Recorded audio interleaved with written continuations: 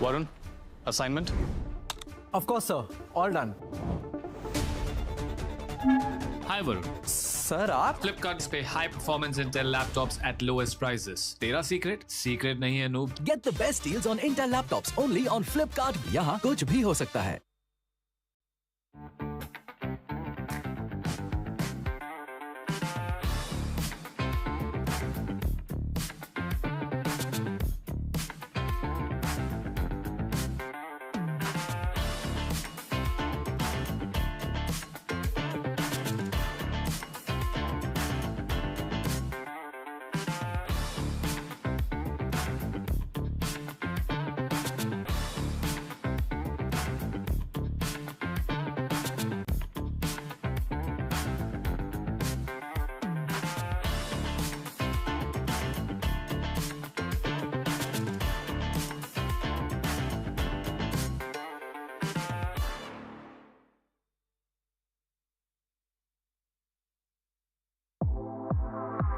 The all-new Acer Aspire Light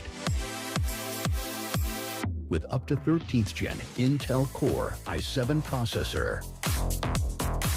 Enjoy sharp visuals on a full HD display with a flexible 180-degree hinge. Lightweight at just 1.59 kilograms. Powerful, flexible, and ready to go. The Acer Aspire Lite with up to 13th Gen Intel Core i7 processor and a full HD display. Lightweight at just 1.59 kilograms. It's powerful, flexible, and ready to go.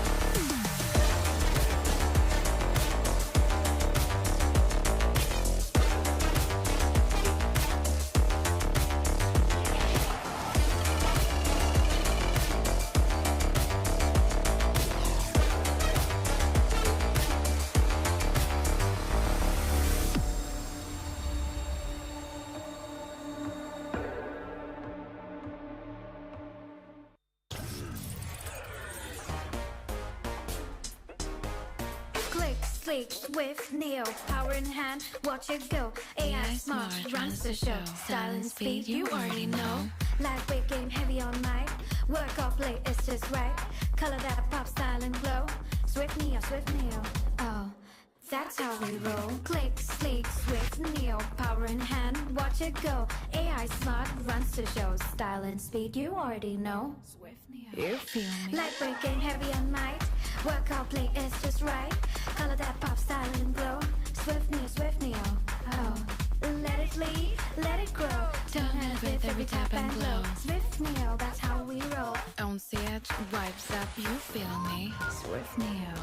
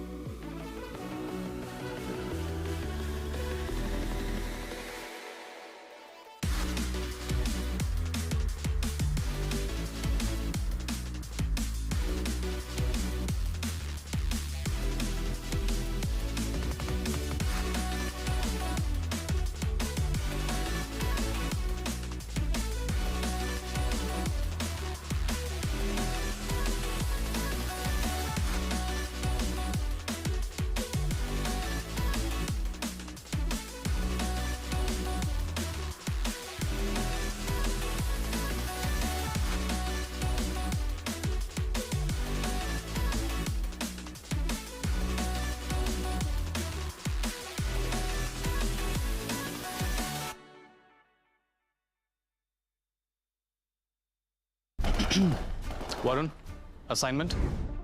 Of course, sir. All done. Hi Varun. Sir आप Flipkart पे high performance Intel laptops at lowest prices. तेरा secret? Secret नहीं है noob. Get the best deals on Intel laptops only on Flipkart. यहाँ कुछ भी हो सकता है.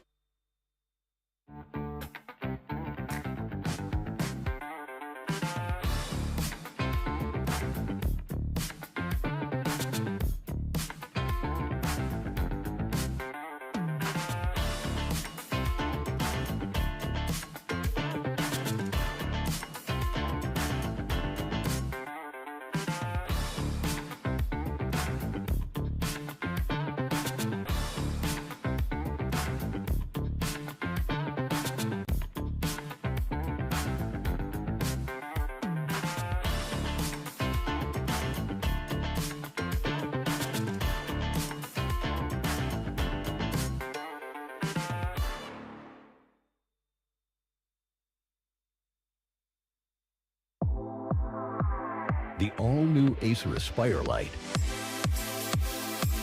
with up to 13th Gen Intel Core i7 processor. Enjoy sharp visuals on a full HD display with a flexible 180-degree hinge. Lightweight at just 1.59 kilograms. Powerful, flexible, and ready to go. The Acer Aspire Light with up to 13th Gen Intel Core i7 processor and a full HD display. Lightweight at just 1.59 kilograms. It's powerful, flexible, and ready to go.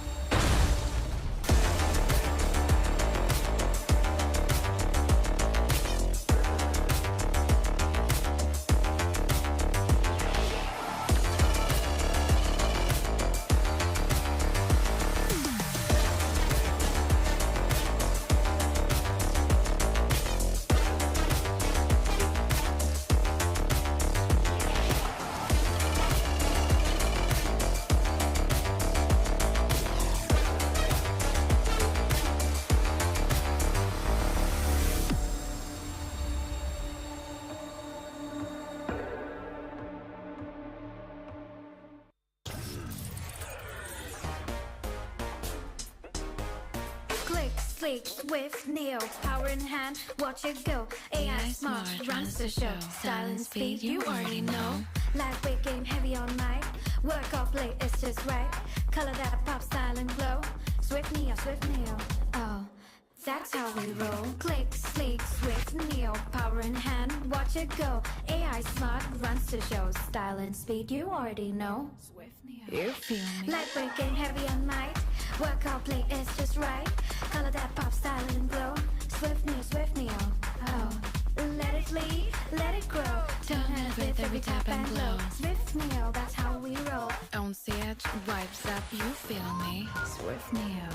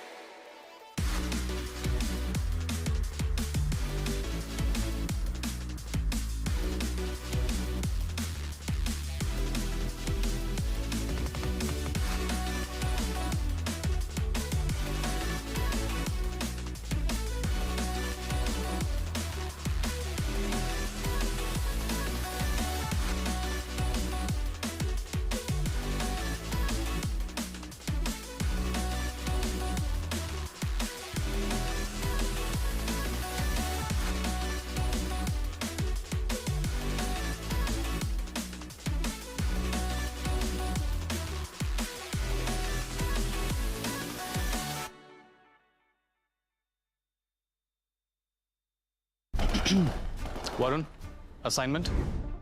Of course, sir. All done. Hi Varun. Sir, आप Flipkart पे high performance Intel laptops at lowest prices. तेरा secret? Secret नहीं है noob. Get the best deals on Intel laptops only on Flipkart. यहाँ कुछ भी हो सकता है.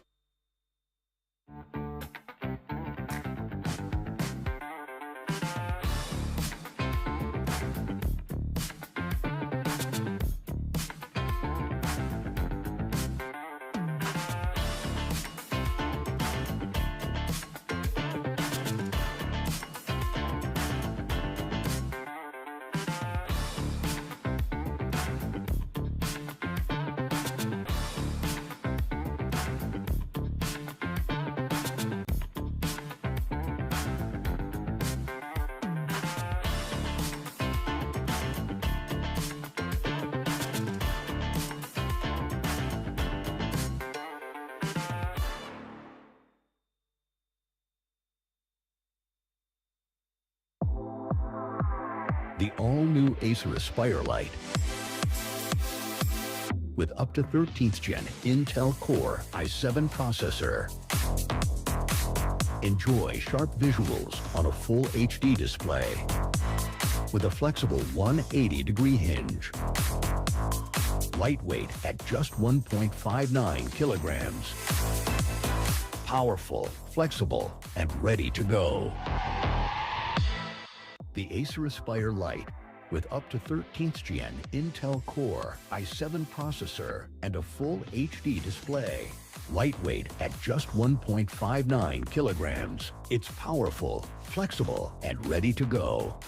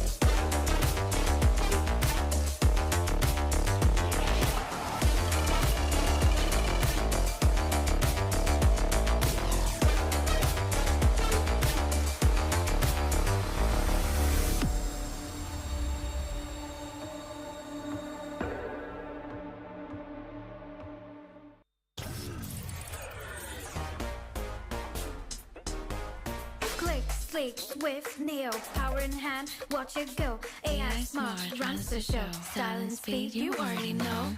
Lightweight game, heavy on mic. Work or play, it's just right. Color that pop, style and glow. Swift Neo, Swift Neo. Oh, that's how we roll. Click, sleek, swift Neo. Power in hand, watch it go. AI smart, runs the show. Style and speed, you already know. Swift Neo. You feel me? Lightweight game, heavy on mic. Work or play, it's just right. Color that pop, style and glow. Swift Neo, Swift Neo. Oh, let it lead, let it grow. Turn it with every tap and glow. Swift Neo, that's how we roll. On set, vibes up, you feel me? Swift Neo.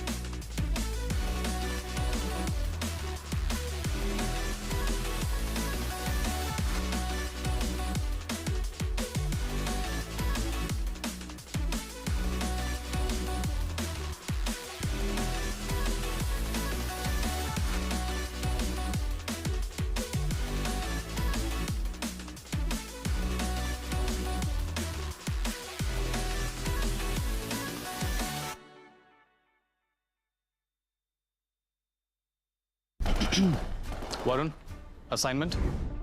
Of course, sir. All done. Hi, Varun.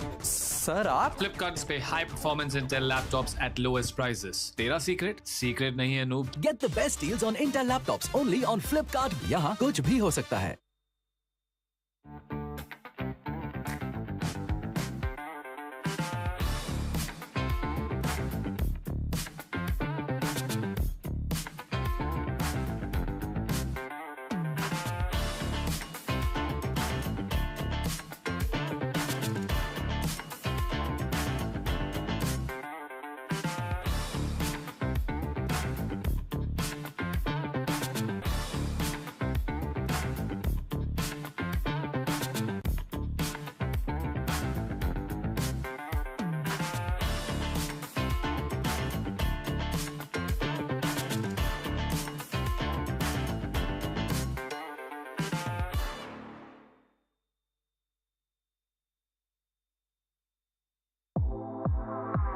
The all-new Acer Aspire Lite with up to 13th gen Intel Core i7 processor. Enjoy sharp visuals on a full HD display with a flexible 180-degree hinge. Lightweight at just 1.59 kilograms. Powerful, flexible, and ready to go. The Acer Aspire Lite with up to 13th gen Intel Core i7 processor and a full HD display. Lightweight at just 1.59 kilograms. It's powerful, flexible, and ready to go.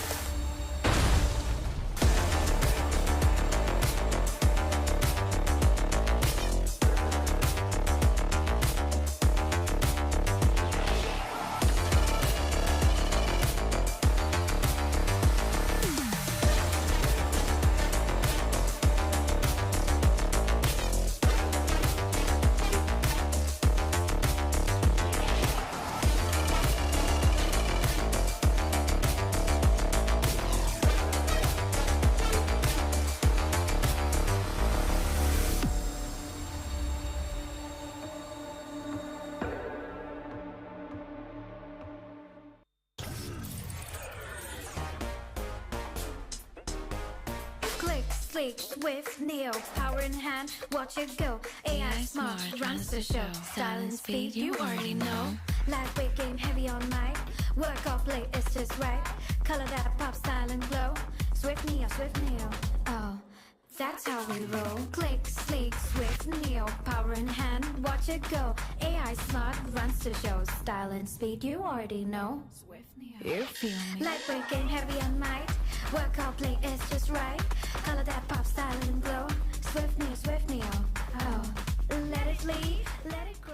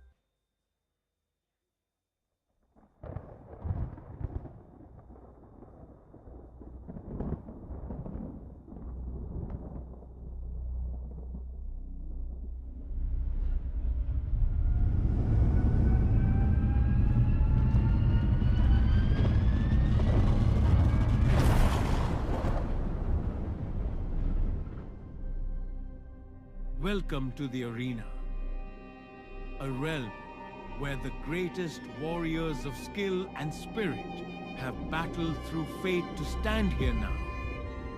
From every corner of the world they have come, not just to compete, but to prove their power, wisdom, and vision. Tonight, a force will be awakened, and across 4 days of fire and glory, champions will ascend. Clashes will echo through time, and the mightiest will be immortalized as the legend of the era.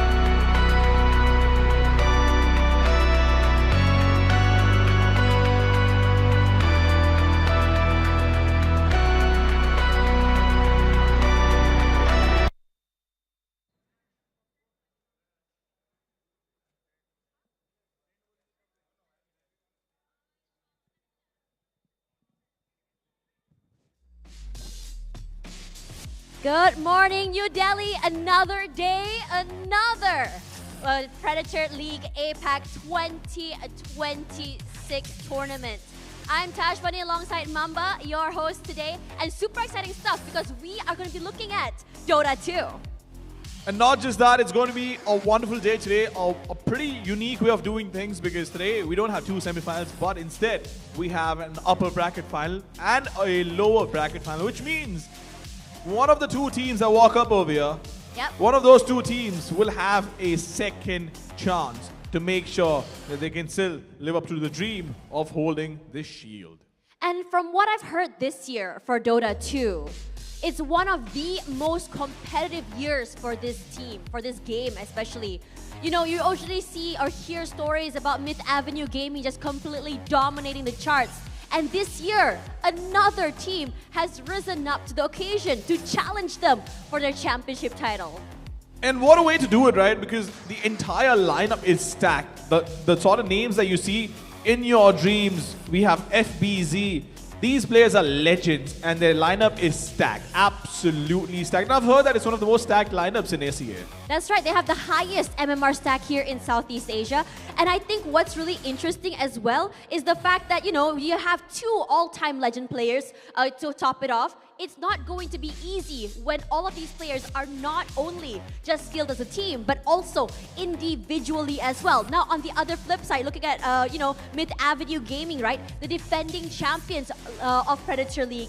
One thing for sure about this particular team is that they are undefeated in this tournament. They're still going on that insane streak. If you look at the players, both these teams are actually undefeated. And I think it's going to be a lot of pressure for both the teams because there's one which wants to win and the other one has to defend their title. And I don't think that's going to be easy. It's not, but at the very least today, compared to yesterday's, I would say, brackets, it's much more less cutthroat because there is that second chance. You have Interactive Philippines waiting in the wings already. So without further ado, let's call the first team out onto the stage for our first matchup of the day. Everyone, give it up for Team Rakitic of Indonesia. Delhi, make some noise.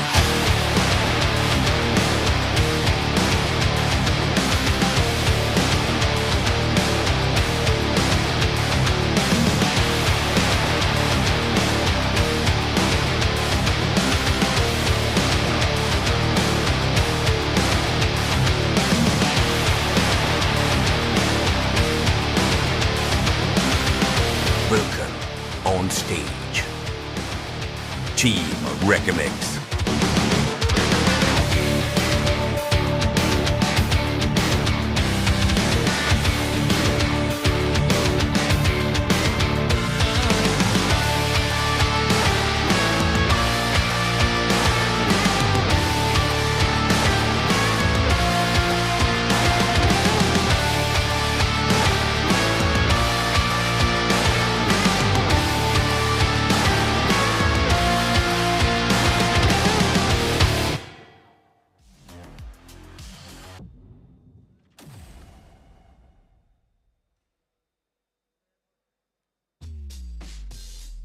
And Tash going up against them all the way from Malaysia, the reigning APAC Predators League champions. Give it up, ladies and gentlemen, for Myth Avenue Gaming! Delhi, make some noise.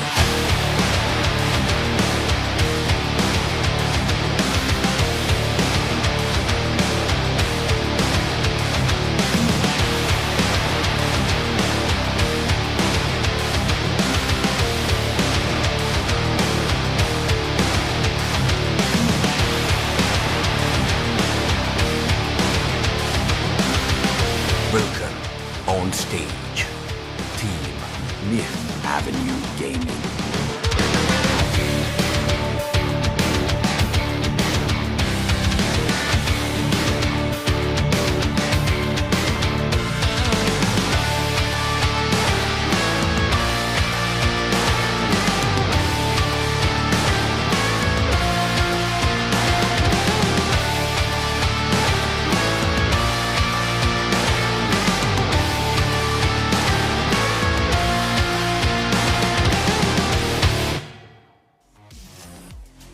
There we go, the favorites of the champion, or the tournament, excuse me, versus the defending champions. Things are about to get super heated, and this is where things get super interesting as well, because a lot is on the line. There is a lot on the line, but the question is, can the defending champions repeat history on Indian soil, Tash, or is Indonesia's force going to dethrone them? Yeah, for sure. And I think what's really interesting as well from both these teams here, while they are going to be getting that ticket straight to that grand finals, there's also a chance to go to lower brackets. Now, the question remains, and I think I ask this in every single tournament, does there exist that advantage where you are going to be playing that lower brackets? You're going to stay hot, you're going to keep going all the way till the end, and that is the question I want to ask the casters. So to you guys there on the desk, our storytellers, to you. Thank you so much, guys. And it is going to be an explosive day itself here for some good old action Dota 2. My name is ICBaby12. I'm going to be your host for today. And joined with me is going to be two handsome gentlemen, experts in Dota 2 for you here. We have Floki and Weewick. This is going to be a very interesting day as well, because we are going to be having the upper bracket finals of the APAC Predator League 2026 right now. Now, boys, I have some questions here. A lot of people are expecting the defending champions to defend their title again, and it seems like, you know, even our hosts as well, they're signing on towards Reckonix. Boys, tell us a little bit more. Oh man, where to start, right? Like, especially a team like Reckonix, a stacked Indonesian roster, some big names returning.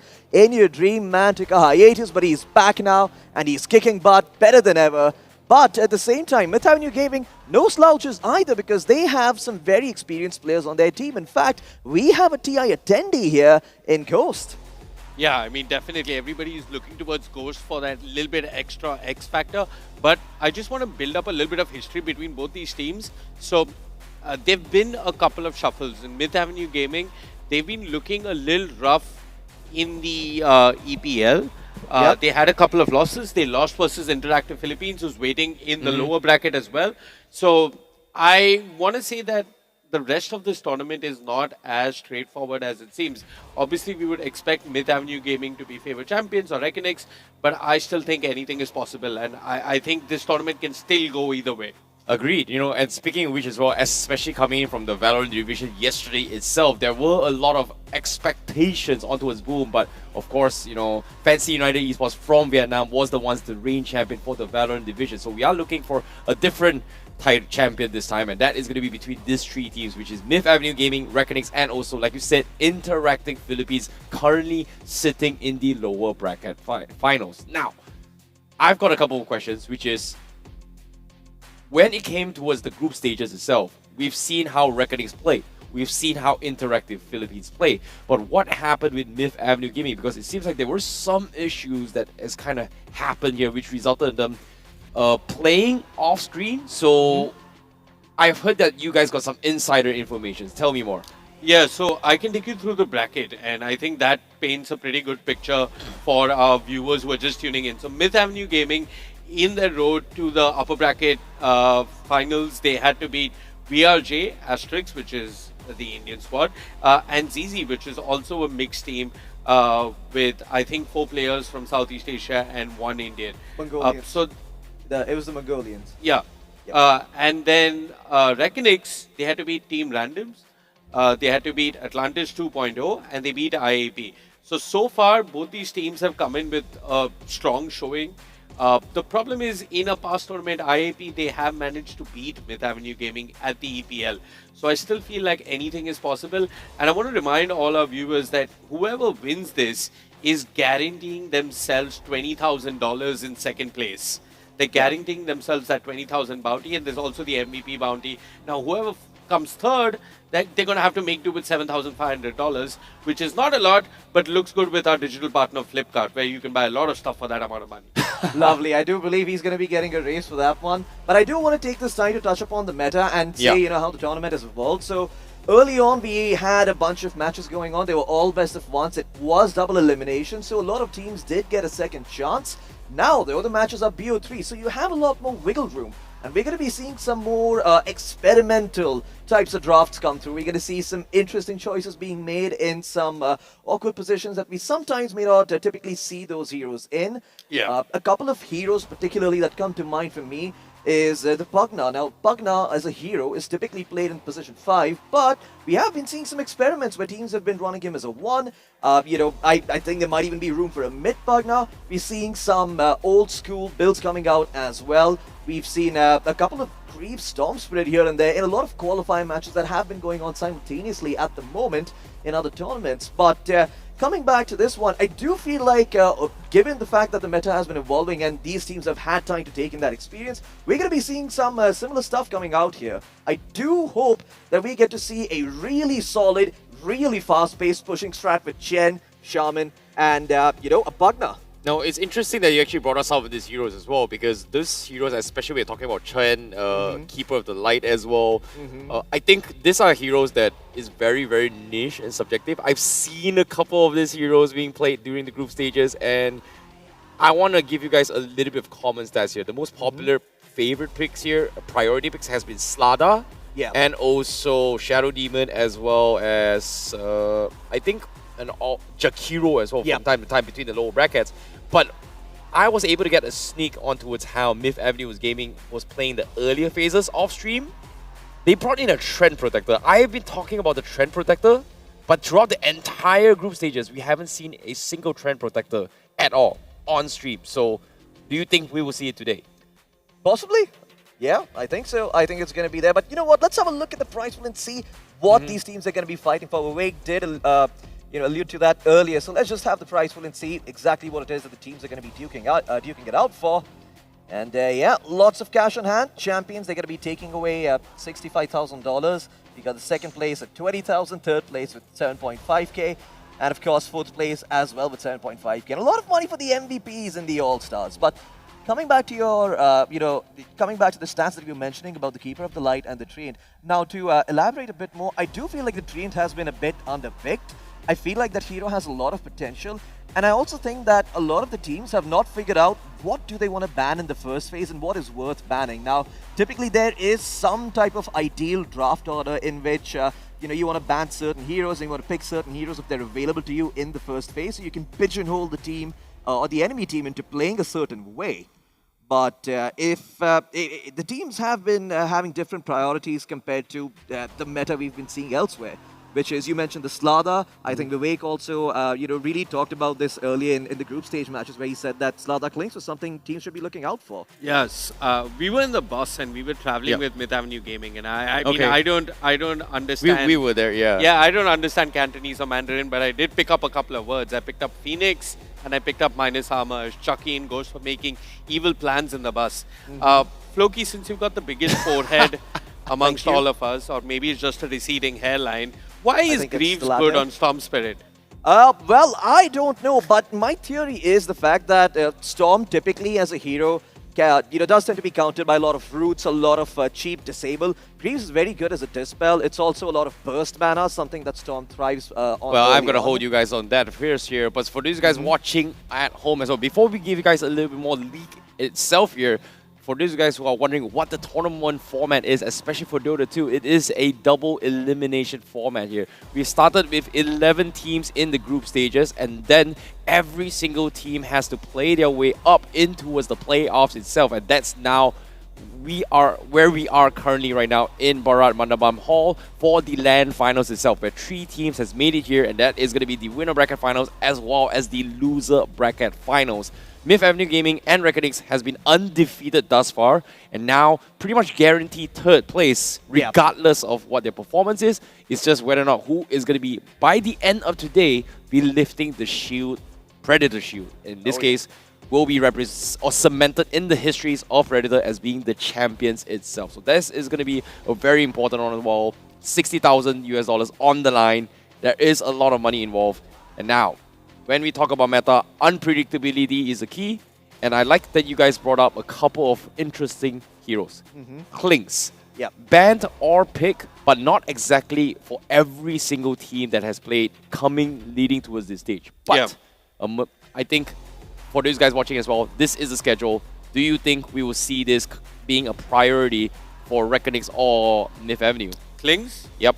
So it's interesting. Yesterday we had a long day of qualifiers, and while you were busy here working, I was watching qualifiers back in the hotel. And I got to see Europe, Southeast Asia, all sorts of countries and what they're prioritizing in this patch. I feel like a lot of teams have just ignored Clings altogether. So he's not been banned or picked. So I feel like 7.40 isn't so set in stone.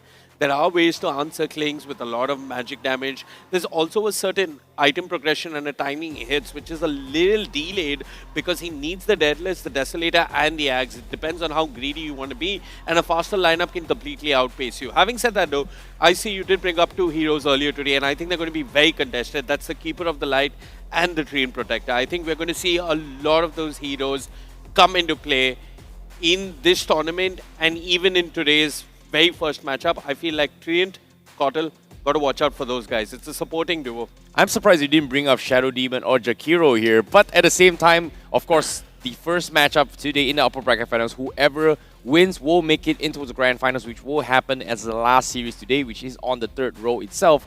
But whoever loses this series will be facing off against Interactive Philippines in the lower bracket finals. And of course, in the Dota community, when we talk about Philippines, we are always remembering the historic callouts of the Filipino Husker. And thus far, we've seen bans here and there, but not necessarily a pick yet throughout the entire group stages. Do you think that is going to be a possibility as well? Most certainly. I think we will see some Husker, we will see some Brood. And I just want to remind our viewers that in your dream, who's playing on Reckonings, he's got a huge hero pool. Yeah. There's a lot of possibility for him to choose. I just want to jog up your memory. This guy used to play Arc Warden. This guy used to play anything and everything in the mid lane. Mechanically, very skilled. He's got a huge pool. It's hard for teams to ban against him. And right now, they haven't revealed much. I mean, FBC is playing Axe pretty much all the games he's played so far in the tournament. So they have a lot of hidden tricks that they can work with. And I feel that this series, I see, is going to go all the way until game number 3. Wow. I feel it's going to be a back and forth. I don't think it's going to be so straightforward. I think Ghost is also, coming with a lot of new knowledge, having played in Nigma and played with Sumail under the leadership and the guidance of Kuroki. So I'm hyped for this. This is this is East versus East, but at the same time, it's East versus West because Ghost is coming with so much knowledge from the EU scene. You know, I like that you actually brought up leadership coming from Ghost as well, because on the way here, when we were chilling them as well, you can see Ghost making sure that, hey guys, this is what you do you need headsets, do you need this? He's like literally the daddy of the team, making sure that everything runs smoothly. So I agree with you. I'm looking forward to see whether or not his leadership has gotten him to this stage, but can he push the mount itself? So now, when it comes to specific heroes, I kind of agree-ish that you said that In Your Dream has a big hero pool. He's a hero C. Yeah, hero C. But now I've got questions here. I've seen so much of a variety of heroes that he's been playing here. We've seen Tiny as well from time to time, or maybe even the occasional Ember Spirit. So do you think we will see a Tiny being prioritized as a mid lane, which is kind of common during the group stages? Personally, not a fan of, but maybe flex into support. Do you think what is going to be the better suited role here for a Tiny?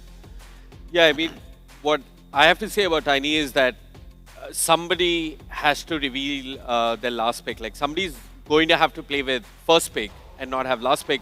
So in those kind of drafts, having Tiny as a flex is great because, you know, up until pick 14, you can build a lot of mystery by just opening with Tiny or having Tiny in there. I mean, all of us will not be able to instantly call out which lane this Tiny is going to be going to. And that's a great flex to have. We did see In Your Dream play it, like you rightly mentioned. So, yeah, Tiny's a good flex pick. I don't think he's a ban priority, though. Yeah, I think I agree mostly with what you say.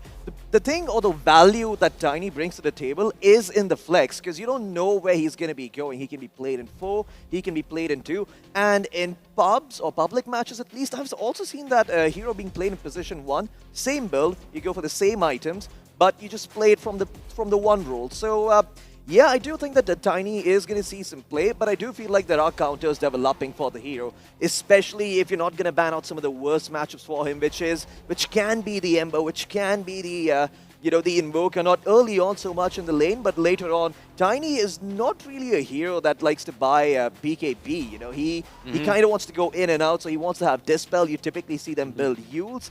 And that's where a lot of these teams can, maybe look to pick up a Timbersaw, or maybe look to pick up some more hardcore Tiny counters that help them deal with that hero. Personally, I do feel like Timbersaw is one of those heroes that we're going to see very little of today because it's going to be banned quite often. I don't think these teams are going to let it through, particularly because of its value against Viper and Tiny. And a lot of the meta strength heroes. You mentioned Treant Protector earlier. I think you definitely have to ban out Timber if you're going to pick that.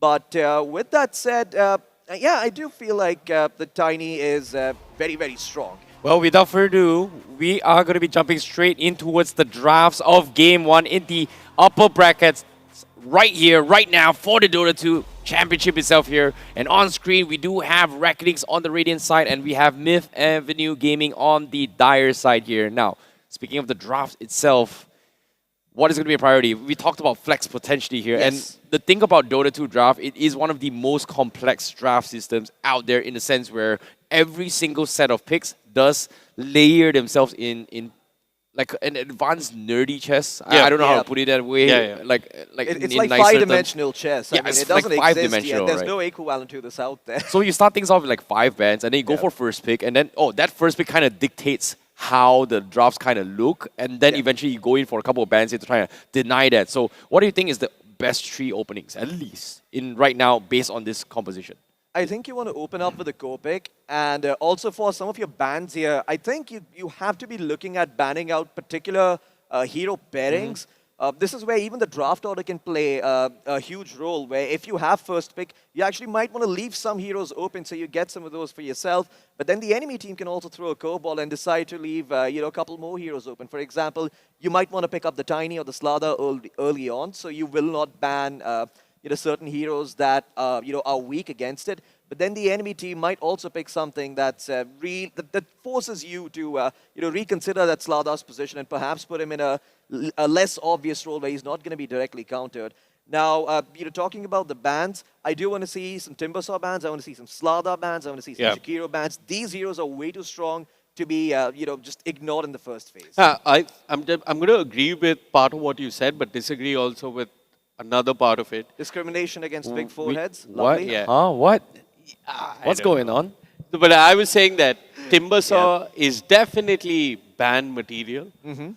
but I don't think we're going to see Jakiro bans because, like IC mentioned earlier, Yeah. Shadow Demon is just too valuable. Yeah. I think having or prioritizing Shadow Demon or Tusk as picks or bans is a lot more value than Jakiro. I think we saw a lot of Jakiro bans in this tournament just because it seemed like Eris was winning every game he was playing it on our stream. Yeah. But yeah, I don't think as in the upper bracket and in the lower bracket playoffs, You don't think right it now, merits a ban? I don't think Jakiro is ban worthy. I'm going to give you guys one of the top 3 heroes that is banned in first phase. That includes Dragon Knight as well. What's going on? Why is everybody banning Dragon Knight? Tell me more. I personally don't think it's entirely justified. It just feels like a good all-season pick. Dragon Knight is strong, for sure. There's nothing in 7.40 that sets him apart. In fact, with all the phylacteries and Kandas, you'd really think that his stock is fallen because you can just break him and kill him. And we've seen teams do that. But having come back to why he's been contested, is just that he's a great flex, right? You can just pick him and switch your brain off and you know that there's one Dragon Knight that's doing okay in his lane wherever he goes. That's pretty much it. It comes down to the type of supports being picked up as well, right? Like, given the fact that a lot of teams want heroes like Shadow Demon, a lot of teams want those aggressive position foes, those ranged foes as well who can secure lane, you know, your Muertas, your Shadow Demons, your whatnots. Dragon Knight is one of those heroes that is very resilient in lane. Like, courtesy of his innate, he gets some natural HP regen, he gets some natural armor, so he doesn't really have to invest too much in buying early game items. He can pick up that Mask of Madness super early, he can pick up the armlet without really paying a hefty price and without really being a hero that you can gank unless you've got very specific heroes. Now, I do want to take the time to mention certain items. I feel like, you know, one of the ways that people deal with an a Dragon Knight quite often is to pick some type of spirit hero mid that can build a spirit vessel. So that reduces regen, it deals percentage-based damage, and teams often rush it. You know, sometimes it might not even be uncommon to see somebody die in the mid lane or somebody die or make a very obvious play that doesn't really make a lot of sense just to get a vessel charge so they can then gank the safe lane. No, I like that you actually brought up the spirit meta when it comes to mid lane as well, because normally there is a total of 4 spirits in general, which is Earth Spirit, Storm Spirit, Void Spirit, Ember Spirit. and Ember Spirit, right? So and there's Vengeful Spirit and the Spirit well, Breaker. I'm talking about the major rock ones, not the, you know. So I feel like the spirits in our hearts. I feel like there was a questionable pickup during the group stages where they actually brought up the Earth Spirit. I'm not a big fan of it. Do you think that is going to be coming into play? Like, I know for a fact it's not happening here, or is it just like the Earth Spirit? Yeah, somebody actually brought it in, and obviously they lost. But so it did get buffed in this patch. So you do more attack damage based on your remnants and how many remnants you have. So there's been a buff. Topson's been playing it a lot in pubs, and everything that Topson plays in pubs either ruins pubs or makes pro games better. So that's kind of happened with his Veno, right? Exactly. It's like mid one completely hopped onto the Veno bandwagon, and I think he won a tournament with it. But yeah, so Ember is just an all-season spirit hero, but Earth Spirit is back. Abid has been playing him a lot. We've seen BZM, who really looked good with the Earth Spirit. A couple of patches ago, coming back to the Earth Spirit. So the hero's been buffed. He is in a good place, a decent place. I personally feel that in this particular matchup, I don't think In Your Dream is an Earth Spirit kind of guy. But I'm going to throw another hero into the mix here, and I think there's a hero that we might see in the upper bracket final or the lower bracket final, and that's Naga Siren. Okay, so we did see a couple, or one Nagas play coming from Jigroy as well. So that was in the one position, right? Yeah, position Jigroy. one. So it's interesting as well because he has mixed it up a little bit as well. He's also brought in Klings, which is in towards the pool, and I feel like Jigroy, especially whenever they were playing on stream as well during the group stages. Every single, well, not really group stages, the prior tournament rounds itself here, Jigroy has been stomping and being very reliable on his core roles. And truth be told, Reckonings is the all-rounder team because every single round that they have played so far, they have pretty much won in every single lanes, regardless it's off lane, mid lane, or even safe lane. So it's hard to gauge where they are currently sitting in this tournament, but we know for a fact they are the team to beat based on their performances coming from the round stages. Yeah, in their group stage games, we managed to catch one of the games. They seem to be on a completely different level when compared to somebody like Interactive Philippines. But that was 1 day ago. Whoa. Shots fired, but that was a day ago. In a day, anything can change. But I won't deny you because it was Reckonings.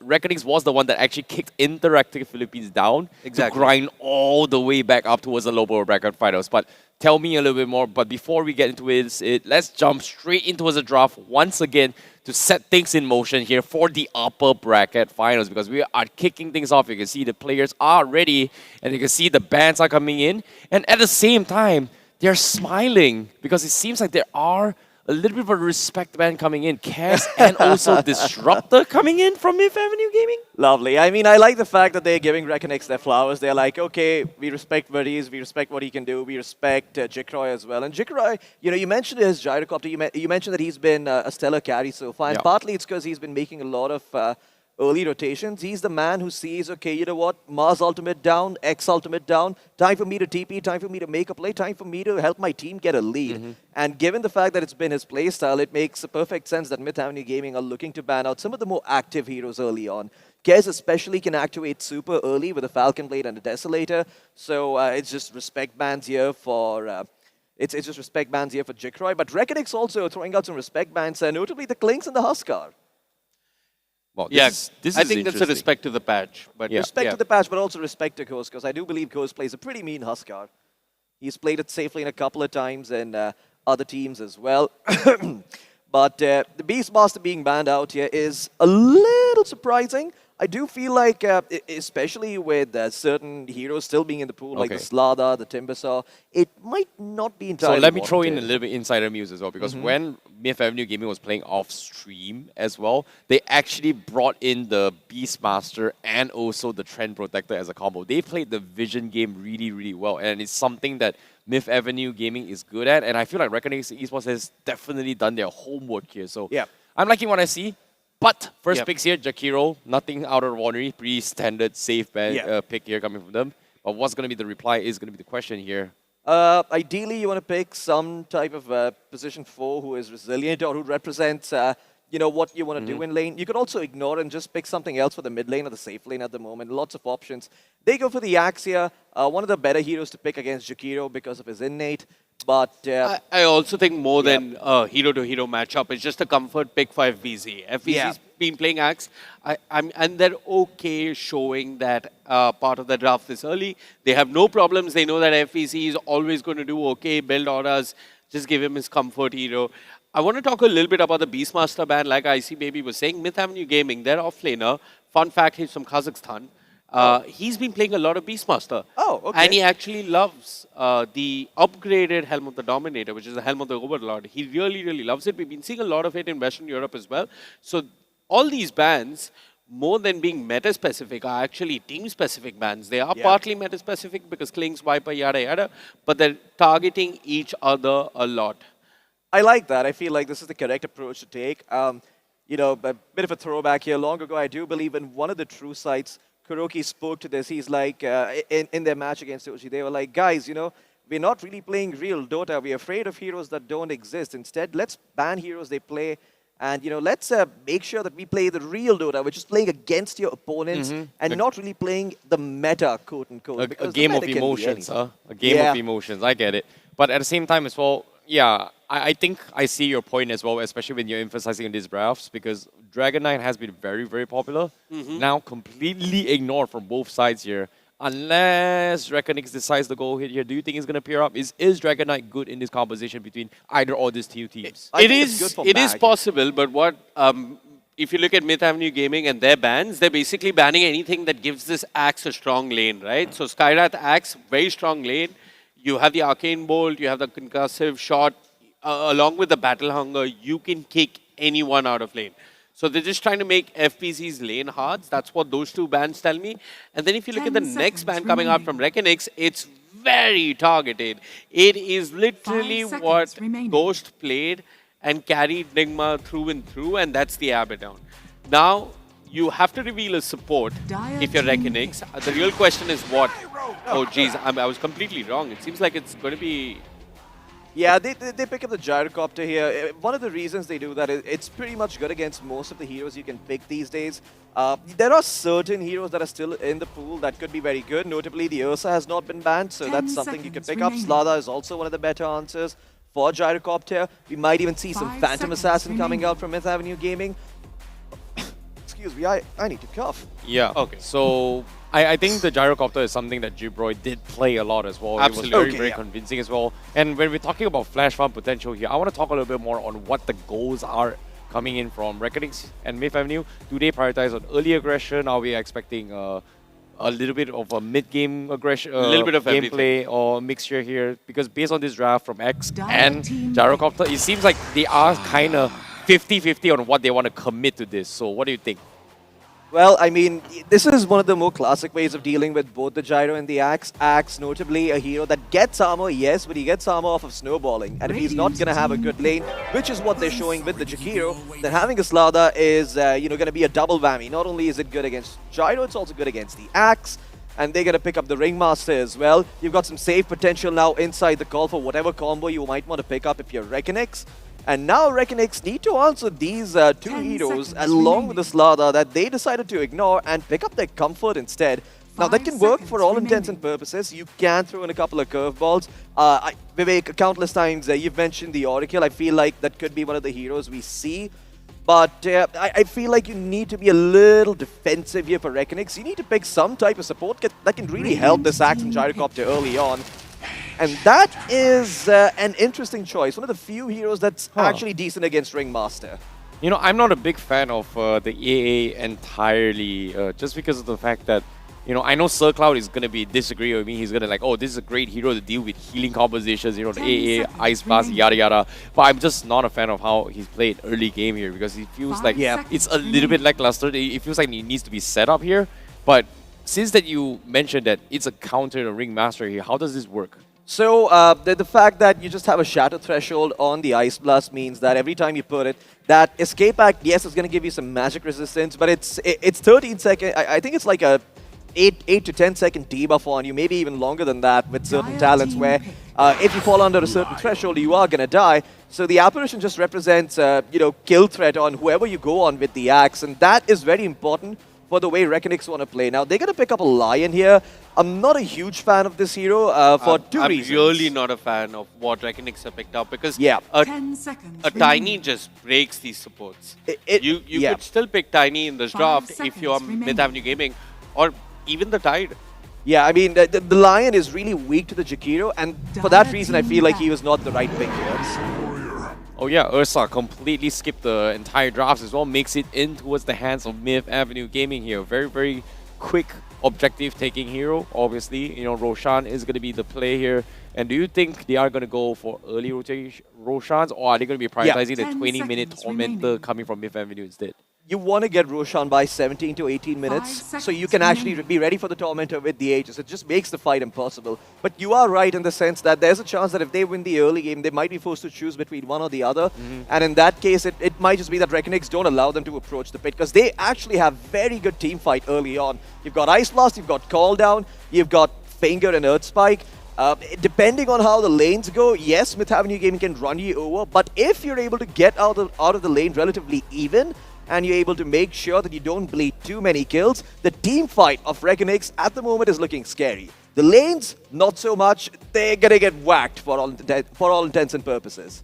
You know, what are the chances that despite us predicting that Reckonix may not have an early game and then they just kind of surprise us by just because of their mechanical skills and how they've been playing pops all the way through, they've dominated all their lane.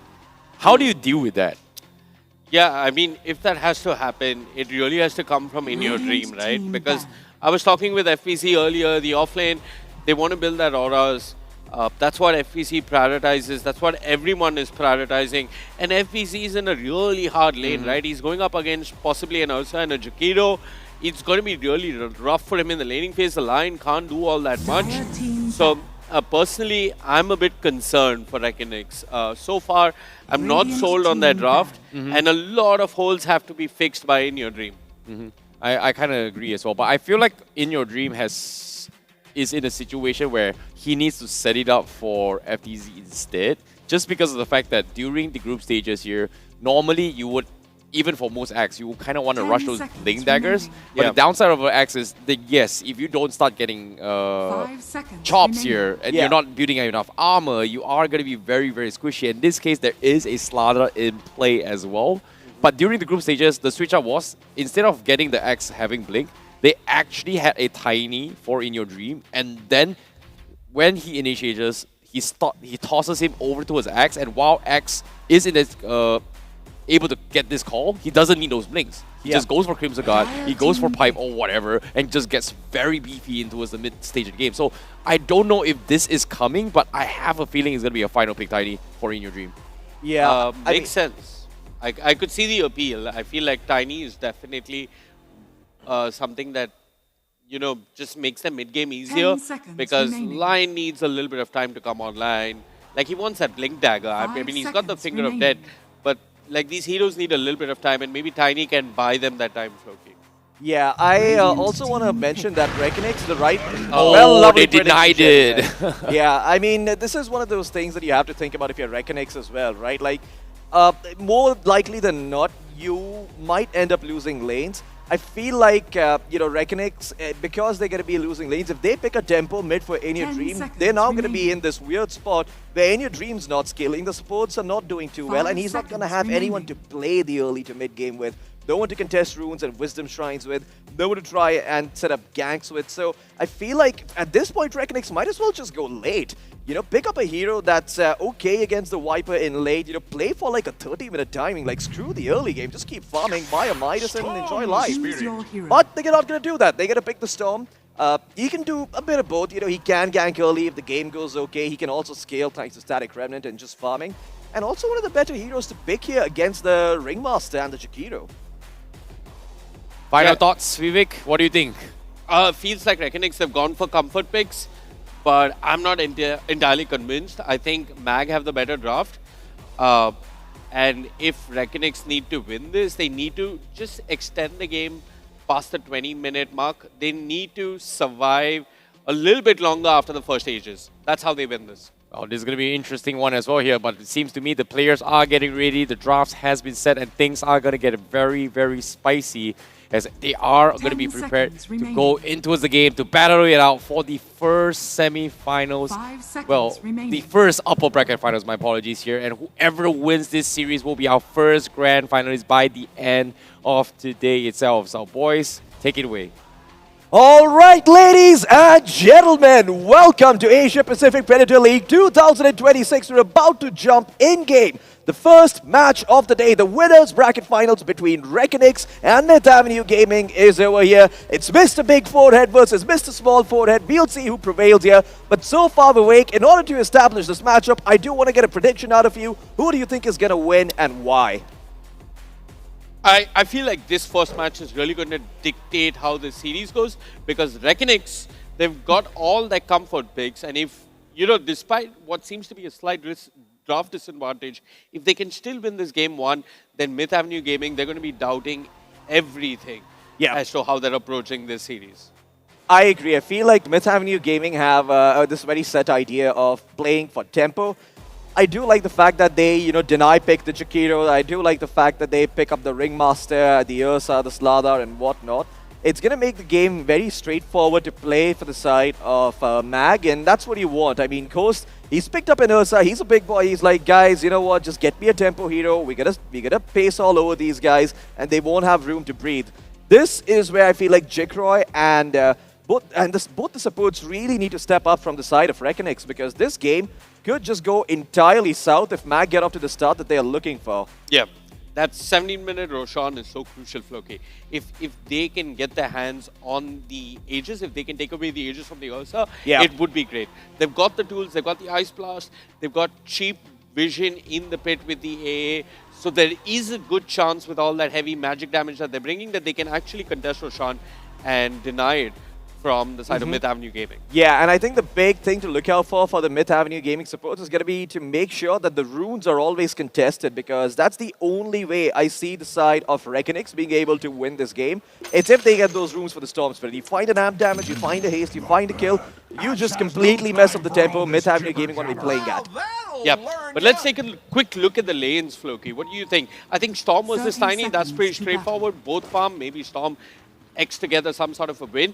But the side lanes is what I really want to ask you. What do you think about these side lanes? I honestly like the Jakiro side lane. I think that's a no-brainer. You're playing Jakiro Ursa into an Axe Lion. That's probably going to be a very Jakiro Ursa favored lane.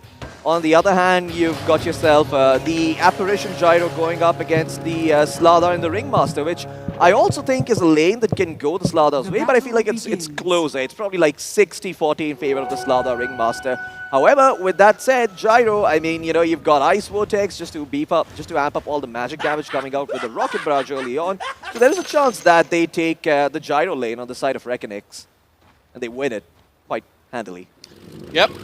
I think one thing that I've noticed as far as lanes are concerned is that FBZ, he's not too hell-bent on staying in the lane.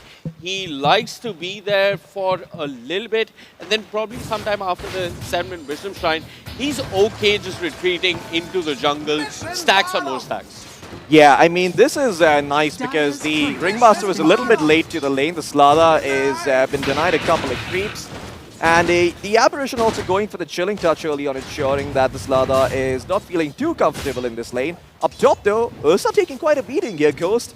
Looks like he was a bit out of position where he was trying to perhaps block the enemy creeps, and maybe he was caught off guard by a Lion Stun. But that's a really good thing for Reckonix. I mean, FBZ can, you know, take the small advantage and really snowball it into a good early game. Yep, I think what happened is that there was level 1 Battle Hunger, and Ghost showed on the creep wave immediately, didn't get a chance to kill a creep, and ended up losing half his HP. This can still be remedied though, and Ghost could find a way back into this lane, and then, you know, you'll start seeing things get really rough for FPC, but they want to pressure. They've got the Blood Grenade and the Battle Hunger. Ghost, this could be a first blood on land in India, but no, he's got the stick. He's going to be okay. Yep. He's got the stick, Eternal Envy. You know, don't listen to that guy. He was wrong the entire time. Keep that stick on you. But, oh, that Earth Spike, it connects. It does indeed, but they're focused on Chucky. They let Ghost go. Chucky's got a Fairy Fire going into the trees. Can't escape the Lul. The last hit is there. And that is your first blood going towards Reckonix. Floki, this is a lane that the Ursa Jakiro should be doing a lot better in. Yeah, I'm not too sure what's going on here. I feel like there is some lack of communication or some positioning errors being made here from the side of Myth Avenue Gaming. Chucky, he tries to step up to the line, but he has to remember the line's not alone. There's always going to be a battle hunter ahead of his frame. I feel like if anything, he should be playing along the same lines that the Ursa is, so that they're never able to go on one without the other. Now, down bottom, the Slardar is really getting hammered, and this is the one lane we spoke that for Reckonix could end up going really, really well, and so far it has. So expect this Gyrocopter to be making some early rotations and making the Ursa's life even more difficult once he's got himself level 4, level 5, multiple points in the Rocket Barrage, basically. Yeah, eventually, as this lane keeps progressing, I think it just gets harder and harder for the Slardar.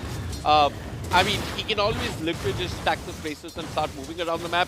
One thing I'd like to point out, and guys, you can and you should fact check me on this, because yesterday Ace actually built a phylactery on the Slardar. Stuff like that does happen. It's happening in Europe, but those guys are a bit experimental, to say the least.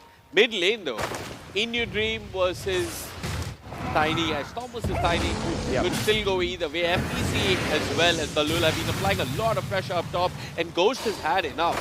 They're trying to kick FPC in the line, out of the lane, doing a fair amount of work right now. Yeah, I mean, this is just really good news for the Axe early on. He's going to get his hands on that. He's got his hands on the Ring of Health, as a matter of fact, and really in some Radiant structures really poor position here. If you're the Ursa, you did manage to get the Lotus, but you're running low on Regen, and the name of the game is Regen nowadays, especially with Tangos now only providing half value when they are shared. it makes a lot more sense for you to buy your own region, as up top, the Axe dropping low, and so is the Ursa. In fact, I do believe this might just be the Axe falling. Yes, it is finally this lane going the way it was supposed to. Chucky ends up finding a kill on the Jakiro. Yeah. I mean, all said and done, it's not too bad for Myth Avenue Gaming, right? Sure, they give up first blood, they lose the Jakiro, but they punch back with a kill on a FPC. Mid lane, reinforcements have arrived as everybody's looking at the water. Yeah, I do want to touch upon the mid lane a bit more. Coast is low up top, but I feel like this particular matchup, the Storm versus Tiny, is one of those things that people just forget about. Storm, really good against melee heroes. Absolutely dumpsters. 9 out of 10 melee heroes who don't end with the name King. As down bottom, we do see Jikroy ends up falling, but they do get the Ringmaster here, although I don't think that's worth it. Not worth it at all for Reckonings. Yeah, I don't think this is worth it. I don't even think this is really necessary if you look at where on the map he ended up falling. But yeah, the mid matchup, Floki, you were saying. Yeah, the Storm's really, really good against the Tiny and against generally all melee heroes. So it's no surprise that Indian Dream has been doing really, really well. Although up top, it does seem like the Jakiro is in a bit of a pickle here. He's there with the Earth Spike. They could get this kill. The call is there. A point in call. And boy, is that a value point. That's a literal definition of a value point. As they catch Chucky off guard. FVZ, man, he's come to play today, Floki. Oh yeah, I feel like Dalul has read the intelligent investor. He understands the word value, picks up that Hex, and really ends up, then finding the Jakiro. I mean, call again, Ghost! He's been caught sleeping, the Hex is there, Battle Hunger, Blood Grenade, he's most certainly dead. FPZ and Dalul wrecking absolute havoc in the top lane, and fun fact, Chucky and Ghost, they may be twins, but they might be questioning how they're related right now. Yeah. FBZ up top has finished up a Vanguard, so he's extremely tanky in lane. This lane has just gotten extremely hard for the side of Myth Avenue Gaming. We were mentioning how the Jakiro should be able to just dumpster this lane, but it doesn't seem like it's the case. Not at all. Mid lane though, 6-minute power room's about to come up. The Tiny doing really well. Well, not really well. He's just going to get a 6 now, but In Your Dream is here for the runes. The accuracy also shows up, but it's going to spawn up top. Yeah, but they've got it secured. Dalul is there as well. So they're going to ensure that In Your Dream gets a 6-minute rune. Great stuff coming out from the supports, and you're starting to see that network difference, Floki. It's coming from two lanes. It's coming from In Your Dream's lane, and it's coming from FVZ. Yeah, and in fact, the bottom lane as well, despite Jikroy dying, look at that difference. 2.7k net worth at this moment versus 1.5k on the although down bottom, Jikroy. Some trouble here. Black Cannon. He's trying to survive, but he's not got enough HP, no regen remaining, as finally In Your Dreams get a TP, collects himself a free galvanized charge, some fish and chips to start off the day, and the Ringmaster, well, he's going to try and live here, but at the end of the day, he's a clown, a very sad and lonely Joker, and well, we've all seen Joaquin Phoenix's performance here, as they completely butcher that reference. Yeah, but all said and done, Floki, it was pretty okay for Mag. Sure, they killed Jikroy, and they need to do this, right? Because Ghost is feeling the heat up top. Both safe laners really struggling a bit. A lot of pressure coming out from both teams and the respective off laners. Yeah. So that's off to them. Eventually, though, Ghost and Jikroy will retreat to the jungle and try and catch up. Ghost only now completes threads. Yeah. And yeah, he should start catching up soon enough. I do feel like the big problem for the side of Mag has been the fact that they haven't been able to control those power rooms. And the top lane, of course, where a call is going to come out. The Ursa, well, he's not alone. He's got the Tiny to help him out, but those two supports might just be a bit too much as the dunk comes through. That's a dead bear. That's a belt for the Axe. As the Tiny, he tries to stick around, but he does not have anyone helping him out at the moment. Chucky, as well as the Ringmaster, have protected up top, as, looks like the Axe, he will end up falling, so they do get the trade in the end, as In Your Dream finds a way to turn things around. He's got a ward here. Toss is going to be up very, very soon. It's going to be another kill on the Lion, as we're going to lose 2 on the side of Reckonix. And no answer anywhere else on the map, but they do get the power room. That's exactly what you want as a mid-Tiny, right? You make that early rotation before the blink, you set up for a couple of kills, soak in some of that good EXP, and all of this without the room. That's really, really good stuff from Myth Avenue. Oh, mid lane though, Storm Spirit going in, and you're an Ice Blast. He's okay. He might just chase though. He's got a regen, if I'm not mistaken. He'll turn towards the Tiny, try and bring him down. I don't think this Tiny's going anywhere. Zalul cuts across from the east with the Earth Spike. TPs are coming in. Chucky's here. In Your Dream is low on mana, but between both these supports, I don't think they can kill a Storm. Yeah, this Storm's got a Regen Rune running, and even though he didn't get a lot of value out of it, he does manage to get the kill. Well, might have spoken too soon because the Zakiro is in trouble. Another Earth Spike coming out here. Hex not available, but not needed, as it will be another galvanized stack here for the Storm Spirit. Team It's Reckonix. looking rough, Loki. Yeah. I mean, you got to recognize the fact that this Slaughter has to play catch-up, right? Until he gets his blink, he's not really a factor in this game. Ghost wants to go farm as well. So, for now, it's just Tiny, the Ringmaster, and Chucky that can take place across the map. So there's the Ringmaster, drops the Wheel of Wonder. The Gyro, hypnotized, will die as he looks at the big shiny wheel just before he goes back to base. Good stuff coming out from the Ringmaster. Once again, good plays being made here from the side of Mid-Family Gaming, but I just don't see them finding the value. I mean, the Slaughter is still so poor. 2.6k net worth against the Gyro, who's sitting at 3.9. And once again, the big problem is going to be that this hero doesn't farm Vivek. He needs a good start. He needs to have that tempo. So unless he starts picking up some kills, I feel like he's going to be in a very awkward spot where you might be ahead in terms of kills, but the net worth is not going to reflect the same. Now up top, we do see the Axes starting to pick up the wave a little as mid lane power runes are about to spawn. The line denied an illusion. Ah, okay, gotcha. Fair enough. But yeah, like I was talking about the top lane, I mean, now you're just supposed to put up a hero here against this Axe because he's going to be skipping green waves and pressuring that tier 1. They're going to try and kill him, but this line's going to catch them off guard. Holy! That was disappears coming up from the line, and FBC, they were ready for that. You said that they had to keep a hero with the Axe, but FBC and the Loot were completely ready back in mid. They're going to zip in. Ice Blast committed. The Ice Blast though does flip one. It's vanished, but I think he's okay. The Tiny not in range to toss anyone. Reckonix will disengage. Yeah, the Ice Blast just makes it so hard to fight back into the lineup of Reckonix, so this Tiny is going to have to be very careful. Now, Anya, the good thing is that, you know, he does have some good synergy with the Slardar and the Ursa, but up top, Ghost is teeping back in. This could be troublesome. The line is still sitting around. He no longer has the finger, but reinforcements can arrive from the side of Reckonix. Yeah, you've got both Chucky as well as the Tiny moving towards the top lane. They've had enough of FPC. They want to shut him down. Earth Spike though, FPC. He's going to go on Ghost. Taunted, Hex, this is, got to be careful. Gyro's here, but he's going to jump out of the call down and stay alive for now. Toss, Chucky toss forward into battle, will turn to a Shikroy. The Wheel of Wonder is there. The Gyro is hypnotized. Have they got the damage? Yes, they have. Shikroy dead.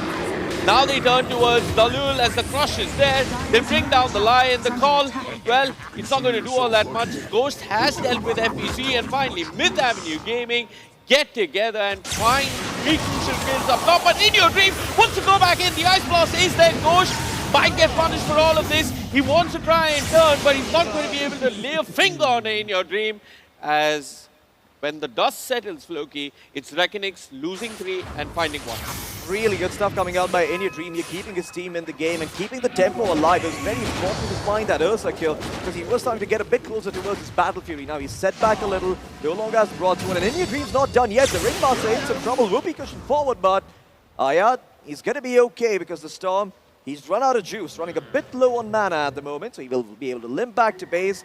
No problems whatsoever. 12-minute power rune was the haste. It was picked up by the Apparition, soaking up XP. But in the meantime, down bottom, does seem like the Gyrocopter is going to be able to find a kill. Dalul making really good use of the finger. As soon as it's off cooldown, he's trying to make a play preemptively almost. Yeah, I mean, if you just drop down the KDA, Dalul's been involved in nearly every kill for the side of Reckonix. This Lion, he's been everywhere making play after play. So good stuff coming out from Reckonix. This is exactly the sort of start they would have hoped for.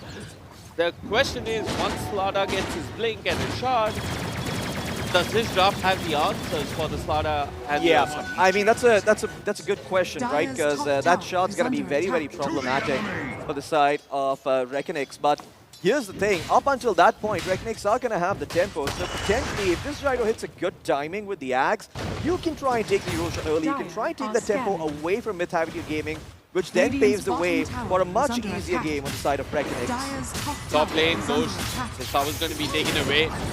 Jigro still got his tower to work with, and they might actually try and make a play on the back of that. They're looking towards the slaughter. The box is there, keeps him alive, but not for long.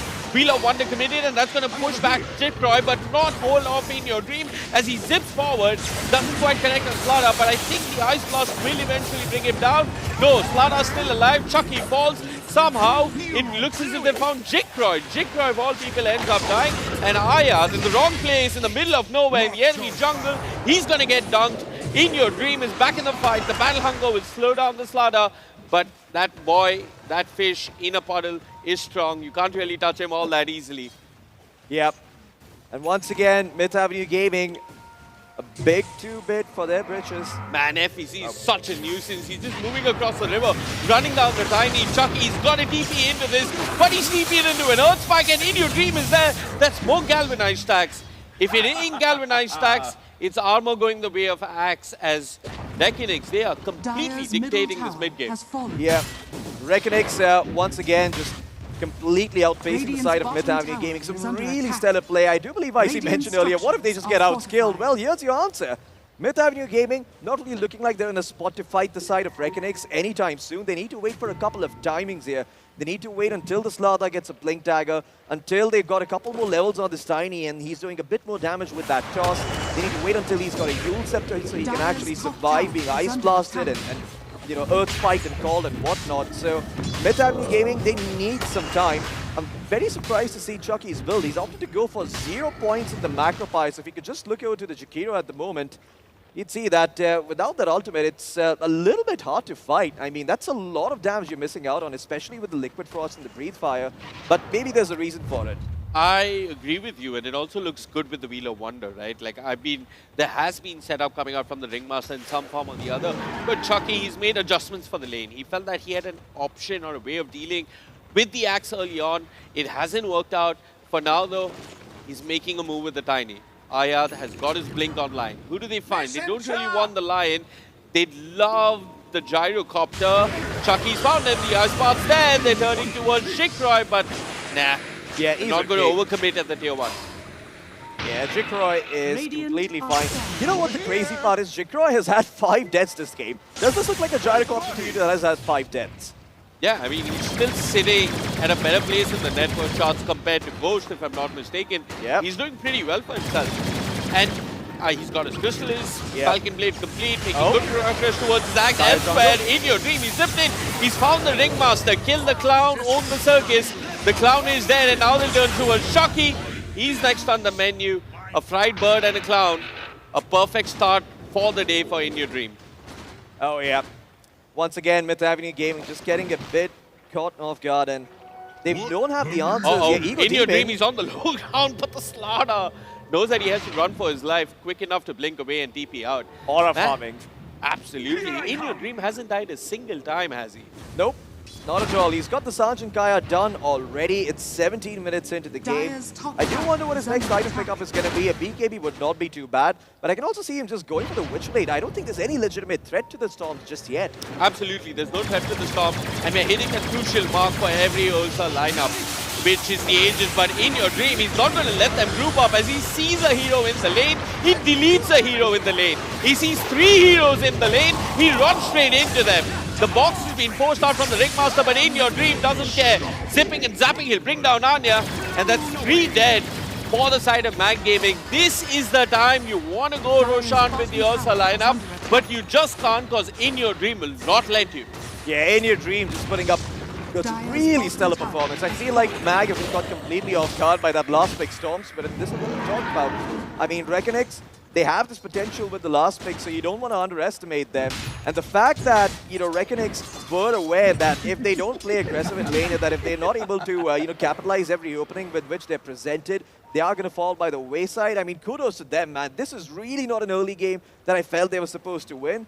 But the way this game has played out, I am actually really concerned for Myth Avenue Gaming. What happens once there's a shard? What happens once there's an Aegis on the Storm? Your tier 2 towers are going to be falling, and you're not going to have the map space for all of these greedy heroes.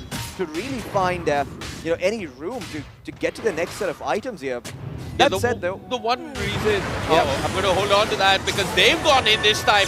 The Tiny trying to set up for a kill onto the Storm. They'll get the Lul on the line. In Your Dream zips away, but the Ice Blast and FEZ, they're found too. The dunk is there. They'll turn to a Shucky. The Slaughter taken out of the fight. They'll get Chucky as well. FEZ finds a double kill while In Your Dream cleans up the leftovers. Reckonix, well, they've been dictating fights by getting the jump. This time around, it was Tiny getting the jump on them, but they were still prepared and ready to turn it around, Floki. You're just too far ahead at this point if you're Big Reckonix. lane, they'll toss back FBC. Ghost is ready. Taunted. FBC has to run. That Solar Crush is not going to be enough as Ghost has the damage, Floki. Signs of life for Myth Avenue Gaming. Much needed kill. I mean, it's a lifeline at the moment, but it's not the end of the world just yet because they still have the finger. And Dalul, he does not care if he dies. He got the big kill. He found the Ursa. He's going to fall, but he shows the Ursa who's the king of the jungle. It's not the bear. It's the measly lion. I have never seen such an inspired lion performance in a really, really long time. This man is feeling himself. Comes to the lane, punishes Ghost and Chucky. You know, one thing you could see from the side of Reckonix is that they had a very clear idea as to how they wanted to play their lanes. For now, they want to kill the Slaughter up top. The Ice Blast is there. In Your Dream zips in. He's got more than enough mana to chase this Slaughter through land, through the seas, through anywhere, anytime. As In Your Dream has got a monster kill streak. Man, they're being run over, Floki, but it is an Ursa lineup. The Slaughter does scale with time. Comebacks are possible. Comebacks are completely possible. I don't want to rule them out of the game just yet, but maybe they need one more item. Yeah, I do feel like once they take down this Tormentor, they're going to get themselves the Aegis and they can decide what they want to do. They can push the envelope if they really want, but that's where the game can be They've lost. smoked up. They're trying to catch the side of Reckonix Too late. as they retreat from the Tormentor. They're coming in from the south, but Reckonix are out of there. Reckonix, they popped the smoke of their own. I mean, this is ambitious. If they go through the gate, they are really playing it super risky. They don't have really good vision around their part of the map, but they're going to do it. This is a risk that is potentially going to pay off here, but who are they going to find? No one's in the Radiant jungle. Everyone's towards the dire part of the map. I don't think they're going to find anyone if they keep going further south. But if they move towards their tier 2 towers, they've re-smoked. They've won this fight. They want a jump. They want the advantage in terms of positioning. They find the gyrocopter. It's a perfect target. No one from the side of Reckonix can stop this. And Reckonix, well, they'll get the Slaughter elsewhere. So it's a 1-for-1 gyrocopter for the Slaughter. And Reckonix, do they want to go back in? Yeah.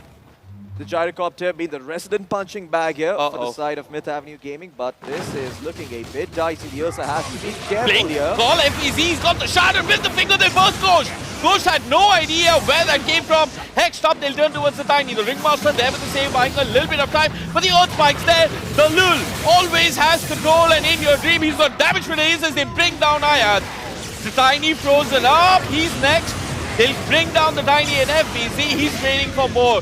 Another one, another one, another one. FBZ doesn't stop bringing them down as Reckonix, sure they lose the gyrocopter, Floki, but they're completely okay with that exchange. I mean, this is just a bit too much coming in my opinion, from Reckonix. The fact that Myth Avenue Gaming stuck around there without vision of where the enemy team was. You have to respect the burst potential coming out from the Storm Spirit. I don't feel like Myth Avenue Gaming are really talking about how they want to be, taking these sorts of fights. The 15k net worth lead, of course, they don't know that, but they do see that the Storm has got a Sergeant Kaya. He's got a Witchblade. He's halfway towards his BKB already. And Myth Avenue Gaming, they got to start putting some respect on the name of Reckonix. Yeah, I just want to set context. This is a Storm without a BKB. It feels like they never have enough catch or damage to bring him down even once. And Ghost, got to be careful. FEC with the call. The Hex is there from the Lul. No chance to pop the Enrage. Ghost dies in a matter of seconds. But hey, you know what's the silver lining? The dunk, it's now on cooldown. So nobody else can die like that for the next 60 seconds. And there's also a finger. Can't do much about that. Yeah, but hey, there's no Calling Blade. You know what the real problem is, Floki? It just feels like Myth Avenue Gaming, they lose heroes, then they send a hero to a lane to farm, and that hero dies. And that's all that's been happening. They've been trying to just play catch-up. Of course, Chucky as well as Aha, they did have a couple of moments where they were trying to make plays happen, But it feels like they're too far behind FPC. Uh-oh, nearly guess where the Tiny went, but the battle hunger is there. The slows are a problem, and In Your Dream will zip in with the Witchblade. A quick use to dispel the battle hunger. The Tiny, like, he can't go back in, can he? No, not really. I mean, you had to be quick there because In Your Dream is only going to give you one chance. Now they're going to go back, and Myth Avenue Gaming, they've got some decisions to make. They did double smoke for that fight, and even at the end of that, they ended up losing 4 of their heroes, excuse me. So I'm not too sure if they've got any firepower left in the tank. They're going to try it in the mid lane. That's a very good crush coming out by this Lord that catches out too, but the Ice Path, even better, the Axe actually got mid-call. The Ringmaster's ultimate is there, the Hero Pointer does his job, but it's really In Your Dream coming in and cleaning up this fight. Myth Avenue Gaming will lose 4. The Calling Blade is back off cooldown, and now they're going to head straight into the Rosh pit and get themselves the Aegis. You know, I mean, this is just the cherry on the top. Like, they were winning their fights, now they have the Aegis as well. I mean, how do you kill Jigcroy twice? It's possible, but could you kill the Storm Spirit twice? I don't think so. Yeah, I mean, killing him once is enough of a task given the limited number of disables you have on the side of Myth Avenue Gaming. But one can hope, one can try. There is an area on the map where a lot of games are lost, notably the high ground. Now, with that said, I don't think Reckonix are going to be, really messing it up. I feel like as a team of their stature and with their experience, probably know where this game is going to go wrong as down bottom. Down bottom, they've got the Slaughter, the Earth Spike setting up for the Ice Blast, and In Your Dreams there as well. This is ridiculous. Disaster after disaster for the side of Myth Avenue Gaming, Floki. I think this is the most amount of finger kills I've seen a Lion get in like 25 minutes. I think every finger of death he's used has resulted in a kill. Dalul is having an absolute blast on the Lion. Yeah, 6 finger stacks on a support line. You got a Blink, you got a Ghost Scepter. Your main concern being the Ursa, obviously the magic damage from the Tiny and Jakiro is also respectable, but yeah, both these supports on the side of Reckonix are having a good game. In Your Dream has no fear, zip forward, sees Shocky and picks him off. This is, you dream of such storm games, and dreams like these only become a reality ever so rarely in your pubs, in your 4K pubs, but to play a near-flawless Storm game, it's ridiculous. I mean, Storm has been one of my favorite heroes for a very long time, so it feels refreshing to see this hero come in and have such a performance right in game number 1. It's been a bit, he's been a little bit under the radar, but there are games where he's really, really strong. This game's a perfect example. They just don't have the right kind of catch. Yes, they've got Crush. Yes, they've got Tiny with the toss and the Avalanche. But in this state of the game, I mean, no amount of disables are going to be enough. They're going to lose a set of frags here. And this is where Myth Avenue Gaming really have to be feeling the pressure. Oh, the Axe goes in the Storm. There, escape back buying some time. Ice Blast Man, Ghost Blades in. He doesn't have a target though. He is running around like a headless chicken. And his BKB is about to wear off. In Your Dream still going to work. Still taking the side of Mag Church. He is under their tier 4s. He is inside their minds. He is everywhere. FPCs with him with the Calling Blade. The voice lines are being dropped. And Chucky, the only place safe for him is his own fountain. They've got 2 buybacks, Floki, but they don't feel like expending it. They're just going to forfeit another lane of barracks and maybe, I don't know, just fight together? Yeah. Okay, they've got a tier 2 main, so they've got themselves a little bit of time. My bad. Wait, that was a tie for the tier 2 in the mid lane. Yeah. That's absolutely insane. Okay. Okay, Reckonix. They're really feeling themselves here today. Yeah, they are looking as if they are on another level altogether. I feel like Myth Avenue Gaming, they've really got to change things up in game number 2. Yeah, I agree. I feel like the side of Reckonix as well are going to know that this is not the kind of... we're probably not going to be seeing a repeat of this in game number 2, so might as well just close out this game and start thinking about what you want to do next. Now, what do you want to do in game number 2? Do you ban out Storm? Do you ban out Axe? I think you have to change up the way you prioritize the heroes. I mean, I didn't really agree with the way they responded to that open. I believe they picked a Slaughter in response to... what was it? They picked the Axe? I mean, they opened with FPC's Axe, and then they picked Gyro. Oh, sorry, right. They opened the Jakiro, they picked the Axe, and then they just proceeded... No, it was Axe Gyro. Yeah. It was Axe, and then you saw Slaughter. You saw Jakiro Slaughter. Yeah. So, anyways, I mean, I really have not much to say about this replay other than the fact that In Your Dream is just completely owning the map. And while that replay was going on, Jikroy finds a free kill onto the Ringmaster. Feels like it's only a matter of time before Reckonix closes this game out. Myth Avenue Gaming got one good, solid team fight in them still. Well, you might as well try. Nothing good ever came. People who didn't, so... Okay, quick use. They want to try and set up onto the storm, but the damage barely tickles it. I mean, this is just a bit too much. This is probably the game here. I feel like Myth Avenue Gaming, they're going to give it one last shot, maybe. As they're going to start on the Tiny storm. toss back, ice spot. The damage might just be there. In Your Dream got up and where dead. His godlike streak taken away.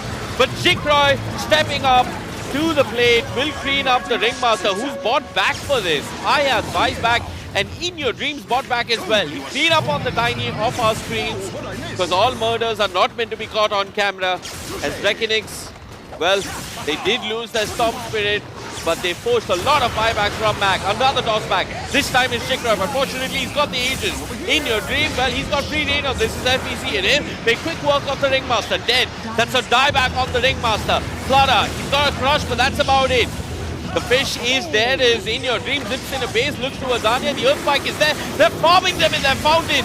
Jeez! This had to have a PG-18 rating, but it doesn't. It's on YouTube, and you all can watch as Mag get fountain farmed, and there's nothing they can do about it. Yeah.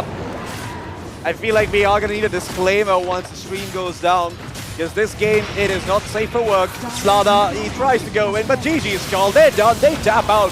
Mag, they want to head to game number 2 and go back to the drawing board. Reckonix, what a performance. I mean, starting with a gyrocopter, Jikroy, despite dying as many times as he did, still putting his team on his back. FBZ in the top lane, a lane that he was not supposed to win, being won thanks to his awareness, thanks to Dalul, knowing exactly when Chucky is overstepping his boundaries and dropping that Earth Spike and catching that Jakiro off guard. Really good stuff coming out from the side of Reckonix. Laning masterclass. Absolutely. Great stuff coming out from Reckonix. And, I mean, is it something we even need to debate that the Intel MVP goes to In Your Dream? I mean, like, I don't know. Might as well. I mean, look, there are still a couple more games to be played. There's still a chance that Mac could just, drop the side of Reckonix in the lower bracket. But from what we've seen so far, it wouldn't surprise me at all if the side of, if In Your Dream just gets the MVP. It's without a question, he's one of the best performers here at the event. Well, boys, seems like we have ourselves a very, very one-sided game here. We all expected Reckonix to do well, and they did not disappoint. But something that was really, really kind of sad here is that we predicted Myth to have the better draft, but for some reason, Reckonix was able to just completely snowball them all the way through with the tri-lane up top. That was just... I mean, credit to you, man. It was brutal to watch. Yeah, you said earlier, what if they just get skill diffed? Well, there you go. There you have it. They got skill diffed. So what went wrong? Like, was it skill? Was it draft? Was it what is exactly has happened here? Well, a couple of things did happen. Like, it began in the offlane. FVZ and Dalul, they had a clear approach to the offlane. They had a plan. They came with a plan on how they wanted to apply pressure onto Ghost and Chucky, and it felt like Ghost and Chucky really didn't have answers. I mean, it's a lane that's kind of 60-40. Like, over time, Ghost should be able to kick FVZ out of lane, but FVZ and Dalul were completely prepared for this. I think in the safe lane, sure, Jikroy struggled a bit, but the Slada didn't get his blink until 16 minutes, which is really, really rough. I mean, I feel like it's just a couple of, small mistakes that really ended up snowballing into bigger ones. And starting off with the support not showing up, I do believe Slada support was it the Ringmaster? Yeah, the Ringmaster. Yeah, the Ringmaster didn't show up to lane nearly in time. So, the Slada just ends up taking a beating. He gets the first wave denied. Now the wave is in a good position for Jikroy. Things are going well. And that's really a lane that you were slightly supposed to do better in. Had they not decided to go for those bounty runes early on, they could have blocked the enemy wave. They could have blocked their own wave. They could have done so many things to ensure that Jikroy does not have an easy time. But they didn't. The support showed up late. And those are the kind of mistakes that cost you finals matches and possibly the championship. Yeah, fair enough. But at the same time as well, what we do know is that In Your Dream, bringing in the Storm Spirit really, really surprised us. And that was something that I think going into the final pick, I was expecting maybe, oh, the tiny counter pick here. Oh, the X is going to be fumbling here. But guess what? The Storm Spirit was literally the best hero to just deal with every single one coming from Myth Avenue. Think about it here. They don't really have like hard lockdowns. You don't have like a Shaman, and they pretty much took the Lion as well. So if you're looking for instant hexes to actually stop the Storm Spirit, it took them a while to actually kind of build the initiation needed for Myth Avenue to actually counterplay here. And I think the only one time they actually killed in your dream was that one catch from Anya with the stun toss, but that was already too late into the game. So again, in this scoreboard, as you can see in your dream, 14-1-18. Only time it died was because Anya had his Blink Dagger, and like you guys said, too late into the game. Yeah, I mean, I have to say, in your dream, it all started with a good lane of his, and that's why they kept last pick. That's why they wanted last pick with this guy, because if he gets the right matchup in the mid lane, he can completely take over a game.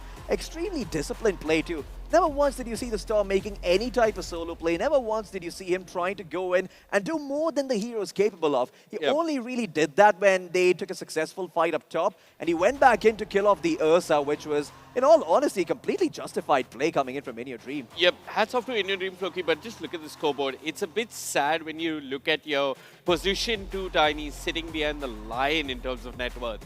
Like, this is, like, you can lose a game, but your mid laner needs to still be doing well up to a certain level.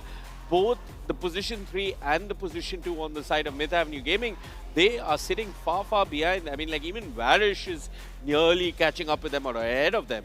Yeah. This is a sign of concern for Myth Avenue Gaming. Yeah, it also comes down to the initiation phase, right? Like, I think Reckoning just understood that their timings was a little bit better. Yes, you guys said, oh no, Lion AA is not really great supports, but when you try lane against an Ursa who likes, hey, you know what? I don't have Enrage, I don't have levels, I don't have Blinks, I don't have Battle Furies, which again, oftentimes is the go-to item here for Ursa. I'm not afraid of you. Instant lockdowns, take him down, punish him so much to a point that he just does not have any flash farm potential, which eventually was the game plan coming from Reckoning. So I really like that they understood their lanes well, punished them when to punish and when to back off was the key here. That Reckonings understood the composition a little bit better, in my opinion, based on how they executed it here. In theory, I like the armor reduction strategy, but like you guys said, you know, Slada not having a Blink Dagger 8 minutes game, kind of, you know, scary. I feel like if you show this draft to a top-tier coach and you ask them which team do you think won the game, just looking at the lanes, they'd probably see that, you know, the Jakiro Ursa lane might have been a bit too much for the Lion and the Axe to handle, but not in this case. I feel like it feels like a natural counter as well, right? Considering that Ursa breaks through Axe just because, you call you have armor, I don't care, you know? My Fury Swipe is just going to chop your way through, but that didn't exactly happen as well. And I think Vivek actually brought it up. Added a value call right at the second, knowing that, he was in death threshold. I'm going to add it, take the call, kill him, and then it's even more XP and gold away from Myth Avenue. Yeah, nice adjustment coming out from FBC. It looks like, you know, one thing that's very clear if you look at the lanes is that Reckonings came to win and they were playing to win, and Myth Avenue Gaming were just playing to hit timings and play safe. You could see a lot more purpose on the map from Reckonings, while it felt like that was missing on the side of Myth Avenue Gaming. So it's stuff that can be remedied, but the real question is, like, what do you ban now? Are you going to, because this is going to affect you. Like, this sort of a Storm Spirit performance is obviously going to get into your head. Then you're like, do we just ban out Storm? But then, like I said in the pre-game show, In Your Dream has a big hero pool, so very big, very, very big, as Donald Trump likes to say. So you've got to be careful for In Your Dream, man. I haven't seen an Invoker or a Meepo from him at all, ever yet. Yeah, you know, it's been a while, like long, almost what, 4, 5, maybe 6 years ago. So he is definitely a veteran for a reason. So he's pretty much at the stage where he can play any hero. So I wouldn't say targeted ban is going to be the key here to deal with Reckoning. So now I'm going to ask you both experts here. If I want to beat Reckonings now, what should I do? I think you focus FBZ. I don't think you focus on banning out In Your Dreams heroes because it's not possible. Just make sure you have an idea of what you want to pick up in the mid lane. Ban out the heroes that are perhaps really good against it, and that's about the best you can hope for. But if you target FBZ, you're going to ensure that Ghost has a good game. Put him on something like a Lone Druid. Put him on something like a Weaver. Ban out the Axe. Ban out certain heroes that are good. And let Ghost be the one who takes you through that early to mid game, gets you that Roshan, gets you that Tormentor, and offer that tempo you can play the game. Because if In Your Dream doesn't have the support coming in from FBZ and Dalol, and if he doesn't have Jikrai rotating in, he's going to be feeling alone, sad, and lonely on the map. So really, target FBZ, make sure you're banning his heroes, make sure you're banning other supports, and everything else will fall into place. That's what I would say. I like how you mentioned lonely, sad. It feels oddly specific here. No, I assure you, it's not specific at all. It's just a reflection of my personal life. Oh, yeah, okay. Yeah, that's what I was going for. Hey, well. one does not get this good at Dota if they have a very good social life. Okay, fair. No, I disagree. Yeah, absolutely not. You know, we're good. If whoever is good in Dota also has a pretty decent, good social life. Also, a receding hairline, as Vivek rightfully pointed out. You know, that's the price we pay for passion and the things we love. But, you know, coming back to the game, I do want to touch upon a bit more of what went wrong for Myth Avenue Gaming. I think it wasn't just the laning phase, it was also the runes. I mentioned earlier, the only way the Storm's going to activate is if he gets access to the runes. Yep. Guess what? I mean, Myth Avenue Gaming, they're getting baited, trying to go to this bottom lane, trying to help the Slardar out, make sure that he's doing okay. But in the meantime, your Apparition's going mid, he's denying runes, your Storm's picking up runes. Runes are just completely out of the question for Myth Avenue Gaming in that game. Had we seen a Tiny with a haste, had we seen a Tiny with an amp damage or an invis or any type of rune, say, you know, before the 10-minute mark, this would have been a very different game. However, that was not the case. So we did see the Tiny make a good rotation towards the top lane despite not having a rune. I mean, runes is one aspect of their game, like luck, unluck. I'm not going to go into that. Yeah. But what I want to talk about is that offlane. I feel like they can pick simpler heroes. Pick a Tide. Make it easy. Pick Centaur. Okay, hopefully things will be a little bit easier here between the teams themselves. But before we join and continue on the journey here to find out who is going to be our first grand finalist here, we're going to be taking a little bit of a short break right after this. Vibes up, you feel me. Swift Neo.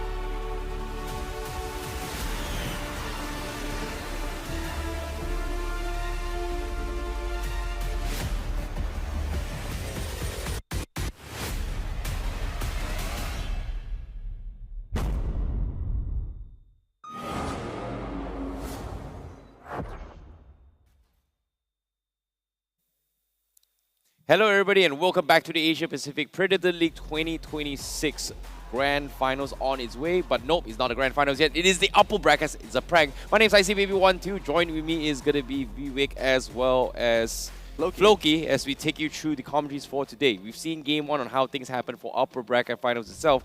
It was a very, very one-sided performance coming from Reckonix, but now game two is where things are going to get a little bit interesting here. Or in this case, now after their short break, adaptations needs to be made here if the defending champions wants to stand a chance to defend their title. However, they do still have a second shot. It is still a second chance in life. Even if they fall, they will be going down to the lower bracket finals. But again, do you want to be in the lower bracket finals or do you want to be in the upper bracket finals? Questions. Anyways, before we jump into that, adaptations, I'm going to start with Vivek first. What do you think needs to be done? I mean, you can think, there are two ways to adapt now. You can think about your opponents and you can be like, hey, what can we do about them? And you can think about your own team and be like, what can we do within our draft?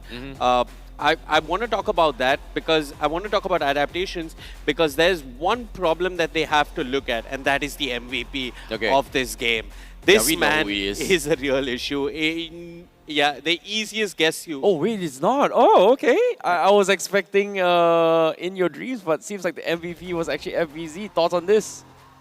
He did have a pretty good game. Like, it was really important for the side of Reckonix to win their offlane. If FVC and Dalul didn't do what they did early on, you know, the entire team doesn't get that kind of momentum and that kind of just general positive vibes, right? If FVC is not getting off to a good start. By shutting down Ghost, who's their star player, you're like, guys, I mean, I've dealt with Ursa, Max versus Ursa, I've dealt with the Ursa and the Jukiro. I think anything is easy now.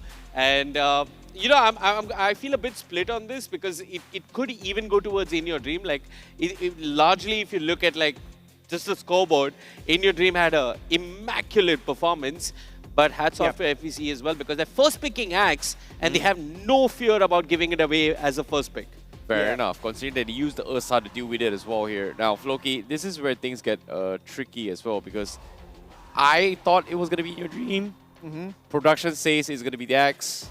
And then if you pay attention to the net worth, everybody from the side of Reckonix feels like they are the MVP because they are out-farming their opponents as well.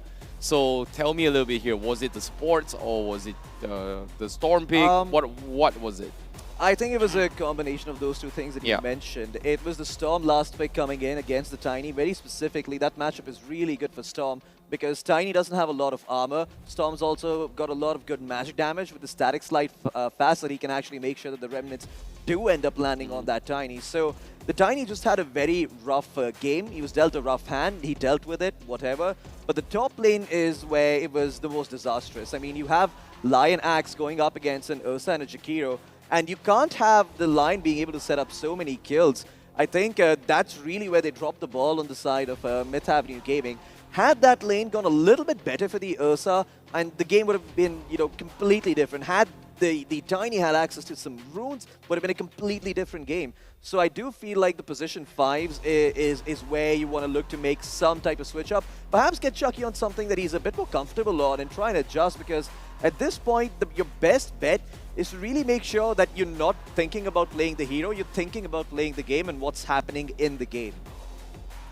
I mean, I think the support pairing was fine, Floki. Like, I just feel that certain times they didn't account for how much the Storm could do.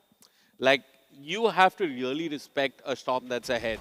You cannot show a support alone in the lane. And if you cannot even show Slada, who's just got Treads and Wand and Soldering at like 12-13 minutes. Like, those heroes have no right showing on a lane all by themselves unless you're bringing in TPs. There were a couple of really, really bad fights in that mid game, and I hope that they can rectify this with their draft in game number 2. We should have the draft shortly up on our screen. Well, without further ado, let's take a look at how game 2 is going to be happening as well, because we see intense discussions are on its way, and we are going to be jumping into game here for the upper bracket finals, game 2 itself. And this is going to be Myth Avenue Gaming this time on the Radiant side, Reckonix on the Dire side. And based on the bans itself, seems like we do see a little bit of mix-up here. Gyrocopter, Disruptor, and also the Wind Ranger and Kez again coming in from Myth Avenue Gaming. Hey, respect bans, man. You got to respect your opponents. I do want to quickly mention though, Myth Avenue Gaming this time around have the last pick, so they will be able to give Anya the matchup he wants if they so desire. And Shadow Demon, folks, you mentioned it, he's here. Yeah, and this time they pick up something that's more comfort for them in the offlane as well, right? They get themselves a Beastmaster. It's something they play throughout this tournament. Basically, if you look at Myth Avenue Gaming's bans, they've just targeted Jikroy other than that Disruptor. So Kez is one of Jikroy's go-to heroes in pubs. That's been banned. The Gyrocopter is what he's been playing in this tournament. And the Wind Ranger is the carry of all season for idiots because Slacks plays it. So, yeah. He hates it.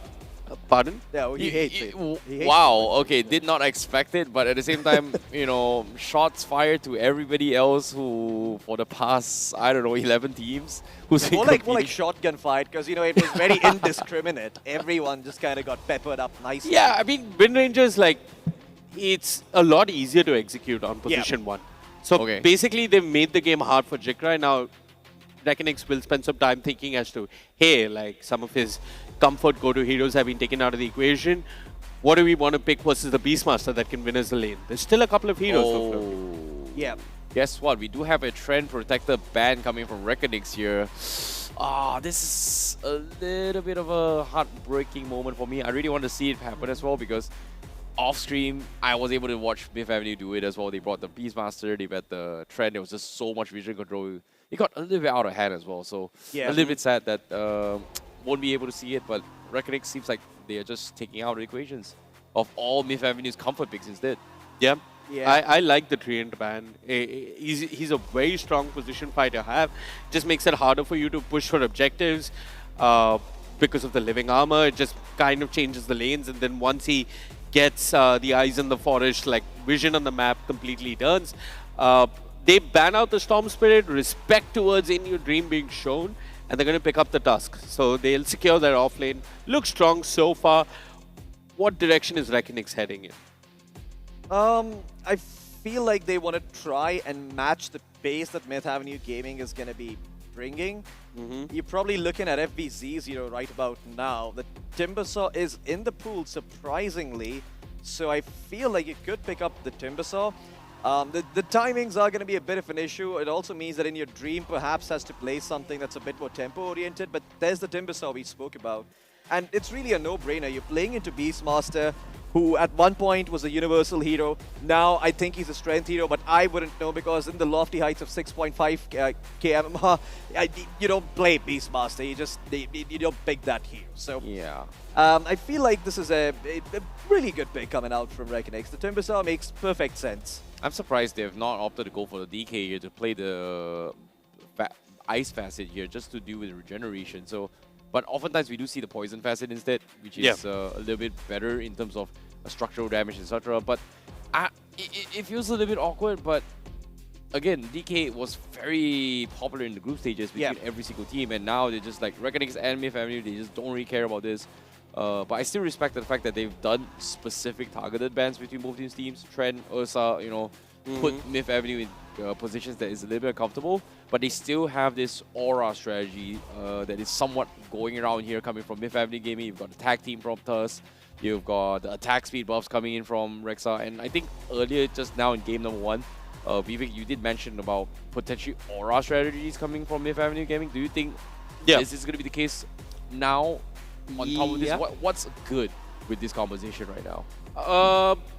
You could still pick up the Tiny in the mid lane. I don't see anything wrong with it. This for the side of Myth Avenue Gaming. I think ban the Storm though. So I think maybe it's a possibility. I mean, the thing is... There's another reason why you don't pick up the Tiny here. Because you need somebody that goes on Shadow Demon, that goes on the back lines. They're going to pick up their Moeta. This is mostly a support Moeta, but Ghost has played the carry Moeta in the past as well.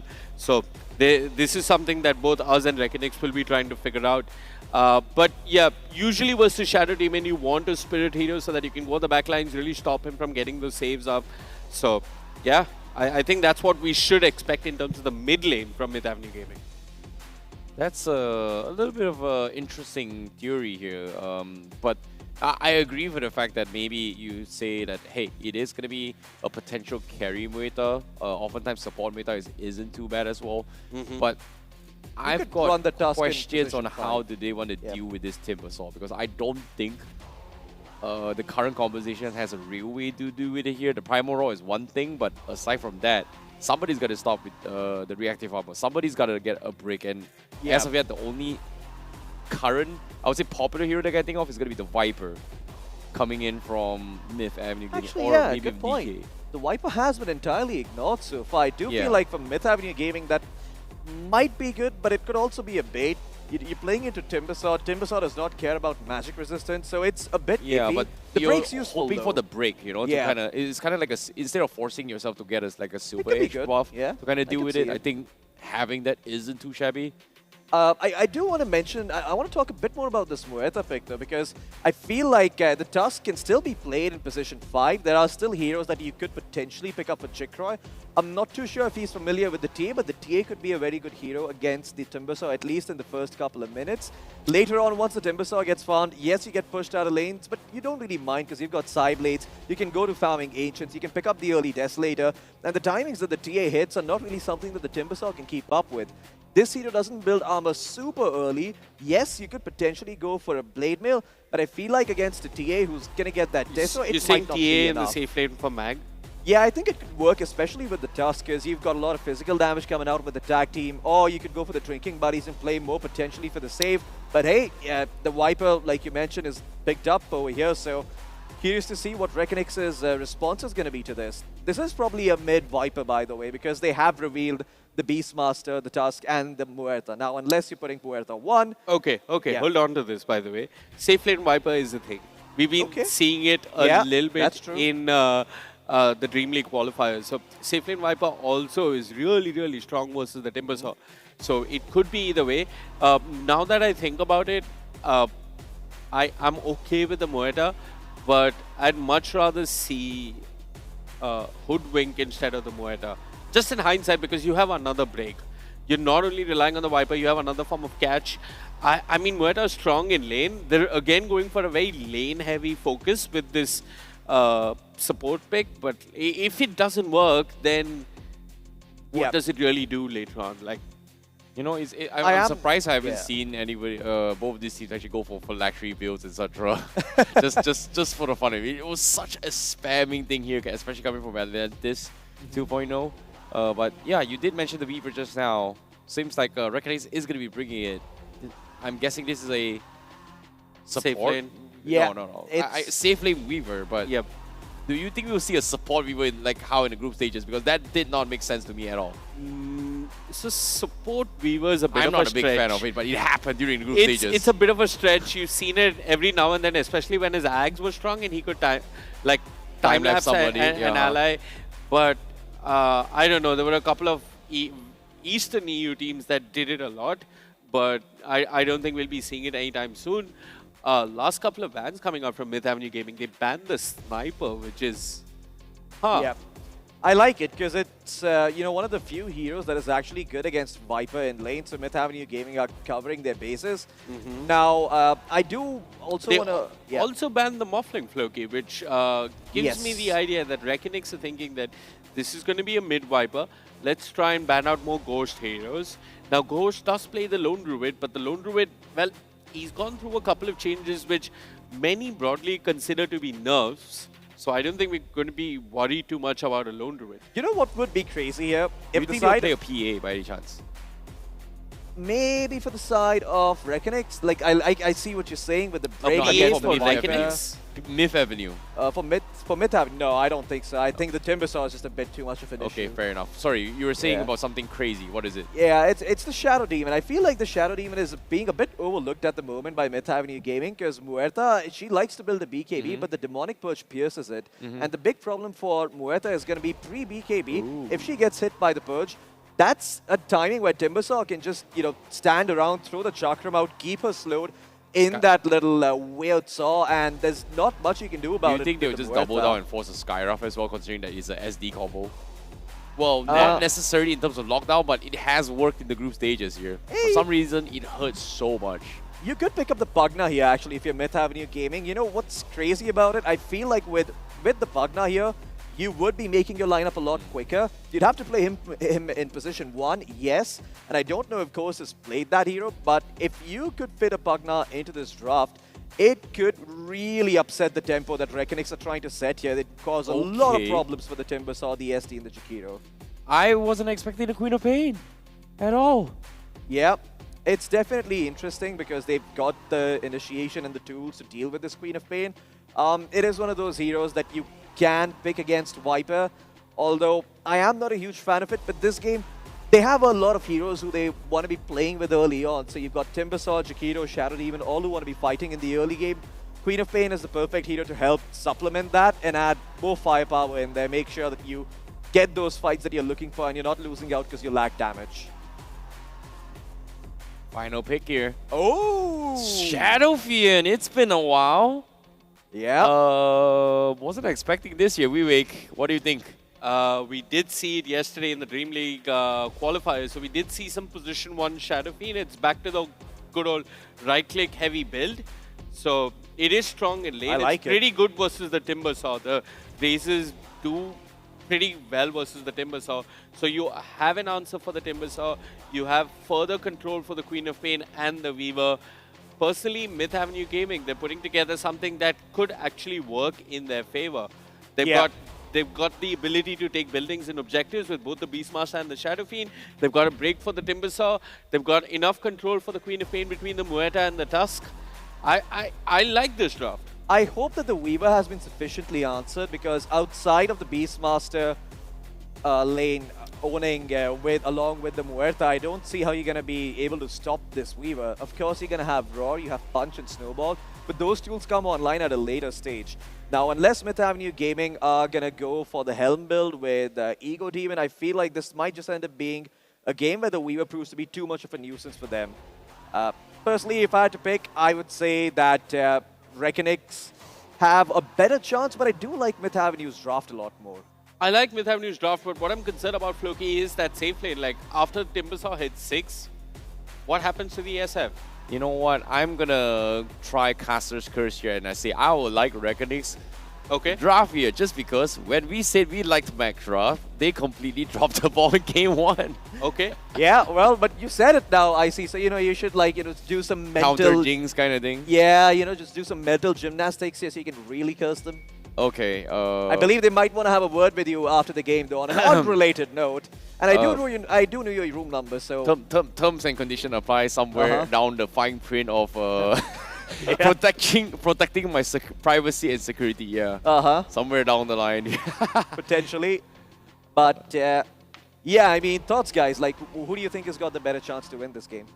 I don't know. I want more Dota. So... I'm up for this. That's why this to go all the way to a game 3. So that's where I kind of understand where IC is coming from with the reverse curse gymnastics. So yeah, I'm voodoo magic. Yeah, I'm going to side with the voodoo magic. All right. Well, I personally prefer Reckonix's odds here, even though. Did we just switch? Yeah, I mean, like I like it. Reckonix they might not have the better draft in my opinion, but they do have the much better, play style and just approach in general on how to deal with Mag. Well, ladies and gentlemen, without any further ado, we're here with game number 2 between Myth Avenue Gaming as well as Reckonix. And boy, oh boy, we've got some really cool Dota to be played here. Right off the bat, some smokes coming out from both sides. Yep, a little one smoke coming out from both sides. I'm just quickly focusing my eyes on the mini-map. So this is offensive dire ward in the triangle. So it feels as if they want to contest the triangle, which makes sense versus the Beastmaster. They want to keep eyes on the stacks. And right now, it looks like the bottom rune is going to be a bloodbath. The Lul, he doesn't want to walk into that actually, and that's a smart thing to do. But FEZ, pushed to level up Timber Chain at level 1, is running for his life as Chucky's pursuing. Now FEZ feels like he can turn. The Lul has come, and eventually as the dust settles, no one kills anyone. Yeah, nothing really happens, but I have to say, really good start for the side of Myth Avenue Gaming. Already, they're correcting for the mistakes in game number 1, and they're making sure he has a good time. Viper versus Queen of Pain. This is life. This is, why the Queen of Pain facet was named Masochist. It's not really because you know, it deals more damage and reflect damage and all of that nonsense. It's because anybody who picks Queen of Pain into a Viper must really enjoy Pain. Yeah. And hats off to Anya for going poison attack at level 1 and not taking Nether Toxin. Like, he's come to crush the Viper in the lane. Actually, FPZ is also got to be careful. Oh, what on earth? The Lul, he's managed to zone out Ghost. Now, even if Ghost doesn't die, Floki, just look at where he is on the map. This is a major waste of time. Disruption. This is as bad as being on the cliff when you're out easy. This is the equivalent of that as Ghost. Oh no, he's being hounded by Mud Golems. These Mud Golems have gone rogue. Ghost trying to make his way back to base. Everybody wants to be a part of the Asia Pacific Predator League, even the neutrals. Absolutely. Yeah. They want to hang around for the music performance afterwards too, but nobody's invited them. Yeah. Well, he survives. He did end up having to take a small tour around the world, but he's back in the bottom lane. However, coming back to the mid lane, this is a bit of a dumpster fire. The Viper just absolutely owning the Queen of Pain. You're going to be relying a lot on your support to be able to come back, and it's actually Varish who ends up finding the Muerta up top as they lose her, but do get a return kill in the end. Yeah, well, that not bad for the good for Reckonix. They get first blood. I mean, Weaver gets the EXP as well, and so does the Jakiro. But my real question is, Loki, what does Inu Dream do when he loses his lane? Because so far in the tournament, we've been seeing him do okay or even win his lane. This time, he's playing a Queen of Pain versus a Viper. He's the one that's struggling. He's the one that needs the runes. You did mention the runes in game number 1. If this time around, indeed, if this time around, Mag can come and maybe even deny a water rune. Or even better, deny a water rune and secure the power rune. I don't know what Inu Dream is going to do. I think he's going to get a nice double ice cream and try in the corner. Uh-oh, down bottom, FPZ is dropping low. He go on Ghost. Once again, Ghost betrayed by his own twin brother, Chucky, who's now running for his dear life, running away from the Timbersaw. Death to the whirling death, as eventually the trees and FPZ will secure a nifty couple of kills in this offlane. Yeah, I feel like the ghost of HY is haunting the real ghost here at the event. Sometimes you shouldn't listen to what he had to say in free-to-play. But coming back to the game here, I feel like you mentioned about the mid lane being problematic for the Queen of Pain. And I do think the way you come back in this game is off of the back of your side lanes. Once you get level 6, just add more fuel to the fire. You know, you just make sure that the SF really doesn't end up having a good time, that he's forced to go to the jungle early on.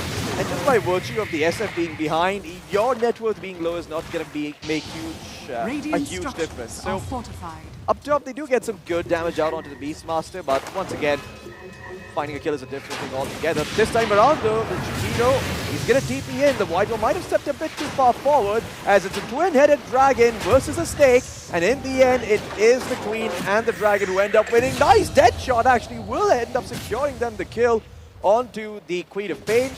But up top, it does come at a cost. The Beastmaster sitting on a sliver of HP. Chucky is so ready to match the rotation coming out from the twin-headed dragon. Down bottom, the Lul, he's being hounded. He's dead. Good stuff coming out from both schools on the side of Myth Avenue Gaming, as they're finding pickoffs at mid and in safe lane. But up top, Jikroy, they've taken away his gyrocopter. They've taken away a lot of his heroes. He's dead! But he... The board! He didn't account for that one. The Helm of Fire will actually keeps him alive, along with some lucky inmate block procs. Now the Shakiro tries to make a move, but guess what? His buddy is back, the Muerta, back from the grave. Makes a deal with the Reaper. Once again, Maurice has to be a bit careful here. Getting some good damage off on the Muerta, though, and this is where the lane starts to become a bit problematic for Reckonix. Last game around, Ego Demon, or EGXRD Dem XN, however you want to say it, I think he had a much rougher time. This time around, he is actually going to be actively involved. He's got a good start, so expect him to be making some more plays. He did go for the Beast Mode Facet, but despite that, he's going to go for the Helm build, so it's going to make life a lot more easier for the Mag cores once this Beastmaster is online. Yep. we got a crucial timing coming up. It's a 6-minute power rune, and it feels like in your dream he has to make a base trip, or rather just heal up and get back so that he can contest that 6-minute rune. Maybe not give it over to the Viper, because if he can get the 6-minute rune, get his Sonic Wave, because he's also lagging in terms of EXP Floki. Yeah. He's quite behind the Viper. This mid lane has definitely gone as per plan for Myth Avenue Gaming, and they're set up for the rune. 6 minutes in, it's the Haste Rune. Viper can do a lot of work with this one. They do see the Shadow Demon. Viper strikes out. Dalul quick to disrupt him though, but I think he's going to die. The ice shots are a bit off the mark, but the snowball's there. Dalul will be the sacrifice. The question is, what can In Your Dream get off this?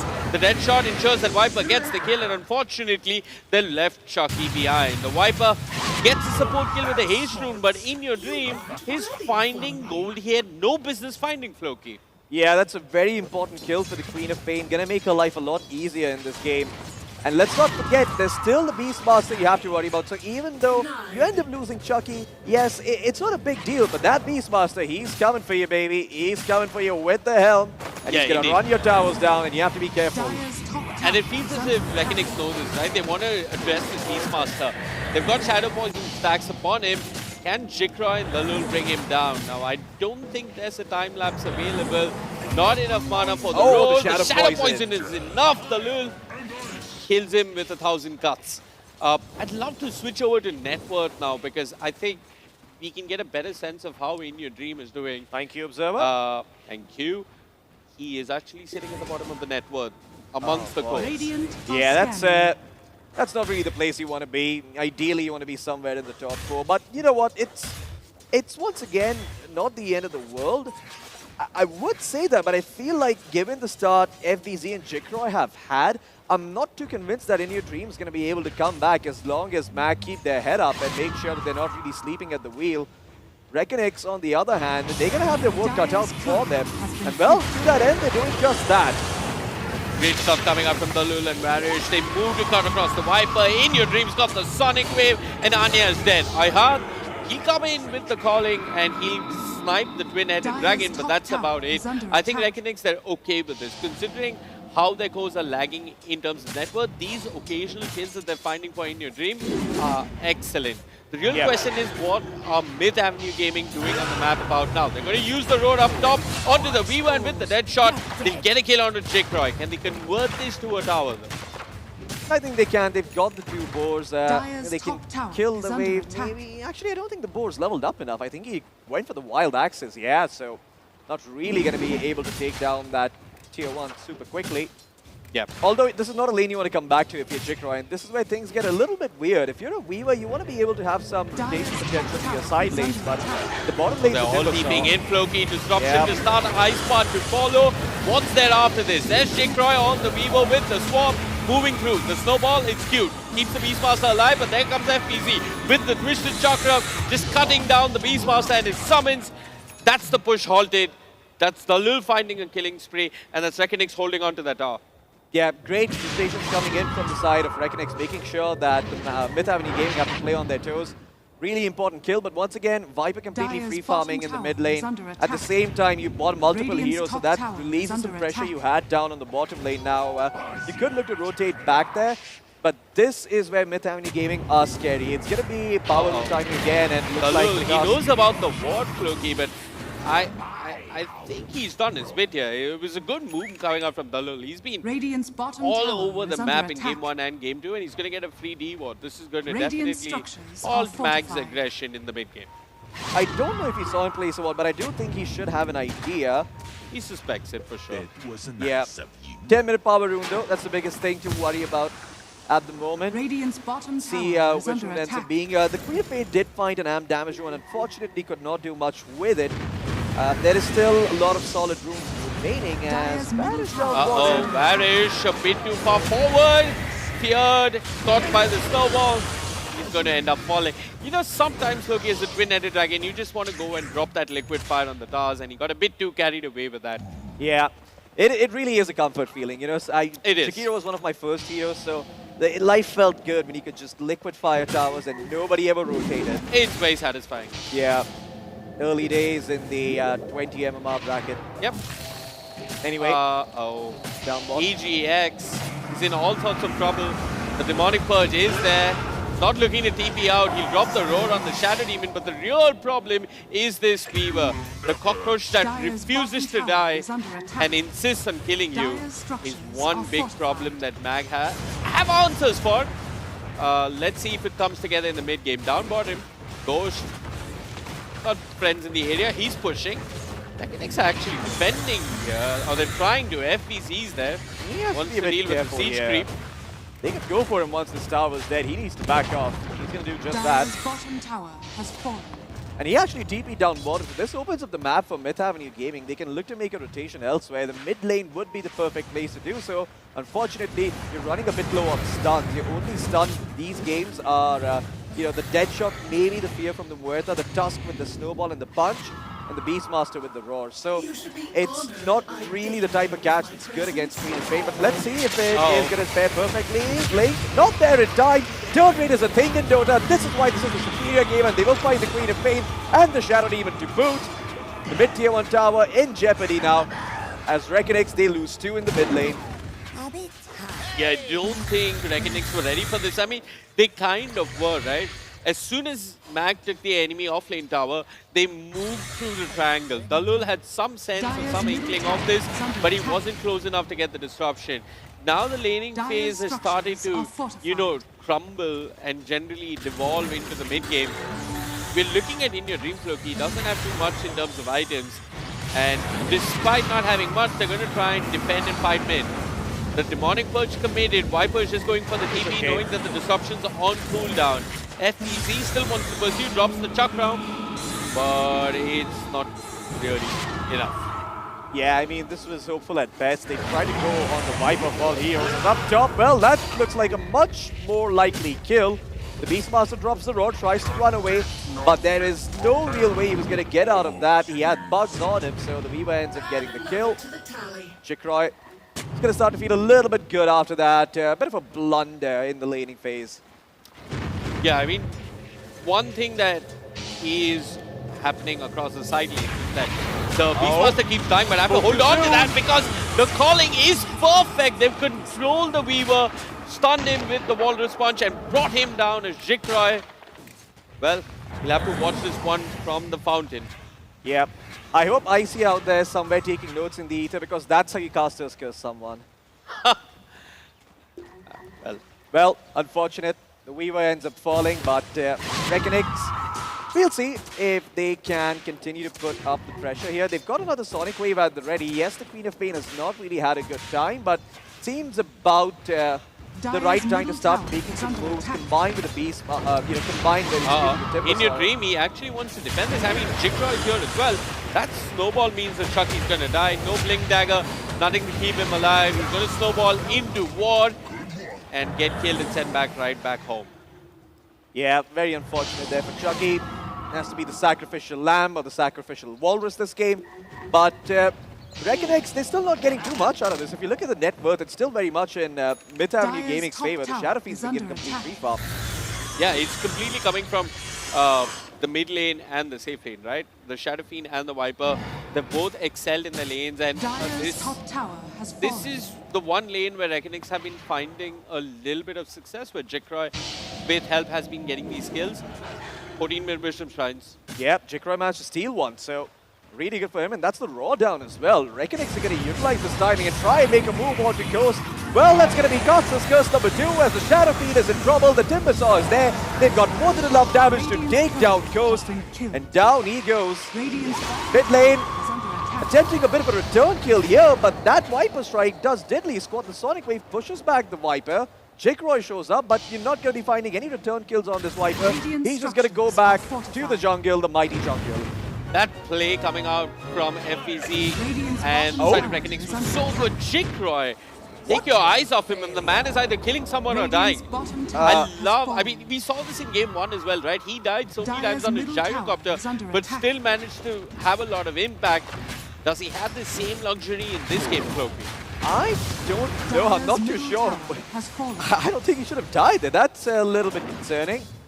Well, Ego Demon, or EGXR, he's going for this Aghanim Scepter build with the Beast Mode afterwards. So he'll see if he actually gets to put that drum to use, or if it's not going to be that effective. I do like this little change, but I do feel like you need to have a very good start for this build to really bear fruit. We'll see though if that's the case or not. For now, looks like Mag, they want to make a move up top here. It is about 15 minutes. If they find a huge go kill, they could move into the Rosh Pit and get themselves the Aegis. They did use Sonic Wave early on Reckoning, so now would be the perfect time to find a kill and move straight into the Rosh Pit as they're going to try to just that. Dead shot of the mark though, and that's the end of that. Yeah, Mid Avenue Gaming, they've revealed their hand, they revealed their play, and Reckoning will try and make the most of this as they go on the Viper in the mid lane. The Ice Path's there, the Viper Strike will not bother In Your Dream too much, and Reckoning, they can actually chase for more. They see Chucky, they won this task. Have they got any control? No, FVC doesn't hit the Chakram. Is this enough for Reckoning to actually get that mid-tier 1 tower? Maybe. I mean, I feel like they can. It's probably not something you want to defend now that your Viper is not here. And I mean, it doesn't really matter as much because Mid Avenue Gaming, they did take the enemy tier 1. They had to give it up at some point. Might as well be now when your Viper dies, but they're going to try and find something to this. They're going to try and go on FPC. The punch is there onto Vanish. Good defensive disruption. The Lul, he has the back of the Jakiro, and with that they'll turn. They bring down Chucky. Sure, they've lost the Jakiro. Can they find more on the side of Mid Avenue Gaming? Roll, Wave, it might be enough. FPC dead. His killing spree taken away. In Your Dream can only watch from the sidelines as he doesn't have much to offer. Yeah, goes forward with the Atos, but they don't feel like committing onto the Shadow Demon. When the dust settles though, Reckonix, they got the tower that they were looking for. And In Your Dream, jeez, finds 4? Yeah, it's like, I think it's 5 bounties, wasn't it? He bottled 1 too, so we have to remember that one. Well, that can make up for a lot. That actually just gave them a 1k net worth swing back in their favor, just those bounty runes. Well, Reckonix coming back to the game, though, the problem for them is that even with the Queen of Fate, they don't have enough damage courtesy of a laning phase. And if you want damage, you're going to have to bring the Weaver, but the Weaver is afraid because there's Muerta with the Atos and the Revenants and the Deadshot. So, a really awkward situation for Reckonix. They have to be very clever about which fights they take, and they need to be aware of where heroes are on the map before they make any aggressive moves. Game's a bit tricky, though, for the side of Reckonix. For now, though, it looks as if they might just find Chucky. They've got enough Shadow Poison stacks, the dead shots there, but who cares? In Your Dream, he'll join the fight just in case. Now, there are a couple of issues as we're heading into this mid-game that I'm seeing for the side of Reckonix Floki. One, they need to build armor to just survive the Shadow Fiend. Then they need to build some sort of magic resistance. Then you also got the Beastmasters building towards the Ags, so you need magic resistance. You would also like a Lotus. Yeah, the pressure on it. Yeah, you need a Lincoln Sphere or a Lotus. The pressure on FVZ and Weaver to itemize for this game in a correct fashion is so high. It's going to be so hard for them. They need so many things. Yeah, and I feel like this isn't the problem with their lineup, right? Like, this is a lineup you can play really well from ahead if the Timbersaw has a good start. But if he has a mediocre start or a weak start, then he's not really going to be applying that same amount of pressure. Now, granted, FBC is still doing well on the network department. He's second on the network charts, but it's not enough to really catapult this Timbersaw into the enemy's part of the map and really force out some rotations and some inefficient movement from the side of Mid Avenue Gaming. Yep. He's also got to build a BKB, right? Because you got the events, the break coming out from the Viper. I'm concerned for Reckonix. There's so many mixed sources of damage. Nonetheless, Mid Avenue Gaming, they know that they're stronger. They move towards the Rosh Pit. Our Reckoning's going to contest. In Your Dream, he sees Chucky going on the task. Not the wisest of ideas, as Reckonix know that they're a bit too late to this party. They're going to give up Roshan. They're going to try and keep farming as much as they can. Yeah, I feel like this is starting to get a little worse as time goes on for Reckonix. Remember, you are playing against Tempo. There's a Shadow Fiend in the mix. There's a Viper who's going to get stronger. Speaking of which, Viper on the high ground. He's not the man with the Aegis. It's the Beastmaster. And I think Anya is dead. I'm not quite sure what the thought was. I'm not quite sure if there was a thought, but that's Viper dead. Now, FPZ is looking for more. He sees Chucky. Chucky snowballs in. Drops the Walrus punch, but there's the defensive disruption. Such a good play coming out from Dalul. The Sonic Wave flips through, goes and Chucky pushed back. Chucky will end up falling. Jikro is dropping early low. He'll die in the calling. In Your Dream gets a double kill as he does manage to find another. But when the dust settles, it's Reckonix losing members after members. Now, do know Chucky did buy back to jump into this, and the Aegis from the Beastmaster didn't get taken away. Yeah, really good outcome for the side of Mid Avenue Gaming. Coase gets involved in the kill, so he gets a couple of presents of the Dark Lord armor reduction stacks. meaning that the next fight they take, he's going to be doing even more damage if they take it early, but it's also going to be really helpful against the Tormentor for now. Yeah, I mean, Reckonex overstepping their boundaries. That could have gone a whole lot worse for them. In fact, I feel like they're lucky that they caught out with at least the Queen of Pain alive, because she could have also potentially died there. Really nice roar coming out from Ego Demon. Yes, there's a Shadow Demon, but when you have the Aegis, you know you're not going to die. Forcing out a spell can be really, really good, because it enables everyone else to come in and do what they want to do in the fight. Well, there's the replay. Yeah, FPC did manage to Timber Chain and kill the Muerta, but unfortunately the Weaver was silenced and Ghost with the Requiem and then a couple of auto attacks had enough to bring down Jikroy. So, yeah, Jikroy, I think he needs his BKB desperately because Balul was there with the save. I think his defensive disruption was spot on. We're waiting for Jikroy to find his timings, and it's going to come after the Mjolnir. He's prioritizing damage, and then he's going to start building maybe towards the defensive item. Yeah, I feel like that's the biggest issue for this Weaver here, the fact that he had to go for this Maelstrom into shot. If he just farmed early on, got himself the Mjolnir, he would have been able to do a lot more in these fights. The problem still persists. Like, you cannot really fight into this Muerta with the Atos Dead Shot and the Calling. So until he gets his BKB, he's going to be in trouble, as we see Marie is dropping somewhere on the map. It was the bottom lane, nicely. Anya, he's going to nosedive into them, but In Your Dream knows this. He's just going to give up Talul and get out of there. So, sure, Reckonex lose 2 supports. The good news, if you're a Reckonex supporter, is that the cores haven't died. The bad news is the cores are behind, though. I feel like In Your Dream, as well as Jikroy, they need another couple of items. So it seems as if In Your Dream was itemizing towards armor. It's going for the Shiva's Guard. You like this? I like the idea. I feel like this is the correct build to go for, especially against, you know, so much physical damage. There's still a threat of the Viper, the magic damage, the Requiem and whatnot, but you can only do so much. So you fix what you can and you pick up that Shiva's Guard. Really good this game. Amps up all the damage from the Timbersaw, the Jakiro and the SD. Absolutely, especially good versus the Shadow Fiend. That aura really helps. The armor also helps. Now, what I wanted to ask you is, who's going to be building the linkage here? Because I don't think Reckonex can be so assured that Dalul is going to be able to get off a defensive disruption that's pitch perfect every fight. Yeah, I feel like, I mean, the Lincolns is a bit of a hard ask here. You might as well just hope for a support to pick up something like a Lotus Orb, and that's your best bet of winning these fights. I don't think committing for the Lincoln Sphere is going to help you win the game, because Mag are going to have damage for days. I mean, it's not going to be the Viper Strike or the Roar that gets you. It's going to be the Shadow Fiend right-clicking your face. Okay. Reckonex, they've read Myth Avenue Gaming perfectly across the map. They're moving into the jungle. There's the Dust, Pierce the Whale, as well as the calling coming out from the Muerta FPC. He's got his BKB, but I don't think it's enough. Broken. He's been forced to Timber Chain away as Jikroy gets dealt with. The rope from Beastmaster took care of the Weaver. The Requiem being channeled In Your Dream, feared, but the defensive disruption there. The Lul makes sure that the Queen of Pain stays alive as In Your Dream is forced to blink away and run for dear life as FPZ and the others on the side of Reckonex try to make a play. They end up losing the Weaver and they get nothing for it.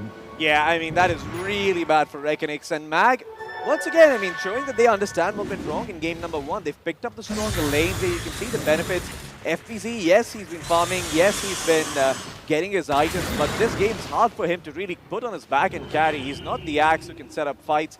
He's not playing there's some type of underlord hero where he can pressure and always be there on the map to assist his teammates. No, he's playing a Timbersaw. People need to play around him. They need to set him up for success, but that's not happening. And that's courtesy of all the tempo Mag has been able to find that early Aegis. Now, In Your Dream, he does have a lot of responsibility on his shoulders, and granted, if Mag don't play this game correctly, there's still a chance that Reckonex could come back. It's just going to take one bad fight or one bad decision from Mag for it to all snowball in Reckonex's favor. But with that said, I don't think Mag are going to throw this lead away.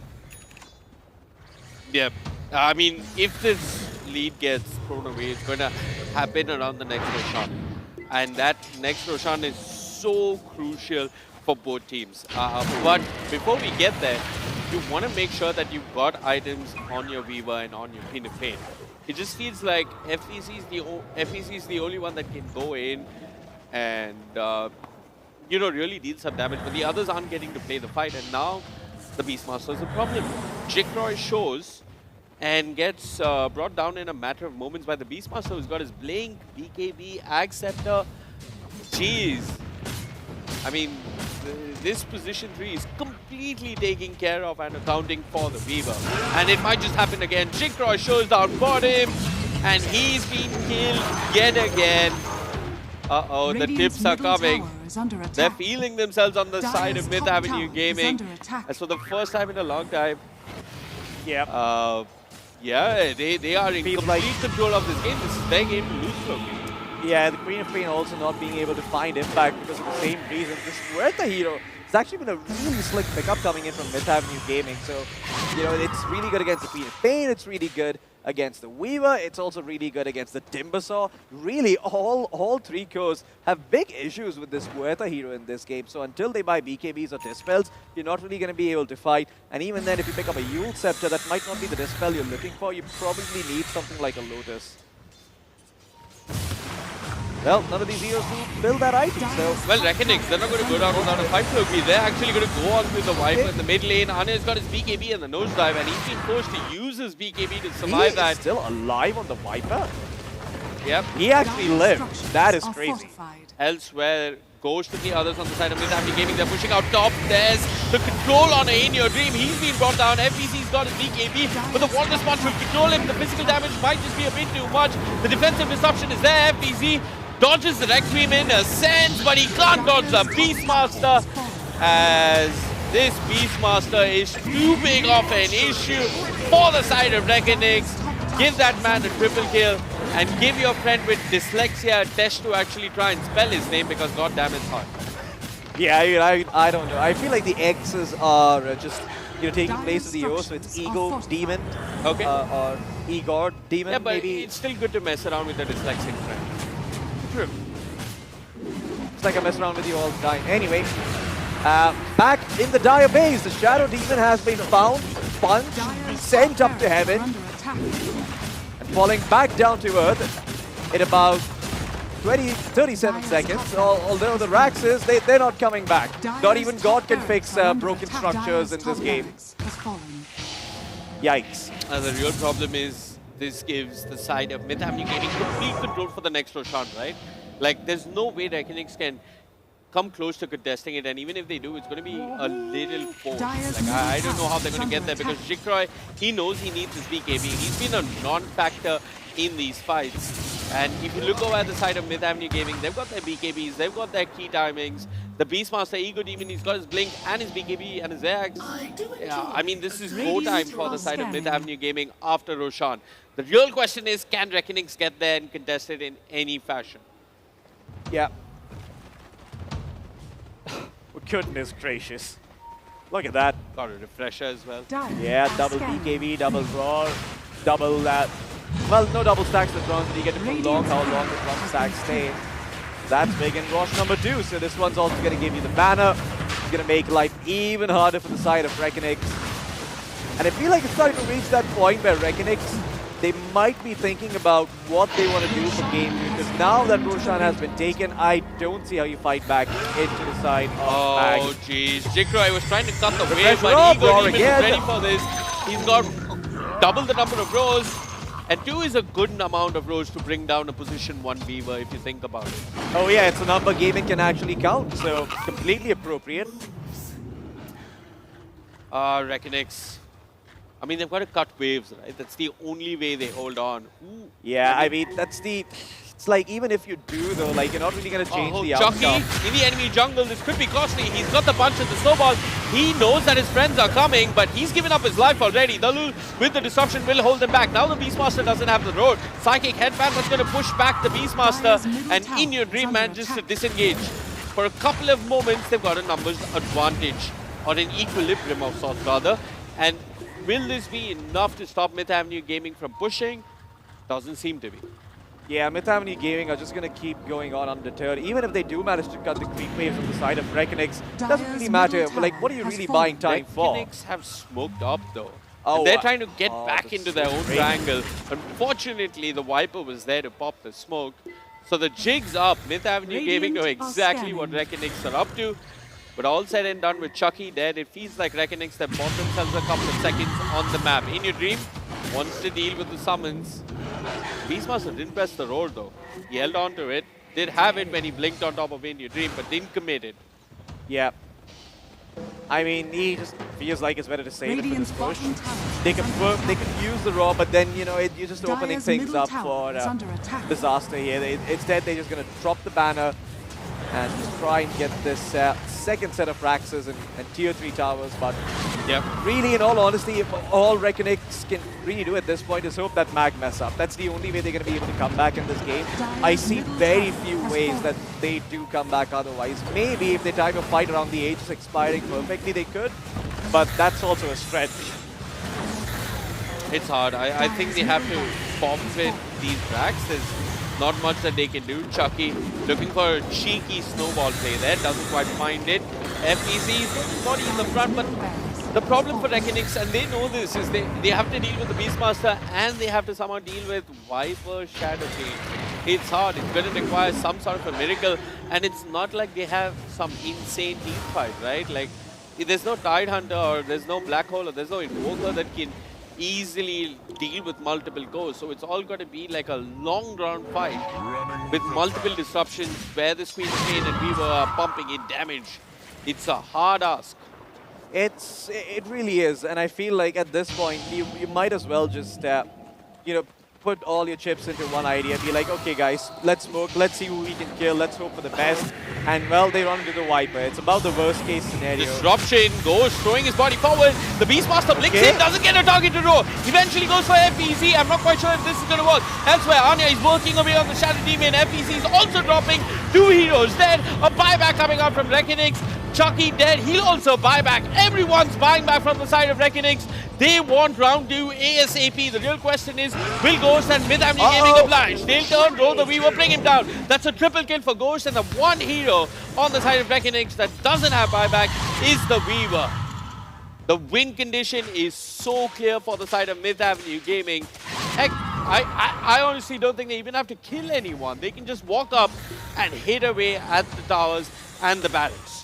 Yeah, at this point, I mean, nothing really gonna Chucky, he's found FPZ. They've got him mid-timber chain. The disruption, perfect. You couldn't ask for more from your Shadow Demon, but I don't think it matters. Silenced by the calling. He's going to be brought down. In Your Dream, forced to run, peered outside his own fountain as Anya will take revenge for game number 1. Bring down the Queen of Pain. GG, well played is called as Myth Avenue Gaming level the series here. Floki, I see, boy, are we going to a game 3. What a start to day 1 here. And the first series of the day. Lovely, absolutely lovely. This is insane. Seems to me we will have ourselves a game 3 right from the get-go, and the caster's curse somehow made it work. Not going to be taking credit where credit is due. Both teams played their hearts out, but now one game decides the fate of who is going to be our first grand finalist after this series. But of course, with Myth Avenue Gaming making a little bit of a comeback here, the rivalry between both Malaysia and Indonesia is insane right now because a little bit mix-ups into the drafts, but who would have thought we have a completely different game itself. It felt like, you know, Myth Avenue Gaming in game 1 felt like they just didn't know how to play the game, but now after game number 2, it feels like, oh wait, they feel a little bit more warmed up now. So what do you guys think? I mean, Myth Avenue Gaming, they certainly have warmed up, right? First game around, not so much, very cold performance, but this one, they look at their mistakes, they prioritize the laning phase, and they make sure that FBZ is not getting the heroes he wants. So, you know, they pick up this Timbersaw for him. You know, it was really good in theory, right? Like, you see the Tusk, you see the Beastmaster, this Timbersaw makes sense, but they didn't draft around it. They didn't really pick heroes that would supplement it. I wanted to see more stunts. I wanted to see more lockdown. I wanted to see more disable coming out from the side of Reckonix. So really, if they could remedy that, I feel like they could have made the Timbersaw work. it really felt like the transition from the early to the mid game really worked well here for Myth Avenue Gaming, right? The idea of having, the Viper to deal with the Timbersaw later on, we had the Beastmaster to deal with the Weaver later on with the Primal Raw, and then getting a very quick refresher here was something that I wasn't expecting this early into the game here, considering that I was like, oh, okay, usually you would expect alternatives to actually deal with the Lincolns or anything here. To deal with the Weaver, which again never really got to that stage here. So this is my first time seeing Jikro getting completely shut down as well from the side of Reckonix. But all in all, the transition I'm talking about was that they have this aura strategy with the presence of Dark Lord from Shadowfiend. Yeah. You've got a decent stack clearing hero, which is Shadowfiend, which we saw again time and time again. Reckonings do have the tendency to triple stacks their usual camps here, but the early small little details that they invaded with the Shadowfiend here caused Reckonings to kind of panic whether or not should they focus on protecting their stacks or should they focus on protecting Jikro and the Weaver here, which small little difference kind of opened up a small hole or window of opportunity on the defense, which allowed Myth Avenue to kind of get more control than needed. So it was a very interesting switch up on mind games between when to attack and when to defense as well. And there were a couple of instances, moments as well. I think you guys actually called it out as well. Did they see that small little ward that the Tusk put it up? Yes, they did. Reckonix saw that. Instantly, they pinged it here. That small little moment was they actually bought a sentry, focused to try and de-ward. That small timing window, Myth Avenue actually TP'd down bottom to set up a gang, and there was no way Reckonix could have responded. So those small little window interactions was very, very cool to watch coming from Myth Avenue Gaming in terms of predicting where your enemies may or may not be. Yeah, but I feel like to piggyback off of what you said about Jikroy, I feel like it's not just the supports, but I feel like Jikroy also is part of the responsibility here. I don't think he's absolved of blame. That one individual play that he made up top, diving that Beastmaster, really turned that lane around. Because you're trying to dive a Beastmaster under his tower with a helm, with a magic stick, and you try to get off right clicks on him. You're thinking maybe if you can find the skill, you're going to win the game. But that's the type of greed that costs you. He had no reason to do it. That Beastmaster is done with that lane. At that HP, he's not approaching creeps. Sure, the wave is in the tower at the moment, but you can pull the wave back and you can farm it a bit slower. But going for that aggressive play and then it not working out and then you also dying, you just gave Ego Demon or EGX or Dem XN whatever, the free chit to do whatever he wanted in that lane from that point on. Yeah, I feel more than like lane-specific matchups, what I want to talk about is that there were just too many problems that Reckonix had to deal with. And this man on our screens was one of the biggest of all the problems that Reckonix had to deal with. Boy, this is a singular performance that has actually ensured that Myth Avenue Gaming continue to play in the upper bracket. What a showing from Ego Demon on the Beastmaster. Yeah, I did bring this up as well, right? Beastmaster was not really popular during the group stages as well, but off-stream Myth Avenue did bring it up. And for Reckonix to first phase ban the Beastmaster in game number 1, force Ego Demon to play something else was awkward. But the moment it was opened up in game number 2, instant first pick, well, yeah, we saw what happened.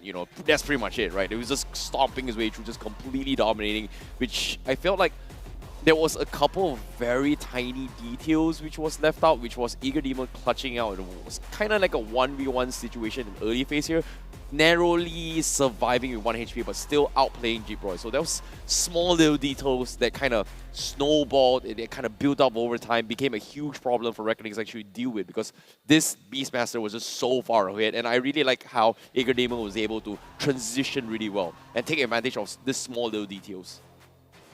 Yeah, I agree. I mean, that MVP is well-deserved, especially after that previous game, where I feel like he wasn't really able to have the impact. He wasn't really able to show what he's capable of here.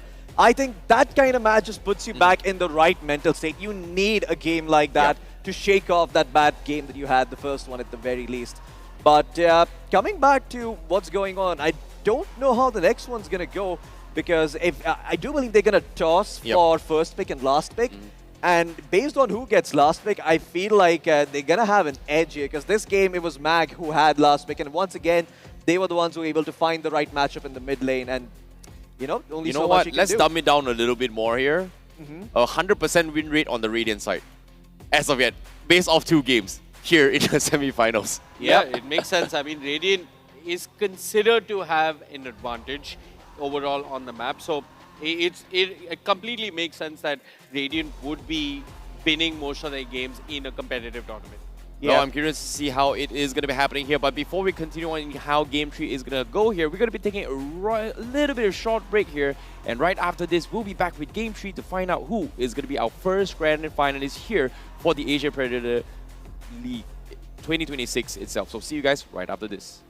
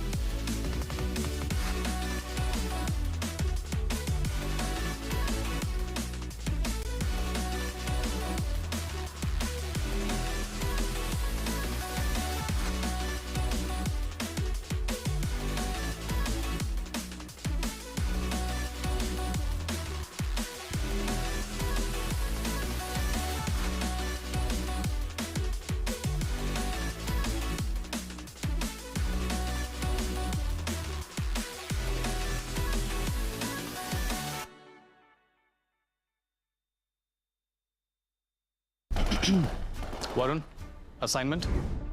Of course, sir. All done. Hi Varun. Sir, आप? Flipkart पे high performance Intel laptops at lowest prices. तेरा secret? Secret नहीं है noob. Get the best deals on Intel laptops only on Flipkart. यहाँ कुछ भी हो सकता है.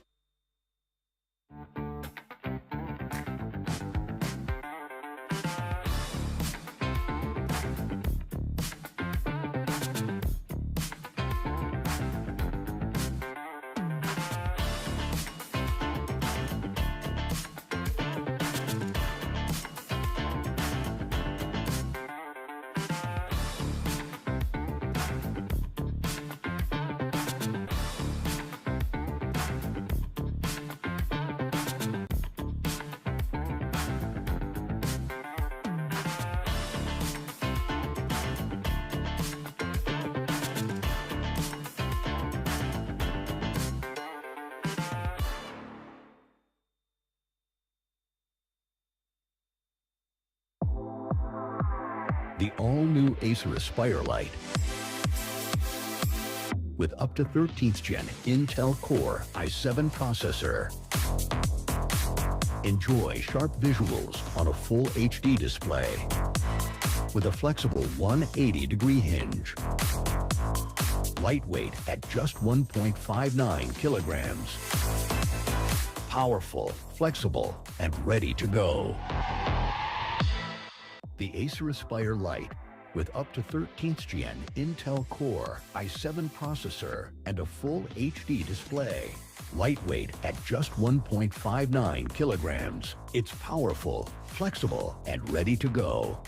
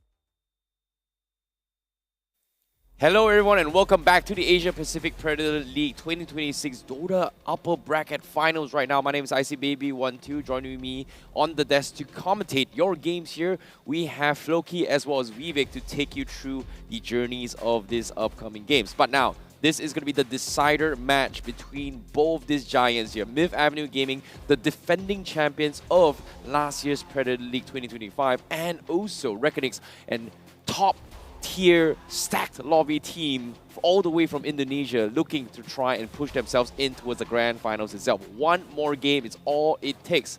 And what's at stake here is going to be a very, very long journey because, again, both these teams have a second shot at life. And whoever loses this has to immediately play another game in the lower bracket finals against Interactive Philippines here. So that means whoever loses this series has to play more games to make their way back into the grand final. So more games, more energy, more stamina review. Who do you think is going to go down and meet them? Ooh, I mean, that's always rough, right? Without seeing the draft, especially after both teams have taken game number one. Off the bat, if I didn't know anything about these teams, I would probably say Myth Avenue Gaming. But seeing In Your Dream perform here, that game 2, lackluster. We don't talk about that. Co-op into Viper, not really a game.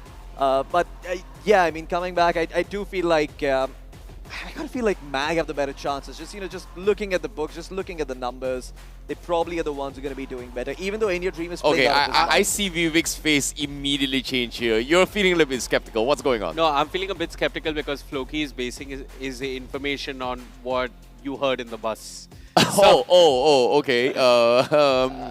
We can't share that at all. Yeah, Inside info. But my real question and my problem with Reckonix right now is that it feels like if you ban out all of Jikroy's heroes, the game is a little hard for the side of Reckonix. And I think we saw that in game number 2, right? Like, Jikroy had the Weaver, didn't really have much he could contribute with. In Your Dream got shut down in lane. And I feel that we will see this again in game number 3, where we'll see Gyrocopter as well as the Cares being banned out. The real question is, how do Reckonix want to respond? What are they going to do to address this? Do they ban out the Beastmaster? So a lot of mind games going into this game 3. And the other thing that both teams will want to keep in mind is that they'll want to save a couple of strats for the grand final. Fair enough. Because it's very possible that this could be a rematch, so you don't want to give away too much right now. I agree. And at the same time as well, let's talk about Game 1 and Game 2 in particular as well. Game 1, there was a lot of targeted bans coming from Reckonix in particular towards Myth Avenue Gaming. We saw the Beastmaster being banned and then forcing them towards very, very awkward heroes. And of course, the Storm Spirit from In Your Dream and the Axe coming from FVZ was just phenomenal in game number 1. Game 2, however, we saw adaptations coming from Myth Avenue Gaming, where they actually banned off most of Reckonix heroes, including the Storm and also the Axe. So, now, Game 3, will Reckonix actually respect the Beastmaster, where the Myth Avenue Gaming actually did pretty well here, especially coming from Egar Demon? Or you force him to play something else, because Game 1 wasn't really that good for him. If it ain't broke, don't fix it. That's the motto I think Max should live by. So if the Beastmaster did well, and if there's opportunity to pick it up early and play around it, by all means, they should go ahead and do that. And Beastmaster is just one of those heroes that has been around in Dota for so long, and so many strats have been invented around it, that I feel like it just makes sense to pick that hero up. You know, there's so many different things you can do with it. You can pick a lot of versatile position foes. You can pair him up with the Skyrath Mage. You can pair him up with the Shadow Demon. You can pair him up with all of these different position foes who, like, he can assist him in different ways. He's good with a lot of support. So picking up that hero early, I feel like it doesn't really reveal all that much. At the same time, though, what I am concerned about is that this time around, if they let the Timbersaw through, I think the side of Reckonix are going to know what to do, because they saw the flaws in the second game where they couldn't play around the Timbersaw as much, and as a result, the Weaver, he was forced to make some awkward plays, and the game didn't really pan out in terms of tempo the way Reckonix were hoping it would. Now, speaking of an unorthodox pick here coming from Myth Avenue Gaming, they brought in the support Murta, which wasn't shown on stream at all throughout the group stages. Off stream, I was able to catch a couple games. Again, do you think the Murta made a significant impact here? Because it felt like he was getting a lot more solo kills on towards Jikro, which didn't exactly explain to me how does that work.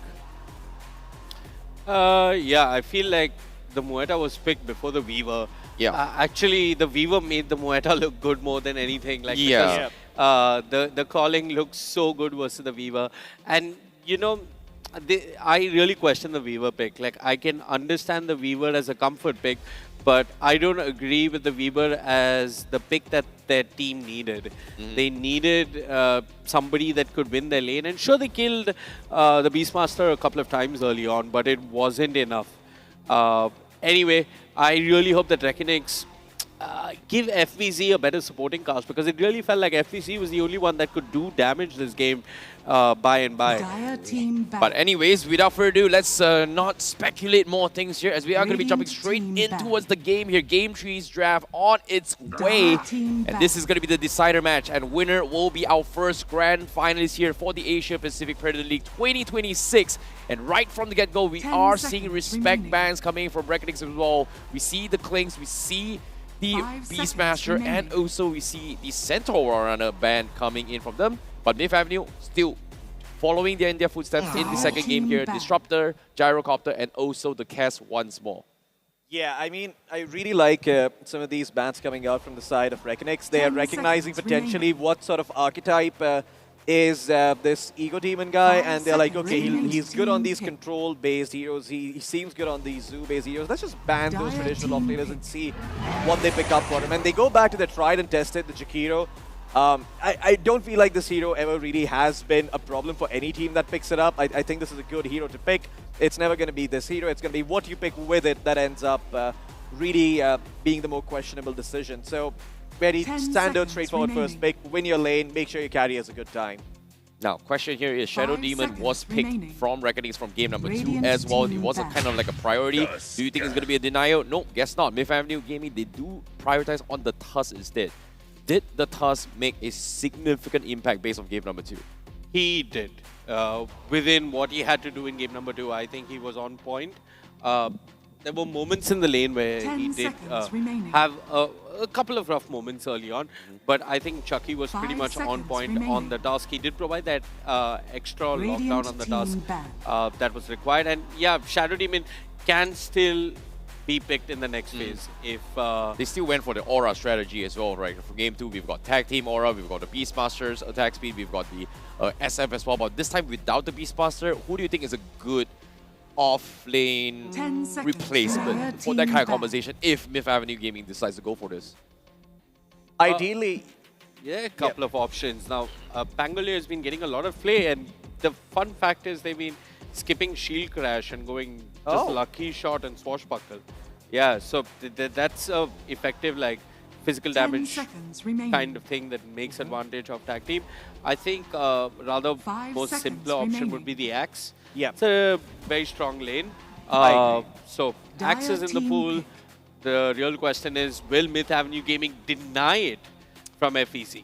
I think it makes a lot more sense for Myth Avenue Gaming to pick up, something else. I feel like the Axe, the Axe has been dealt with. You've picked up the Tusk, so you save from the Axe call in a way. If you pick up the Axe now, you're gonna be playing it into a Jakiro, so you pick up something else, and that to me is perfect. Like this Muerta hero was a big problem for Reckonix, and it's a big problem for all the types of heroes that, in your dream wants to play. Your Queen of Pains, your Storm Spirits, your Earth Spirits, your Spirits in general.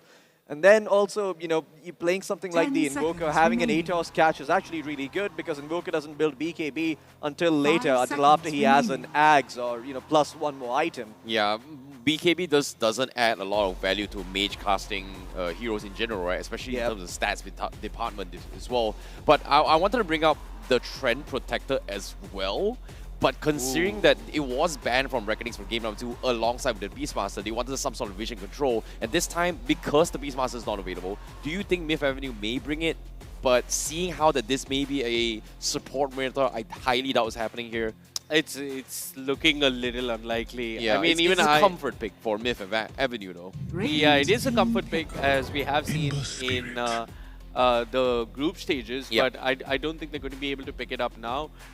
There is a possibility Reckonings pick it, but I just feel that Shadow Demon is also so much value, especially because of the Demonic Purge, and then him eventually getting a shot, which is a handy dispel to have. So, yeah, they're okay though on the side of Reckonix to reveal the Ember this early.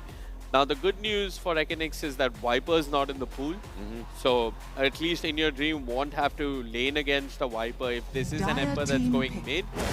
And, oh, yeah, this is a bit of a flex, but I think it's going to be his support Batrider. And it's a good idea as well, right? Like, even in the offlane, this hero can be really, really good because if you're playing into a Muerta and a Tusk, they're all going to want to fight into you. Batrider loves to be fought into. He doesn't like it when he has to chase too much, although he can do that.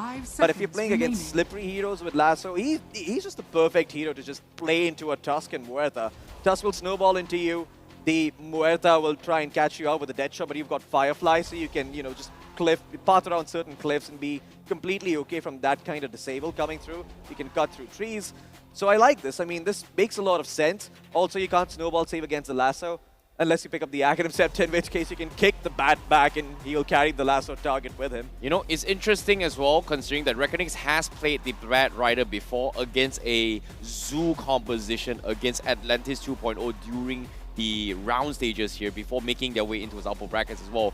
They went for a very early invade to a point that, heroes like PL, heroes for any kind of multiple units as well, even the Beastmaster, rather early as well. Because of those sticky napalms, they were able to clear the Fireflies very, very quickly and even invade stacks as well. So I'm not sure if they're anticipating Myth Avenue Gaming to go for maybe a Brood or maybe something with a lot of summons here. So I think that's the general idea here, but of course, it's still not set in stone here.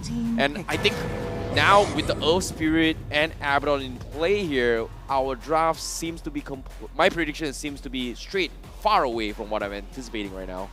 Yeah, so the Abaddon is Ghost. He's going to be playing the position 1 Abaddon. That generally is how the most boring position 1 roll out there. Yeah, absolutely. But it's good versus the Batrider because you got the Aphotic Shield. You can always dispel the sticky napalm. It's nice to have in lane if you're going up versus the Batrider. You can always just dispel a free dispel, a cheap dispel. They see the Ember Spirit. They're okay with responding with the Earth Spirit. Earth Spirit versus Ember Spirit in terms of a matchup. Yeah, I mean, Floki and I might disagree on this, but really an Earth Spirit mid. Yeah, it is a mid-Earth Spirit. I've talked about it just now. Didn't really do well in round stages. I didn't like it. They lost the game, and this you really think this is going to be a mid-Earth Spirit? Yeah, pretty much so. Because one of the big reasons why you pick Earth Spirit in the mid lane is the fact that he actually gets a lot of base damage nowadays. They changed the hero to get more damage based on the number of stone remnants you have.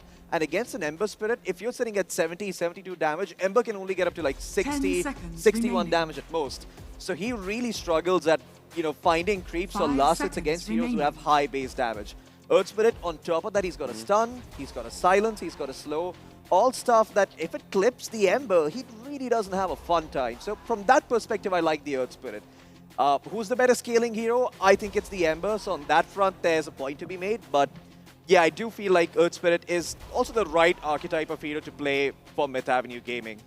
Now, I've got a lot of questions here as well because it seems like Reckonix game number 2, they were struggling with stack camps in particular. Because Myth Avenue had this Shadow Fiend, they've got this Beastmaster invade, etc. and yada. But this time, Myth Avenue Gaming, they don't really have an answer for this because if Reckonix decide to go for a stack camp, you've got this Swen who has a natural Battle Fury in his innate. We've got Batrider who clears really, really well. Ember Spirit, not necessarily the greatest, but once he goes for either Maelstrom, maybe even a Battle Fury, which I haven't seen in a very, very long time, can deal with camps as well. But how will Myth Avenue Gaming do something about this if they decide to do it invades? Because, well, how will they clear stacks? 5 seconds remaining. That's a good point. I mean, I feel if you just look at the drafts as of now, it seems like the Batrider can set up stacks a lot easier and Swen will be farming stacks. They're limited in terms of how they contest those stacks. The one thing that's on both teams' minds right now is the Timbersaw, right? Timbersaw is so good versus Earth Spirit and the Abaddon. He's also really good versus the Swen and the Ember. I mean, you got two Melicos on either side, so Radiant yeah, there you go. Okay. It had to be banned because Reckonix had the next pick. So Myth Avenue Gaming, they're going to take away the Timbersaw. And if you look at Reckonix and their last two bans, they ban out the Axe, which is a bit surprising, and they ban out the Ursa, which is also a bit unusual. So they're looking at something in their off lane, which is melee, which can lane well versus the Ursa. Magnus, maybe? I haven't seen an FEC Magnus in a long time, and I actually wanted to ask you this. When Reckonix picked Batrider in the groups, was it a support Batrider or did No, FPC? it was an off-lane Batrider. Okay, so FPC does play it. I know historically he does. Oh, okay, never mind. It's a support Batrider now. Okay. Or is it a support Darkseer?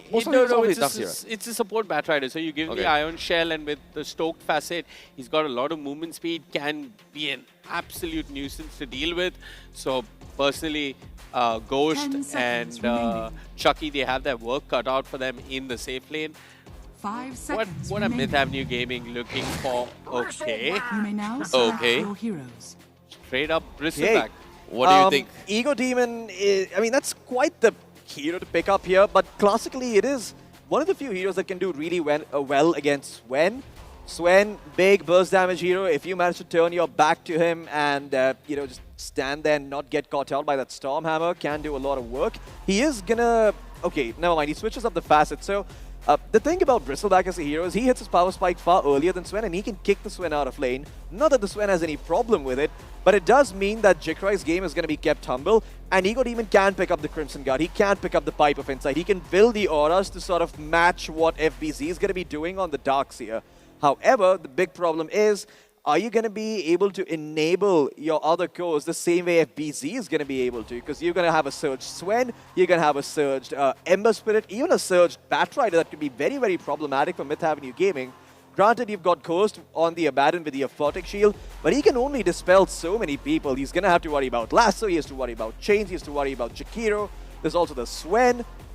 I mean, really, Myth Avenue Gaming have got their work cut out for them. They need to play well in lanes for this draft to really shine. Okay, quick predictions here. Who do you think has a better draft? Vivek. Are we doing any cursing business? No cursing. Okay. I think Reckonix. I also think Reckonix. How about you? I like Reckonix's draft. I think we are all in agreement, gentlemen. All right, ladies and gentlemen, here, without further ado, we are going to be jumping in towards the decider match here to decide who is going to be making it towards the grand finals as well. Is it going to be Myth Avenue Gaming, or is it going to be Reckonix? Take it away, boys. Thank you so much, IC, as we jump into game number 3 between Reckonix and Myth Avenue Gaming. One of these teams will be going on to the grand finale of the Asia Pacific Predator League 2026. One of these teams will be securing themselves one of these teams will be securing themselves $20,000 at the very least, and one of these teams will have to go down to the lower bracket where Interactive Philippines are waiting, watching, learning, and ready to pounce.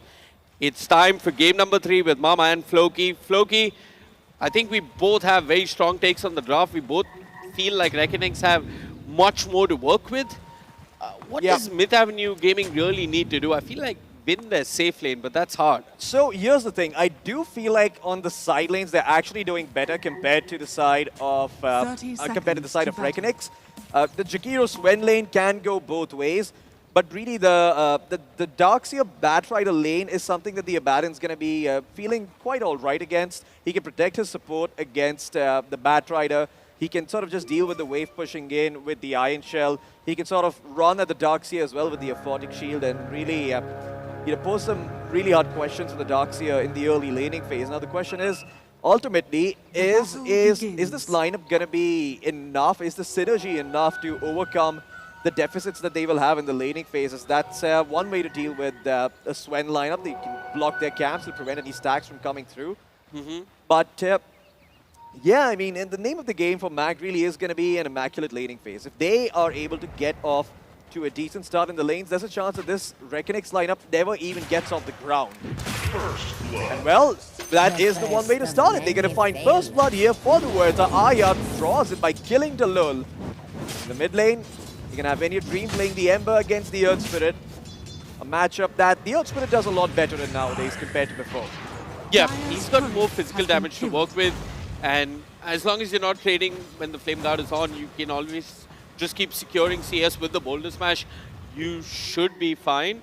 I'm very curious to see how Batrider Darkseer does, because Jikroy is actually struggling at level 1. Both Jikroy as well as Varish have lost more than half their HP. And this lane, Reckonix, they're going to have to chew through a lot of consumables. Now, folks, you want to remember that shared tangos do not offer that much regen anymore.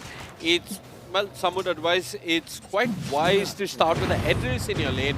Shared regen via an headrest is actually kind of useful. So, especially in a lane versus the bristleback, sure, you want your sticks, but then at some point, you want to ensure that the Sven gets farmed, because right now, Jikroy is struggling, Flo. Yeah, Jikroy is not really doing that well, and that's the power of this bristleback lane that I spoke about.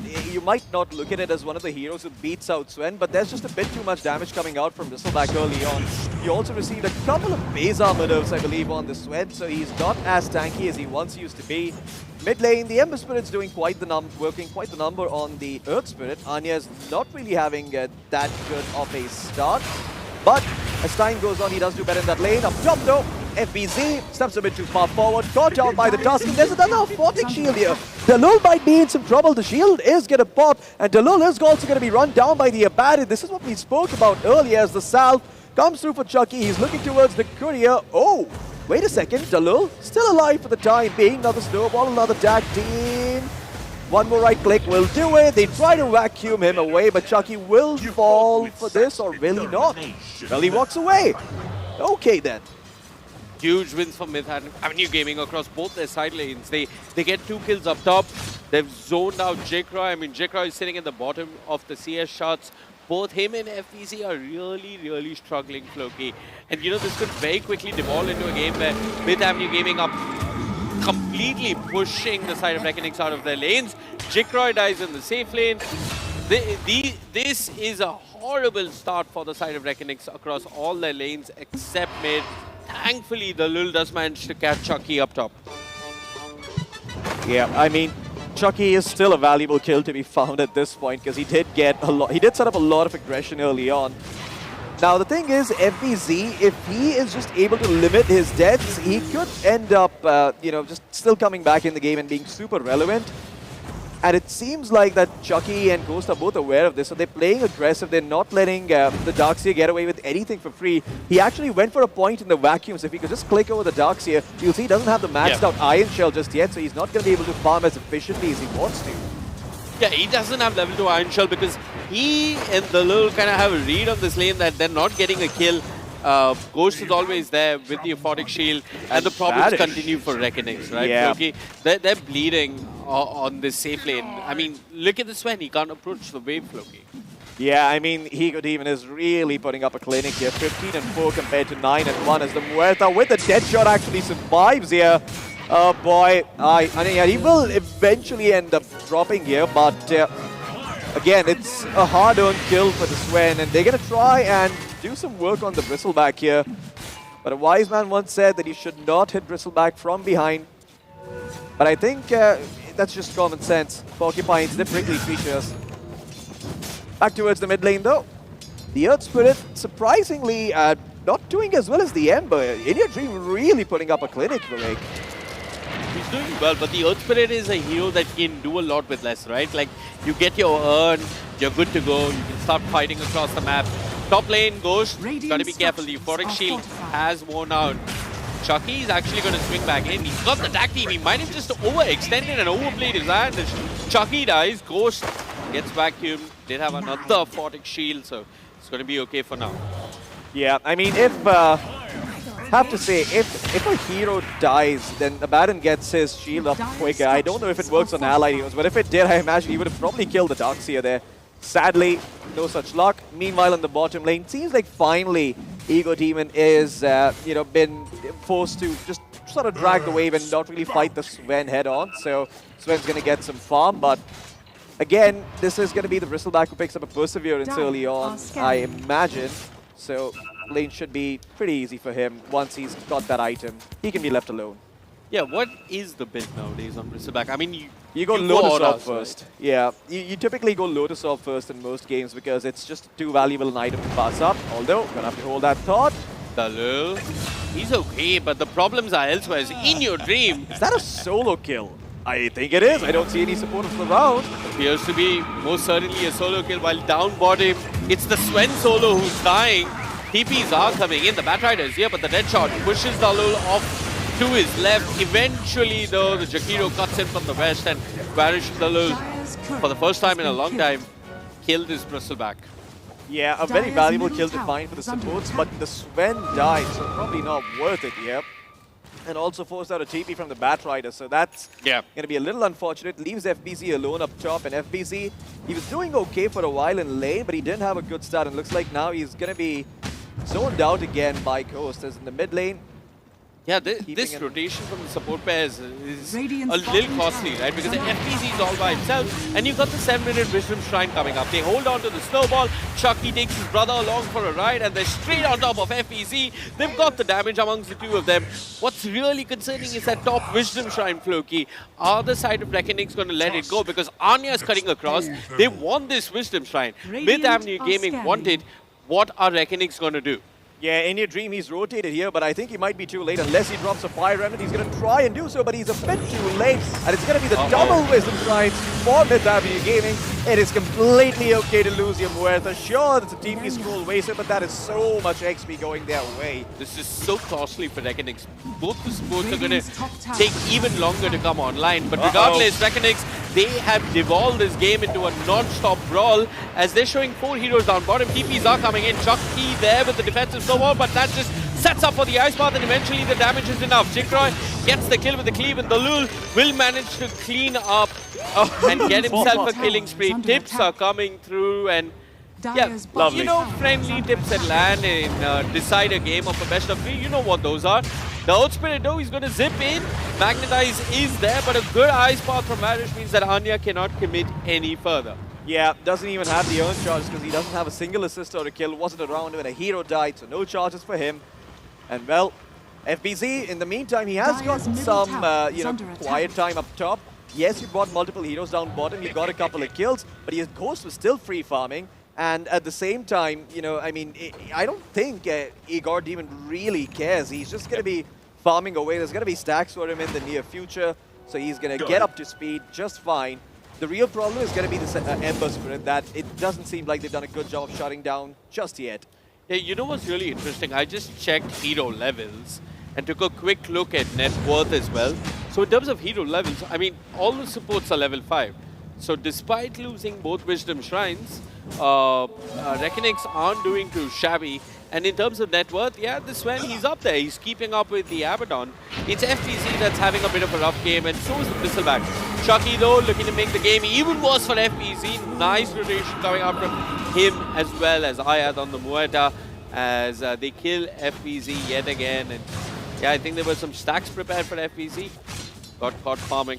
Yeah, I mean, that's just sort of the snowball effect of having to take that back. He tried to take that to find the Tusk earlier when he was diving the Bat, or rather chasing the Batrider, and it didn't work. It's down bottom. He got Demon.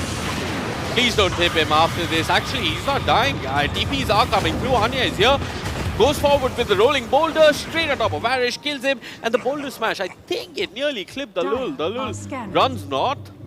And yeah, Anya did see the trail of fire, so he knows where the Batrider is. And Jikroy is now sitting in the enemy. Yeah, that's a weird position to be in for the Swen. Anyway, it works though. Anya with the rotation to the top lane. They want to kill FVC yet again, but FVC has had enough. He just moved back into his jungle. The problem, though, is that he's farming under a dire observer ward. So Chucky knows he's there, and he's going to try and punish his snowball. Bonus punch. They caught the darks here. That triangle is wadded. I think FPC should know this by now. Yeah, they found 2 kills off of that singular observer ward. Sadly, doesn't seem like it has been dewadded just yet. And FPZ, well, this is his job this game. He is going to be Mag's favorite punching bag until Jikroy comes online. Top tower yeah, as the Darkseer, I mean, that's just going to be life for him. Swen, up to the Mask of Madness. Chucky, is he stacking? Or what? He's trying to steal FPZ stacks. Like That's ambitious. Yeah, Anya did steal a couple of Dire's stacks, bottom tower is under attack. but that's about it. Playing that room just yet. Interesting. Okay, there you go. The Earth Spirit's about to finish up the vessel too, though, so you can expect the side of Mag to start, increasing the tempo of this game. As, I mean, I have to say, the Jikra he keeps dropping low on that top little health bar thingy, and I'm always concerned, like, wait, what's going on? But he's just farming. Anyway, seems like Dire's bottom tower is under attack. wants to pressure the tier 1 with the help of that siege tree. The Lord's going to do his best to drag the wave away, and he's going to succeed for the most part. Siege tree gets off a few shots, but not the end of the world. And this really matters because now FBZ is going to get more time to recover up top, time which he desperately needs. Yeah, FEC is going to get the time to recover mainly because the side of Reckoning took the mid tier 1 as well as the safe lane tier 1. So they have more of the map, and this is going to make a big difference when the Radiant want to go Roshan, right? We mentioned, I have to hold on to that because Shocky, he's gone in, he sees the lull, he kills the lull, but In Your Dream is here, he's wrapped around the ice paths there. The Pierce the Whale means that In Your Dream won't be doing too much to the Muerta just yet. They'll have to rely on the magic damage, but the magic damage, well, it's coming up from Anya. With the Magnetize and the Rolling Boulder, he's straight on top of In Your Dream. His spirit's slow to a crawl. In Your Dream has nowhere to go and vanish. He's going to be brought down as well. FBZ shows in the lane, regrets it immediately, has been blocked off by the shards. He's got nowhere to go. The red shot's there. Silence, control, silence yet again. He'll TP out, but barely so as Reckonix lose 3 in the top lane. Man, what a rough fight coming out for the side of Reckonix. Once again, just starting off in the worst way imaginable. They're going to try and find a return kill on Igor Demon. They commit the lasso, but the Sweat doesn't have the God strength. Although Igor Demon, he will finally be burnt to a crisp. It's not fried chicken, it's fried porcupine. And nobody likes it. Exactly. Not even the Mag players. I don't think even mid lane like with chains? Jeez, I mean, you got to remember, you are invulnerable during that rolling border. Yeah. Yeah, after that, whatever, cast time. Yeah, so. After a certain point, it can't be stopped by root, so he will just proceed and get out. You can't cast it while you're rooted, but I do think you can cast it before you get rooted, and it gets completed. Yep. Well, the good news for Reckonix is that they've got these 2 towers. In Your Dream and Jikroy are farming reasonably well. The concern for Myth Avenue Gaming is that 17-minute Roshan, right? Yeah. They haven't got their mid tower to really come and contest it, and this is why IC was talking about this earlier, is that Radiant has a 100% win rate so far today. And Radiant will always have a higher chance of winning, at least in competitive Dota, is mainly because they have access to that Roshan in the top half of the map. Yeah. The very crucial Roshan that, is a precursor to the 20-minute Tormentor. The only exception to that rule is if you happen to pick Night Stalker on Dire, in which case Roshan ends up spawning down bottom. Oh, yeah? Then you could pick Dawnbreaker. What happens then? No, Dawnbreaker doesn't turn night into day anymore. Okay, good. Like, it doesn't work that way. Instead, she just gets damage and some extra Doesn't vision. Keeper of the Light still do it? No, Phoenix does it. Phoenix does it, exactly. Yeah, and Luna turns it into night until Eclipse is timed out. are Anyway, mid lane. Anya. Well, I think this time he's a goner. They'll commit the lasso. I mean, Chucky can't do much to stop this. They'll take away the Earth Spirit's killing spree. Anya, though, with the Magnetize, manages to get one. And look at the Muerta go! Pounding away on In Your Dream. He's there. Both mid laners fall. The bad news for Reckonix is they've lost not just 1, but nearly 2 supports. Yep, most certainly Aya there with a dead shot. 2 supports as well as In Your Dream trade their lives for an Ember Spirit. I think this is a trade Mag will take any day. Yeah, and once again, Myth Avenue Gaming is recognizing that the side of Reckonix has stepped a bit too far forward. They're way out of their depth, away from their tier 1 towers, so really good punish. And they also expended kind of everything on the Earth Spirit, right? Magnifire, Lasso. He just had no more firepower remaining to kill off the rest of the heroes. So Muerta is able to hit away freely with no attack speed, where the Pierce the Veil and find a kill. And no any ordinary kill, just at that. She found the Ember. Yeah. Well, you got to replay. There you go. They commit everything on the Earth Spirit. Sure, they get this kill. It's a bit deep, and that's why they're getting punished, right? Ghost is rotated. Chucky's here as well. Look at the Muerta, just free hits on In Your Dream. Did In Your Dream run out of remnants? I think so. I think he ended up using all of his remnants. He has been very aggressive with his remnant usage. He's not really been conserving there or having too much concern of his own for his own life. So, I mean, it's interesting because he is right in a way, but you also have to be careful with where you step foot because those remnants could be problematic. You could get hit by a straight dead shot or a geomagnetic grip. Yep. And yeah, if you don't have a remnant to get out, that could be problematic. Top, FPC drops the wall. Oh, the Abaddon illusion. One of the worst things to play against as the Abaddon. But they haven't got anything to continue the chase after the borrowed time. As Ghost, well, his Radiance will not be slowed down. Not for now. Yeah, he's still making really good progress towards it. And even though you see higher net worth on Jikroy, it doesn't really matter because once that Radiance is up, that miss chance is going to be really huge. You're not going to stop any of the magical damage coming out from the Curse as well as the Radiance from this Abaddon. You only get armor from Warcry, but they might still delay him. Doesn't see him.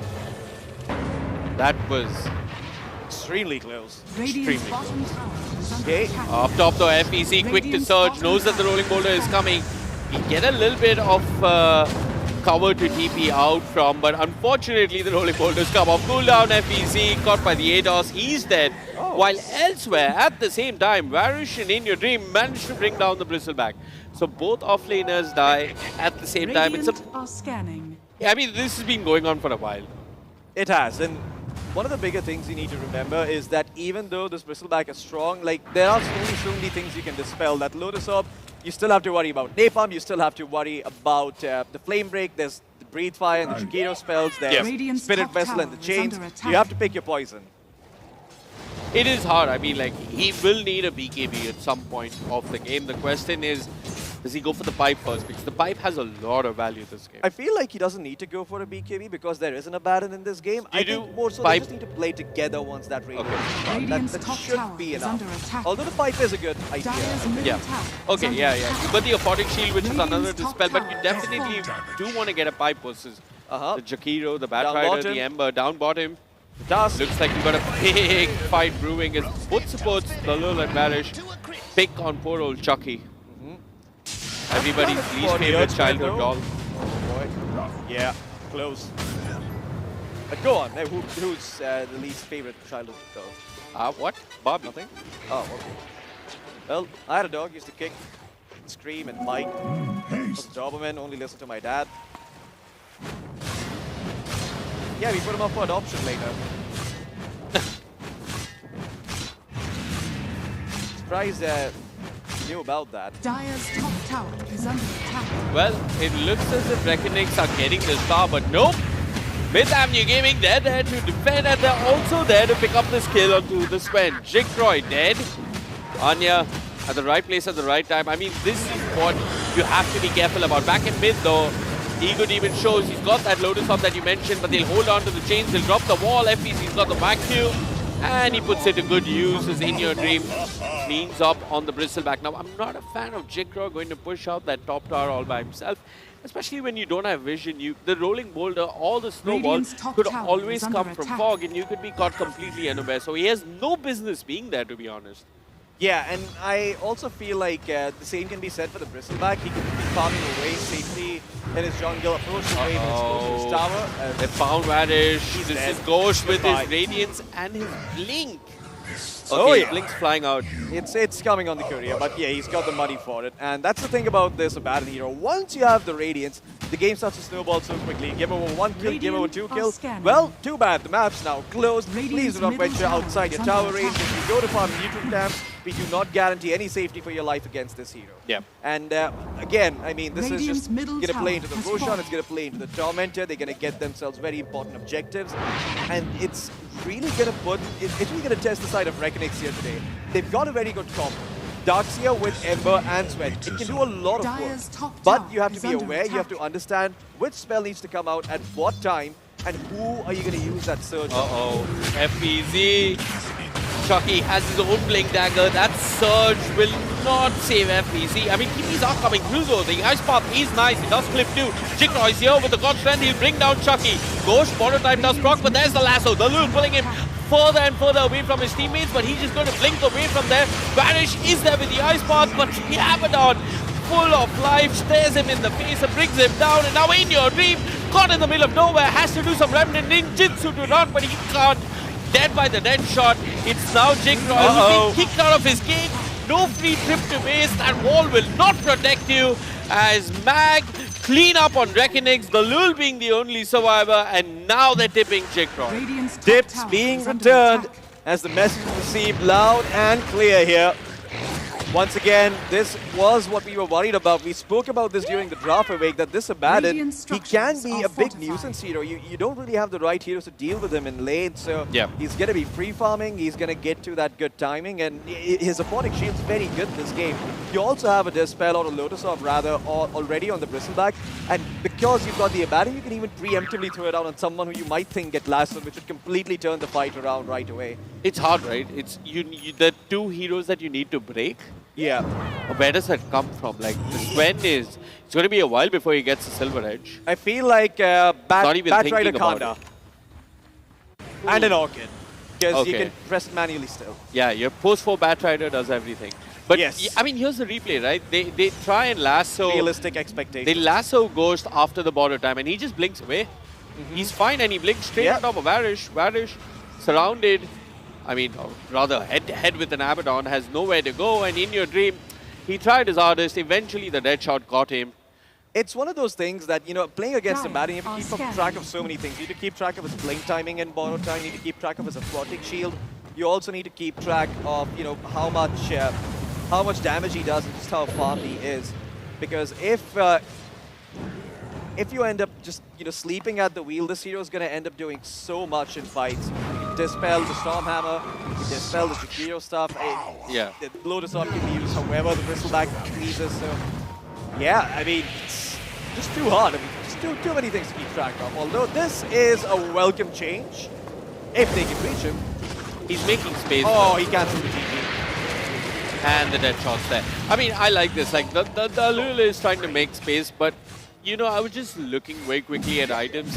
It feels like Reckonix need a couple of defensive items here. I mean, there is that one 4-stop on the Lul, but I feel like if they can kite the Bristleback and the Abaddon, they have better chances of winning these fights.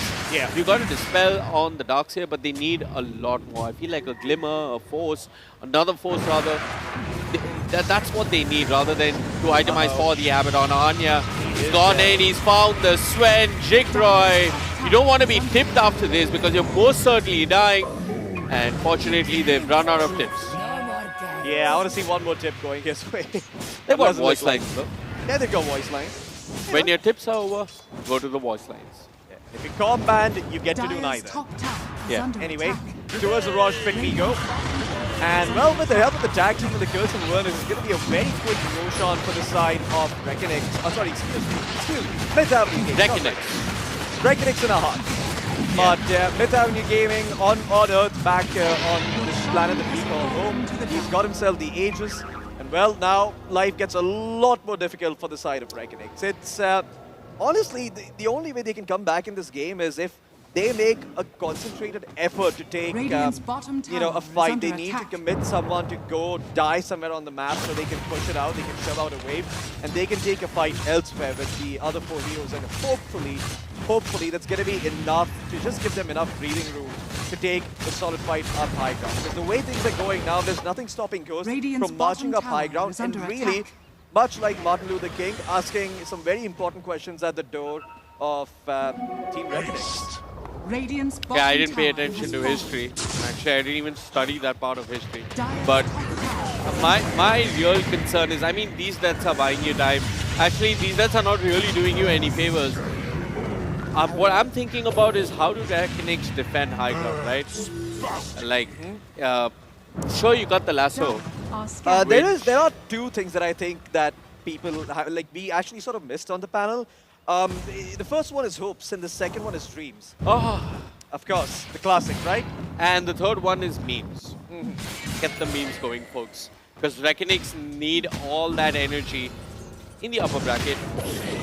I mean, if they want to defend high ground, it starts with them getting the BKB out on the 21st. Starts with them getting a crit start. In Your Dream, I think he's done for you. Okay, that's a good start. The vacuum wall is pretty good, but In Your Dream, he's still dead.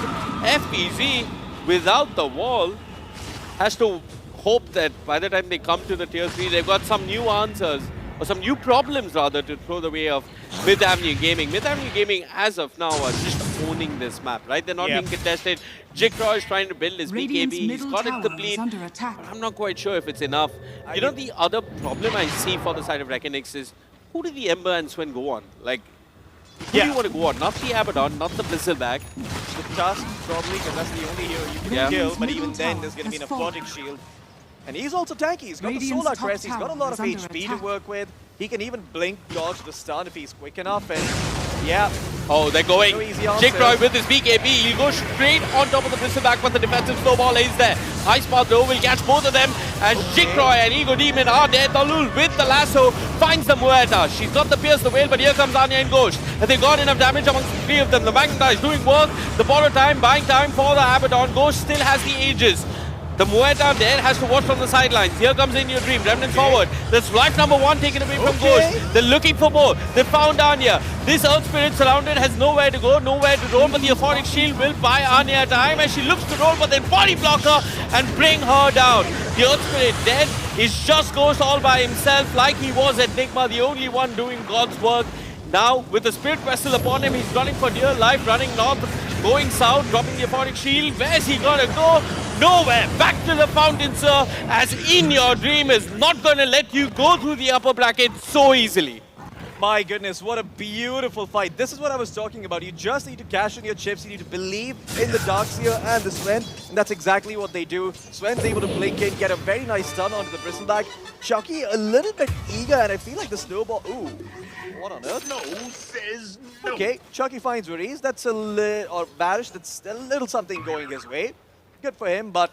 Again, Mag, they cannot have a repeat of that same encounter. That was a very good fight for Reckonix, mostly because of the jump that Jikroy was able to find. Yeah, and the snowball, I believe, I do think there were other targets he could have snowballed instead of the Sven. So he went to save the Bristleback with the snowball, but the problem is if you're snowballing before Ice Path is used, or around the Ice Path area, you got to be careful because you're actually just offering free setup. Yes, and that's one of those things that, I mean, it's a little bit hard to play into if you're the Tusk. As down, In Your Dream, actually up top, ends up finding the Muerta. So Reckonix, I mean, really, they started to catch the side of Mag slipping, and Mag, they have to just dot their I's and cross their T's.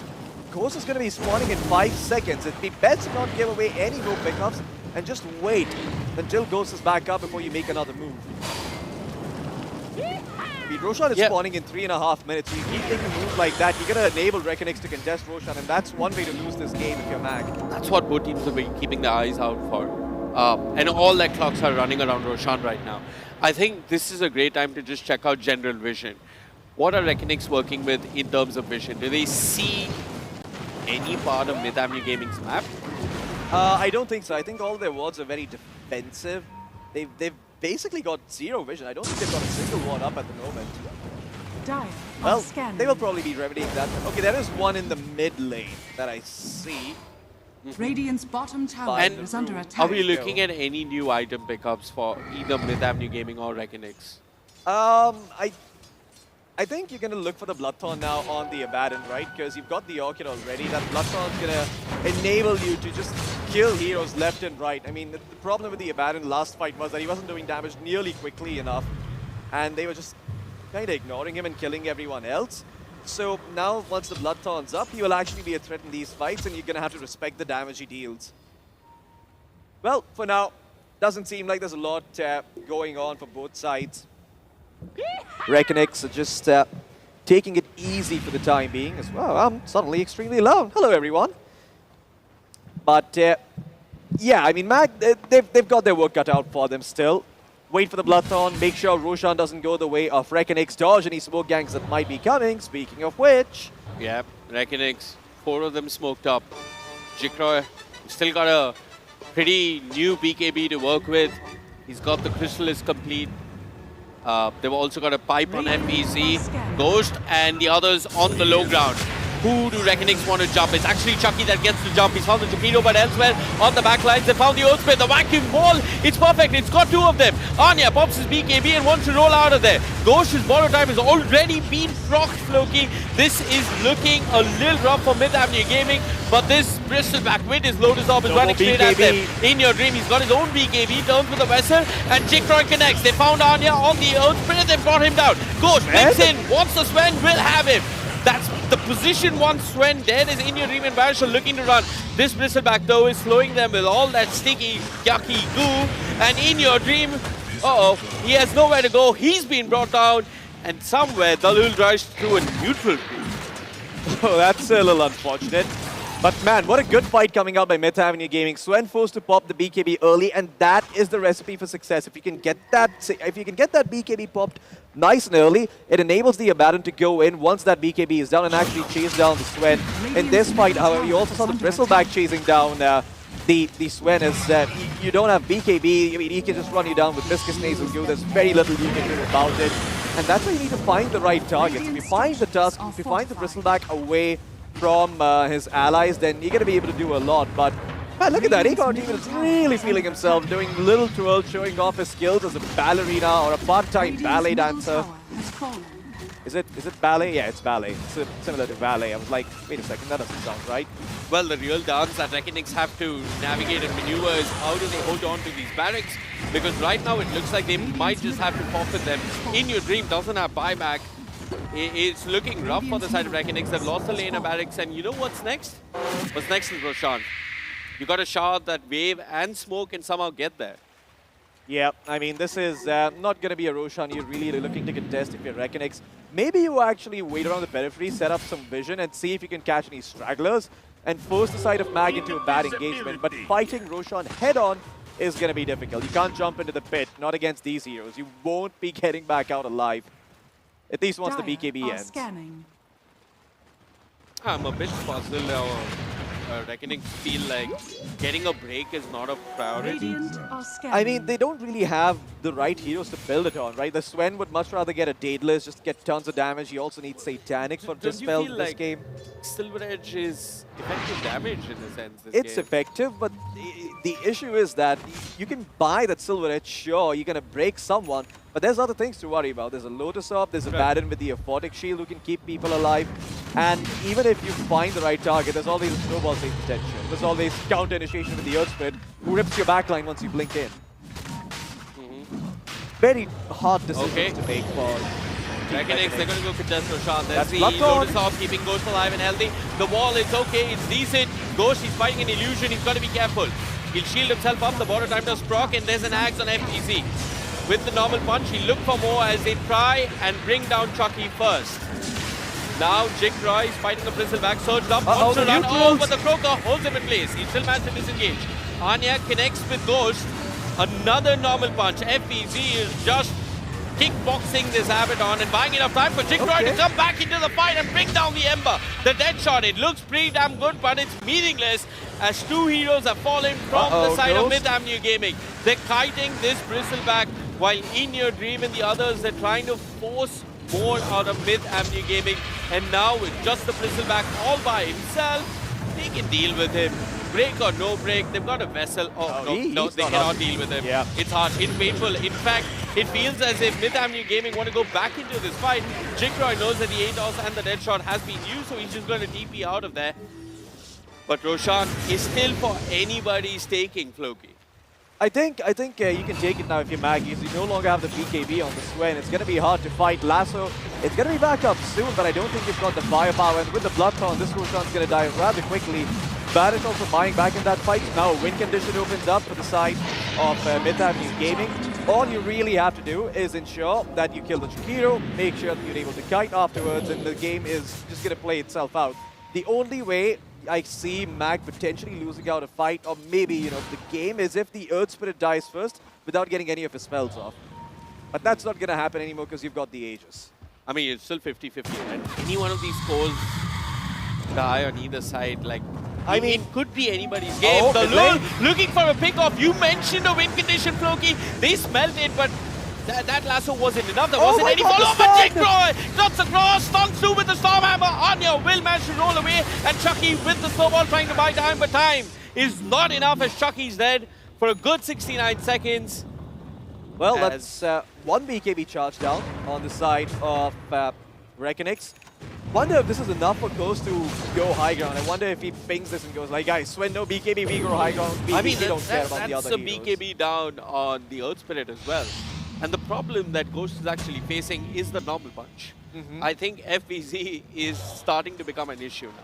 Yeah, FBZ really has gotten a lot done, especially after that start. He didn't really have the most amount of gold early on, even forced to take 1 point in the vacuum, or opted to take 1 point in the vacuum when it played out the way it did. But now he's very much back in the game. That punch really good at controlling up the Abaddon while he's in his borrowed time. Really good against the Earth Spirit as well. And yeah, I mean, as time goes on, this Darkseer, you're gonna have to respect his presence in the game as the craft starting to swing back the way of Team Reckonix. I mean, Myth Avenue Gaming are actually just going to shove down the lane now. The Aegis is on the Earth Spirit. It's not on Ghost. Chucky is an important part of this team. They will want the snowball save if they are pushing high ground. Chucky is connecting with the rest of his team. Squiggly lines being drawn across the map as now Jigcroy on our screens has completed his deadlist. Oh boy. He queued up the... Is that a harpoon along with the Satanic? Did I see that right? Yeah, it's a I mean, once that, once that Satanic and Harpoon are done, he's going to be feeling much more comfortable going into these fights for the most part because, even though you have your BKBs, on the Swen and if they run out, you're in some trouble, that Satanic, the Dispel is going to be very helpful. You can stand your ground and fight against the Abaddon because the Abaddon can't really go toe-to-toe with you once you hit that Satanic timing and you've got the God Strength. But this I like. They've got the BKBs coming back up. They're going to smoke. They're going to get a head start on that high ground push. They're going to try and find someone in the Radiant jungle. Fortunately for the side of Reckonix, they're not really showing anyone. Okay, they see the Firefly. Chucky reads it. Goes up onto the high ground, finds FBC. FBC is dead for 75 seconds without buyback delivery. This is really, really costly. Can Myth Avenue Gaming start hitting buildings on the back of this? I mean, they can. They certainly can, because they've got the Aegis. They know that the Earth Spirit is in no immediate danger. And with those 2 minutes remaining, if you get yourself this set of frags, you can pace the game a little bit more. You can take it easy. You can wait for the side of Reckonix to make mistakes. And mistakes will be made when there is a lane of super creeps walking down the top lane. I mean, this is really rough. They've got the upgraded banner. I also don't know why FBC had to be caught out like that. That is a very costly death. Didn't really expect that, to be honest, and it's a little unfair to expect it to know Jigcroy that. is going to go in straight onto the Bristleback. That's a Bristleback with the heart, but he's been pulled away by the geomagnetic grip that kept him alive. Elsewhere, though, it's Ghost. His borrow type does proc. He's trying to bring down the Swen. Swen pops his BKB turns. Everybody on side of Myth Avenue Gaming alive and healthy. In Your Dream is reconnected with Jigcroy. Both of them trying to deal with the Swen, but elsewhere they're bleeding bodies as the Batrider dies. Jigcroy to follow. In Your Dream being pushed back to his base, and here comes the Bristleback. They're straight on top of In Your Dream. They'll play with their food as they punch up the Lul with the Walrus Punch. You can smell it, Victory, and they can Floki. You can smell it, and they can do as Myth Avenue Gaming are on the verge of knocking Reckonix down to the low bracket, but FBZ, he's fighting, he's trying his darndest. The Glypnir will control him. He's got a pipe to keep him alive and healthy, but the shots are there. He's going nowhere. That's FBZ dead without buyback. GG, well played is the call as Myth Avenue Gaming are your first finalists of the Asia Pacific Predator League 2026. But a beautiful performance coming out by MAG. I mean, once again, just sticking to the fundamentals. They understand how their lanes are going to work. Sure, it didn't look that good, in the first game, but they keep their heads down. They understand what is it that they want. They understand what the issues are, and they fix them, making sure that they secure a spot in the grand final. So we're definitely going to be seeing MAG. But are we going to be seeing Reckonix? I am not too sure myself. Well. A surprise entry in towards the grand finals. The reigning defending champions of Predator League once again making their way into the grand finals themselves. Myth Avenue Gaming, what a performance, what a comeback as well. And of course, an upset in the seed as well here as Reckonings has to play from the lower brackets. But my, oh my, what a game we have seen here for the upper bracket semifinals. Myth Avenue Gaming definitely surprised us with this versatility in terms of drafts as well, because game 1 was a complete slowdown here coming from Myth Avenue Gaming, but game 2, game 3, comebacks after comebacks, putting Reckonings towards the test here. And it seems like whatever plan that they've cocked up with, they pretty much made it work. Yeah, it just felt like Reckonings were really, really slow in that game number 1. It's partly due to the laning phase being so atrocious. Igor even got off to a wonderful start on the bristleback down bottom, and that seemed to be the pain point for the side of Mag. Once they fixed that issue, once they made sure that their offlane wasn't getting completely wrecked by the enemy team, they were just able to put 2 and 2 together and make 4. And in all honesty, Reckonings, I think one of the biggest things that they need to look after this game is, why didn't they start grouping up fast enough? It's not that the heroes, it is true that the heroes need items, but they're also so good with levels. You get a couple of points in Surge, start moving around with the Sven when he's got God Strength, start moving around with the Ember, try and force some rotations from Myth Avenue Gaming, and just make sure that they are fighting this early timing where they don't feel all that comfortable. I mean, for God's sake, In Your Dream had such a huge lead in the mid lane. It was just completely blown out of the water with what Myth Avenue Gaming achieved later on.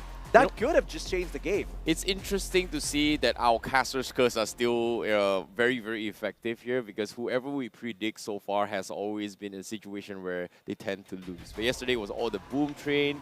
Now it seems like we were hyping up Reckonings, and now they have to go all the way down from the lower brackets here. It is going to be a brutal run for them. Of course, lying in wait here is going to be a rematch between both Reckonings as well as Interactive Philippines in the lower bracket finals.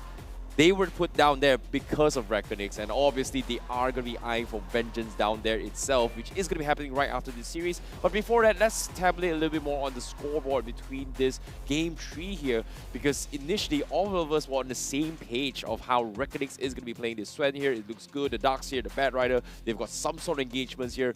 Flash farming was, I would say, farming stacks was a problem from Myth Avenue Gaming. And you can realize that Myth Avenue Gaming realizes this too and decides to say, you know what? Sven can't really do too much to you if I build up a Radiance first. And it feels like Ghost's Radiance was one of the biggest factors which forced Jigroy to be passive farming a lot of times until the first BKB up. And Myth Avenue Gaming kept pushing the metal, kept stepping on the metal, and kept pushing and pushing and pushing to a point that the lead just got so out of hand that Reckonings could not match them.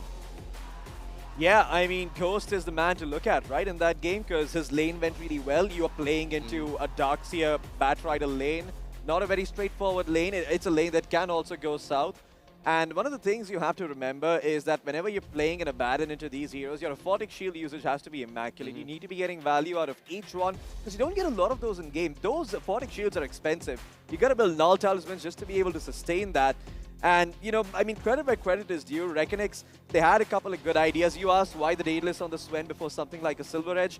Well, the way the crit works is that if you actually land a crit big enough that it puts Abaddon down to 0, Borrow Time does not proc. So there are chances that you could have just killed the Abaddon once that Daedalus was up without Borrow Time ever coming through. And I think there was one fight as well where Ghost, he popped his Borrow Time after realizing, oh shit, I just got crit for like 1.6k damage. I need to pop my Borrow Time, otherwise I might die. But there's the MVP screen, and it's no surprise to me that it's Ghost. I mean, what about you, Vic? Do you have someone different in mind? No, but I also feel like Chucky is kind of my second MVP. Because it feels like he's really calling a lot of the map movements. Ghost definitely did do a lot of damage and had a near flawless game.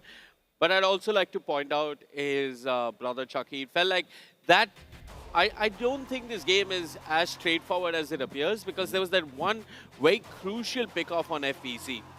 If FVC didn't die there, and it's a bit unfortunate that Firefly and the Darkseer Surge have this visual trail, so you can like kind of literally read where they are on the map. If they didn't find that pick off on FVC before pushing for that top tier 3, I think this would be a very different game.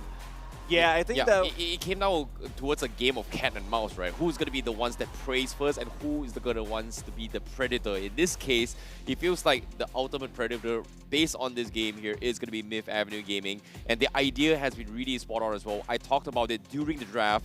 where, oh, how are they going to deal with the stack clears here? Bristleback was a mixture of everything as well, because the downside of Abaddon is that it's very somewhat easily kiteable.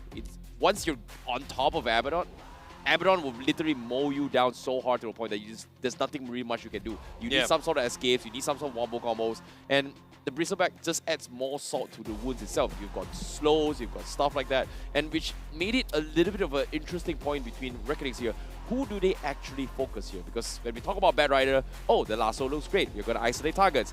Do you lasso an Abaddon? Absolutely not. Barrel time comes in. What do? You probably need a refresher. You probably need major items in the game. So all these small little setups that Myth Avenue Gaming has planned for force Reckonings in a situation where we have to play for the ultimate late game. And obviously, within 5 minutes, the first 5 minutes, we are going to be a little bit chill. We are going to be focused. But as the game drags longer and longer, endurance are put to test. People make small little mistakes here. And it feels like Myth Avenue Gaming pushed them to the limit, which was very, very nice. Yep. I do believe we have got an interview coming up, but just before that, I do want to touch upon the Bristleback that you mentioned. And I think, Vivek, we talked about this. Like, he's just going to buy the first item, Lotus Orb, and there's really very little that Reckonings can do to hurt him. And then on top of that, that Bristleback's got the Aphotic Shield. But you know what? We can break down the game a little bit later. We've got an interview coming up for you on your screens in just a bit. So let's head over to our stage host and see what they've got for us. Welcome back, everyone. We are here with Chucky from MAG, who went all 3 maps. Malaysian crowds going wild on the floor. Chucky, before we go to the thing, you hear people yelling your name. How do you feel? Happy, my fans. Wow, you have like a dedicated fan base. Okay, now let's talk something a little bit more serious. Let's talk about what you think of Reckonings. Coming into this tournament, Reckonings is a fan favorite, or at least the favorites to win this tournament. Everyone was thinking that they'd make it up on top to the grand finals, and you took them down. What do you think about that? I believe Reckonings is a really good team. They won a qualifier for a Tier 1 event just before this tournament. So, I mean, we never looked them down. It was tough. So we will prepare for the grand finals later. Right. Now, talking about preparation and today as well, map 1 looked so rough. But you guys seem to have pulled yourself together in map 2 and 3. Walk me through what happened there. I believe we actually, maybe it's just a morning, and then we are a little bit nervous in game 1. But we set ourselves on game 2 and game 3. That's why we won. Right, now let's talk a little bit about your advantages. You have upper bracket advantage all the way to the grand finals, which will happen later tonight. Do you believe that not playing all 3 brackets, having that break would kind of warm you down a little bit more instead of keeping you on top? Or do you think that rest time is an advantage for you? I think we can watch the lower bracket final. That's an advantage. Okay, so speaking of advantages, you'll be able to watch the game. Yes. Now we have what? Interactive Philippines versus with Reckonings. Between the two, who do you think will make it out on top? Both of the teams are good. I want to fight IAP more than Reckonings. Really? Why? Because last year I was the champion. Right. And then IAP, one of them was my teammate. Yes, so it's like a battle of rivalry. Yes. Okay, now that we're on that battle of rivalry, what do you want to say to him? IAP, do your best. Hope to see you in finals. Ooh, and speaking of doing your best and in finals, your fans right there are yelling for you. What do you want to tell them? Thank you very much. They're so happy. It must be fun. Can you hear them yelling from the stage when you're playing? I can hear. Like someone is shouting. That's it? Oh, that's very exciting. Thank you so much, Chucky, for the interview, and good luck later. And with that, guys, we're going to go for a quick break. After this, the second lower bracket finals coming right at you. We'll be right back.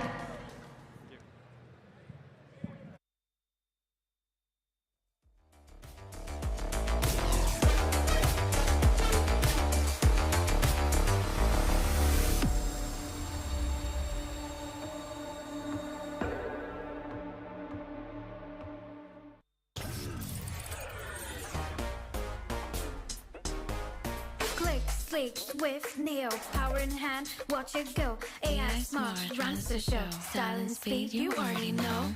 Lightweight game, heavy on mic. Work off late, it's just right. Color that pop, style and glow. Swift Neo, oh. That's how we roll. Click, sleek, swift, neo, power in hand, watch it go. AI smart runs the show. Style and speed, you already know. Swift neo, you feel me? Lightweight game, heavy on might. Work out, play is just right. Color that pop, style and glow. Swift neo. Oh, let it lead, let it grow. Turn it with every tap and glow. Swift neo, that's how we roll. On stage, vibes up, you feel me? Swift Neo.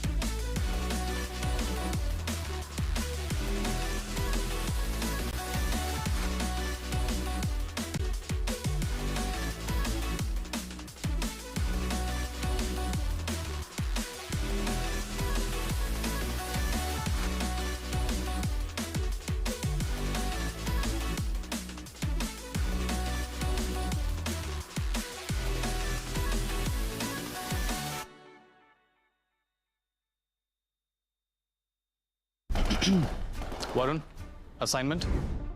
Of course, sir. All done. Hi Varun. Sir आप Flipkart पे high performance Intel laptops at lowest prices. तेरा secret? Secret नहीं है noob. Get the best deals on Intel laptops only on Flipkart. यहाँ कुछ भी हो सकता है.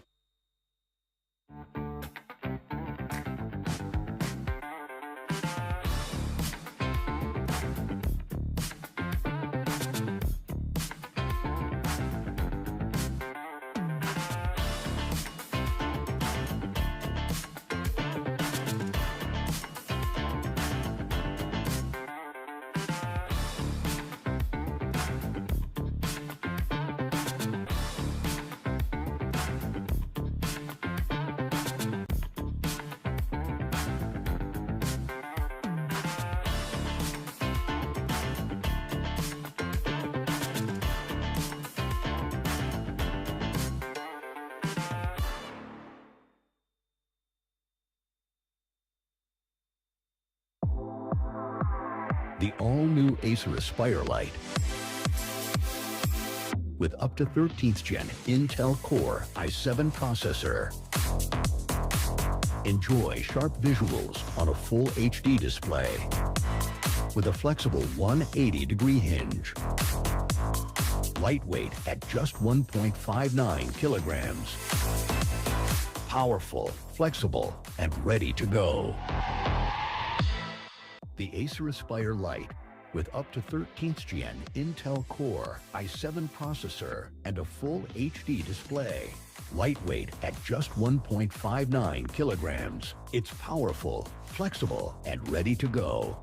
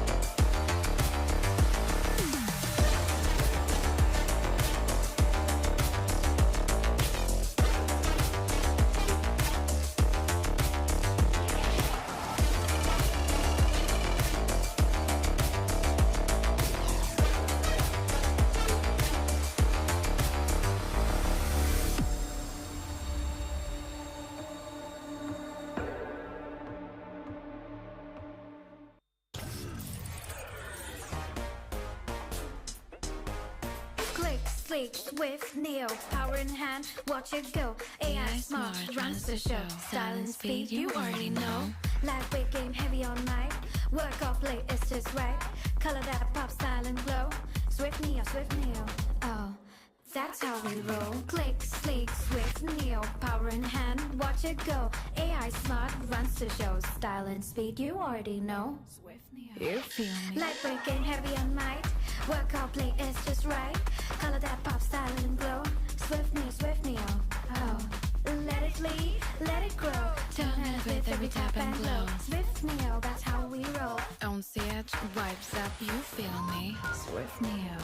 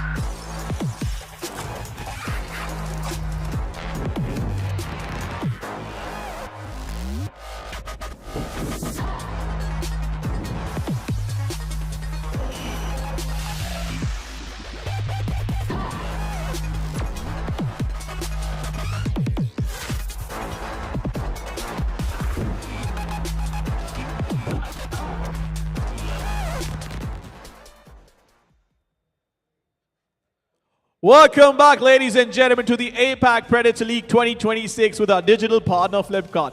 We are back with the lower bracket finals, and Tash, this time around, this one's going to be special because these two teams have a little bit of history in them. Yep, a lot of history coming into both of these teams, and most importantly, we have one team, Reckonix, who just finished a best of 3, now thrown into the lower bracket finals. I had a bit of a chat with one of the players in the backstage, how he feels about playing 2 games back to back, and he said, it is what it is, we gotta try our best. Some would say it's a benefit as well, but then again, it all comes down to perspective because they would be coming in hot. But the storyline I wanted to touch upon is Interactive Philippines is in the lower bracket waiting for them, but they've played against each other, and IAP was sent to the lower bracket by this very team. That's right, and I think this could be a revenge match that they really, really want to be able to to come up on top. Again, in the grand finals, Chucky actually had said that he wants to meet up with his ex-teammate again. Chucky already said to try his best. So let's see who exactly makes it to the grand finals later. But for now, let's have a look at the teams coming in today. This is the lower bracket finals. Ladies and gentlemen, let me hear it for our first contenders. Give it up for Team Reckonix! Delhi, make some noise.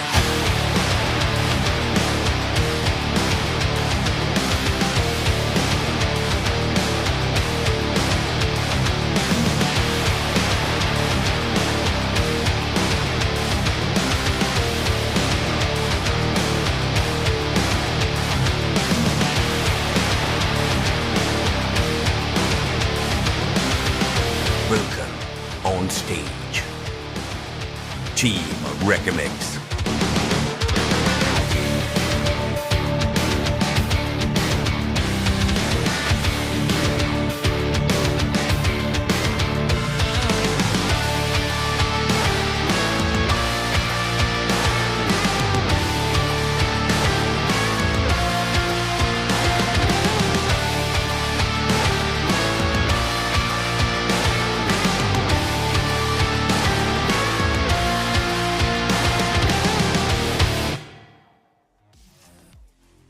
All right, this team is coming on stage for the second time today. And hopefully second time's the charm for this team. But you know who is actually going to be stopping their dreams.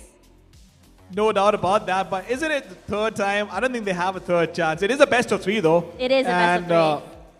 In all honesty, I think they will come in hot. They will come in hot, but there is going to be an obstacle there. And to that, let's invite Interactive Philippines!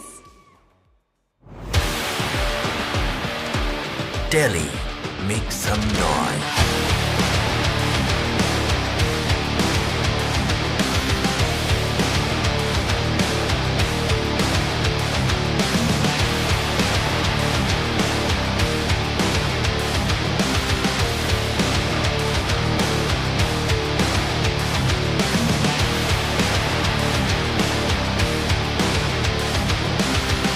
Welcome on stage, Team Interactive Philippines.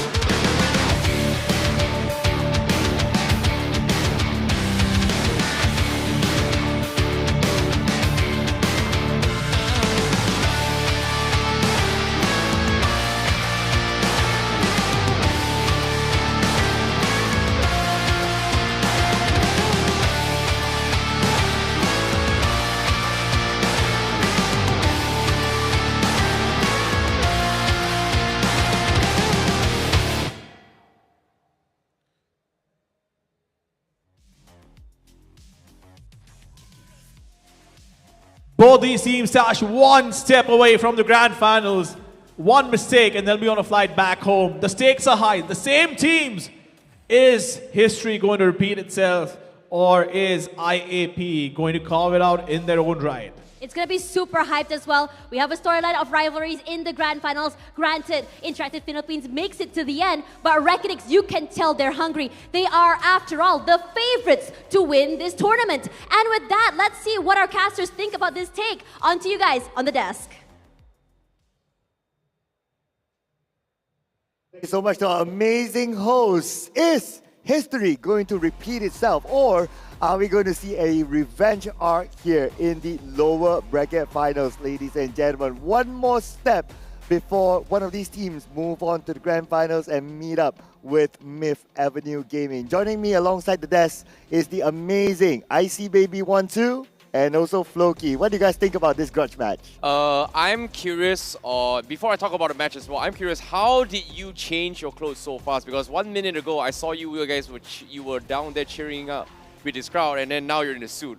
Are you like a magician or something? Some people call me the Remnant. I'm on the other side, I just whoop whoop, come back. Anyways, going into this game here, I'm really excited to see how Interactive Philippines is going to be playing as well here, because during the round stages as well, best of one, anything can happen. And just today itself, right from the semifinals, we saw, first game, Myth Avenue, they got completely dumpstered by...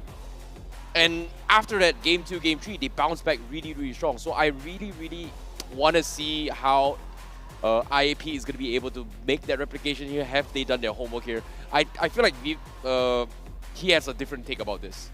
I mean, I think that Reckonix are a very good team, no doubt. Yes, Myth Avenue Gaming, they did catch them by the hip in those second and third games, and I think Reckonix are really going to have to put their heads together to figure out what went wrong. But more so than that, I feel like if anyone's who's been overlooked over here, it's been Interactive Philippines, right? Because these guys, they've had a quiet time, they've had a lot of time to discuss, to prepare, and not only to do that, but to also watch and observe. So they've seen these 3 games so far. They know what Reckonix like to do. And if anything, those guys should have an idea of how they want to be approaching this. In fact, the fact that it went the distance, 3 games, means that you've got a lot of data to work with. So I feel like Interactive Philippines, they have an edge there. But Reckonix, you never know. In your dream, he might just wake up from his slumber and decide it's time for him to go to the grand finals. Yeah, and speaking about data, right? So Chucky did mention that he would like to meet his former teammate, which is Aries, who's currently playing with Interactive Philippines. And being a former teammate, having played with MAG before, he definitely knows the playstyle of MAG. He knows the formula. And obviously, MAG, they won against Reckonix. Okay. Do you think the experience of a player like Aries, who has won it before at the Predator League APAC last season, is going to be valuable for this match? I think having experience of what to expect based on the environment or the drafts, the mentality is one thing, but having the chemistry to push together is a different thing here, because a majority of Myth Avenue is still somewhat still together, and he's with a completely different team. So how well he brings his experience and adapt with the new team here has been quite questionable as well, because I would say they had a smooth run, but against Reckonix, it was a very, very shaky one. So again, this time it's just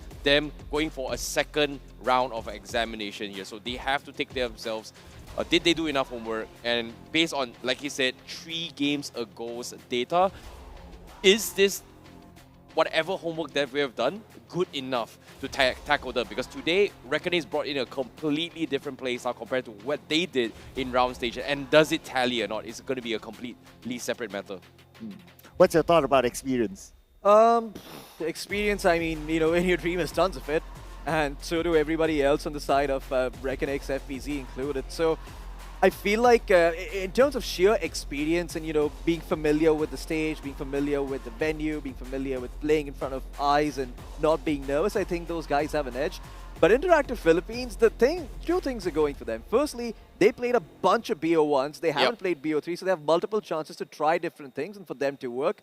Secondly, Reckonix, they were just done with the game. They were trying to beat a different team, and now they need to try and beat IAP. Did they actually prepare for them? We don't really know. Maybe they did, maybe they did not. And is that preparation going to be enough? Because now IAP have seen what they've done. Well, we can, you know, theory craft all we want, but we do have the prize pool coming up for the MVPs here. The MVP for Dota is going to be taking away $10,000 and everybody else at $2,000 based on their roles. Yes, and based on the roles is the key point, right? So every role will have a chance of securing this extra moolah here to be part of the Intel MVP. Of course, we'll find that out by the end of today. So who will it be? Could it be Ghost? Could it be Chucky? Could it be Aries? Could it be anyone else? Well, you guys have to stay tuned to find out, ladies and gentlemen. But of course, besides this, we also have a lot more to come.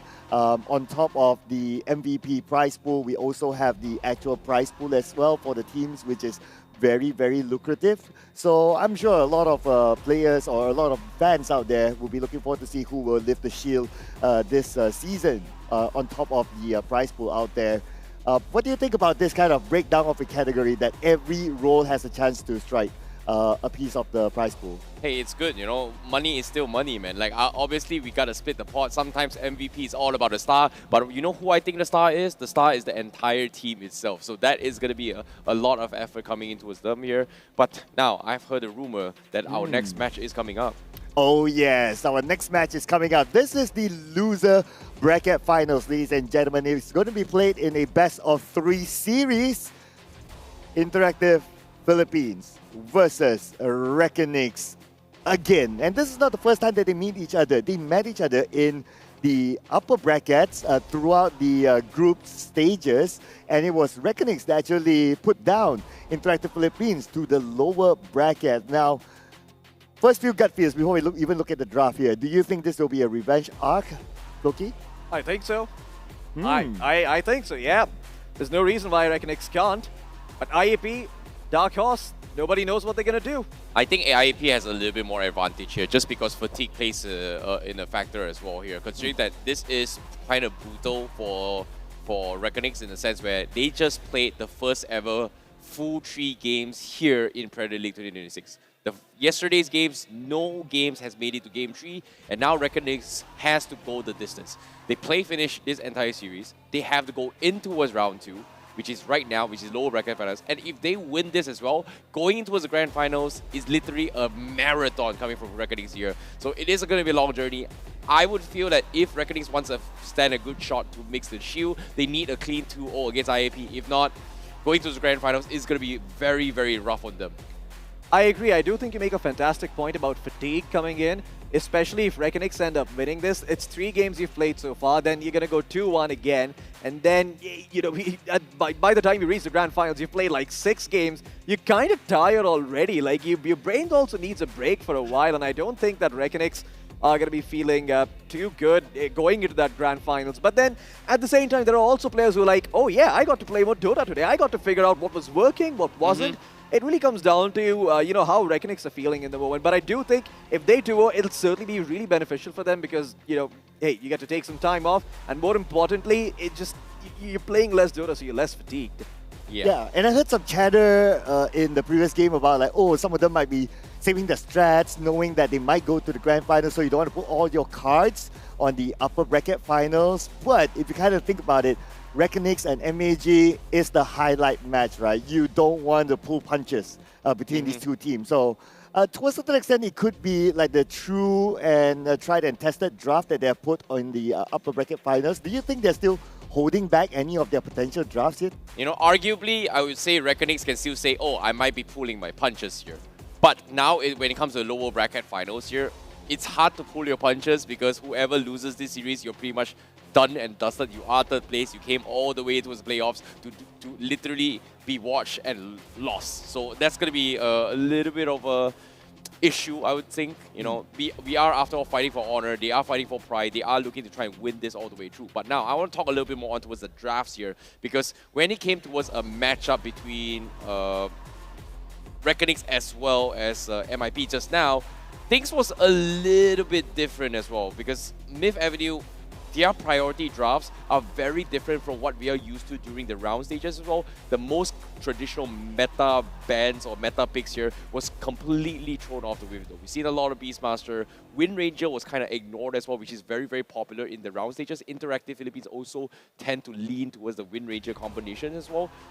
We did see a couple of Vipers here and there, but so far Dragon Knight has completely skipped the first series, whereas round stages he was very, very popular. So coming towards this year, will Interactive Philippines be sticking to their comfort bands, or are they going to use what Reckonix has shown in the semifinals just now, so the upper brackets just now, and start playing accordingly based on the meta that MAG has pretty much set? You've been mentioning quite a bit about the Triumph Protector whenever you're on the broadcast, right? So do you think you will ever make a showing again? I want to see it happen. Like, I believe the core trend may or may not work, but even the core trend, it has been raved in online for quite some time. You know, the changes onto the scepter, blah, blah, yada, yada. MAG is the only team that has played it, but it wasn't played on street. That's the only thing that I'm kind of sad. But it was not played as a core position. It was played as a support as well. Okay, what's your hero that you're looking forward to then, Floki? Ooh, I want to see some safe lane Bugna, you know, some super nerdy stuff, like pick up that hero, do some pushing stuff with it. I mean, it's just one of those heroes that I've been seeing some play in the qualifiers, but I would love to see it here. And witness for myself, you know, what's the thought process behind you picking up Pause 1 Bugna? Because so far, I haven't figured it out. Yeah, I think Bugna is pretty cheesy because it's a very push strat sort of hero, right? But when you pick it, you have to be able to push and put pressure onto your opponents. Now, there's one more hero that has been picked up quite a bit as well. That hero is the Ember Spirit. Yep. What do you think about this pick? I think Ember Spirit is pretty straightforward here. It just gives you a little bit of mobility, you know, it gives you a little bit of flexibility to work with as well. Most spirits here, you kind of want to go towards a Spirit Vessel build to deal with the quote-unquote healing meta. You know, we haven't seen too much healing meta that much here, especially coming towards the playoffs itself. But we saw a little bit coming from the Abaddon here and there. We saw a little bit of just trying to punish certain supports as well. We saw Greaves build just now coming in from the Darkseer, which was a little bit not my kind of thing, my taste in terms of offlane, but it made a lot of sense because that draft coming from Reckonix was that they wanted to get the Darkseer to create an illusion of an Abaddon where if the Abaddon is busy hitting his own illusions, he won't be on top of you, stun locking you, or in this case, not really stun locking, more like silencing you, slowing you to a point that it's so annoying to deal with. That's the thing about Abaddon right now. It's the most boring position 1, but it's very, very effective. Yeah, I mean, he's so stable in lane, you can't really harass him out of the lane, that's the first thing. He builds a Radiance, he runs at you, you drop him to like 400 HP and he's like, nope, I play Dota, I get free Aegis, bro. What does your ability do? So, you know, he's just one of the more straightforward heroes to have in Dota. And I feel like for that purpose, and also for the fact that there were lots of interesting things to dispel in that previous game, they saw the Abaddon as a very fit choice. I personally also think the Abaddon versus Sven matchup is one that Abaddon does a lot better in because Abaddon comes online quicker and he starts applying pressure as soon as the Radiance is up. For Sven, you need Mask of Madness, you need Echo Saber, you need Blink, you need BKB, you need a lot of prep time before you get to that point. So if you have someone like Darkseer enabling you, that's great, but it seemed like FBZ got ganked a bit too much and therefore couldn't really do all that much in that game. He needed a lot more help to activate, in my opinion. Yeah, it felt really weird as well because on the desk as well, we were all siding on towards Reckonings to play a little bit of better draft just because I liked the fallback plan.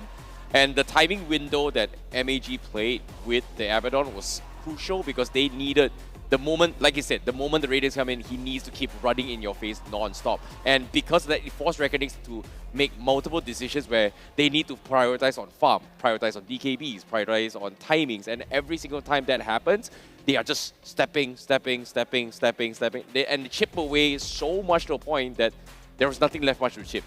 The tower literally falls here, and Reckonix just could not handle it.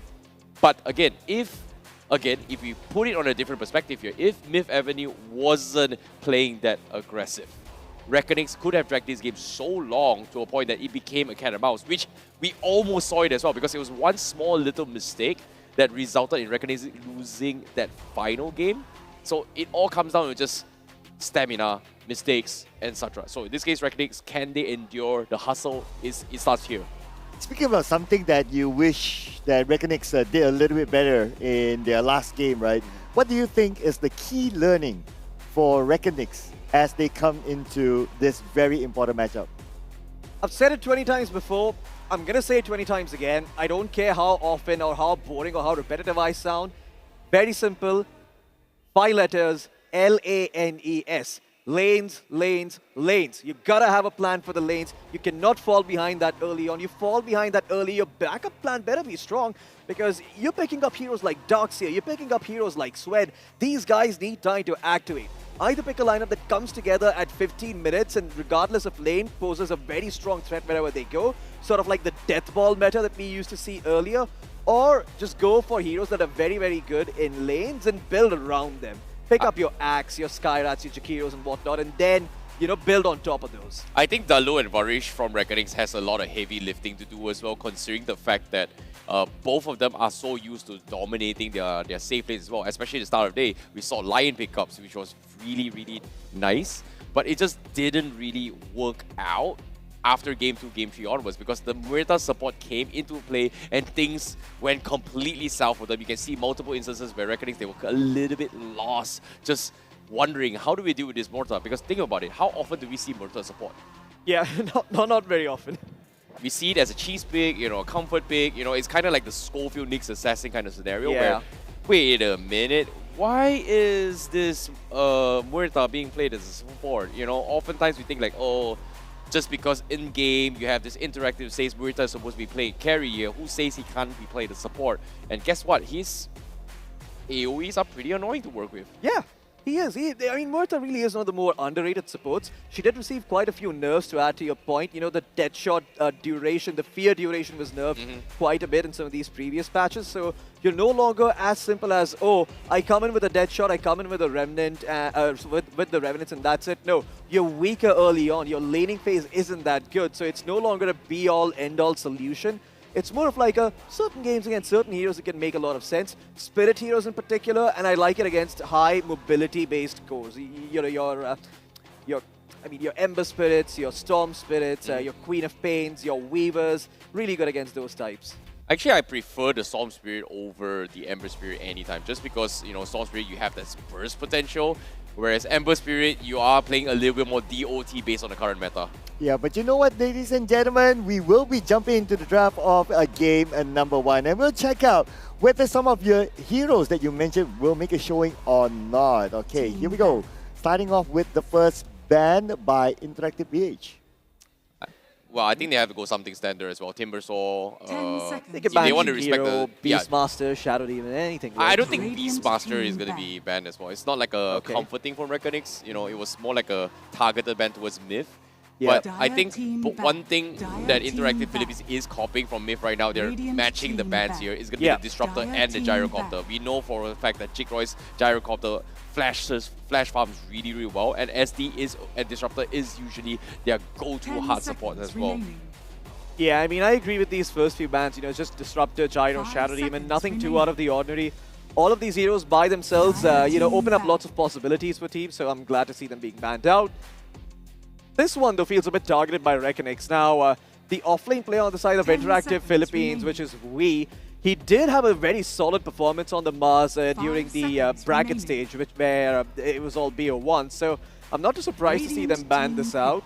And they also get rid of the Slada, but Interactive Philippines are drafting quickly. And hey, I see you called it. You said Windranger was going to see some play, and now it does. Yeah, this is going to be a support Windranger coming from Interactive Philippines here. This is something that they're very, very comfortable in. Comfortable doing a lot more. But speaking of the drafts here, Centaur Warrunner. This is going to be our first Centaur since from the round stages all the way through. We've seen it ban pick here, but Reckonix, they decide to go for it. Yep. So it almost feels like the Timbersaw has fallen out of favor, especially in this final stage. During the group stages, we either see the Timbersaw getting very early banned or very early picked. But why do you guys think that he has fallen out of favor? I think there are more potent heroes that you can build a lineup around. Picking up a Timbersaw super early, it really works if you've got someone who's a specialist with the hero. He's really more of like the kind of hero you want to pick when someone on your team plays a lot of Timbersaw. And I don't think that Reckonix or Interactive Philippines really have people who play a ton of Timbersaw. We did see FBZ play it in the series versus Mag, but it didn't look too stellar. It didn't seem like they were really able to enable him to do what he wanted to on the map. Now, are we going to see it this game? I feel like, I mean, it's too early to say, but there is a case to be made for the Timbersaw when you see the Centaur. Although, I feel like it's probably going to be banned out in the second phase.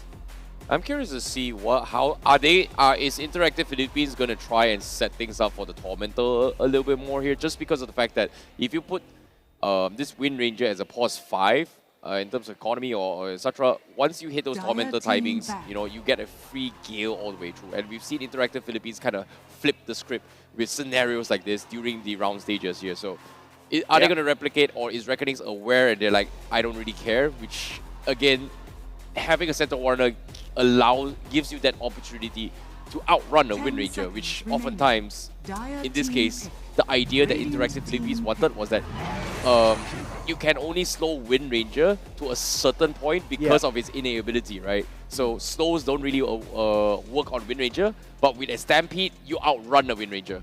Yeah, and on top of that, just having a Centaur and lane against the Wind Ranger is really nice because of return. You can build Blade Mail, you can essentially make the Wind Ranger kill herself if she presses Focus Fire on you early on. So that's something to think about. And, you know, for those reasons, I feel like it should most certainly be a support Wind Ranger.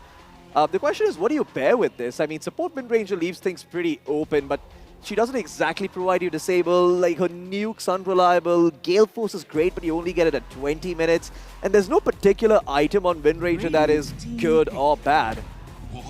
Well, okay, they're just going to pick up the Warlock for now, so looking for some team fight. And that is the standard IAP protocol. They like a lot of team fight in their drafts. Yeah, they really like those wombo combo strategies as well. We did see a lot of Warlock in the other regions as well. In this particular round, especially when it comes to safe lane healing as well, Gyrocopter with Warlock is a great pairing. But with Gyro being banned from Interactive Philippines, I feel like they want to try and go for a 2-1-2 strategy rather than the what Reckonix is accustomed to for a tri-lane start itself here. So I think it comes to Interactive Philippines, they might look to play a little bit more safer mid to late game scenarios until like they have this wombo combo, which they kind of did win and got themselves here into the lower bracket finals here. That's why you see this Mars ban, right? Think about it. During their state run, they had this Warlock, they had this Mars, they had this. Team pick. I think they also had.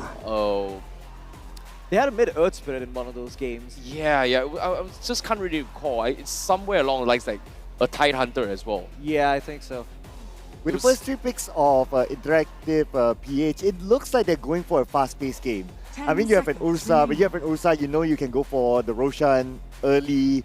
You also have a Warlock with the Golem that can push as well, and the Wind Ranger with the Rapid Fire can also take down towers very, very quickly. So do you think that they are looking to end this game like maybe less than 30 minutes? With the Ursa, you certainly can, right? Because the Ursa allows you to get objectives early on. So you get a quick Aegis, you get a quick Tormentor. You take a bad fight or two, and all of a sudden, you're looking at an Ursa and a Wind Ranger walking down your lane, potentially. Wind Ranger being on support, I don't think they have to be too concerned. However, if this is a mid-Wind Ranger, things could get interesting. Okay, I'm going to do a little bit check here. If I believe so, Interactive Philippines did prioritize a lot of Underlord throughout the entire run. That was something, you know, it was like a big question mark for me, but it somehow kind of made it work. I mean, Underlord has been seeing some play in some international qualifiers, so actually, I wouldn't be too surprised. I mean, it seems like they're keeping up to date with the stuff that's happening, so good on them. But hey, we talked about it in the previous previous matchup where real Dota is the Dota you play against your opponents for your opponents, so you don't care about the meta all that much. Yeah, but I doubt we'll see the Underlord here for Interactive PH since we already have like the Wind Ranger and the Warlock, unless we're talking about something creative, like maybe Ursa, off-lane, Wind Ranger, post one, I don't know. Maybe they might pull out something out of their hat, right? Maybe we might see surprises because these teams, they have played together before. So I'm pretty sure that they want to try to look at something different, something to try to throw off your opponent. Like a Dragon Knight, maybe. Well, hey, speaking of Dragon Knight, oh, well, look who just woke up. It's Icy. Okay, so, yeah, DK. No, I'm really liking this coming Reckonings here a little bit more popular as well. And apologies for that. It seems like the Underlord was actually played by the Mob. But for Interactive Philippines, they did not go for the Tide here. They went for the wombo combo strategy where Warlock Disruptor was paired up with Mars as well. So it was just multiple layers of wombo combo. So with those heroes specifically banned, it seems like there's nothing really much to actually pair with the Warlock Ultimate here. But the Timbersaw comes in play. I like it. Dragon Knight has some sort of answer to deal with it. Viper pretty much banned. I think it's still 50-50. It's not like too bad to deal with against each other. Oh, Loki, I'm seeing your expression here. I disagree, man. I think the Timbersaw is really strong this game. Like, you're playing into a DK, a Tusk, a Centaur. All of these heroes just get absolutely demolished by the Timbersaw. Now, is the Timbersaw going to have a good start? That is a different question altogether, because you're playing, I believe, a Wind Ranger Timbersaw lane, at least so far. into a Jakiro Dragon Knight, and that lane might not be all that good for Timbersaw, but provided they stack, provided they play the game a little slowly and they allow time for the Timbersaw to activate, I feel like this game, there's no reason that, that this Timbersaw shouldn't dominate. It's all going to come down to the lanes. Yeah, I feel like Reckonings might have an option here. I'm curious to see what facet they go on this DK as well. There's two options, right? You go Corrosion Dragon, use the standard build, physical damage, a lot of heal here, but you intentionally switch towards the Frost one, then it is going to be hard countering the healing strategy, which in this case, think about this way, interactive teams have two very, very annoying heals. Warlock and also Timbersaw, you stack those both together, they are pretty much very difficult to heal. So this is where Spirit Vessel plays a huge factor as well. And based on the bans, we have Viper, done. You don't really have something that can offset, enough damage over time to offset those regenerations as well. So that's going to be something that may affect as well. But I like that Reckonings actually choose to also ban the Huskar, because eventually it forces the Dragon Knight to go for this kind of build. And everybody has to deal with this quote-unquote healing meta, which we are kind of accustomed to prior patch with the Greaves and the Holy Locket, which I think we are kind of bored of that. Yeah, I don't like, personally, the whole healing meta thing. I mean, I hate Dazzle. I've never played Dazzle for that reason. I do not derive joy out of saving my allies. I derive joy out of frustrating the living crap out of my enemies. 5 seconds. I'm more of a Shadow Demon guy. As an Omni Knight main... Both are opposites, man. Sorry, man. Yeah, that's why we are sitting on the opposite end. Yeah, we'll never be friends. Unfortunate. No, we could probably play on the same team, though. Yeah, I could play carry. Keep you alive. Yeah, that's true. Yeah. I could play carry. I could switch roles. Perfect. Perfect. Hey, give me a Steam ID later. Let's go. All right, last pick here. All right. Well, hey, who would have thought? Earth Spirit with the Warlock. I mean, classic combo. Magnetize hits everyone. Fatal Bonds hits everyone. You've got a bunch of AoE abilities with the geomagnetic grip as well as the boulder smash, and a Spirit Vessel Builder, something that you were talking about, and something that Interactive Philippines actually picked up. I'm actually now curious what In Your Dreams is going to play as well. That actually works really well in this situation, because KOP is not going to be the answer if it's going for a little bit more comfort. But what I do know is that all these heroes do lack in terms of mana. I don't think the Invoker is that great. Like, I know there's going to be a nerf on towards his skill so far, but I think it's still viable in this scenario against an Earth Spirit. Or he could just stick to comfort here. Oh wait, Emperor's done. Storm's Void Spirit maybe? I don't know. Yeah, Storm's banned. I think Queen of Pain's a good pick here. Not a fan of it personally. Yeah, I mean, you are playing into an Ursa and a Timbersaw. I feel like there's no real hero who can go toe-to-toe with the Earth Spirit in lane unless you're really going to pick a Monkey King. And I don't think the Monkey King is that great in this game against the Timbersaw and the Ursa. All your damage becomes physical, and it just pigeonholes you into this particular style of playing, and also makes itemization super easy for the enemy team. But I feel like you're on the right track. You're looking for some magic damage. You're looking for some sort of spellcaster. What? Lina, maybe? I mean, if they really want to, if they feel like they can protect it, although I'm not too... I don't like the idea of a Lina into a Ursa, Timbersaw, Earth Spirit lineup. Oh, And, wow. Oh, okay, a mid DK then. Okay. Is this a mid DK? Yeah, mid DK safely throw Warlord. All right, okay. I feel some level of hesitation from you. I like it. I like it. A lot of movement speed, a lot of attack speed as well. They are going somewhat of a semi-buff strategy on what MAG did. You know, it synergized really well. You've got the Tusk with the Soul Ball. So basically, once you catch any player from Interactive Philippines, we are sticking around. We're looking to fight. But the one person that you don't really want to challenge head-to-head here is going to be the Ursa. That's about it. Yeah, the Ursa is going to be a big problem for the side of Reckonix. Personally, if you had to ask me a favorite to win this game, I would go with IAP's draft. So it's Interactive Philippines for me. I'm going to go for Reckonings just because they knew how to handle Ghost Ursa just now. So this shouldn't be a problem for them. Wow, okay. So it's a 1-1 at the caster's desk here. So do we have like a chai on the line here? I think so. I mean, what is your opinion? Maybe you can tip the scales. Well, I'm going for IAP for this one, honestly speaking, because the last pick, Throw Warlord, I'm not too sure about that. I felt that Throw Warlord can be duped by the Timbersaw, especially, and they don't really have a strong answer towards the Timbersaw. So I think they'll have a hard time dealing with that. Well, we shall see here, because it is very, very subjective. It comes down towards a cat and mouse scenario here. But I also want to see how this Wind Ranger is going to be able to perform coming from Interactive Philippines. And of course, DK, you know, very, very safe pick. You are going to be playing towards mid to late stage game. It comes down to whether Varish and Delo is going to be able to set it up for him, for Reckonix. Yeah, I mean, a lot of it is going to come down to, you know, who gets those first Roshans and Tormentors. Both sides can do it. Both sides have got the lineup for it. The question is, this Warlock hero, man, it can be deceptive, right? Because the Black Grimoire facet, if you manage to get a couple of kills early on, you can surprise the enemy carry with a golem to his face at minute 6 into the game. Now, if that comes through, then you could be looking at a very, very rough game potentially for the side of Reckonix. But you know what, ladies and gentlemen, that is us Fury crafting the entire way. What do you think? Put it in the comment section as we pass over the cast to our amazing casters, ICBaby12 and Floki. Well, there you have it. This is going to be the lower bracket finals, and we're going to be kicking things off with a pause, of course. But, of course, we want to ensure every player is up and ready, and this is going to be a very, very important run for both teams as well. Their championship tournament is on the line here, and IAP coming in from the lower bracket finals, and of course, Reckoning is going to be coming down from the semi-final, from the upper brackets itself. And it's going to be interesting as well. Can we see that comeback towards the grand finals, or will we see that rivalry between IAP and MAG? I mean, I personally feel like IAP have the better draft, like I said earlier, but you know, Reckonix in your dream and FBZ, man, come on. Like, do I need to say more? These guys have been playing for donkey's years now. These guys are really, really good at what they do.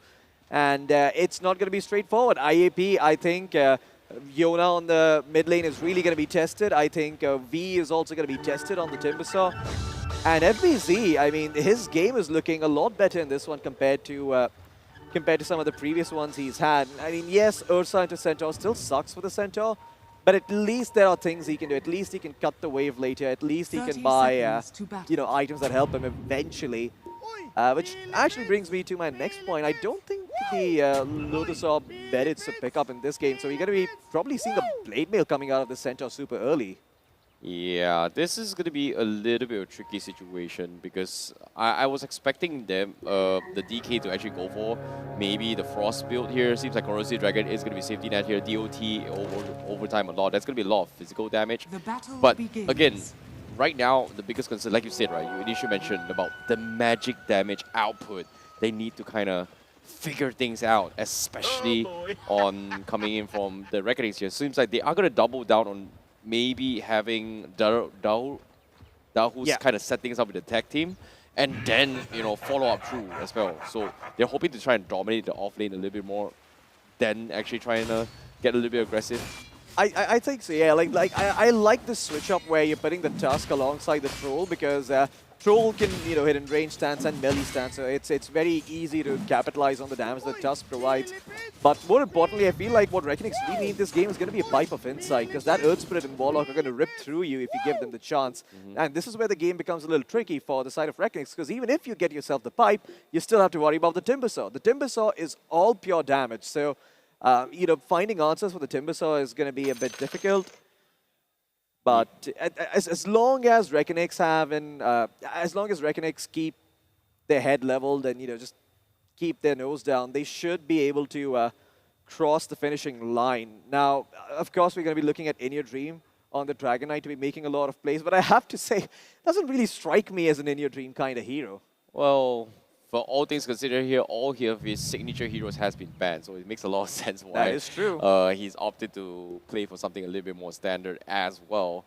But interesting enough, like the switch up between the Tusk going down towards the offlane with the Centaur here, you talked about you favoring it on towards the Troll Warlock side. Seems like they disagree with your opinion, apparently. Okay.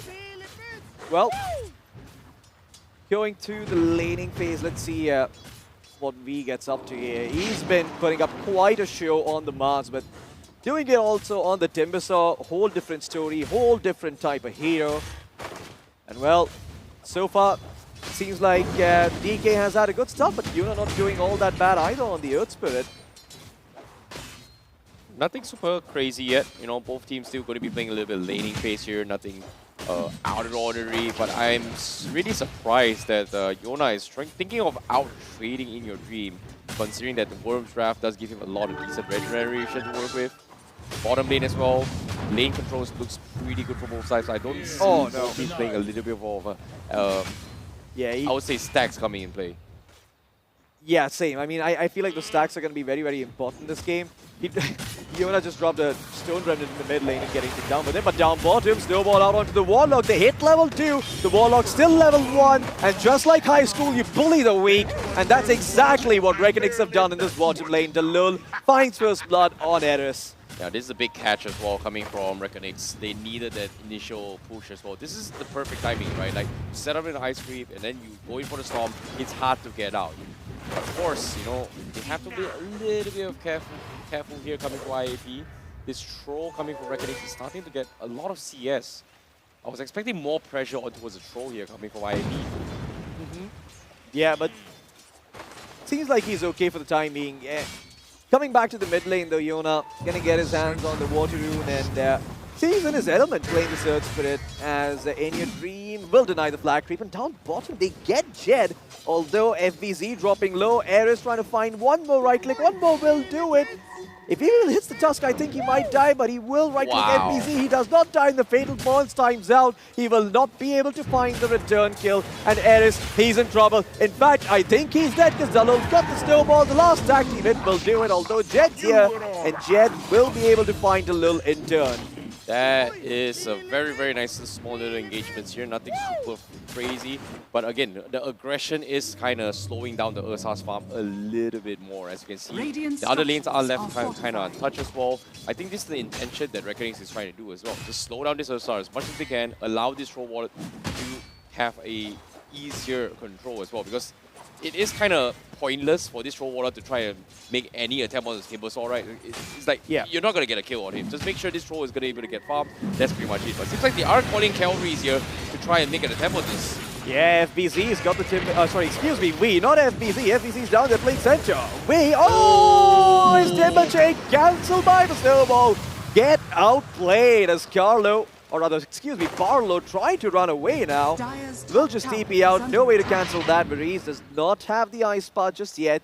So they will at least live, at least help the Wind Ranger live. But elsewhere, they find FBZ in the bottom lane and mid lane too. Yona, nice kick with the help of that Boulder Smash, but it only results in an inevitable death. They're gonna end up finding the Earth Spirit, and down bottom, they got the Centaur. So a couple of kills across the map, but overall, Reckonix are the ones who are, you know, getting the lead early on. 1K net worth lead already, 4 minutes into the game, I see. Yeah, but at the same time as well, I think what's really surprised me was that, was it luck or was it skill? Jigroy on the melee form actually proc the root on towards the Timber Chains to actually stop that. That was just like, wow, that was very, very lucky, you know. The percentage seems to be a little bit of a question there. Some say luck is a skill. It's 20% chance. Yeah. Well, in your dream, he is doing A-okay now that Yona has died. 28-8 compared to 18-3. In your dream, really putting up a clinic here. He's dropping a bit low, has to be careful. Although you are gonna need a rotation if you want to kill off this Dragonite, because he did get the kill earlier. Although up top, we in some trouble. The Troll Wall on the bottom, him with the tag team. Timber Chain away. Jigroy has to be careful. Fatal Bonds, it's problematic as Barlow looking for some more right clicks. Oh, power shot a bit off the mark, and now with the Volley Axe, is trying to turn it around onto the Wind Ranger, but the Wind Ranger will fall. Eventually, the Troll dies first, so he does not get XP for that one. Maurice is also going to end up falling. It is the goddamn Warlock doing it in the top lane, but doesn't even belong there.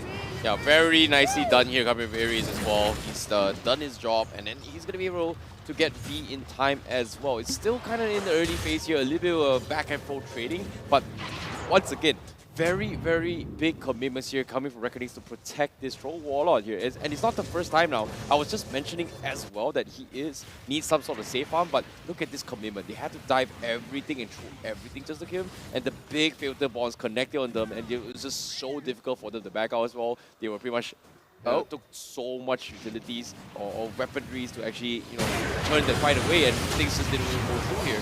Yeah, coming back to the game at hand though, I mean, coming back to what's actually happening on the screens. In your dream, he's gonna fall, as it's a 1-for-1 for the mid laners, thanks to the Ursa TPing in. But it's not just gonna be that, they're even gonna find Varese here. I feel like Reckonix are getting baited into taking some very taking some very disadvantageous fights. Interesting stuff coming out by Reckonix. The fact that they test that rune and go so far out. It seems like they're forcing fights, and IAP, they're just quick to react to all these scenarios here. We're not seeing the confidence that you kind of see coming from Reckonix at the start of the day itself here. This is a very different Reckonix that I've seen coming from the round stages completely. But all in all, it's not at the end of the world. They still have a lot of equal farms here. I would actually like to have a look at the net worth at the moment and see how far the Troll Warlord is. Okay, so Ursa is sitting on top of the net worth charts. DK is behind by 500 gold, and Troll following closely as well. But V has not had as good of a time. This Troll's actually done his job. Those 2 kills that they found on the Timbersaw, they've really made it so that V has to be careful with how he steps foot in this lane, otherwise he could die. Back towards the mid lane though. Oh, okay, Marie just walks to the right and he's A-okay. Yeah, seems like timings is going to be very, very important here. Once those 6 are up, things are going to get a little bit spicy here, but in your dream, instantly pops Dragon Form. He's going to try and challenge the towers here. This middle tower is taking some chip damage, but eventually they will respect this and just continue to farm off, because eventually we are going to be expecting FBC to farm the Blink Daggers first, and then, once Jikroy is strong enough, he could actually join him in Stampede. And if anything happens, he can just pop Battle Trance, and there's no way he can run from a melee from with Stampede in play. Well, Yona, he's looking for the Spirit Vessel in the meantime. V has actually completely given up on the lane and moved over to the jungle, where he knows that if he shows his face, he's going to be found by Delul. Guess what? V has got no idea that there's a Tusk in the vicinity. Jikroy looking to do some work, and well, V steps a bit too far forward. The Tusk is level 6 already, minute 8.5 into the game. That's a very good Fatal Bonds along with the Golden Bill. However, the Wand will keep the Troll alive for now. Jikroy might be forced to pop the Battle Trance. In fact, is he going to do it? No, he's just going to accept his death. They find 2 in turn. A 1-for-2 exchange, and one that I think IAP are going to be happy with. Oh no, that's so sad. Jikroy was almost able to somewhat walk out of it, but at the same time, because they got the kill on towards the Tusk, the Fatal Bonds actually killed the Troll as well. So it's a massive win here coming from IAP. Yeah, very unfortunate. And now, Varese, he's tasked with defending this tier 1 tower, at least until the Jikroy Troll comes back. And his courier died as well. His courier was carrying an item of the cornucopia in there, but seems like Varese is going to be dived as soon as V hits level 6. It's the Timber Chain used like a meat hook, but it does its job anyway. The Chakram's more than enough and they get the kill. As in your dream, comes to the top lane, aura farms like a dragon and then sits around. He's waiting for an opportunity here. Let's see if he finds it. Seems like opportunity is being presented to themselves here, but at the same time, right now the biggest problem here is going to be Ares, right? MAG, they did call him out, and his Fatal Bonds has been spot on. His timings has been impeccable. They're trying to flip the script for the team. But how are they going to translate to this here? Because we haven't really seen the big wipeout yet, which again, they're trying to crack at it here, because eventually In Your Dream is still finding farm across the map, and he hasn't slowed down for any bit as well. Top tower is under attack. Yep. I mean, In Your Dream's doing really, really well. Once he gets to the Blink Dagger, things start opening up for the side of Reckonix. The Earth Spirit, unfortunately, has not seen a lot of action just yet. He would have been loved to be in that top fight, but I don't think he had a TP scroll, or maybe he was running low on mana. As mid lane, well, finally it seems like he's going to be getting some earn charges here as he finds the kill on Jakiro. He did have one earlier too. I'm sure that was off the kill or his own death. Anyway, the Earth Spirit is going to fall here as Barlow, with the focus fire, really trying to bring down the low power shots there, but it's not enough. The stick keeps the Tusk alive, and now the Stampede looking to find the Wind Ranger. This Wind Ranger's got no help, she's got no friends, and she's sent to the afterlife. However, Ares does find the lull. Yeah, seems like the Shadow Wall coming from Ares has been picking off here. Seems like the supports are starting to find a lot of kills here. 5 kills on Ares, and it's just you know, finding those crucial shadow wards all the way through.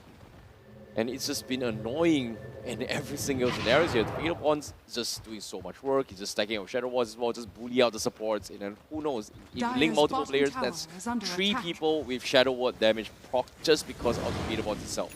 Well, not entirely 20, but it's like 21%, but you get the picture. Yeah. And Jed, he's the man who's gone completely unchecked. The Ursa closing in on the Battle Fury while chaos is all around him. You know, his teammates going around the map, making things happen, but he is peacefully farming down bottom. Radiant are scanning. Battle Fury is done. Reckonings do rotate here, but I don't know if Jed reads this. I think Jed has an idea because no one is showing top. The Troll's not there. Mid lane as well. No one's taking the creep wave, so has an idea of what's going on, but he is going to get cut off by the Tusken. Rage buying some time. Does have a stick at a Lotus, but there's the blink coming in from India Dream. They're going to be able to secure the kill on the Ursa, although they do have to commit the Magnifier. Yeah, this is huge. This is very important for them as well if they want to slow down the farm. But at the same time, the response from IAP on top is going to be on Jikroy as well. They are going to try and save him as well. Does he pop the Berserker's Rage? No, they do not. Everyone gets wiped out. This Timbersaw comes in, cleans house, and now the tier 1s are exposed. It seems like Reckonings, they are struggling by a lot right now. Yeah, Reckonings, that's a bit of a blunder in the mid lane. Losing those 2 heroes like that. I mean, Troll is not the guy who should be dying at this point in the game. It really should be someone else, but he's been making these sorts of plays thinking that his team's going to be backing him up, or perhaps that the enemy team's not there, but fortunately, it just seems like he's been mistaken.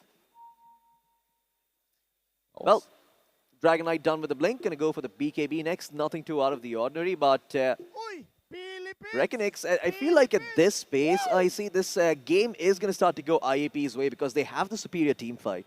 Yeah, they definitely do as well, because it seems like the biggest problem that Reckonings is facing here is going to be this Warlock's ultimate, and eventually they need those BKBs up as well. It's all about those timings, and it's kind of like same with what happened to them just now against MAG, right? Like, the moment they realize that, oh, wait, how do we deal with these Raidens? You can't necessarily rush an MKB as well, because it kind of leaves you vulnerable to other things. And if you go for BKB, great.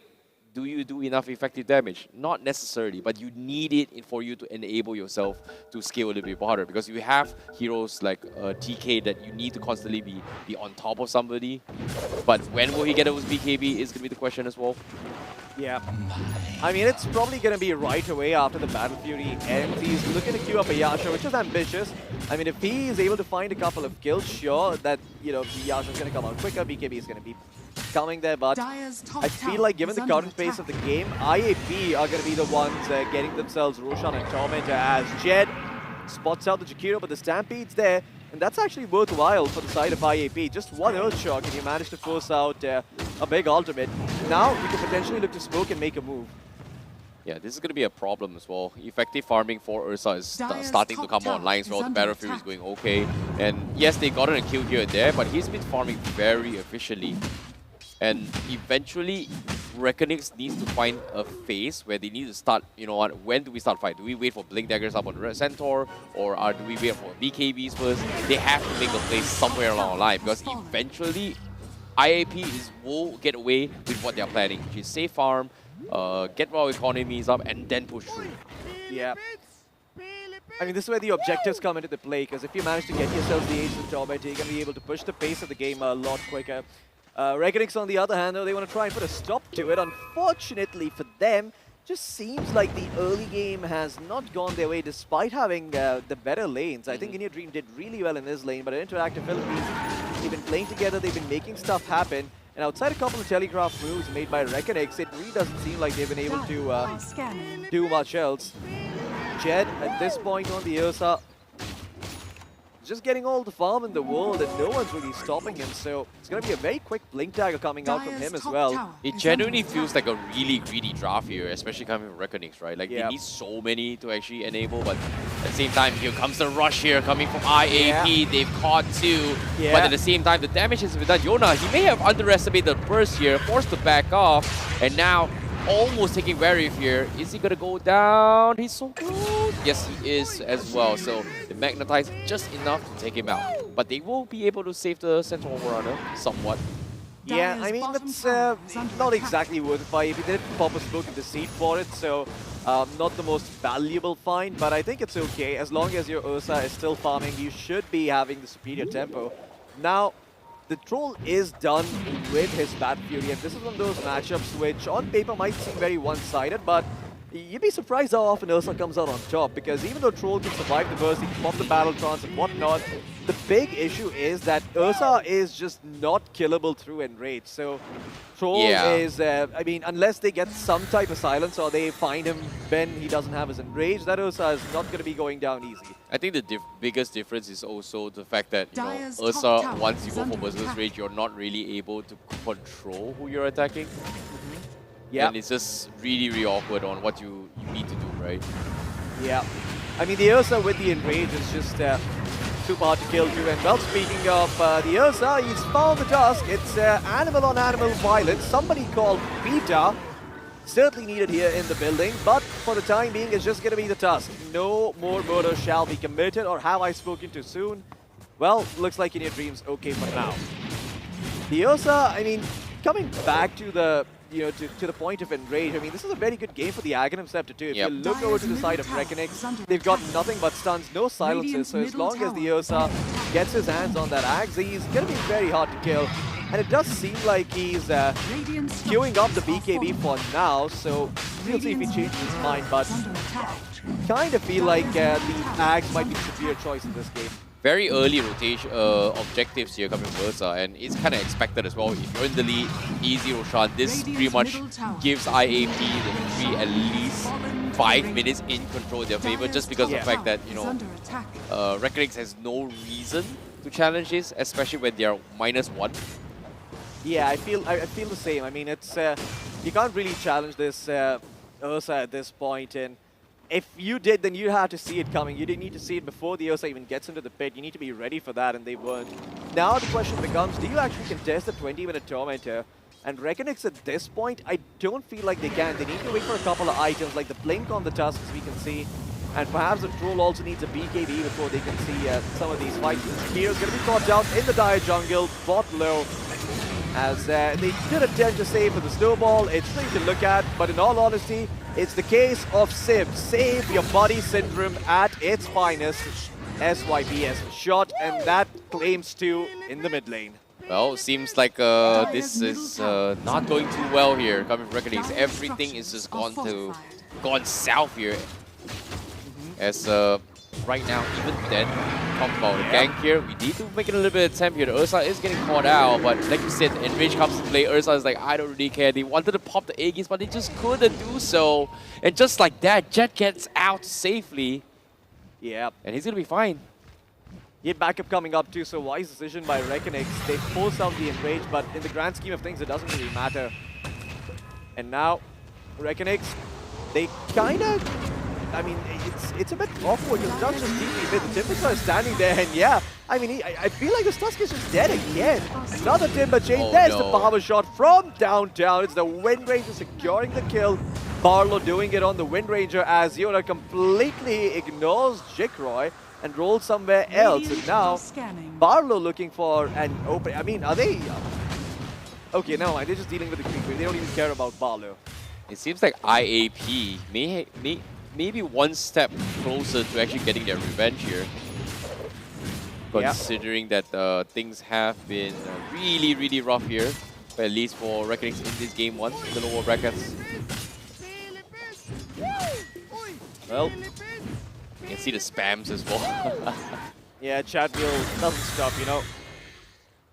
You gotta win the mental war as well. That also is what matters, yeah? Yeah. So how would you mental war your opponents? Drop items, drop mantles, pause the game, all chat. But I'm com-banned, in Dota for unrelated reasons.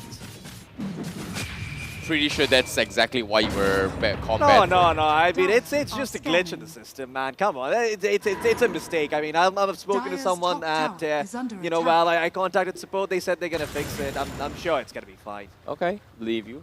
Seems like the egg is still in play. 2 more minutes left. They are gonna hold it all the way to Tormentor. Instantly, Tormentor comes in, and that is gonna be the Tormentor on the Wind Ranger with the Gale in play.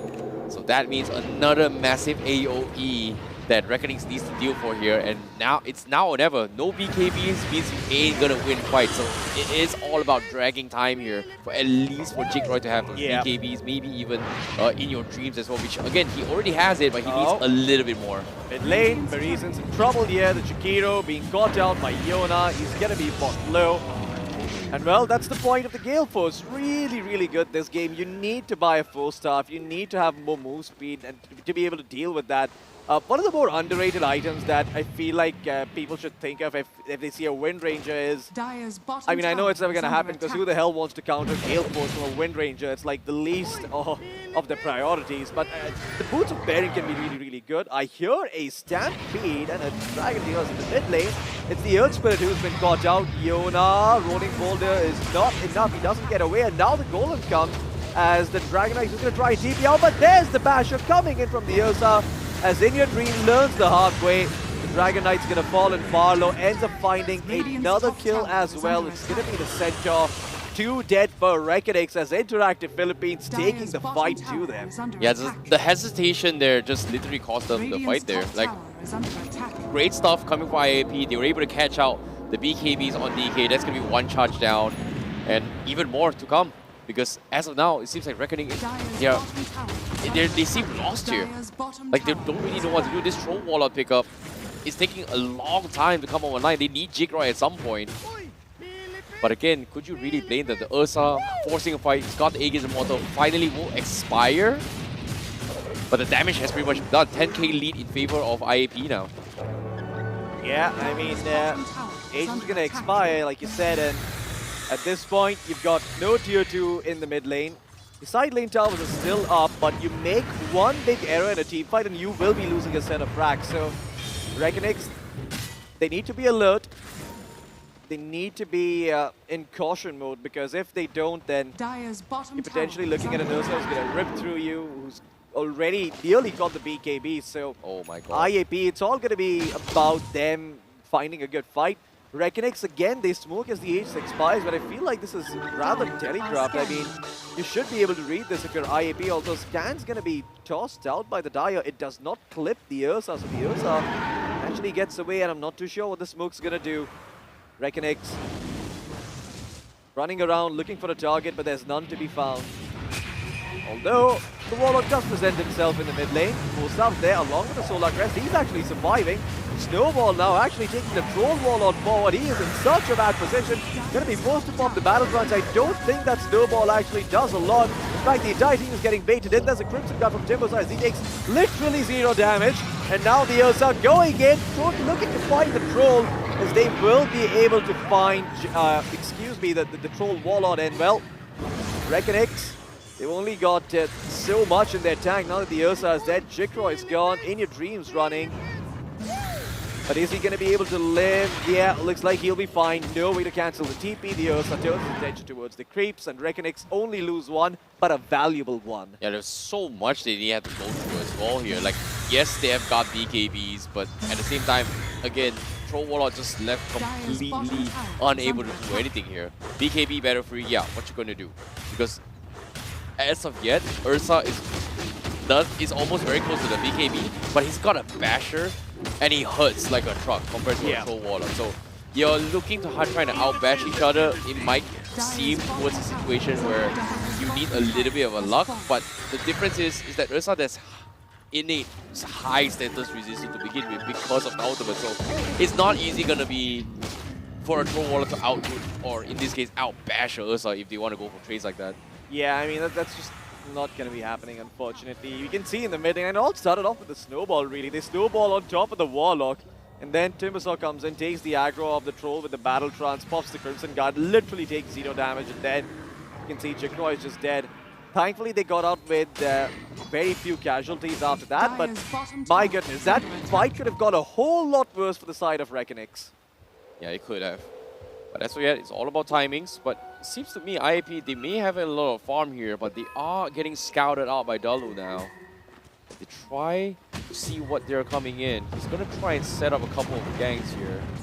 Which, again, I don't know if this is intended, but you see him, the ward scouts him out. Dalu, he's on top of a cliff, and well, he's going to go down. Even Barish as well on the other side of the map is going to go down as well. Man, two What's going supports on? die. Oh, both in different parts of the map. I mean, this is when you start to know the end times in here. When your supports are trying to go around the map, shoving out waves and getting caught out and dying, that's when you're like, maybe there's not a lot remaining for us to do in this game, but they will try and fight. I think they could at least wait around till Roshan's back up again, as we can see on the graphs. It's just a straight line since quite a while, since the 15-minute mark almost. It's interesting to see the win probability only at 65%. I was expecting maybe 70%. I mean, they're going high ground against a Troll and a Jakiro and Centaur, so these are some very good heroes in the high ground defense, and I'm not sure if Dota Plus considers that, but usually that's why. I mean, hey, here's a fun little trivia for you. Whenever Spectre, Dota just gives the team picking Spectre like an extra 5-6% win rate just because it's Spectre involved. Okay, fair enough. I mean, I don't know what it is, but even Dota Plus has its preferences. Okay. Hey, we don't judge. I was about to call out Dota Plus bias, but alright, sure.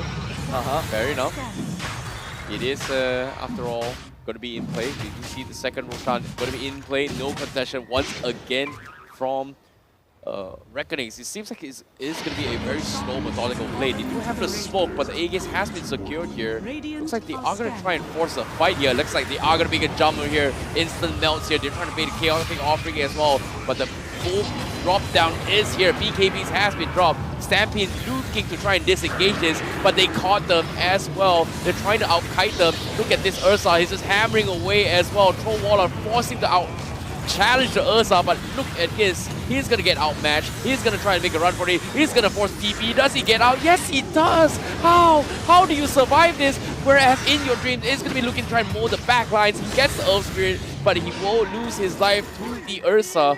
And the lol. Excuse me? Dusk? Why are you still there? He came back. He bought back for this one. He came there. He stood there for a moment, contemplated his life, and then decided to go back. I don't think that was the right place to do that.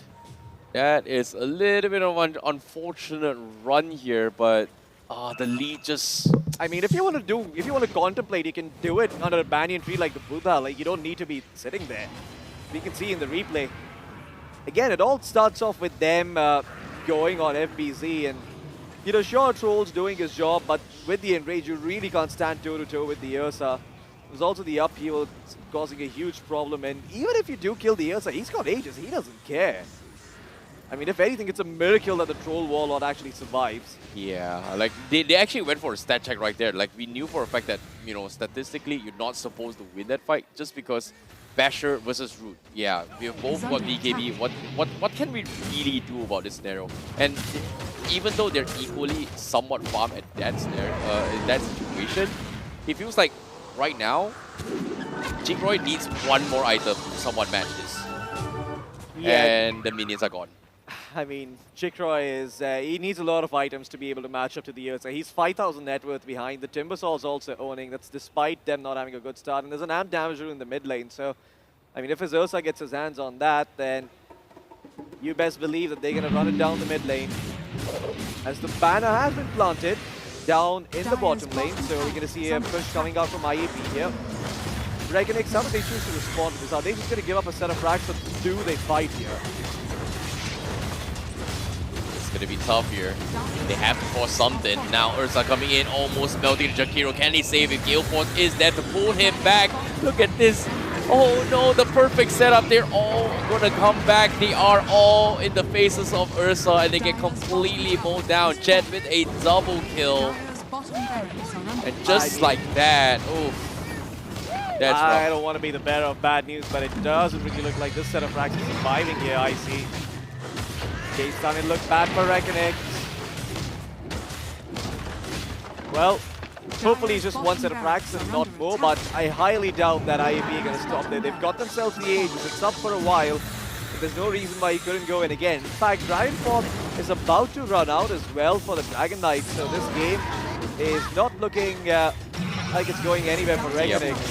It's not looking good at all here. This is going to be a free, easy takedown here. It might be just over right here. Then in your dreams with the DK getting completely shredded by the Timbersaw as well. How do you break through this? Is going to be the question. Trying to go for the setup, but they need a wombo combo though. They're trying to buy time in the Ice Farm, but looks like they are going to make an attempt as well. They've got them both trapped, but nope. Aegis has been popped. That's going to be nice there. They were testing it. Yeah. And now they're going to go for round 2. Instant silence comes in. Ursa looking to try and back out. The Tusk looking to try and catch them, but unfortunately no connection there. But here he goes again, trying to force some sort of reaction. But nope, nothing's happening here. IAP will be able to close out. They will be able to get out safely. Lovely. I mean, the Tusk just goes in, punches, and then he's like, you know what? Nah, I remember what happened last time. Radiant are scanning. Walrus versus Bear. Walrus does not win. Not on land anyway. Troll versus Bear. Troll does not win as well. Yeah. And based on this, I would say. You've heard of Man versus Wild. Get ready for Troll versus Wild. What about Dragons versus Bear? I feel like the Bear still wins. Well, because dragons are extinct, huh? Yeah, they don't exist, but bears do. Who do you think won that fight, huh? Human evolution at its finest. Well, in this case, animal survival. Yeah. Well, looks like the Rax isn't going to be surviving much longer.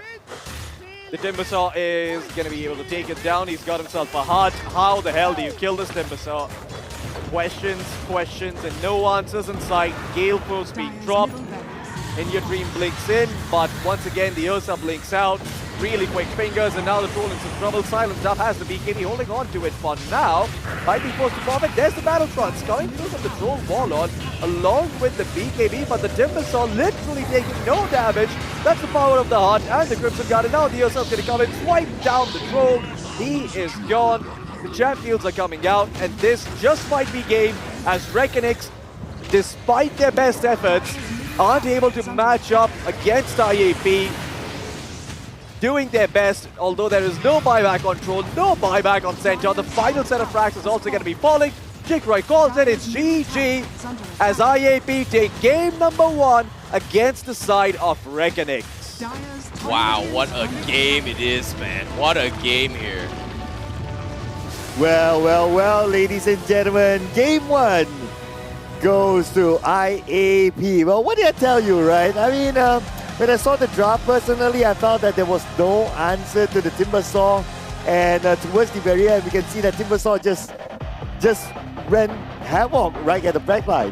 Yeah, I mean, the Timbersaw just went hammer, like you mentioned. Like, he just completely demolished the enemy team. He didn't have as good of a start as one might think. Did die a couple of times.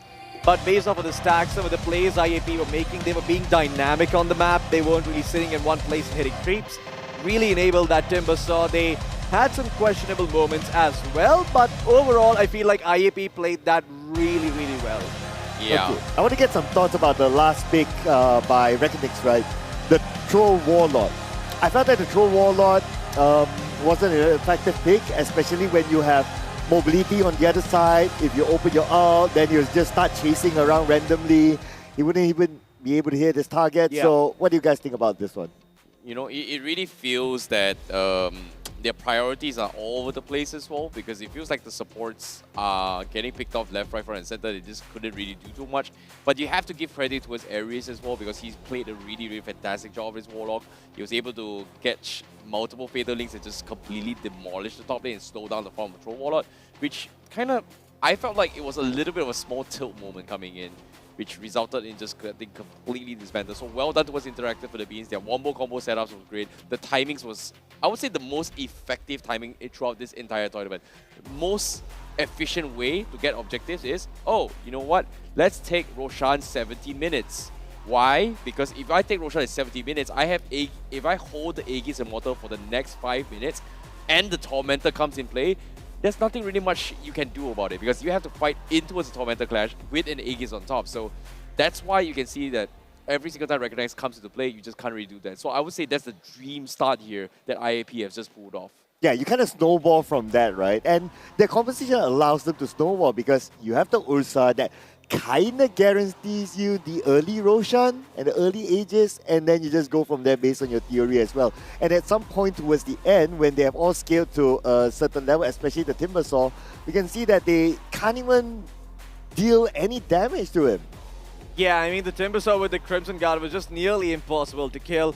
And I have to say, you know, I mean, I want to check the stats and see just how much damage the Timbersaw must have received from the Troll Warlord and how much of that was mitigated. Well, we don't have the damage taken stats, but we do have this for you, the scoreboards here. Let's have a look at what In Your Dream has been up to. I mean, individually, stellar performance by him. He was winning the lane, he was doing his job, and, you know, his net worth reflects that. But in all honesty, I feel like you needed a lot more if you wanted to match up against Interactive Philippines, as they really, really brought the fight to them. I'm a little bit surprised that, you know, they went for the Troll Warlord, especially after they had a look at the Ursa. I mean, yes, the Dragon Knight matchup kind of sucks, but then you're picking up this Troll Warlord, now you're sending this Dragon Knight mid, and sure, he's got the better matchup, but then Troll isn't exactly that good either in this situation. So I feel like their drafting left a lot to be desired, and in all honesty, I mean, the scoreboard is just a symptom, it's not the problem. Okay, so I have some damage stats for you as well here. In this game, the entirety of the game, Jake Roy has done 12,612 damage to heroes, whereas V from Timbersaw has tanked 55,595 damage in total. So makes a lot of sense why he's going to be extremely tanky, and I kind of agree as well. I think I brought up the Warlock heals being a factor that resulted in him just being unkillable. But let's talk about the MVP. Obviously, DJ with the Ursa itself is going to be the MVP. He's undeniably just completely shutting down everybody as well. His timing is just on point. I think it's an all-rounder team effort to play around how DJ is going to be able to carry the entire game. Yeah, I think they have a very good layering, right? So if you talk about like our MVP, DJ, who plays the Ursa, he's like the early to mid sort of hero that can scale really, really fast, and then because of his level of scalability, he allows like the Timbersaw that would do great at the late game, especially if you don't have a direct counter like a Bat Rider or maybe even like a Viper even to try to counter the Timbersaw. So you have that kind of layering, and that allows all your other teammates to do well. Of course, we got to give the credit to our match MVP, our Intel match MVP for this round, which is DJ. If he was not able to control his lane from the beginning and also get the Roshan at the earliest timing possible, then the whole plan would have faltered. So got to give it to the man. Yeah, I agree. I mean, the MVP is definitely well earned. I feel like Dejaj had the most undisturbed game out of everyone. Like we mentioned, you know, we were seeing action in the top lane, we were seeing action in the middle lane, but we never really saw Dejaj dying after that initial kill that they found early on in that lane with the Centaur and the Tusk. And while there were a couple of mishaps here and there, I mean, the Warlock didn't kill the Centaur, then he got chased down by the Tusk, then the Ursa got the return kill and whatnot and yada yada.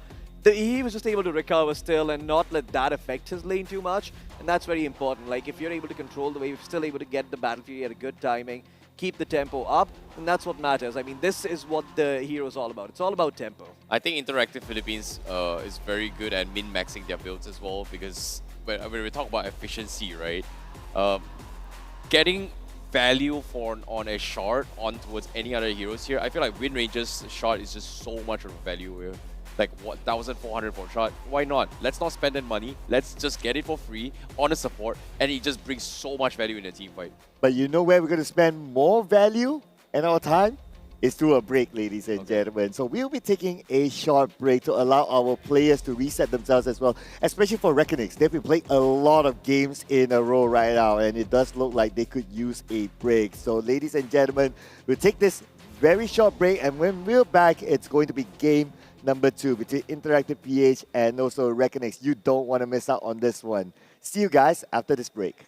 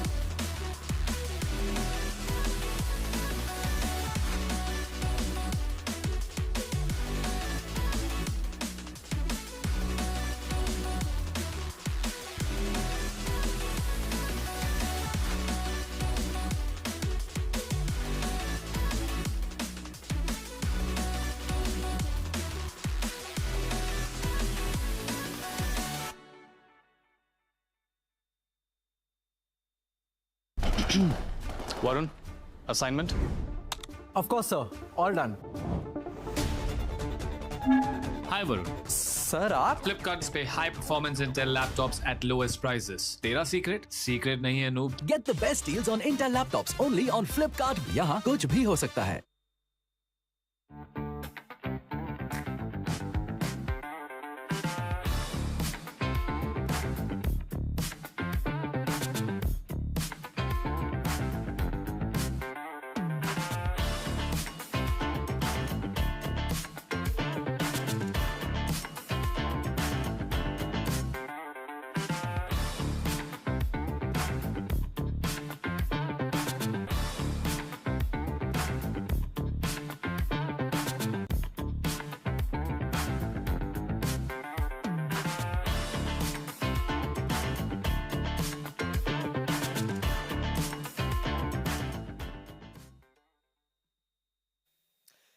Ladies and gentlemen, welcome back to the Asia Pacific Predator League 2020-26 lower bracket finals for Dota. My name is Floki. Joining me on the desk are going to be IC Baby 12 and Sir Cloud.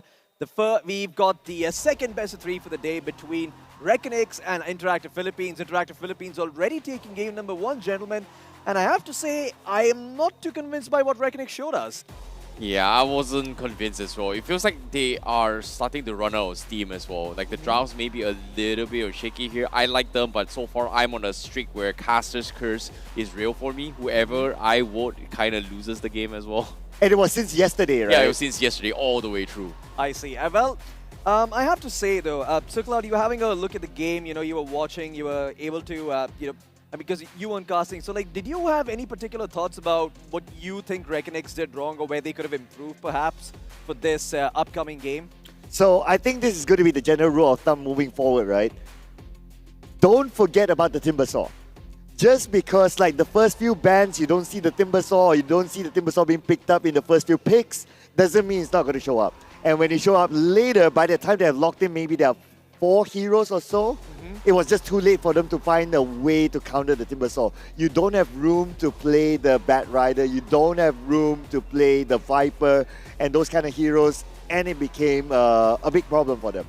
Yeah, and it didn't really seem like at any point in the game that Interactive Philippines were out of their comfort zone. So this is what I want to ask you, IC. If you're Reckonix at this point, how do you take IAP to those deep waters? Go to the toilet, wash your face, and then you sink yourself in the tub. Then you'll literally be in deep waters, right? So never mind. Anyways, it's a pretty lame dad joke, but I would say you just need a mental reset because you're one game away from being eliminated here. You need a wake-up call, and I think right now is the perfect time to do so. I kind of agree with what Sir Cloud is as well because they're so heavily invested to the point that they completely ignored the Timber Saw. And then realized that, hey, how do we deal with it? It was too late because if you pay attention to the bans coming from Interactive Philippines, especially for Draft 1, it was very targeted to make sure that this Timber Saw is going to be okay. There's no Vipers, and almost every single in your dream comfort heroes has been taken out. And that DK felt like, if you wanted to play around this DK being strong, what compensates it? It didn't really work well because everybody was just trying to do their own thing, and then it just completely flopped. Yeah, the Timber Saw didn't seem all that convincing to me either, but I do feel like there are a couple of things you need to remember, especially when you're playing against a team of Reckonix's caliber. It's that they will learn from their mistakes. Sir Cloud mentioned about the Timber Saw. You also mentioned that the Timber Saw is something you shouldn't forget about. I do think they're going to change that up for game number 2. But more so than that, in terms of their approach, because Interactive Philippines is a team that really likes... They really like their team fight abilities. Is there any way to force them out of that team fighting area? Like, what do you do if you're Reckonix? Do you pick team fight yourself? Do you focus more on the early game? Do you go for a pushing, death volley kind of lineup? Like, what would your approach be? Ooh, I mean, if you want to force them out of team fights, it's going to be pretty hard, right? Because right now, you have a lot of mobility across the map as well. You can teleport from top to bottom, you can obviously TP to a lot of other places as well, and you can smoke and you can catch opponents on the other side. So to me, there's no way to avoid team fights. That's why all the games that we have seen so far, there's some form of setup for team fights. And how do you set up for team fights is that you get heroes that have AoE capability. Dire team All right, well, I guess the time to theory craft is over, gentlemen, because we've got the draft on our screens right Radiant now. team Couple of back. interesting bans coming Dire through. team, I Radiant see. team back. What do we think? Well, I think they're going to go for something a little bit more standard here for Interactive Philippines here, because whatever MAG kind of 10 drafted in terms of bans here has been very, very targeted on those Reckonings here, the Disruptor, the 5 Gyrocopter, seconds Comfort remaining. Picks here. But this time, Reckonings actually still Radiant banning the team Kling's back. Viper and also the Huskar. Nothing super crazy, but this time Interactive Philippines, they banned the Wind Ranger instead of picking it up 10 themselves. seconds So remaining. I'm surprised considering Yeah. they have first pick in this, because 5 it's kind of seconds worked on remaining. game one for them. I do feel like this Wind Ranger pickup is worthwhile. I mean, perhaps it's because they don't have first pick, they want to ban it, they don't want to play against it. Maybe that could be a reason. They Radiant have team first pick, but no, they don't have first pick. Yeah, you're right. Tricky, but Reckonings, they go for the tiny first. Yeah. And this feels like a comfort, I guess. Yeah, I see Sir Cloud's itching to say something. What's up, Sir Cloud? Yeah, I'm starting to feel worried here, right? Okay, Timbersaw is being ignored in the first base ban. Okay. Yeah. All right, 10 seconds and remaining. Reckonix did not prioritize the Timbersaw, which is okay. All right, you still have room to play 5 with after this, seconds but remaining. I worry that it's going to be a deja vu again. Mm-hmm. I see. 3 more bans. Yeah, you're not right. You're not wrong. But Shadow Demon is also in play as well. Comfort picks coming from Reckonix. I think we've seen a couple of Shadow Demons from Interactive Philippines. If I'm I mean, not the wrong. Timbersaw is still open. Yeah. Do they want to just flex it? Maybe they'll pick it later, you know, because Dire the team trend back. during the group stages is that the Timbersaw have been picked too much at Yeah. the early stages, so it kind of gets predictable. But what I noticed in this finals is that the Timbersaw has been left for the later part of the draft when they know that you have nothing against my Timbersaw. Yeah, right on, man. I mean, you predicted it. Shadow Demon pick up here 10 instead. seconds So remaining. you've got a couple of bans remaining again. What do you want to see being taken 5 out seconds for remaining. Reckonings? Do you think it's worth getting rid of the Timbersaw, maybe? I think going for a Timbersaw ban isn't too Dire bad, team which back. again is going to happen as well. And Interactive Philippines, it feels like they have to read what Reckoning is doing. They might consider banning off the Axe as well, considering that this was something that FVZ was very comfortable at, especially day number 1 itself. Unless they let him play something else. I Which see. the Bat Rider was also something 10 that Reckoning's kind of seconds brought to the remaining. table. I'm glad that they banned out the Timbersaw though. 5 seconds If not, remaining. we'll have the same conversation again. Radiant Yeah. team Yeah. Yeah. But I think Radiant team so here, pick. this has been quite a debate even in the live stream chat, right? Jakiro, is it still good? I mean, yes, it's good in general, but has it been overplayed enough that people don't worry about the Jakiro anymore? If you gotta think about it, Reckonix have played like 3 Jakiros in a row and none of them won. Do you mean to say that there are perhaps other heroes stronger than Jakiro that teams should be prioritizing, like 10 the seconds remaining. Treant Protector? Nah, I don't think it's happening. No? Like, I'm a fan of it, 5 but I don't think they would seconds risk it right now All in right. this scenario. Okay. I'm a fan, but it's not happening. The Ancient Apparition? Oh, that's actually a good one. Especially if you have heroes. Okay, but it's very depending on the draft, right? If you're going up against a Morphling, then getting an AA is amazing. Yeah. Just But- because of the eye Yeah, shot. that's true. As of now, I think they are going to try debating whether or not they want to take the Warlock away from Interactive Philippines, because Interactive Philippines, especially this entire round, they love those wombo combos, they love those multi-layer setups of big AoEs like Sir Cloud mentioned as well. So Tidehunter, already you can see there is a trend, you know. I don't think we're going to see the Ravage into his Catalysm combo yet, but just because we haven't seen too many Invokers, but that is something that is really hard, tough to work with as well. So, Reckonings, do they deny it? No, they are going to stick back to Witch Doctor, so we are going to see that healing Witch Doctor in play. Greaves into his Holy Lifecat. Yeah, that sounds interesting. Well, very boring. Yeah, it is kind of boring though, but I do want to 10 say seconds it remaining. feels like the Witch Doctor does have a lot of potential this game, because Maledict 5 cannot be seconds remaining. dispelled. So Tidehunter cannot get rid of it. He can get rid of other spells. He can get rid of Breathe Fire. He can get rid of some Earth Spirit spells. But that Maledict is not going to be taking out. So if they are able to pump in some damage with that Maledict, that Tidehunter could be vulnerable. But with that said, the Invoker, it's still lurking in there. Now the question is, should Reckonix pick it here for themselves, or do you just give it over to Interactive Philippines? I mean, What are your thoughts, gentlemen? Invoker, I don't know about this one yet. That is right. I do like a little bit more mobility. For me, I was about to say the Ember Spirit, but the Ember Spirit is out. But the Storm Spirit that Icy Baby has been bringing up for quite a while now, I think would have been an interesting mix as well. And speaking of mix, I believe this is also the first time we're seeing a Hoodwink. Yeah, I don't think we've seen a lot of Hoodwinks before. I think it might have been picked once, but I'm not entirely sure myself. I don't remember seeing it on my stream. Yeah, it was one game of Hoodwink I saw, but it's also off stream as well. Oh, okay. It was a scenario, but well, makes sense then. Any particular reason this Hoodwink's really good this game? Ooh, okay. At this moment, based on Reckonings, they're kind of squishy.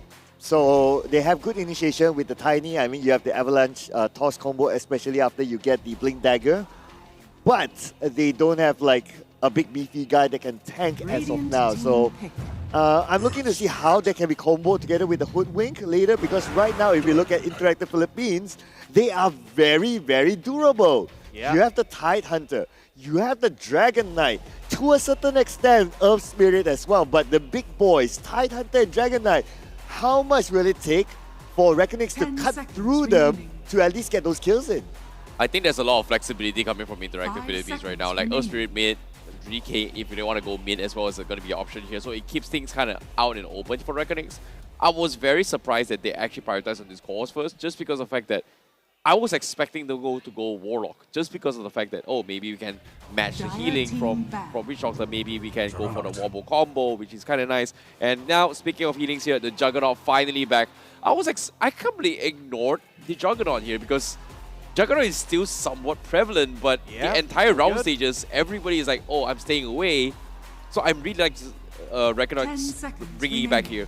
Yeah, I like this Juggernaut as well. I feel like this is one of those heroes that has been overlooked for quite a while, especially against the Tide Hunter in lane. Isn't this like a classic laning setup, Sir Cloud? You've got a Witch Doctor, there's a Juggernaut in the lane, you can kill whoever shows up.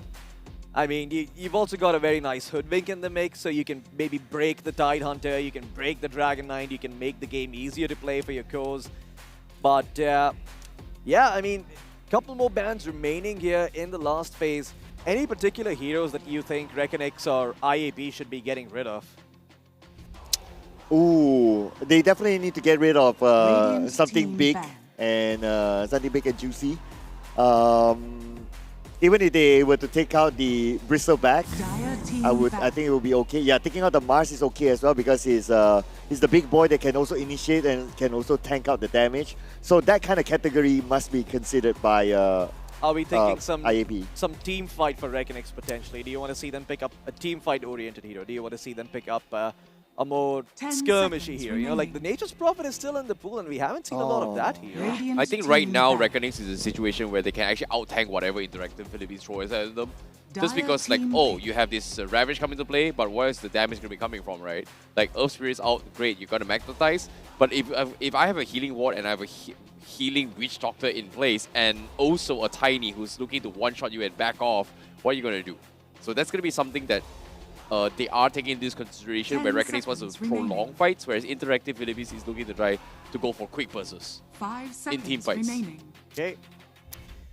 It's hard, man. I'm thinking of a Slada will be the best pick for Reckonix next. Oh yeah, Slada's pretty good. Yeah, Slada with the Corrosive Haze, at least you can kind of deal with the Tide Hunter and also Dragon Knight, limiting their potential. Oh. But instead they're going to go for the X, and it's called... Ooh, I don't know about this one, man. I feel that there's too much durability on IAP. Yeah, I don't know even if I'm feeling the axe, to be honest. Kind of feels a little weird picking it into a Shadow Demon, right? Like, you've got the save potential, there's Tide Hunter as well. I mean, sure, the call can't be dispelled, but yeah, I mean, what are they thinking of, Circle? It's beyond me. I mean, you have Disruption by Shadow Demon, right? So that will absolutely cancel out the call. So that's already a direct counter by itself. The moment you see, oh, he blinks in, Disruption, done. And it's all cancelled.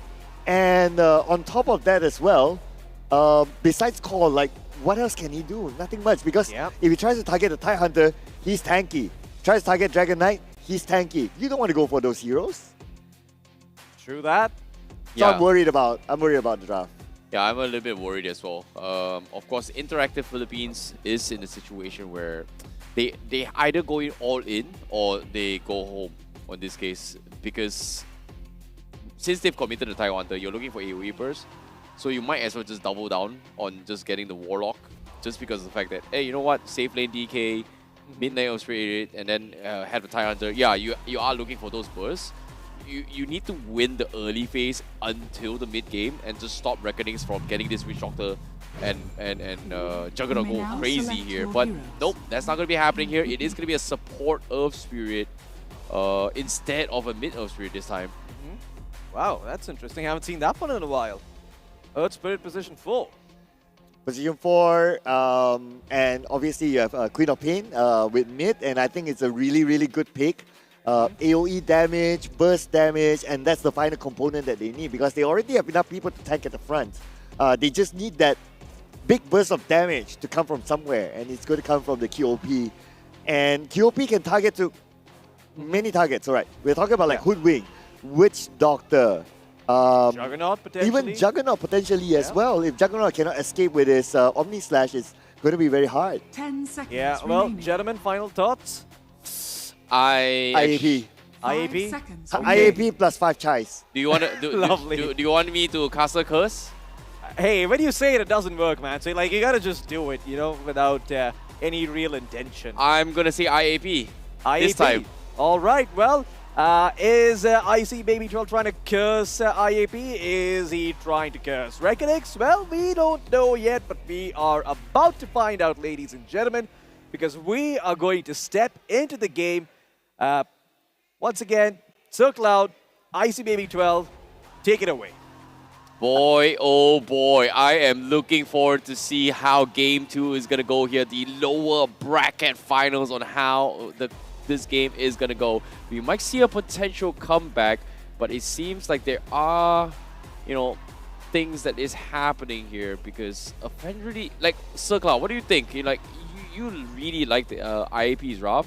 Yeah. I feel like Reckonings has a decent shot as well, just because, you know, there's break from Hoodwink, you know, to deal with the Tiger Hunter. You've got so much heals from the Witch Doctor and Juggernaut, which is something that people kind of forget as well. Is, you know, once you get those Greaves and Holy Locket available, which I know is kind of nerfed as well, this Witch Doctor is going to be annoying as well.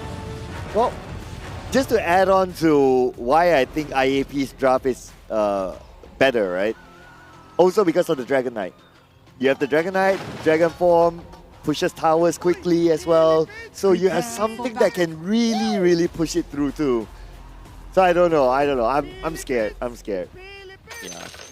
But the damage didn't really do too much, right? Like, if you think about it here, you know, they had the DK coming from Reckonings and it just didn't work out, which is kind of unfortunate as well.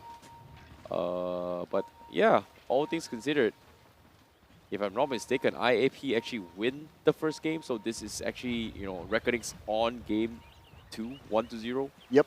IAP is at match point, and Reckonix, they must win this game. And the next game, they have to win 2 games in a row to ensure their ticket into the grand finals. If not, it's going to be like what Chucky would have wanted, right? He wants to meet IAP and his former teammate Aries. He might just get it.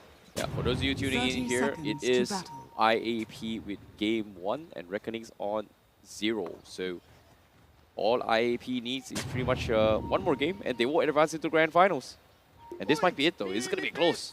They're just one step closer as well. It's going to be real scary. Okay, the start of the game, I think it's going to be pretty neutral. We're not going to see the type of pace like how we saw in the previous match when we had an Ursa and so on and so forth. Teams might take it a little bit chill. Yeah, they might poke each other. Yes, there's a bit of a poking towards G-Croy, but G-Croy should be able to get away. It's going to be a little bit of a tricky spot here, but some harassment has been made so far. And G-Croy seems like he is going to be having a little bit of a rough time, because as of yet, IAP, they're just setting their focus and trying to cut these creep waves as well, which I think it's not possible. Aggro is at least 30 seconds here. He's going to try and block it and then pull the next one, but it seems like they are going to make a time here. As Witch Doctor getting completely dived on. This tri-lane aggression from IAP. They need to force some sort of reaction here from Reckonings, and there's nothing much they can do. And they even lose a career. What's going on? Wow. What is going on? And even the tango was not delivered. Oh man, IAP. What is going on here for Reckonings? It almost feels like it's the confidence level of IAP right now, with the jungle evasion, with the snipe as well. At least Reckonings, they're trying to push them back. Well, they are going to try and counter Pooh in this scenario here. The question here is, can they actually do something about this? This is a very unorthodox spot to be farming as a carry, and you can see all this aggression just because IAP wants to pull it this way. Seems like there is going to be a minion loss as well. You can see so much moving here from Jikroy. And they will safely get farm here, at least for the TIE Hunter, just because of this initial pull. I'm surprised this... Well, I'm really surprised that they didn't actually go for the pull here. It seems like the pull may have been blocked here. They actually got the deny on those side camps, especially coming from Reckonings.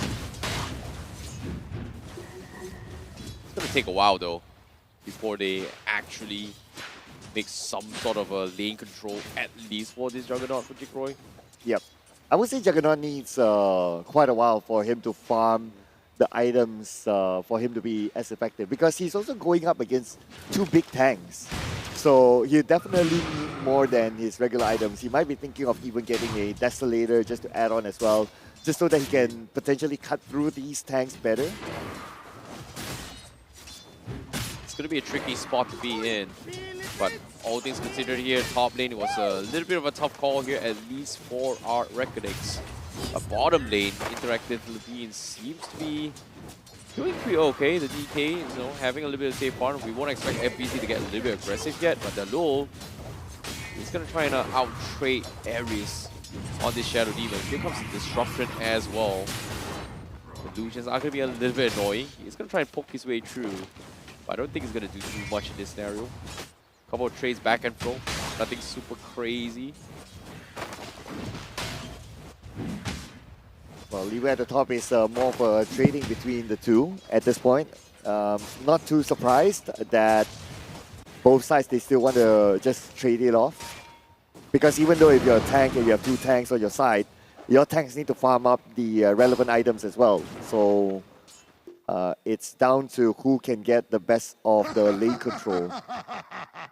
As of now, I would still say that IAP, they clearly will have the better lane control just because they can withstand the lane longer.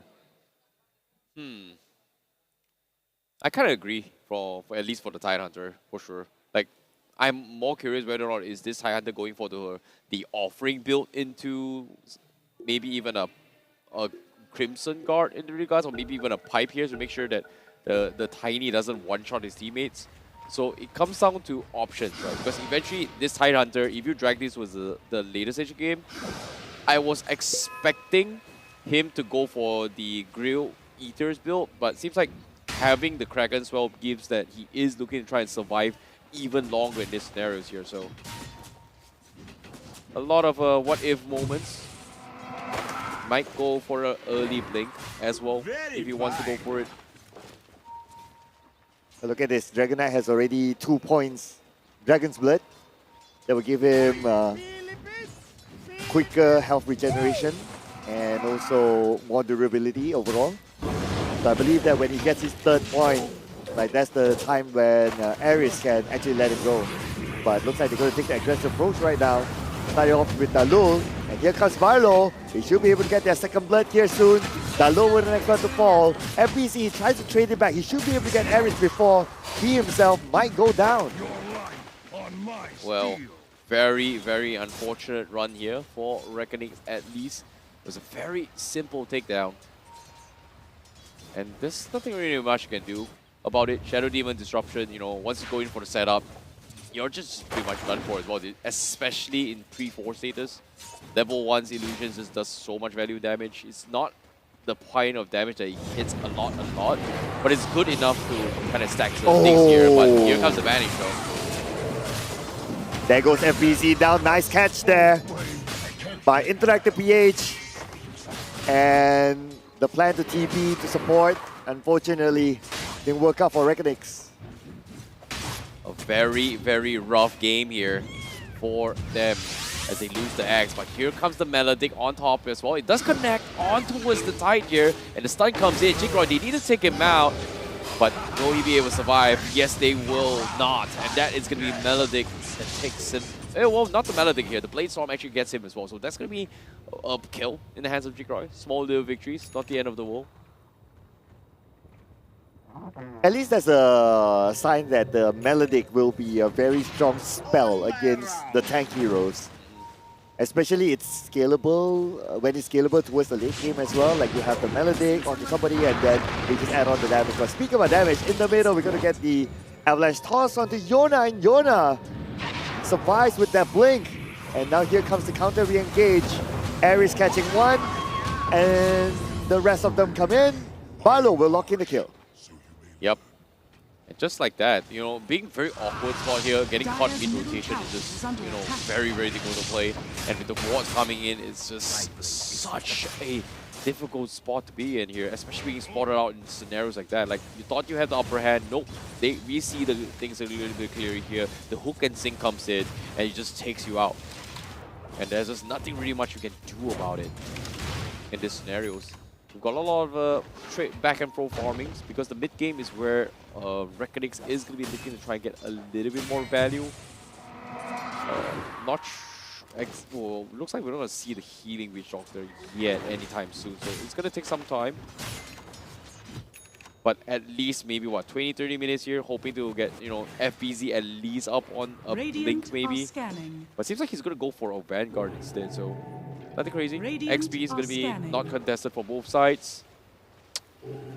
Pretty respectful round here. I would say passive runs coming from both sides. Maybe a little bit of mid rotations here just for pure roots. Nothing fancy. Yeah, I guess it's considerably passive, unless when the moment those Reckonix players, they overstep. They overstep, they get punished real quick by IAP. So you gotta respect the fact that IAP can respond very quickly as well to situations. Well, speaking of farms here, top side, you see a little bit of a harassment here. Oh, the stun. Not connected though, which is a little bit of an awkward spot to be in.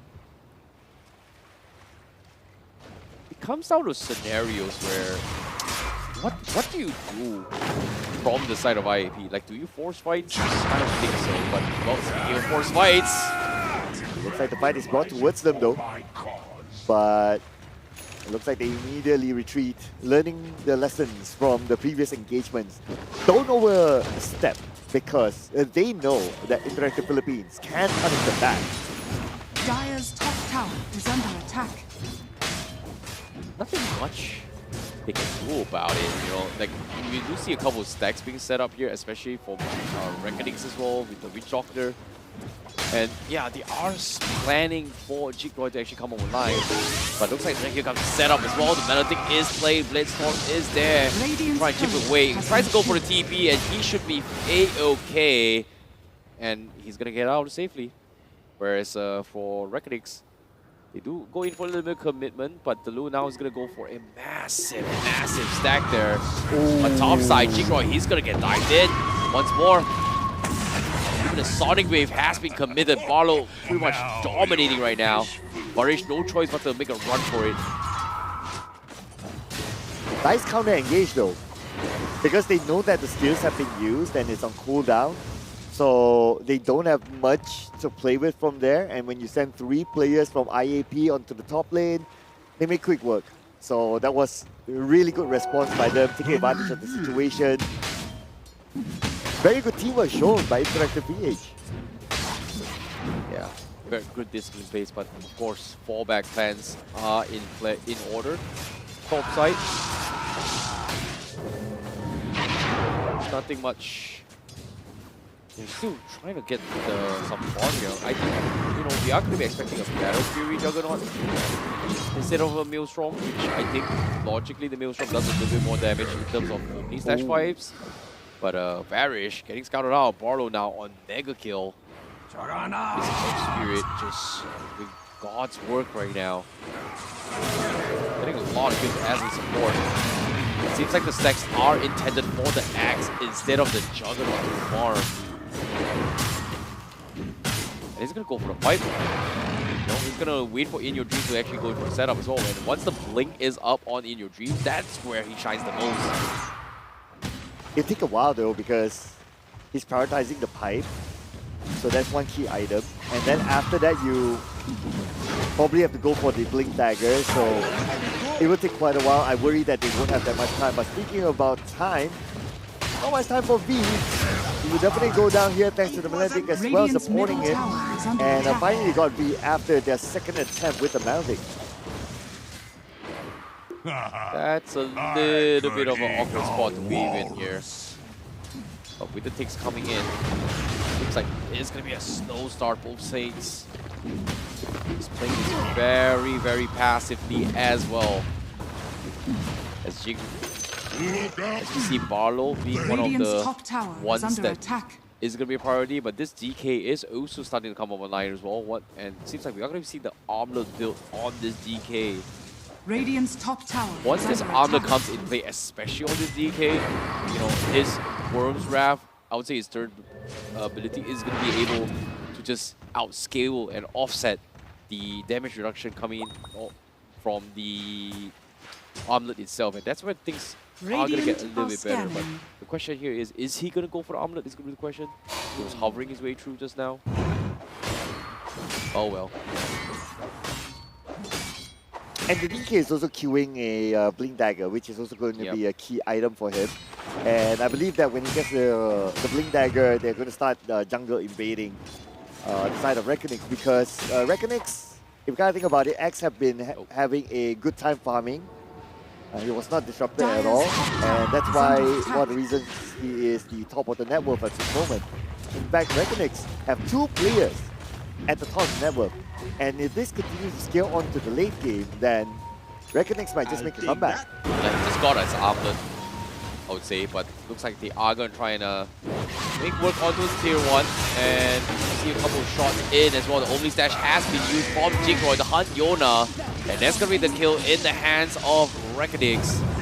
As they try to go for more, Earth Spirit tries to go for it a little bit more as Barlow looks for a couple of return hits here. But it's not going to happen. But the pushback connects, and even the ult as well. The break is good. Just enough burst for Reckonix to take him out. And that's going to be the counter engagement here. Reckonix finally finds their timing here as they try to return fire, knowing that the DK has TP down bottom. But here he comes. Here comes the stun and the toss as well. Ooh, that is going to be Ares down and out in this scenario. Oh. Ravage. Dire's bottom tower is under attack. Catching at least one, and they go on the way to the back line, but a bit of an opposition here. Oh man, what's happening there? Yona can't escape, and Movie taken down. Jigroy gets a double kill together with a killing spree. Interactive Philippines. Did they just overstep themselves? Yeah, they definitely overstepped this as well. They weren't expecting this. I'm surprised they actually tried to commit this fight, considering that the DK was all the way down bottom. They did not have the DK at all. And this is what I'm talking about, right? The healing's coming in from Reckonix. It's starting to get a little bit annoying here. The 3 points in healing ward. They've got heals coming from Witch Doctor. It is starting to reach a point where you need to find a way to deal with this. But let's take a look at the instant replay on how things actually happen as well. This counter engagement case here, they were hoping to kill Jigroy. Look at how the Witch Doctor and the Healing Ward's positioned, right? It's just keeping them alive. They're trying to burst him down. There's nothing much you can do. They just get completely punished from this. And the thing about interactive abilities is that they need to focus on taking down the Healing Ward first, or maybe even taking down the Witch Doctor first before they can do anything about it. Radiant's top tower is under You're right on attack. the healing there, because they have 2 types of healing that are stacked up to each other, so it's like almost a mobile fountain that they're carrying there. Radiant structures So they have to find a way to deal with either one of those, but if you deal with those, then well, obviously it opens up room for the rest of them to counter engage onto you. So to a certain extent, it becomes like a dilemma to them. I believe the priority is still to try to take down those healing ones as quickly as possible. Yeah. Dire's bottom Same time, bottom lane, here they come. They are going to go for the stun toss available. The blink forward DK is going to get caught out as well. The melody is there. He's getting completely chain stun, and that is no way to go out here. Eventually, the melody comes in, and he is going to go down. The chop comes through, try and secure a stack for this axe. And the timing is finally here. Reckonings, they have been grinding and farming for the longest time, and this is exactly Dire's go top time for tower them. is under attack. For this axe and in your dream on this tiny. Radiant's bottom tower is under attack. Yeah, they're about 2,000, 3,000 ahead when it comes to goal of the closest hero at the top of the network at this moment. So Reckonix, they're starting to show themselves, okay, this is only 15 minutes. They obviously still have a lot of time. Radiant's bottom and tower is under attack. they already have this kind of gap. So starting to be a little bit difficult for IAP, but IAP, they just need to get together themselves. BBZ now, they are trying to keep him alive, but the counter ward here, therefore trying to scare him off. Sonic Wave also trying to do a little more. Ravage connects on two, but the heals here from the Witch Doctor trying to keep him alive, but eventually the Magnetize won't be the ones to chip him away. Reckonings, they need to back off, they need to make a run for it here. Barry still buying a lot of time, trying to provide some sort of backup, but eventually IAP, they take all three of them. They needed Juggernaut, they needed In Your Dreams, and they know where to be found. A little bit unfortunate, but a big catch for IFE in that Dire's scenario. bottom tower is under attack. But still, think about this, Cloud. It took almost everything from IAP just to kill 3 heroes. And it's not even the main course. Look at this, 8,900 damage has been done just to kill 3 heroes. An Axe, a Hoodwink, and a Witch Doctor. Yeah, they're clearly very dependent on the Queen of Pain to come up with the damage output, even from these stats as well. So can you imagine that if the Queen of Pain goes down first, then they'll have trouble. Their secondary would be the Dragon Knight, but that also depends on what kind of build that the Dragon Knight is going for. I'm going to focus on this fight here. It's going to be a 4-on-1 of the Decoy. Decoy with the Omni Slash. Creeps are there as well.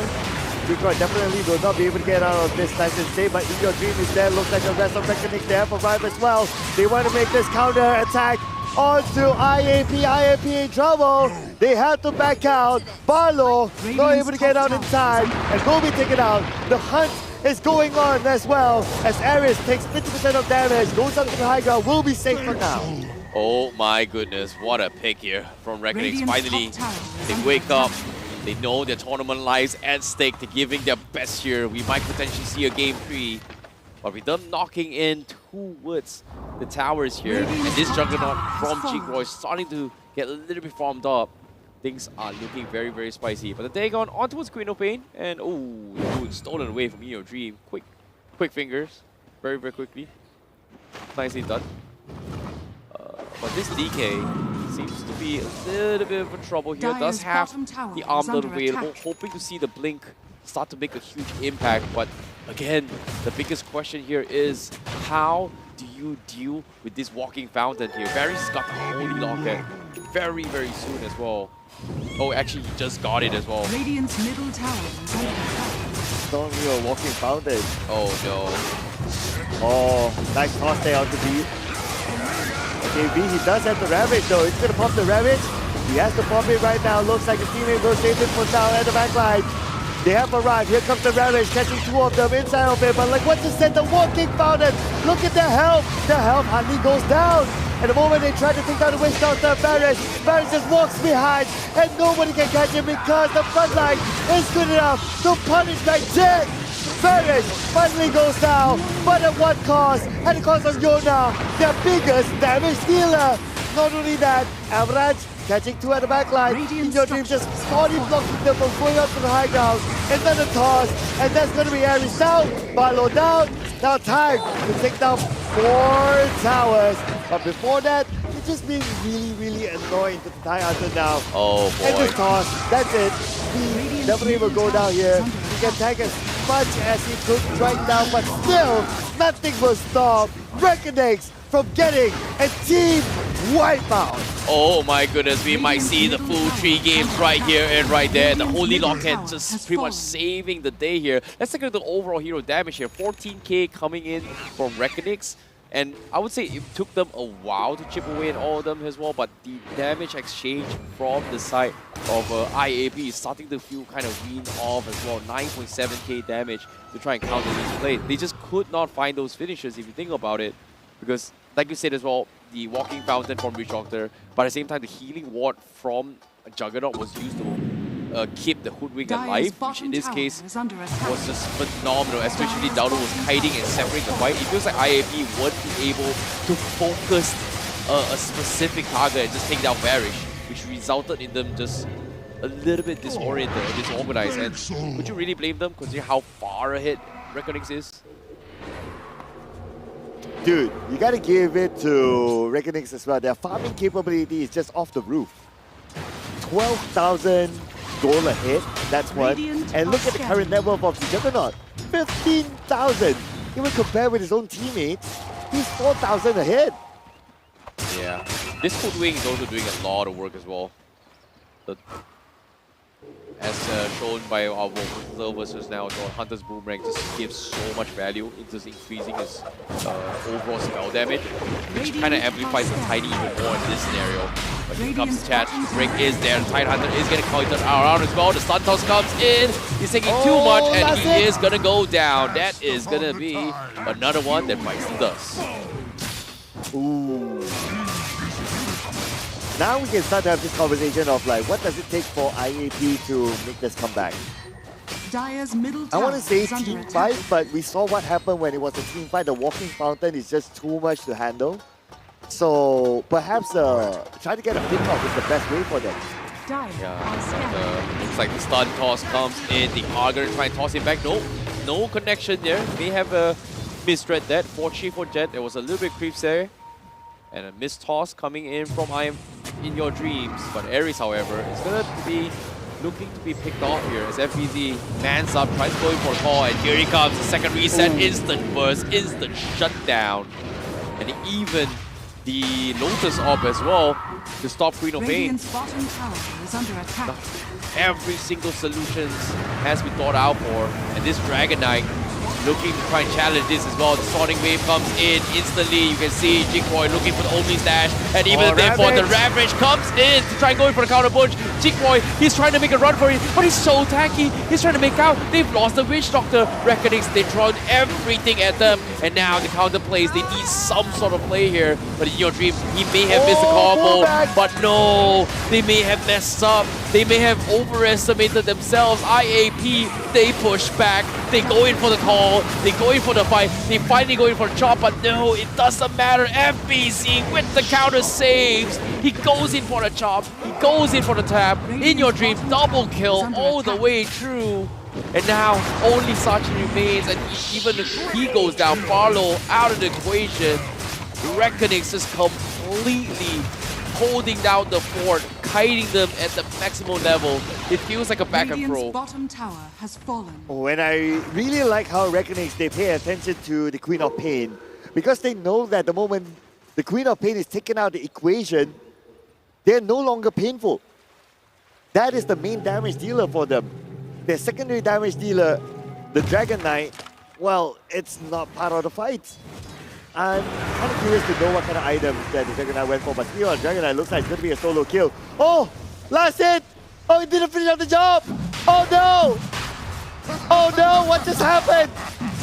He could have finished up the job! He could have got Varys! Well, it's Libya. Let that one go! It's Libya unfortunate as well. They could have just Top tower didn't want to overextend, I would say. This is, you know, making sure that. Oh man, you're too kind, man. Yeah. You're too kind. You are too kind. They owe you one try now. But dude, oh man. Huh?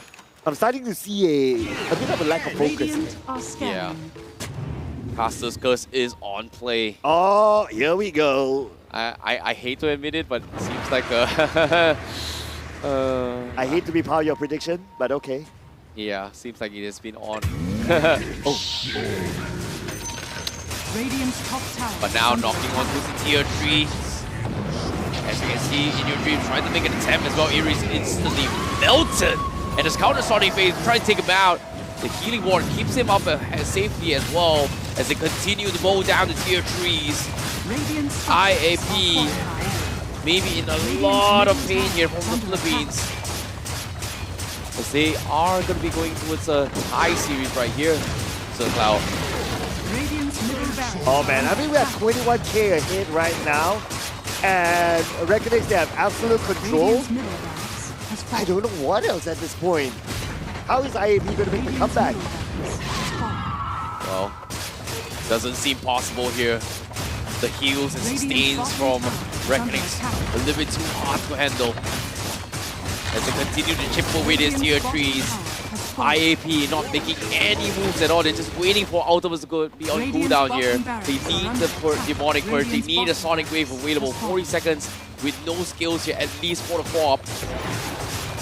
And this Lily Rex is going to be chopped away here as they try to make an attempt on towards Jigroy. Seems like the real one is on top. They don't really know which is the real Juggernaut here. It's a battle with Lucius. Finally, they make an attempt. Here it comes. The focus fire is there. Lotus is there. But the heals keep him alive. They're going for the Sun Toss. They're looking for the counterplay. The Ravage is there. But he's got the BKB. Jigroy, he survives it all. They're going for the counterplay. The chop is there. They can't burst him down. They are all too tanky, and the GG has been called as IAP will drop game number 2, giving Reckonix a tie now, and we are going towards a game number 3. Oh boy, Sir Cloud. Man, what a game. I have to say, Reckonix really dished out the hurt in this one. They didn't like losing to IAP in that first game, but man, they turned up for game number 2. And what a way to do it too, right? Completely stomping the side of IAP. That has to restore some morale in the ranks of Reckonix. And, well, still one more game to go, folks. So far, it's been all 3 mappers. Yeah, seems like it's been very, very close here. It came towards a close call where technically, I hate to say it, but... Oh, say it, man. Don't worry. Yeah, don't worry. We're safe behind stage. Yeah, we get paid to say it, and the players don't know our room numbers. I think I should stop predicting right now, straight up. All right, well, fair enough. But I have to say, I mean, what a performance coming out by Reckonix, right? Like, they go for something unorthodox. They pick up the Witch Doctor. They get the FVZ Axe once again. And man, I have to say, he performed. He really showed up today. And he's putting his team on his back. I think at this rate, he might just carry them to the grand finals. Ooh, okay. I think this draft and this idea, you can probably use it only once. Okay. Yeah, because you don't have the proper counter draft, which is related to multiple spirit vessels, for example, to try to counter the walking fountain. Yeah. yeah, you don't have like an invoker, for example, right? That naturally brings a spirit vessel. If you have those kind of heroes, then the walking fountain would have been a problem.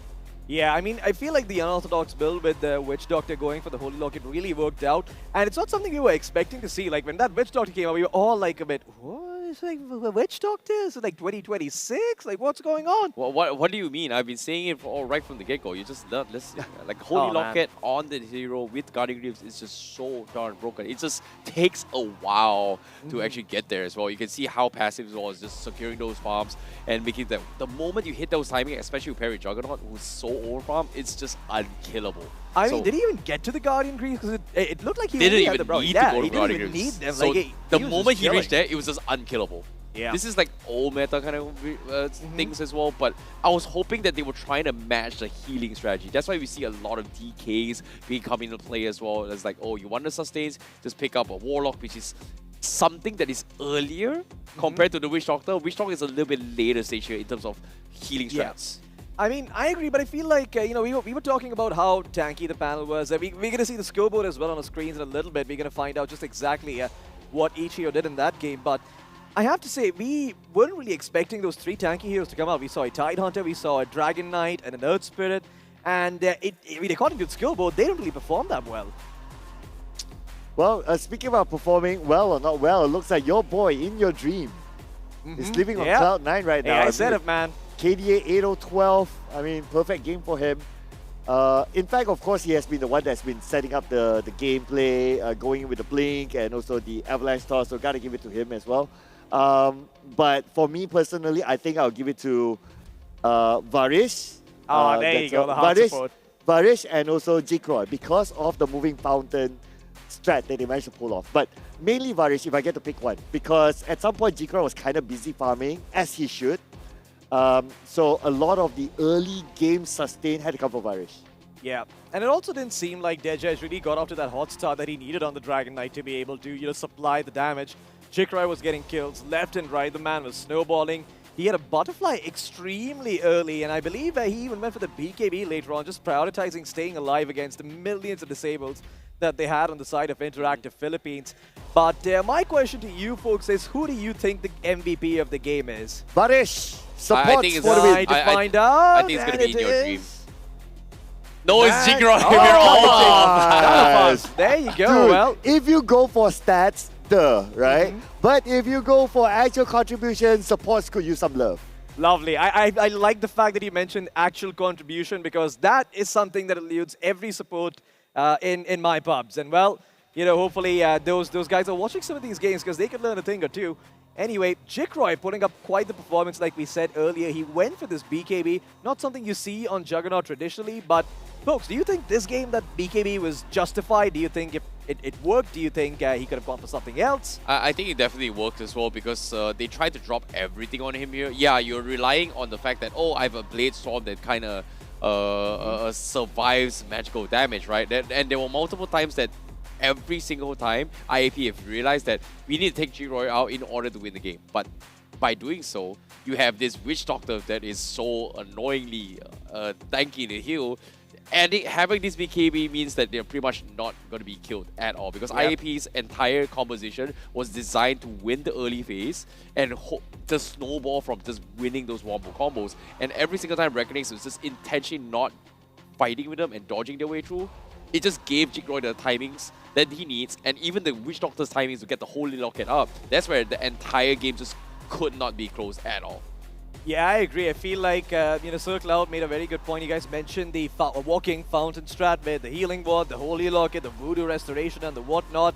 And even though we were a little bit biased towards the IAP drop, because we saw those 3 tanky heroes, you're like, this makes a lot of sense. They're very hard to kill. But, it's one thing surviving, but it's another thing killing the enemy heroes. The damage just seemed to be lacking, didn't it? Well, yeah, and also, after having a good look about how they played the game, the Queen of Pain was their only key damage dealer from there. Other than that, the secondary, the Dragon Knight, not as effective. So when they don't have the Queen of Pain with them in a fight, or the Queen of Pain gets taken out early, then they don't have the damage output to fight back. Well, any closing thoughts, gentlemen? Game 3. Game 3. Well, we're going to be going to a Game 3 here, folks, but we're going to be going to a break, and going to be coming back with the final match between Reckonix and IAP to see who is going to be making it to the Grand Finals and who will be eliminated here at the Asia Pacific Predator League 2020-26. Stay tuned, don't go anywhere. We'll be back in just a bit. The all-new Acer Aspire Lite with up to 13th gen Intel Core i7 processor. Enjoy sharp visuals on a full HD display with a flexible 180-degree hinge. Lightweight at just 1.59 kilograms. Powerful, flexible, and ready to go. The Acer Aspire Lite with up to 13th gen Intel Core i7 processor and a full HD display. Lightweight at just 1.59 kilograms. It's powerful, flexible, and ready to go.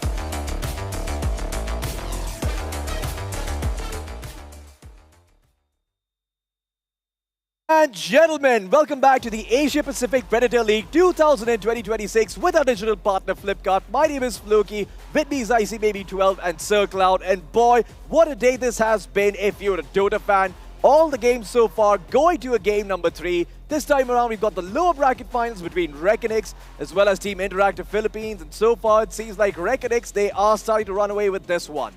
Well, it's a do or die situation for them right now here. Winner takes all, and the loser will be going home on 3rd place. But oh boy, whoever wins this series here is going to be meeting MAG in the grand finals itself. And of course, have a shot to lift the trophy. So either or, this is going to be all or nothing right now. Yeah. Well, let's talk about the previous game, right? Because we saw something interesting. A couple of interesting things that happened. Notably, you guys mentioned the healing fountain, the walking fountain strat, excuse me, with the heals coming out from the Juggernaut and the Witch Doctor.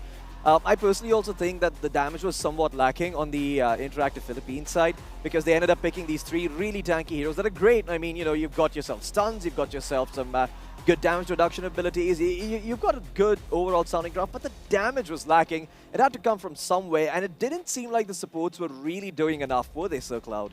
Yeah, I think that, well, one thing is the supports, right? But I think it's how it was set up for them as well.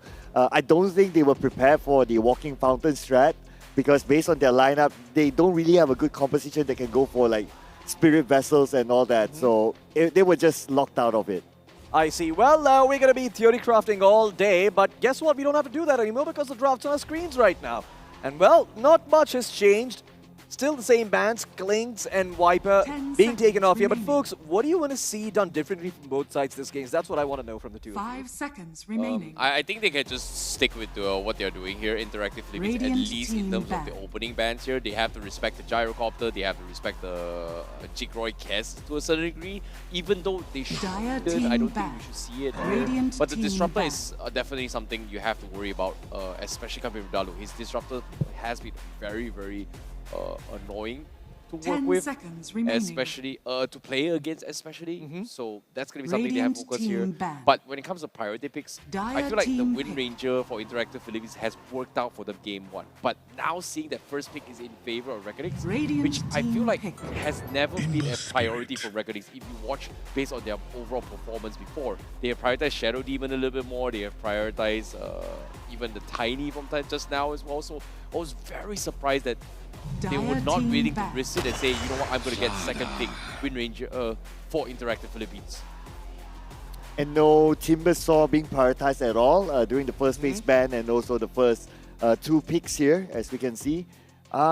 Is there still room? Maybe not so for Interactive PH, but Reckonix, they can still go for the Timbersaw later. It also depends on what sort of heroes are still left available. So they've already banned out the Viper, so that's a sign. If somehow the Bat Rider finds no space or is being banned out, then maybe Reckonix can introduce the Timbersaw. All right, interesting ban coming up here, folks. We talked about the Muerta and how this is a hero that can sometimes catch you off guard. Being banned out this game by the Ember, I feel like it's fully justified. Although, at the same time, I mean, what do you think Reckonix are aiming for here? I mean, they've opened up with the Ember Spirit. It's a pretty open pick, doesn't reveal too much. But what do you want to be banning or picking here to supplement the Ember Spirit with?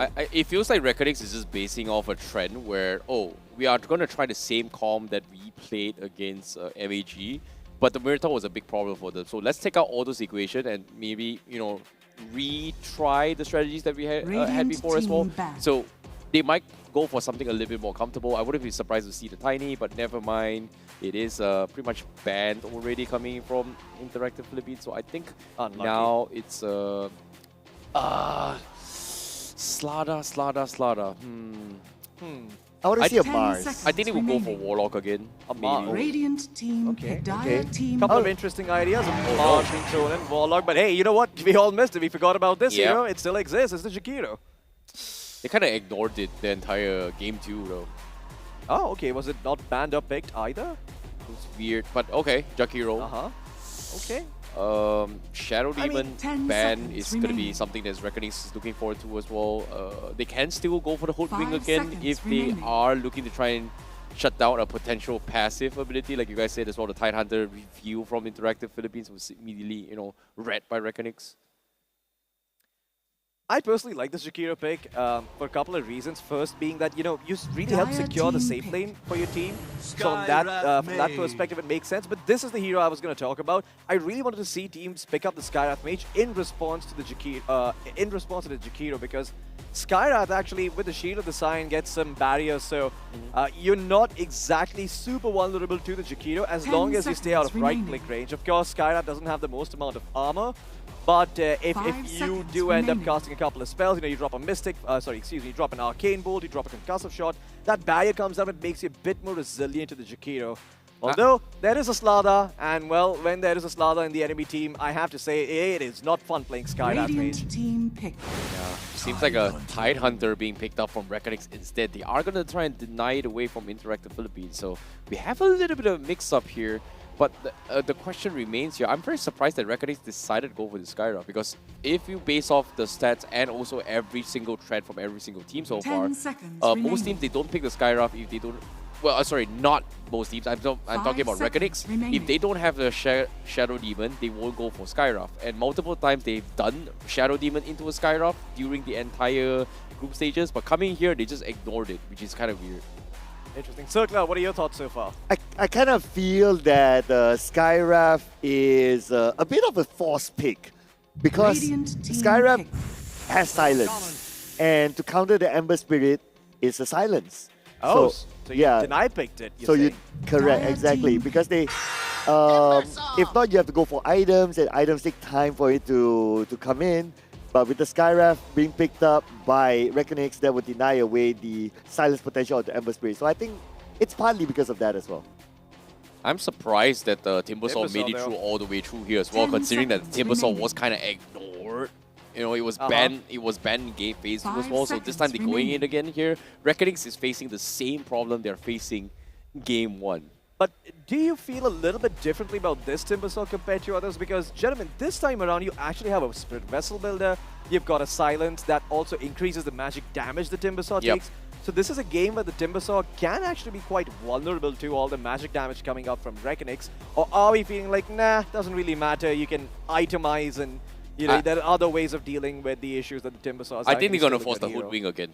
They're going to force the Hoodwink support and then parry it with the Skywrath, and then later on figure out who's gonna be playing the carry here. The Juggernaut is still in the pool as well, so Jigroy still has a lot of options to work with. So I feel like right now forcing the Hoodwink to deal with the passive isn't too bad. But no, they've got this. They bring in the Kaz. It was always banned against Reckonix. They actually snuck through this time.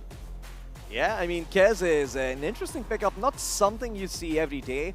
I feel like this Kaz hero does have a few problems this game. You're upping into a Timbersaw, you're mostly physical damage, but I feel like the lane should be pretty good for the most part for this bird. Huh. I don't know. I'm still feeling like there's no enough counter to the Timbersaw. You don't have the Viper, it's being banned out, and there's no room for Reckonix to get the Bat Rider. So I don't think they have a true answer to the Timbersaw. However, the Kaz pickup, I believe this could be the first Kaz pickup here in the entire tournament, right? So we don't know how effective it will be in a tournament setting. So that could be the wild card there. How I'm seeing it at this point with this draft is that if Kaz doesn't work out, that's it. If Kaz works out, it surprises everyone, cool. Give them the ticket to the finals. There was a slight nerf on towards Kaz, right? It was kind of popular before this recent patch and the patch before that as well. And then people were thinking it was like, hey, Kaz walking around with random boosts here, you go for the QQ combos, and then people just melt, right? Supports just melt so fast all by himself. So I believe it has been kind of nerfed, but it feels like it's still viable. I believe they nerfed his tower taking ability because one of his abilities, I believe it was the Falcon Rush, used to work against towers, and then they removed that. So it doesn't have the same pushing power as it once did. Still very good in lane, though. I think in team fighting it's just still pretty decent as well, which is something that they can actually go for it. But as of yet, this is going to be a big problem for Interactive Philippines. They did not expect this. This is signature coming from Reckonix. They are going to put Jigroy playing the Kaz. But the last pick here is going to be the biggest problem for them. I don't think they're going to go with the healing strat again for Witch Doctor. 10 seconds But the remaining. full break will be nice, but it feels like everything else looks like we are going to try and individually outskill Interactive Philippines on different fronts instead of playing... yeah, I mean, lots of high-skill heroes being picked up here. You've got yourself the Kez, you've got the Ember, you've got the Tidehunter. The Tidehunter, high skill or not, I mean, that's debatable. But the Kez certainly, and so is the Ember Spirit. So definitely right on that front. It does seem like those guys are comfortable on these heroes. They believe that if they get these heroes, they can potentially win. Although with that said, I do feel like they have a lot of disable this game for the Ember and the Kez. I mean, you've got Shaman, you've got the Slather, you've got some decent damage coming out from the Timbersaw as well, so you can follow up on any of these disables rather easily. And I don't think you're gonna have a particularly fun time against the Kez either. I mean, it's a bit of a weird one because it goes both ways. The Kez can kill all of these heroes, but these heroes can also kill Kez. I guess it comes down to when he gets the BKB and the laning phase and whatnot. Witch Doctor. Oh. Okay. Looks like we're going to see the Holy Locket Witch Doctor once again. A little bit more sustained. It was kind of ridiculous as well, considering that, you know, just the Witch Doctor himself was able to do so much. The healing ward coming from Juggernaut was a little bit more. So this time they are going to try to match the Timbersaw as well. So I am a fan of this. 5 seconds Sir Cloud. remaining. Yes, because the Melodic is a anti-tank spell. So that is going to be their next best bet against the Timbersaw, considering that they don't have a lot of the other heroes that we mentioned earlier on. So that's one. I'm not sure if we'll see a Desolator with the Kaz here just to add on to the potential damage onto Timbersaw so that he will be shut off of the game completely. So that could be one thing. But now we're also having, we're also having a Slather and Timbersaw. Yeah. I think you probably put the Slather in the mid lane against the Ember. The Timbersaw goes off lane against the Kez. Which leaves us with the safe lane hero here at last for Interactive Philippines. Dejej, what do you think he's going to be looking at? The Ursa has been banned. The Juggernaut's out of the picture as well. Those are some of the better heroes to pick against the Tidehunter. Abaddon also out of the pool here. So I'm going to be looking for something a bit more classic that deals with this really tanky fish. I feel like the Monkey King a couple of patches ago would have made sense. This game, I'm not certain. I feel like they've got lots of damage and lots of I wouldn't be surprised to see a Shadow Fiend here if they decide to go for it. Shadow Fiend is actually not bad. Yeah, against a Tidehunter makes a lot of sense. Like you double down on the minus armor from the amplifier itself here. But the question here is, are you mobile enough to actually reach towards this situation? I feel like if you're strong as 5, you can kind of just go as 5 to places and take objectives. So you not being mobile is not the end of the world. But that's a curveball and a half. Wow. Didn't see that coming. That's that was one way to deal with the Tidehunter. So, I mean, hey, guess what? The Tidehunter, he can't press spells if he doesn't have mana. Actually, this is actually pretty clutch here. I feel like this anti-mage changes the dynamic of the game because Skyraf burns a lot of mana, Witch Doctor burns a lot of mana. Yes, you're having a lot of heals, but if you do not have mana, you're going to get one-shotted by this mana wave. So very, very interesting approach. So I like this. But you also have an amount of risk here because anti-mage depends a lot on his blink. And if you have a silence on the other side coming out from Sky, then you might get caught. So it's going to be a bit of a risk there. There's a silence on the Kez as well, isn't there? And then, you know, you've got the timing issues where depending on which build the Kez goes for, there are 2 major builds, one being the Falcon Blade into the Desolator, which is really, really fast. Another option is the Battle Fury, which allows you to scale. I mean, honestly, I like the pick for the lane, but I don't think it's that good overall because you've got Death Ward with the pure damage that's problematic, the roots coming out from the Ember Spirit, the Tidehunter as well, you know, with his Ravage is always going to be catching anti-mage out. I don't know if you build BKB, but gentlemen, we are about to jump into the game in just a bit, and I do want your predictions for this one. Who do you think is going to take it? I'm not going to predict anymore because Castle Curse, man. Like, I don't want to jinx All no one. right, Sir Cloud. Like, I'm going to get bashed for this online, for sure. I'm going to go for whatever that he has in his head. On the opposite side. The opposite of whatever he has in his head. That's why I'm not predicting. Yeah, that's why. All right, well, whatever that you're thinking, I'm on the other side. Gentlemen, Wow. I wish I knew a brain surgeon here so we could actually, you know, poke into IC's brain and see which team is he supporting here so we could have our predictions. But you know what? Akasha didn't give us any predictions. Hell, it's time for the host to do some heavy lifting. I feel like this is a good game for Reckonix. That's going to be my prediction for this one. And yeah, I do think they have a good shot at taking this one. Well, Ladies and gentlemen, we should be getting into the game very, very shortly. I'm going to leave you with my two experienced commentators in Circloud and Icy Baby 12. Gentlemen, take it away.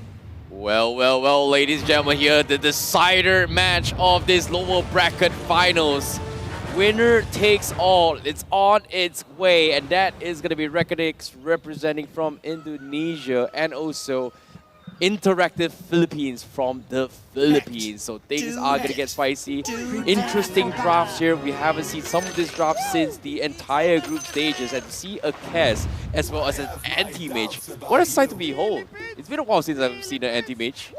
Sir Cloud? Oh yeah.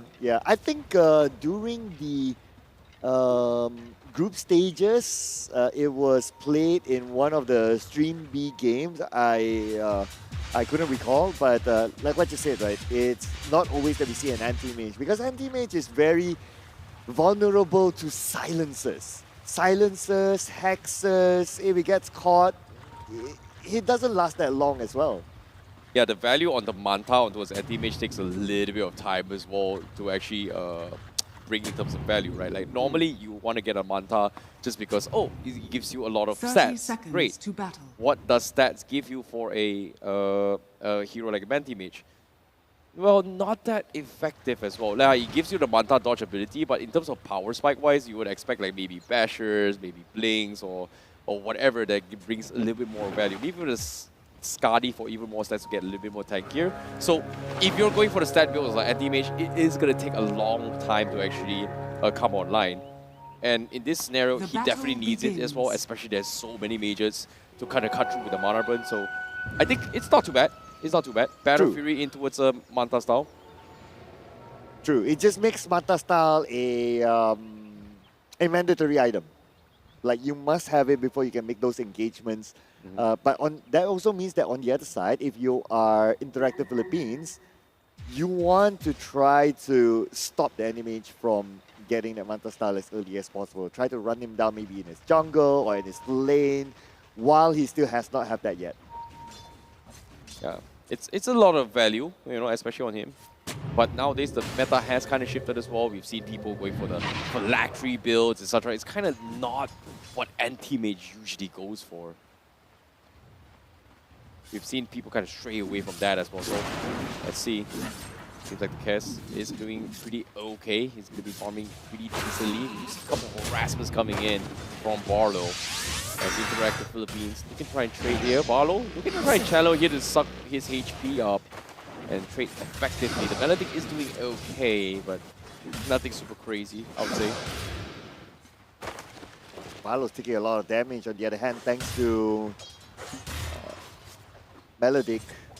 Of course, that's just to like, let's poke him away. They're still the early stages of the game, so that's okay. But when it comes to the mid stages, to the later stages, the Melodic will be prioritized onto the tanks, Slada, and also Timbers Officer. Yeah. Seems like they do have a mid slaughter here coming from Yona. We've seen it happen as well before, but Aries with the first blood down bottom here. Great pickoff as they take the Skyrock down. Nothing much the Tide can do in this scenario.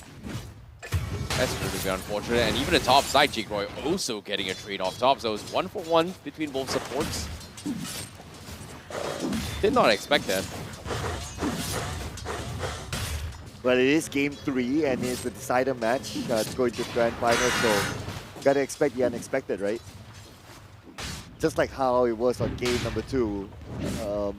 We didn't really expect like the whole walking fountain to work until it happened inside the game and we see how it's executed. Then yeah, so they kind of threw us a little bit off, at least for me that is.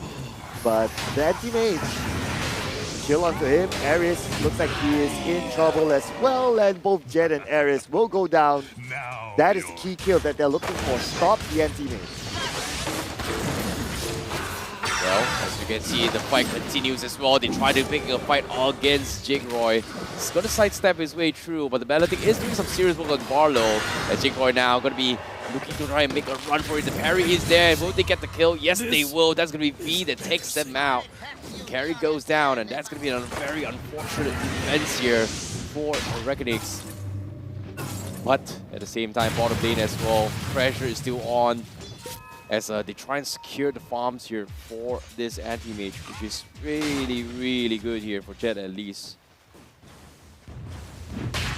I just want to put it out there, right? That I still think that there is not enough of whatever to deal with, not enough of dealing with for the Timbersaw. I don't think there's enough for them to deal with the Timbersaw. Yeah, I'm trying to, my words are getting mixed up there, but you get what I mean, right? Like, there's no answer or the real answer to the Timbersaw now. Yeah, it is truly, truly indeed a really of a tough spot to work with, I would say.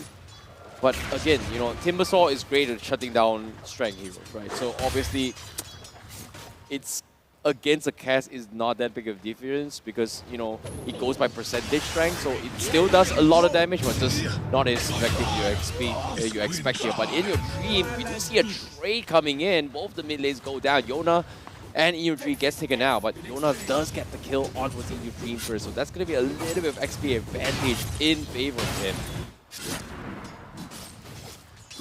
Oh, we'll see what happens. So far, V has not been having a bad time. I mean, a lot of space given to him to farm, and we can see that he's already... Oh, he didn't even up his reactive armor yet. That is how confident he is at the lanes. But when he starts getting his reactive armors, maybe up to 2 points at least, then you start to see Barlow leaving him alone at the lane, and he will just happily farm on his own. Yeah, it's all about being a little bit passive as well. There's no reason to actually serve this. But at the same time, I was expecting IAP to maybe cut the lane as well, which didn't exactly happen. A little bit of an interesting switch up coming from them. They might have considered denying it as well, but again, you know, the previous matchup was against the Juggernaut, so the threshold is a little bit higher, but it seems like they are going to make a dive onto his Barlow as well. Nothing is there, and that is going to be a dead Shadow Shaman. Nothing much you can do as Barry secures the kill. And that's the good thing about the Skyrush, right? Like, you have the burst damage, and then you have the Melodic on the other side. One Melodic, early burst damage from the Skyrush, and you're almost guaranteed a kill, especially on these kind of supports. Yeah, great rotations though, coming from them. But because of this rotation up top as well, right now, Jet does have a little bit of relief and pressure to kind of farm his way down the bomb lane here. As you can see, the supports are panicking to try and force some sort of moves coming in. As IAP, they're looking to try and catch the mid-rotation. And here he goes. Slada going for the stun. They do catch the Skyrush. That is going to be Yona that gets the kill as they hunt for more. The heals are coming from Varish to kind of keep him alive. Yona needs to make a run for it as well. The Melodic is there. He's got the bottle, so he's going to be able to reset for a fight a little bit more. The Amplify does give them the vision. They want to try and continue to extend this fight, but doesn't want to risk it as Yona does not have the health to do so. He just got his bottle backed up as well. Forced to use the Arcane Rune as well. Yeah, Yona needs a little bit of time, and he's not in a rush. And plus, they don't want to overcommit into jungle as well. On the other hand, we're starting to see V, even without his reactive armor, just being the boss at the top lane.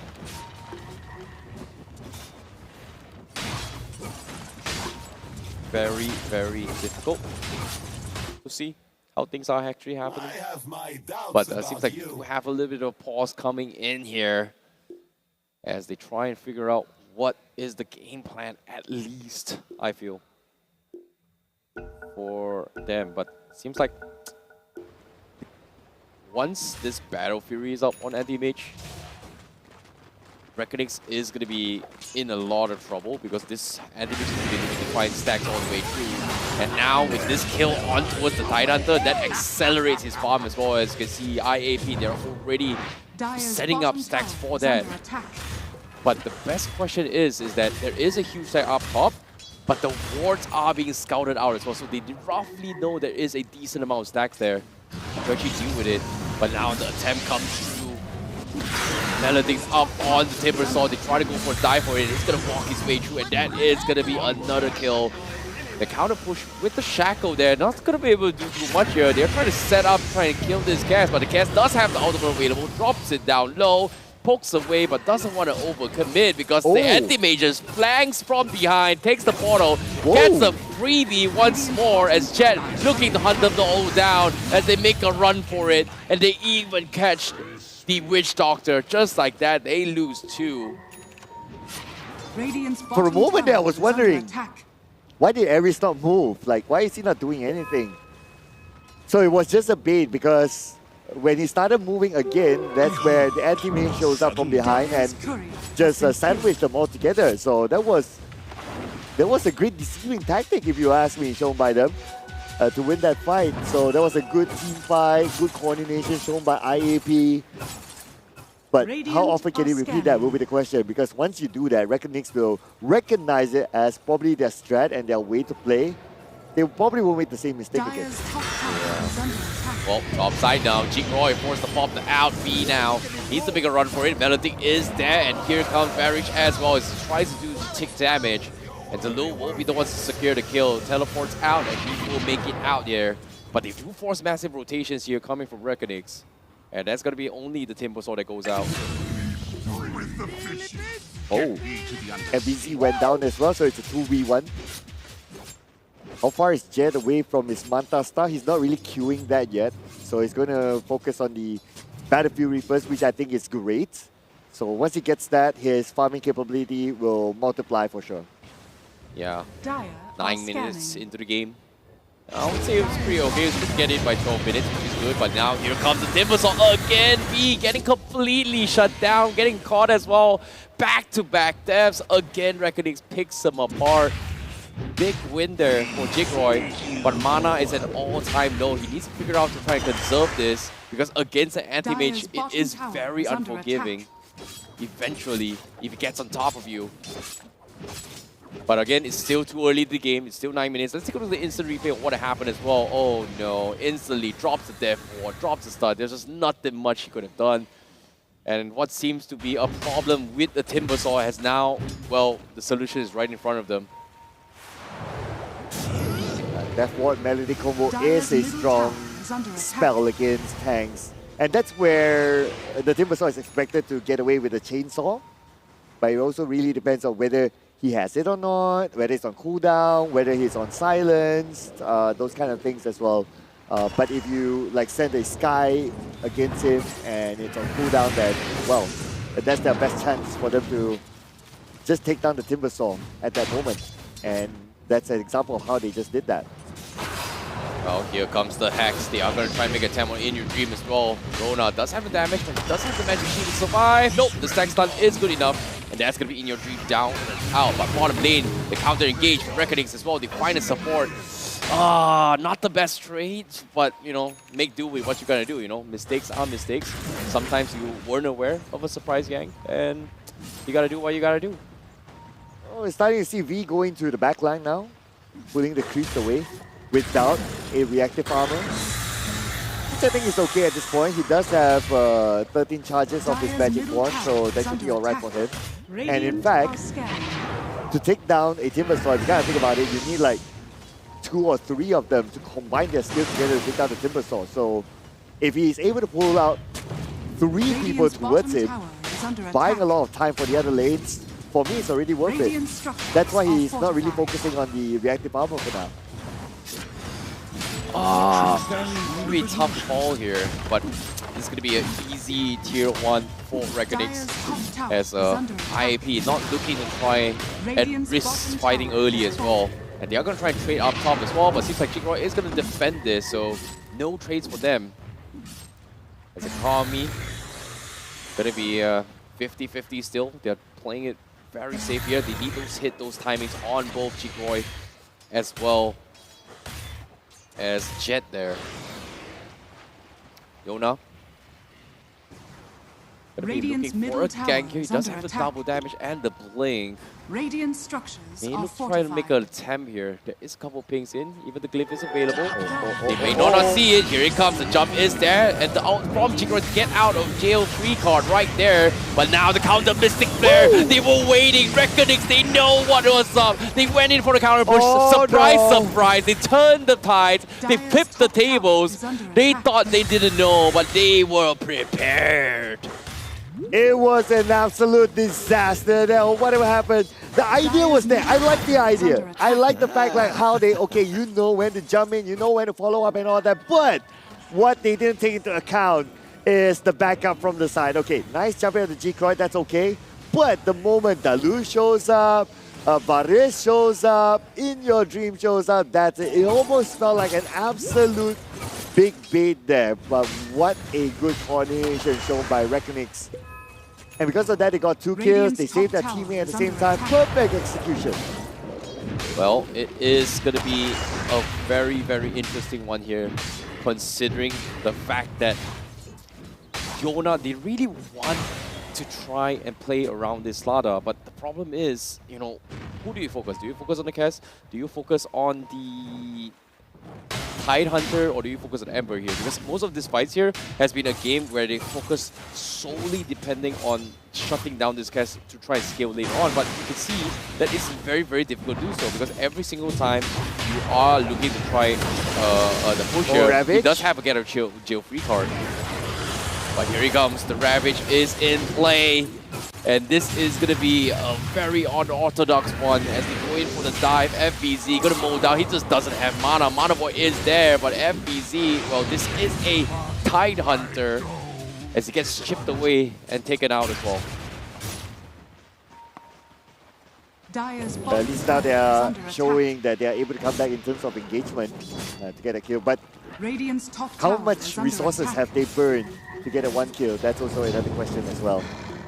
Anyway, we're going to see a smoke from the 2 players of IAP. But they're just cutting across the map. So it might take them some time. Still looking at G-Crow though. They've been trying to get G-Crow for quite a while now. But straight up onto Dalul, an easy target for them. Mystic Flare, counter back, Dalul still survives! Dalul! Survives! But finally goes down to B! Oh man, it took so much to take down his support! And now they're on the chase onto B, but then again B with the Timber Saw should be able to get away to safety. Not going to be a problem for B. Oh, but here comes the random from the side as well. Ah, here we go. 5 on 1 with the banding onto B. In Your Dreams sends V to sleep. Oh boy, what a big catch as well. But it started strong, but eventually it felt like they just needed some time here to be bought out, because eventually the Death Ward was just such a dominating performance in this kind of skirmishes, right? Like Mystic Flare as well in the early phase here. They need those BKBs up. They need to at least pop it before they can do anything about it here. They're hoping to get a little bit cheeky to try and get a punish here, but the problem here is Jigboy's positioning has been impeccable. You can see everyone's from inside Reckonings here. He's always within distance to try and cover Jigroy in case anything happens to him. I don't see the anti-mage going for the Manta style. So it looks like he's going to skip that one. He's going to jump straight into the butterfly. Might be a little bit of a risk there, but I guess they are willing to try to bait out the silence from Dalul.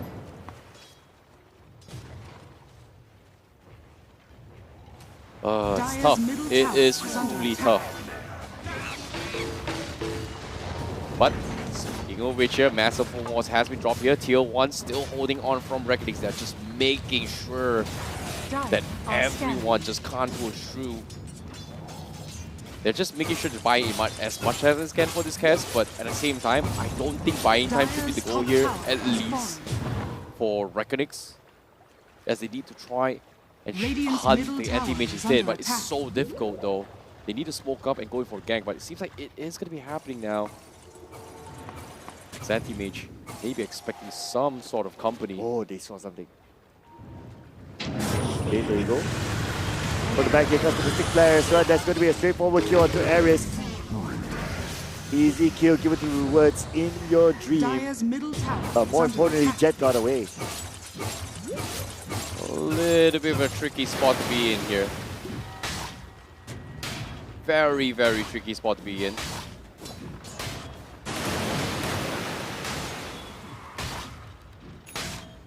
Right now, they're looking for pickoffs, which I think is great, especially if you are Reckonix. Having a Sky, it is almost a must for you to go and find pickoffs. And if the Sky is able to get a ATOS, that will be perfect. Because if you're able to get pickoffs, the Mystic Flare maximizes its potential when there's only one hero being hit at one point. So pickoff strats is good for Reckoning now. Yeah. They found one. Seems like it is going to be go time here coming from Reckoning. They do have the Holy Locket available with Varys as well. And they're still hoping on Jet to try and make a play here. They still haven't brought him out. They need to take him out as well. He's matching the farm. But this is timing that Reckoning is looking for to get aggressive as well. They've got everything available.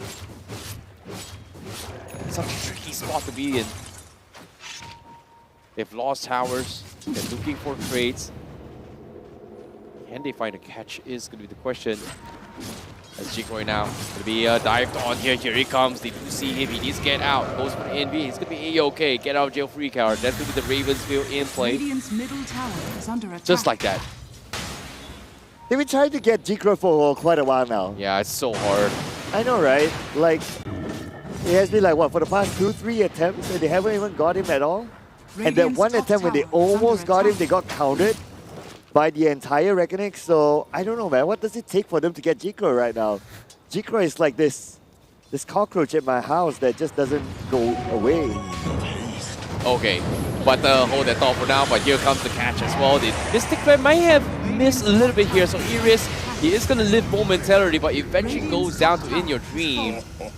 As that's going to make a kill streak for Reckoning. And once again, IAP not able to do too much in this kind of scenarios. Hoping to make a little bit of a counter play as well. But IAP, obviously, Massive wants to try and deal with the bottom as well. But it seems like the Manta is available on Kaz as well. So you are going to be expecting a lot of burst damage here. Trying to counterplay, but Yona getting picked off. That's not looking good. Jalul gets the kill once more. Reckonings having full control. The moment go time is available. And they've realized they are now ahead. Quite ahead as well. We're talking about 5K network difference, and out of the top 5, 3 of them from Reckonings are there. So they have it in the bag. And not only that as well, like when it comes to execution, so far so good. I believe that both sides, they have their own respective level of execution. But now that I think about it and put it into perspective, not able to deal with Kaz, and they have wasted enough time and resources trying to get the Kaz, is starting to fight them back. Well, Tormentors in play. Varish now having even difficult problems to work with as well, as Witch Doctor now has the switch move. That means Healing Fountain on top of an own iframe that just dodges everything. So, correct. Now, as of yet, IAP, they need to figure out how to deal with this Witch Doctor and Kaz. There's just so many layers of defense that need to go on the hunt. And so far, they're just relying on this anti-mage. They need him very soon, but it's taking forever to come online, and you can't really blame them as well. The setup coming in from Slaughter, at least from Yona, like you said, right? Multiple Fatal 10s, they need to find the right targets. But with this double Searing Changer connects onto instantly, Ares instantly melted. As Reckonings continues on the pressure. They see the anti-mage, but they are not really afraid of it as well. They're choosing their poisons really, really nicely as well. Like, Reckonings is just picking their fights very, very nicely. Go for one pick off, back off, go for one pick off, and then not go for a hard commitment, knowing that if they overuse all their mana, one big mana void and we're all dead. And Jikro is just side pushing while all that was happening. It's like, okay, I'll just buy my own thing at the bottom, just push, and now solo-handedly, single-handedly taking down the second tower. Just like that. And every time Interactive Philippines wants to go and catch him, they couldn't. And while they couldn't catch him, now Reckonings is starting to take the fight towards Interactive Philippines. They're roaming around as a 4. Whoever that they catch, especially Ares, has been the victim many, many times now. This will put IAP on full defensive alert mode. And while they are doing that, they're not really responding to the cast at all. Yeah, seems like they are going to make an attempt right here as well. Melodic on the Timbersaur. Not going to be able to do too much, but they will be able to get a pushback as well, because the Lu gets completely melted here. And now even the Emperor will fall in your dreams. They finally have the anti-mage online. And they catch Reckonings in by surprise. They've lost 2. And now Jigroy almost getting connected as well. Nice little sidestep. But he will be able to dart out of there. So this is finally a small little victory here for IAP. As they pick him up. Big win for them. It's almost a scary one for the cast. But again, okay, cool. IAP, they dealt with the rest of them great, but they're still not able to deal with the cast. So the cast is like now just hacking the wall. Slowly but surely he'll break through. I mean, how many times have we seen like a split push work, right? So this is probably going to be one of those examples where the split push is going to work for Reckonix, and IAP have almost no answer to it, except for if they can push it back, put the pressure back onto Reckonix, force the cast to come back. That is probably what IAP has to do right now. Yeah, it is possible, but with Roshan in play, Reckonix looking to try and close out this game. It's going to be go time for them as IAP continues on to push if they can. But here's the biggest problem right now. Kaz now with the butterfly in play. Can they actually take him down even quicker here? The spells may not be enough considering the amount of raw stats that he has from this. Probably needs an MKB, but I don't think you want to have an MKB up on anti-mage here. Yes, indeed. Maybe it's something to actually burst him down. It's a big question. But as we have this Tidehunter, does have a lot of armor reduction. He's great and all. Oh! But looks like the jump comes in from Kaz. Jigroy goes for the push. Ares is dead. Just like that solo kill. All the way up to the high ground. Here comes the rest of the FBC mix is showing as well. Oh, Shackle FBC, not sure if that's the target that they want. They can easily counter back. Now with the BKB on to Yona. Yona trying to shoot them away. Here comes the Ravage, catching 3 of them inside. Here comes the rest of Reckonix. They're dealing the damage. First, it's going to be V going down, followed by Barlow. Next, they're going to look for Ares. Ares goes down to the hands of Jigroy. And now, Reckonix have the entire bottom lane for themselves. Oh my goodness, what a wombo combo. There was just so many layers. Varish also just completely denying them all the way to the back. What an insane catch. Just so much damage and value here from this Witch Doctor ultimate here. He might be over for Philippines. But let's take a look at the overall damage. My goodness, how much damage is that? That is a little bit too much there. Ravens felt pretty much connected on everyone. The grappling call as well, just so much AoE damage.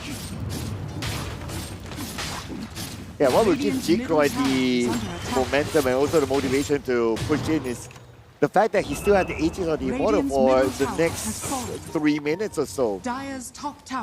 So as long as this guy still has that Aegis, he can still run ammo, but disciplined gameplay is being shown by them. They pull back together. Instead, they decided to kind of deal with the top lane so they don't allow the anti-mage to be that hero to try to backdoor Reckonings. Well, speaking of a potential fight, but now with Manta in play for anti-mage, we do see Jet. We do need to find a way to isolate this fight because in team fights, it's just 5v5. This Kess is just gonna put a stack on everybody here. And they say the Psy is going to do so much value in this team fights where it just amplifies bit by bit. It results in just IAP not even doing too much. Like, don't underestimate the power of the Kess, I would say. It's going to be real tough right now with the fact that they don't have the bottom lane. And IAP's anti-mage is not pushing fast enough to try to put pressure back on the Reckonix. And Reckonix right now can all together at the top, doing exactly what they're doing right now. Take down T2. Probably going to go up to the high ground. They still have the Aegis on the Immortal for the next 1 minute and a half. So they will send Jigroy at the forefront just to try to bait them out, and there's nothing that IAP can do for now. Well, with the tier 3s pretty much exposed, it seems like things are going to be in an awkward spot to be in. But as you can see, they are going to be knocking in as IAP going for the final potential defense as well.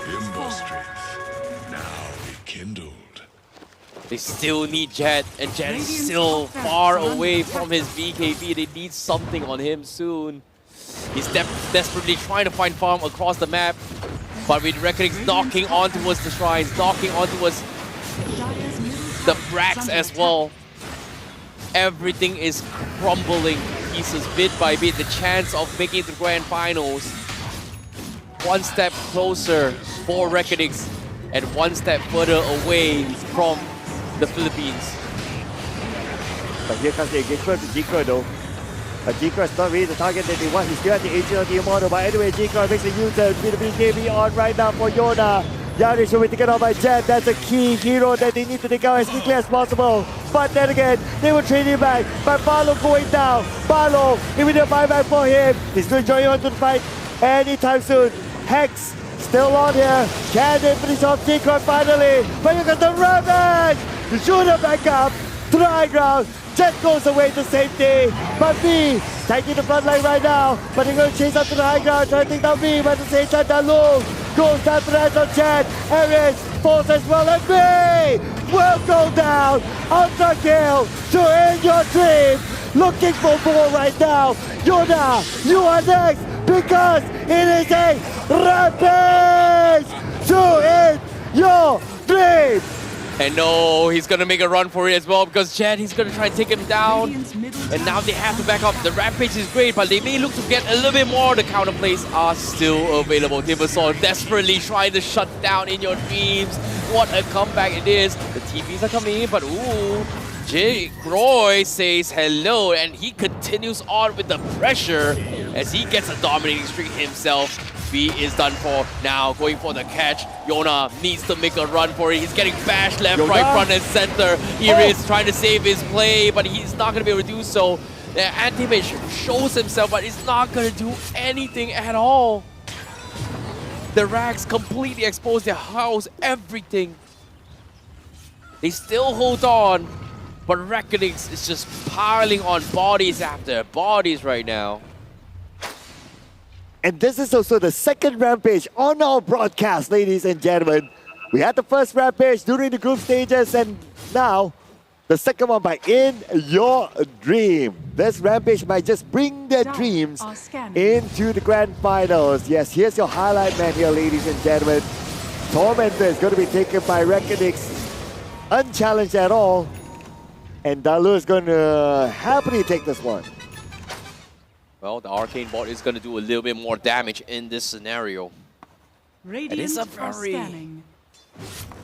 weird spot to be in, especially for Philippines here. They're still waiting for Jet to come up online, and he's pretty much the win condition for this game. Yes, he may have had to be KB, but he needs to find a way to catch everyone together, and it's just so difficult to do so. Reckonix literally put in spots where they have so many contingency plans. You've got the switcheroo, you've got the Kraken Shell, especially on the Tidehunter. You also have like Ember Spirit's mobility. You also have a lot of escapes to work with, which forces you to commit into fights where once you commit, it's so hard to kite around with. And it feels like every single fight, Reckonix has been able to out-kite Interactive Philippines. And it's so difficult to play this game. It's so difficult right now because they also lost like the top lane and also the bottom lane. Now they're only left with the mid lane. And even if they want to send out the anti-mage to go and cut the waves and try to be cheeky, it's going to be quite hard. Yeah. Because they would not be able to withstand the push from Reckonix at this point. So IAP, I guess at this moment, they need to deploy the anti-mage as somebody who's able to deal with the backline first in a team fight. Not think too much about trying to split push and all that jazz. But just to try to win team fights overall, I think that should be their objective for now. Well, it is an interesting spot to be in, considering the fact that there is a lot of consideration that they can have do. in all these instances. But again, it comes down to just timings, right? Like anti-mage, once he gets his Cardi, if you get an isolated kill, great. You know, in terms of contributing to the fight, right now he needs to catch the biggest mana void possible, and even then, it's so difficult because you can see, you know, Reckonings, they're always aware, they're always making sure that, hey, if we win the fight, that's great. But without further ado, we're going to be resuming the game here. It seems like we have resolved the technical issues. But yeah, again, look at this. Reckonings are always grouping up. And even the win rate right now, this has got to be one of the highest win rate probabilities I've ever seen right here. 92% in favor of Reckonings. Definitely a huge gap there. And I'm going to add on to the fact that Reckonings, they have a healer in the name of Arish. So to a certain extent, when they push, they're not always forced to turn back. Very weird spot to be in. But as you can see, they're still trying to hold on, but Iris getting caught here. Reckonings now looking, trying to close out the game. They're just toying with food right now. They're playing it very, very safe. They don't really want to unnecessarily take the risk here as Chikoroi slowly pokes away, and this tower forcing some sort of reactions. No reactions again. Tier 3 is exposed. Another Rex that comes to the buys. The counter Ravage comes in. They do catch the anti-mage instead. It don't really matter as well. Yorna also next to fall. Double kill for Jigroy. And now they force the buybacks to come into play. They want to try and turn the tides, but look at this Jet. He fought back, he came in, and he's gonna die back again. And another rampage from Jigroy. And it is over, ladies and gentlemen. Reckonix will be your second grand finalist later on. This is gonna be one of the most historical moments here in the APAC Predator League 2026. Man, what a game going out by both of these sides. Reckonix, they reached the grand finals, but it takes them a while. They had to go to the lower bracket, say hi to Interactive Philippines, send them back to the airport, and now they themselves are going to be making their way to the grand finals here to play against Fifth Avenue Gaming. Ladies and gentlemen, what a beautiful game coming out. We saw some Tidehunter action coming into play here. Slada wasn't really all that effective, and anti-base blast picked a lot of cool stuff, but unfortunately it wasn't enough. Reckonix, they just did it better, gentlemen. Yeah, they definitely did, and it's just insane gameplays that you're coming from them as well. But of course, you know, guess what? Reckonix has had one of the longest journeys for the entire Grand Finals itself. They played almost every single game in the playoffs itself. So it has been a long journey, but eventually they're back, and I can't wait to see the rematch here between them. Are we going to see the full 9 games today? Who knows, but I do want to get your opinion on this, Cloud, because I feel like this game, we did see a Skywrath Mage come out, we did see, you know, Tidehunter being picked up. A lot of these heroes that we didn't really see them touch all that much, especially for FBZ. That guy, he's a powerhouse on the axe, but we weren't expecting this kind of a performance on the Tidehunter, were we? Yeah, I think that, okay, we did talk about, like, oh, they have no answer to the Timbersaw, right? So if you don't have an answer to the Timbersaw, what do? You don't answer at all. Okay. And that's where the Cass comes in. So we did talk about, like, this Cass is a wild card sort of hero. Like, it could go all the way good or it could go all the way bad, because we also have not seen Cass in this tournament, in this current meta as well, with this current patch, and how it will work out with the combination of everything else. With the Cass coming in, they can totally ignore the Timbersaw, because there was almost no answer to the Cass now. They tried to catch the Cass a couple of times. They couldn't. That one moment where they almost caught the Cass, they got countered back. So I guess, to me, the key winner here is the Cass itself. The Slaughter, it didn't seem like it worked out too well for them, because they picked up that hero thinking, oh, you know, we're going to have Corrosive Haze. It's going to be really, really strong against this Cass. We're going to keep a track of, you know, where he's going to be going. But it didn't seem like the Slaughter did too well, gentlemen. Any particular reason why we didn't see the Slaughter pop off like we have seen some other Slaughters? I think it came down to just priority targeting, right? Like, so Interactive Philippines, whenever they go in for a gank or a setup as well, they're hoping to punish Jigroy. But you have to give credit where credit due. Jigroy was able to outmaneuver them not once, but multiple times right here, going for a free get out of jail free card with the whale. He's like, oh no, what can I do? Jumped onto me, I'm just gonna pop out here. It's not really like a BKB kind of scenario. It's kind of like your innate ability kit of the hero design itself, right? You can always get out of safe safety. And even when that actually happens as well, you also have Varish who's always looking to try and protect it. Yes, we can argue that Witch Doctor is no longer that stronger, but the moment the Holy Locket comes in place, where that makes it even difficult to do so. And once again, you know, it was the man himself to do it. The guy with the best KDA in the game. It's in your dream. Jikroy also, excuse me, It wasn't Troll not the Warlock, it was the Kez, yeah. Yeah, it's a very different looking Kez. He did undergo cosmetic surgery recently. They didn't include that in the patch notes. Looks a lot more closer to Troll Warlord now, but yeah, in your dream on the Ember Spirit, man, what a performance coming out from him, getting a rampage on the main stage. Mid lane in a matchup that typically is not considered that good for the Ember because Slada is all physical damage and Ember, not so much. I mean, he only gets a magic damage barrier. You know, he can't really step up to the Slada in lane, but it seems like in your dream, this man, just put him on any hero in any scenario. He just always seems to find a way to make it work. Yeah, it's just insane, right? Like, I was very surprised we actually got the Rampage as well. You know, it might be a little bit of last-hitting moments here, but it's understandable, right? You're looking to go in for a couple of kites. You're looking for a couple of pokes as well. And I think in this scenario, Jikroy did a lot of job just setting things up. It's like you do have this burst, which, again, from back then, it was just like one-shot combo. You can pick off supports. Now it's kind of similar, but it's not as broken as you think it was back then. So yeah.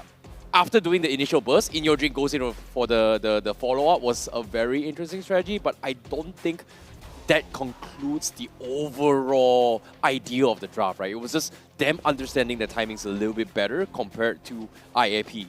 I see. Well, Circular, I need to get your opinion on this. Do you agree with the MVP, or do you still think it belongs to the Walking Fountain? Man's got a rampage, man. Man's got a Can't argue with rampage. that. You gotta give respect to the rampage. You gotta give respect to the OG himself in your dream with a rampage on one of the most important games in this tournament for the team itself. What better time to come up with a rampage and also the Intel match MVP? Yeah, I mean, I think his performance really stood out. You know, head and shoulders above the rest. But I have to say, it did seem like IAP were not in their element in the previous game. You know, they picked up this anti-mage. Now they've also got this Timbersaw. Then there's this Slaughter. It never really feel like their lineup came together like it did for the side of, for the side of Reckonix. It really seemed like they had some good synergy. They had heals for their frontline Tidehunter. They had ways of dealing, with the Slaughter, especially the Kez with the Raven's Veil, always managing to get out. And on top of that, I mean, in your dream, that man just put up a clinic. What can anyone even say to that? Sometimes that's just what happens. You know, you discount someone, you believe that, oh, this matchup works out for a mid laner. Well, not against this guy. Not against this guy, because he came here with a vengeance, and he absolutely owned the stage, and he deservedly got a rampage. I do want to mention, though, I mean, is there anyone that you think went overlooked in that game? Do you think that deserves a bit more appreciation, perhaps? I think Varish definitely stepped up big time, just because I'm a big Witch Doctor fan. People don't believe in the Holy Locket strategy, and No Sir Cloud is very anti that strategy, doesn't believe in it.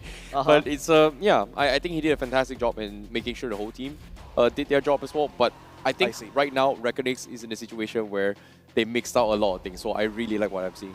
Well, let's hear it from the mouth of the man himself. We do have FVZ on stage for an interview, and I do believe our stage hosts are going to be taking over, so lads, take it away.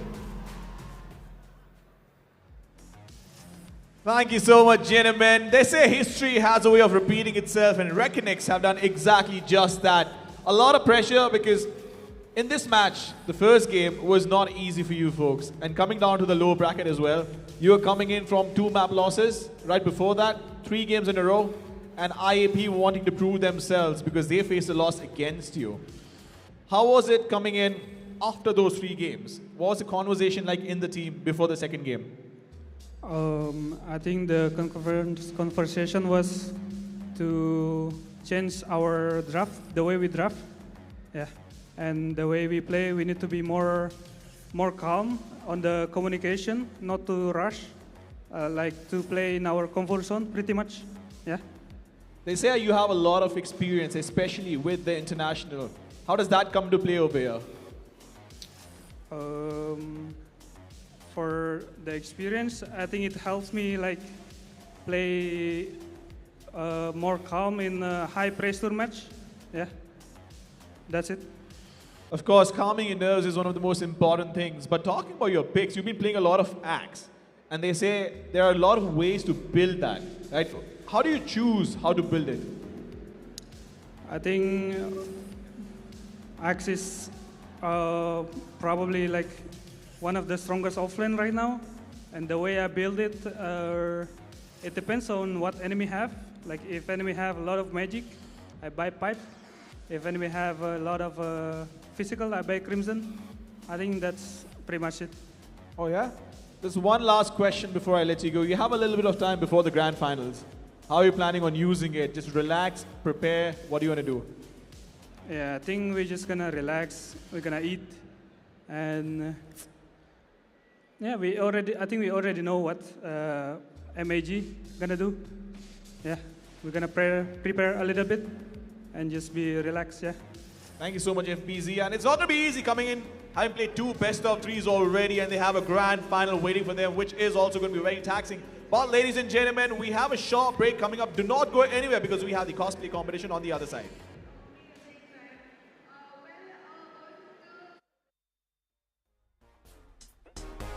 Click, sleek with Neo, power in hand, watch it go. AI smart runs the show. Style and speed, you already know. Lightweight game, heavy on mic. Work off late, it's just right. Color that pop, style and glow. Swift Neo, oh, that's how we roll. Click, sleek, swift Neo, power in hand, watch it go. AI smart runs the show. Style and speed, you already know. Swift Neo, You feel me? lightweight game, heavy on mic. Work off late, it's just right. Color that pop, style and glow. Swift Neo, oh. Let it lead, let it grow. Turn it with every tap and glow. Swift Neo, that's how we roll. On the edge, vibes up, you feel me? Swift Neo.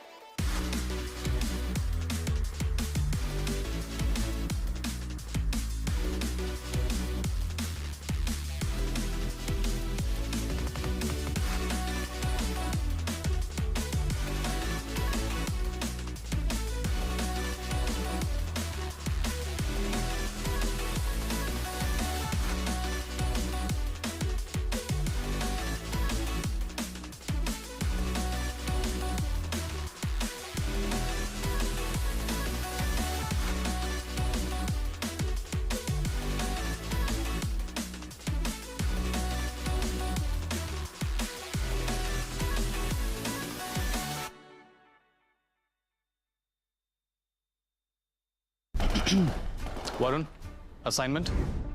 Of course, sir. All done. Hi Varun. Sir, आप? Flipkart पे high performance Intel laptops at lowest prices. तेरा secret? Secret नहीं है noob. Get the best deals on Intel laptops only on Flipkart. यहाँ कुछ भी हो सकता है.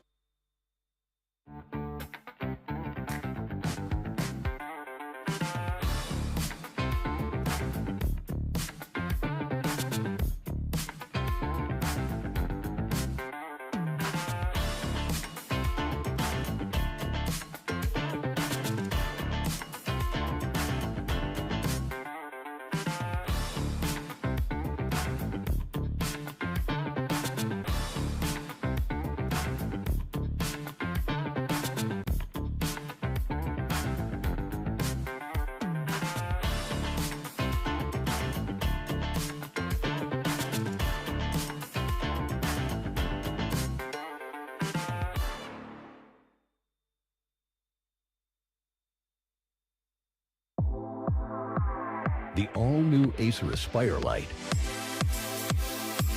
with up to 13th gen Intel Core i7 processor. Enjoy sharp visuals on a full HD display with a flexible 180-degree hinge. Lightweight at just 1.59 kilograms. Powerful, flexible, and ready to go. The Acer Aspire Lite with up to 13th gen Intel Core i7 processor and a full HD display. Lightweight at just 1.59 kilograms. It's powerful, flexible, and ready to go.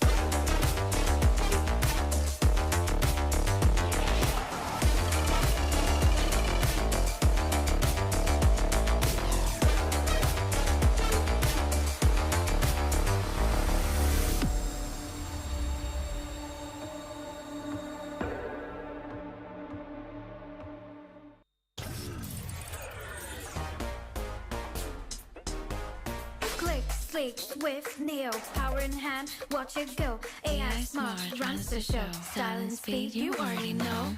Lightweight game, heavy on mic. Work off late, it's just right. Color that pop, style and glow. Swift Neo, oh, that's how we roll. Click, sleek, swift, Neo, power in hand, watch it go. AI smart, runs the show. Style and speed, you already know. Swift Neo, you feel me. Lightweight game, heavy on mic. Work out, play, it's just right. Color that pop, style and glow. Swift Neo, oh, let it bleed, let it grow. Turn it with every tap and blow. Swift Neo, that's how we roll. Don't see it, vibes up, you feel me. Swift Neo.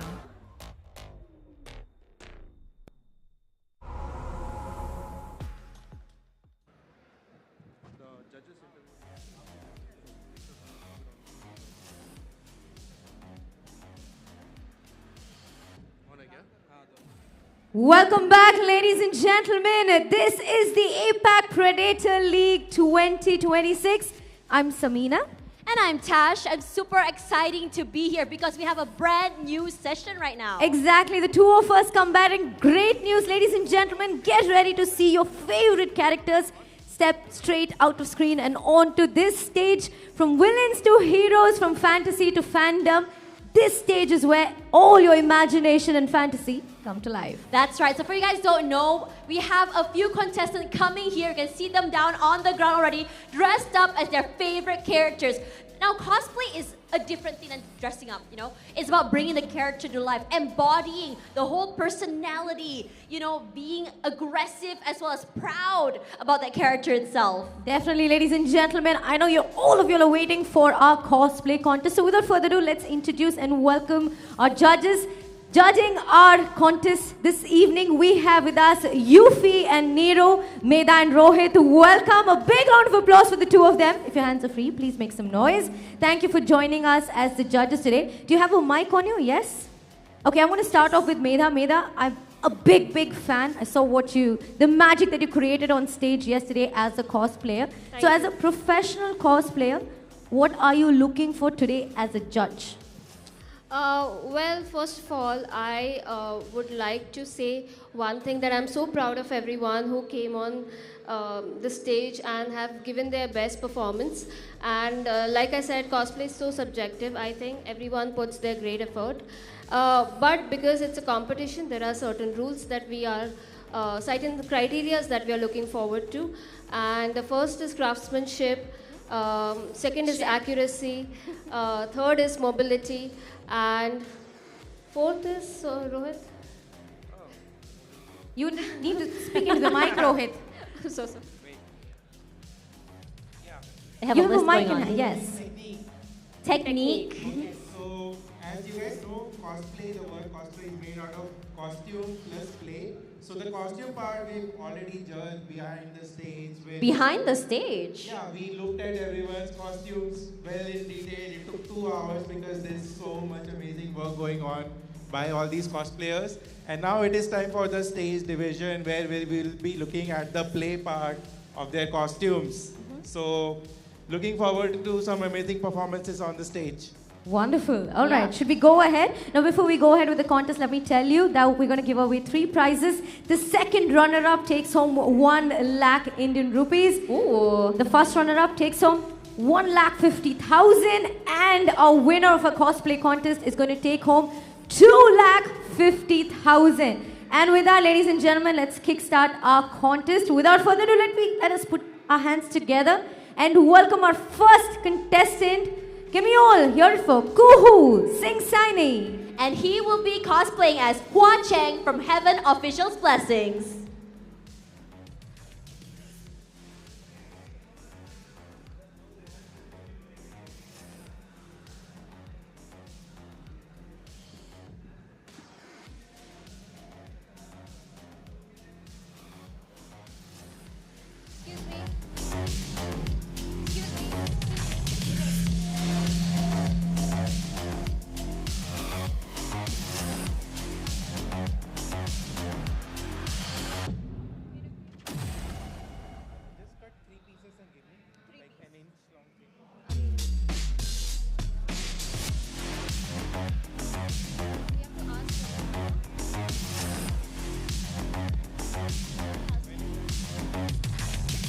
Judges, if you have any questions for her, you can go ahead.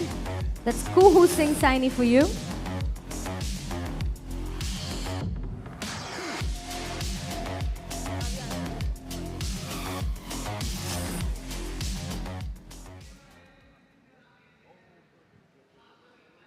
Hi Kuhu, first of all, I'm very happy because I know that this is your first cosplay, so congratulations. You are doing absolutely incredible on this huge platform. Can you explain why you chose this character and what are the materials involved?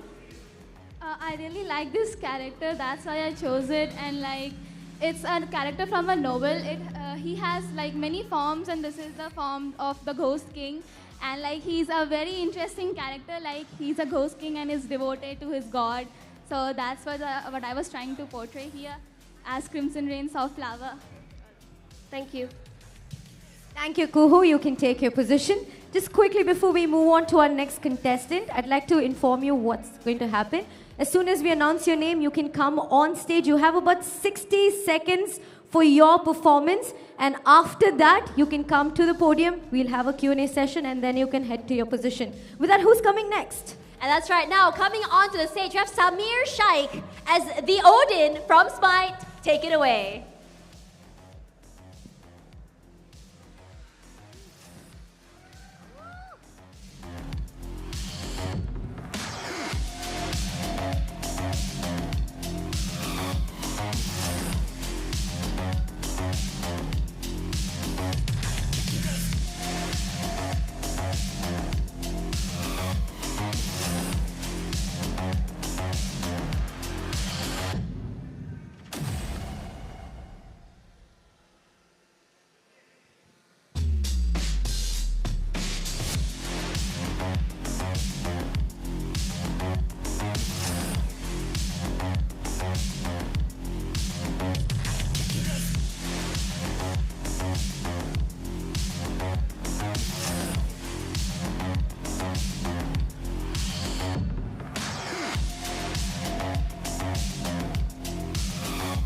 You ready? You done? Okay. All right, awesome. This is a very, very cool cosplay. Very big and bulky as well. Judges, do you have anything you want to share about his cosplay? Hello, Samir. Amazing work again, one of the veterans in our industry, cosplay industry. Would you like to tell us more about your character and how you made your costume? I'm cosplaying as Odin from Smite, called as the skin called as Eternal Father. Would you like to tell us how long did it take you to make the costume? So actually, this cosplay took me about 365 hours something to make, and as you can see, many parts of this cosplay are made out of EVA foam. Most of the parts are made out of EVA foam, and as you can see, there are bit detailing, but like dragons and the brooches and all. This I also made from EVA foam. Which is your favorite part about the cosplay? The back one, this one, the hanging part. This one is my favorite part. Because it feels like it's floating in the air. Thank you, amazing work. Thank you. Thank you. Amazing stuff. Thank you so much. Samir, that was absolutely fabulous. But my favorite part of your costume is whatever you call it, that weapon in hand that looks... The hammer? Deadly, yes. And up next, ladies and gentlemen, we have Jeet Mulankar. And he is playing the role of Nidus Frake.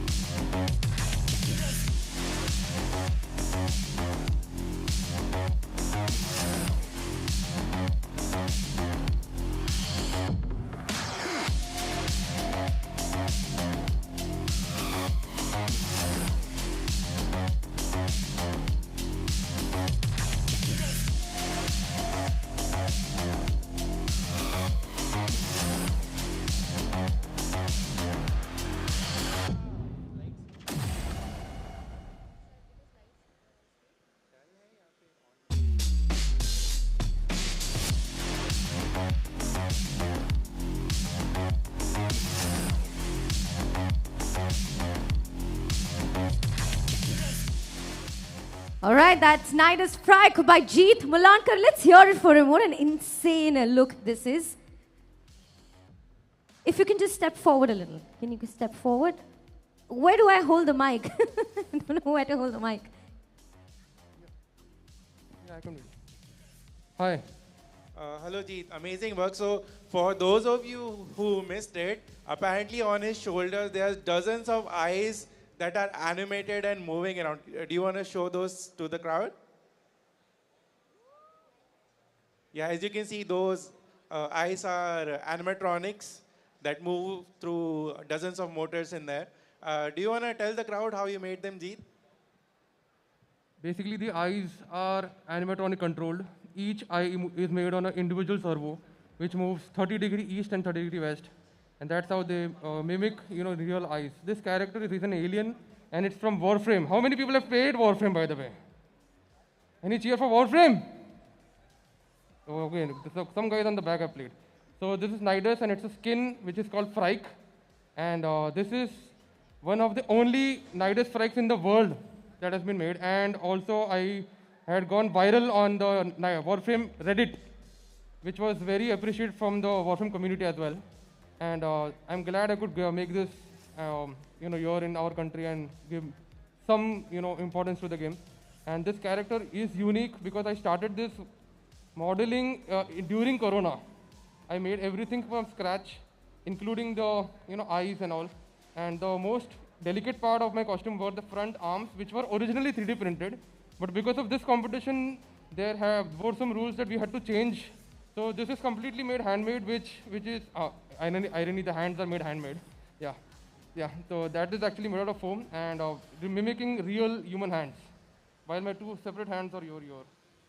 And very mobile also. I don't know about you guys, but I'm super impressed. Can we hear it for him? Come on. Some serious hard work that's gone on into that costume. Thank you so much. Thank you. You can head to your position.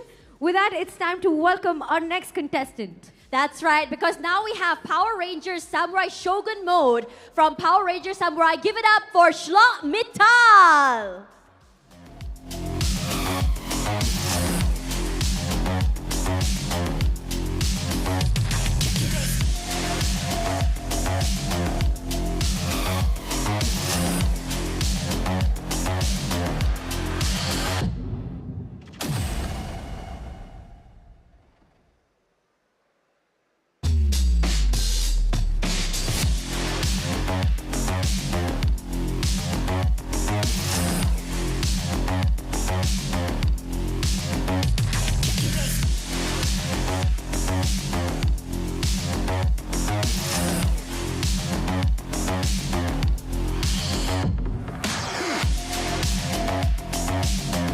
All right, everyone, give it up for Schlock Mittal. This is a really, really cool cosplay. So, judges, come on, let's just hang on over here. All right, here, let's hang on around here. Yep. All right, so share with me a little bit about this costume and share with us a little bit to the judges as well.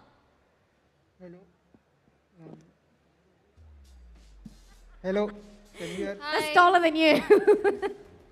Hello, judges. Hi, Shlok. Hello. I made my Power Ranger. Power Ranger is my favorite show. So I made it from EVA foam, and it's all handmade. I made it in 1 month, and this sword I made it last night. So it's because of the competition. How does it feel to be a part of this competition? Amazing. All right, thank you. Which Power Ranger series is your favorite? Samurai and Dino Rangers. Good choices. Thank you, judges. Thank you. I'll return this to you. Thank you so much. This is so awesome. I got to touch it for a little bit, so I'm very, very happy about that. Sam, who else do we have next? Well, ladies and gentlemen, up next we have Aryan Kapoor as Plague Marine from Warhammer 40K.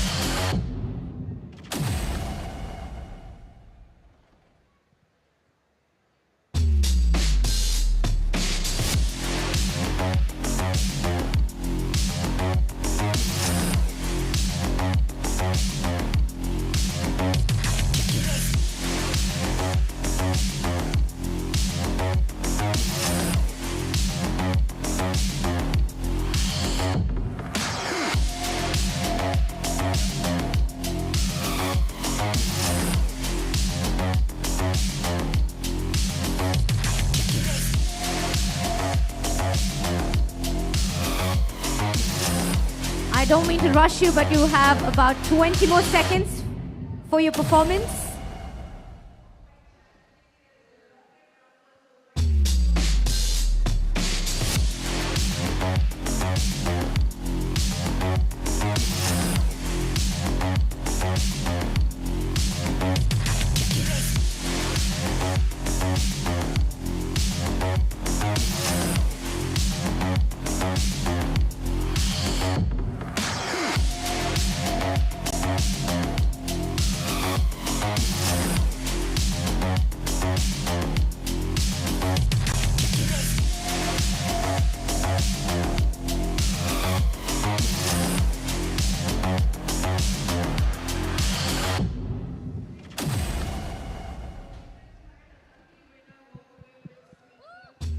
Wow, that's Aryan Kapoor as Plague Marine, and today will be the last day I complain about my heels.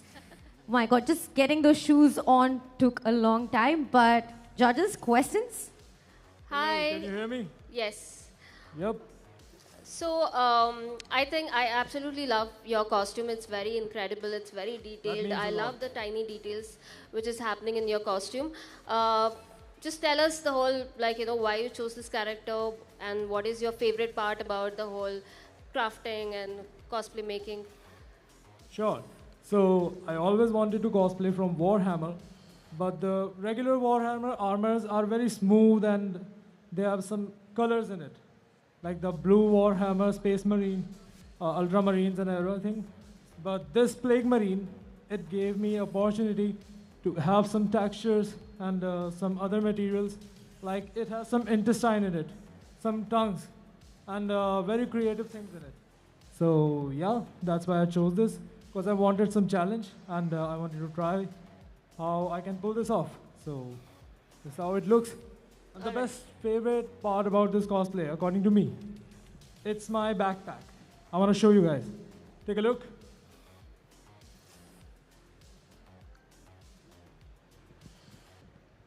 Oh, it has a tongue on it as well. All right, thank you so much. Yeah, so as you can see, there are tongues everywhere, like even on the foot, right down here, in my arms. And so yeah, that's it. Thank you. Thank you. Thank you so much, Aryan Kapoor. Well done, and I'm going to request you to take your position. Wow, that's incredible. I think he's going to take 30 seconds more maybe to walk to This is very heavy steps, it's very heavy. I think you and I shouldn't be complaining.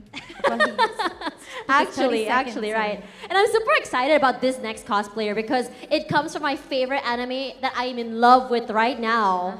And it's from Lisha Jinya from Freerun Beyond Journey's End.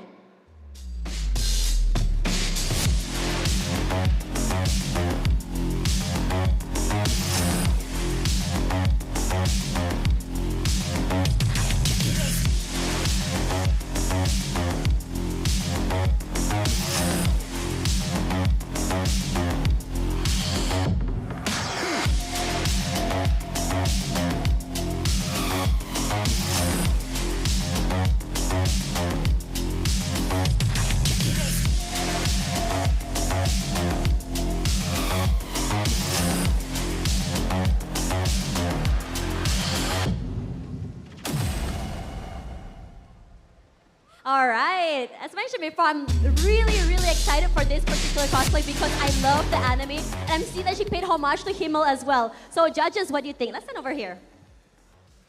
I loved it, and I would like to say that, there are such tiny details going on in her costume. She has hand-stitched every little embroidery, and I can't do something like that, so I have full respect for her work. Thank you. So it's incredible. Thank you. So the crowd can't really see all the smaller details on your costume. Would you like to elaborate on some of your work? Sorry? Would you like to elaborate on some of your work on this costume? First of all, hello everyone. I'm Kitsune, and I'm cosplaying as Freeren today. She's one of my favorite characters, and I would like to explain a little bit about my costume. So I know you can't really see from far away, and it might seem like a very tiny costume, but there are lots of details going on here. I did lots of hand embroidery, And it took me more than 2 months because while the base might be easy, the embroidery took a really, really long time because everything is hand-stitched. And yeah, so I also used several laces that I accumulated over the years from different states in India. And I put them all together to showcase my love for freehand. And yeah, so these are all handmade, and the wig is also made by myself. So yeah, that's all. Thank you. Thank you. Thank you. Thank you so much.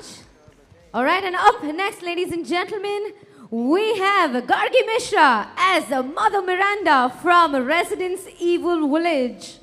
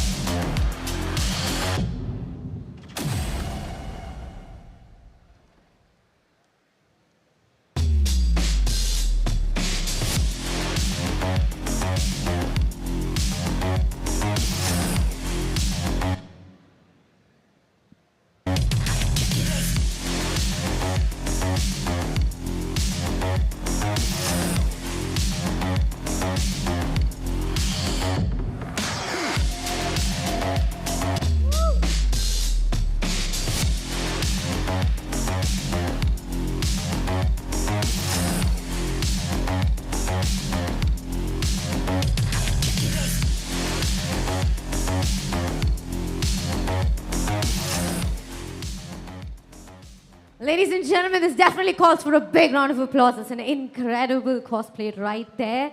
You look like I'm out of words right now. That's incredible. Judges, if I can request the two of you all to just step to the side, please. Amazing work. Do you want to tell us more about your character choice? Why did you pick this character?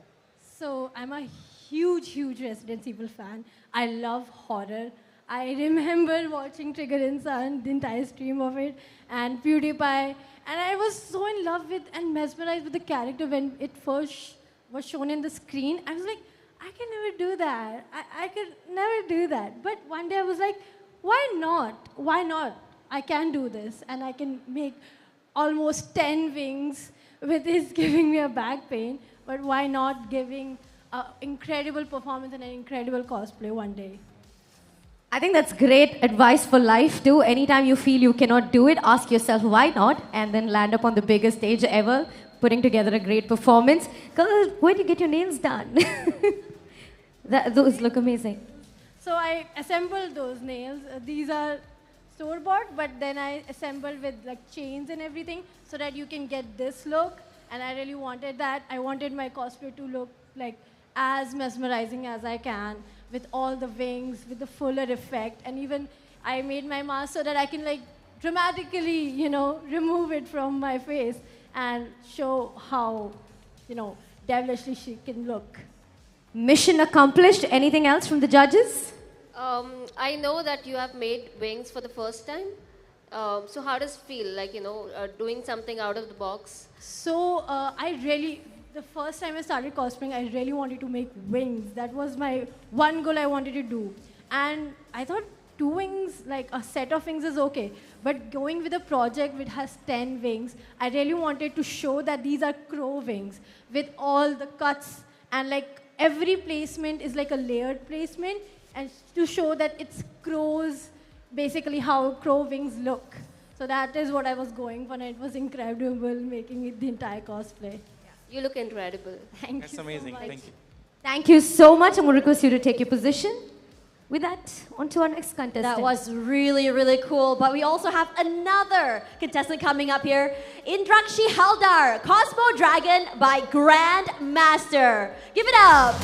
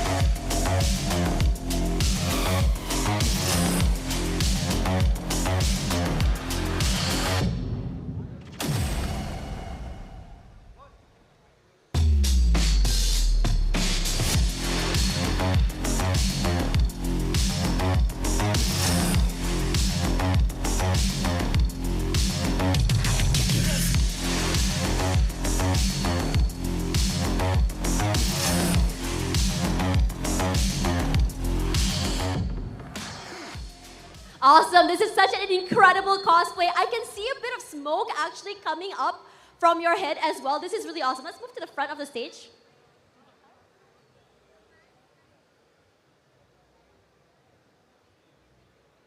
You know, I love these sessions. I get to hold people's swords, and I feel really, really cool about it. Here, how about we do a trade? I hold your sword, you hold the mic, yeah? So judges, do you have anything you want to say?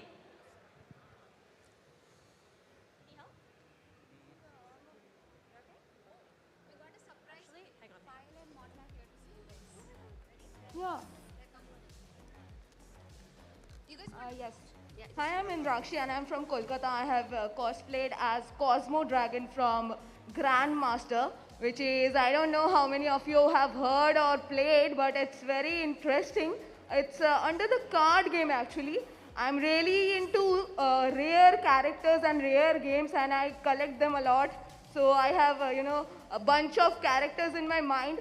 So why I chose this basically, this looks like a museum, a art.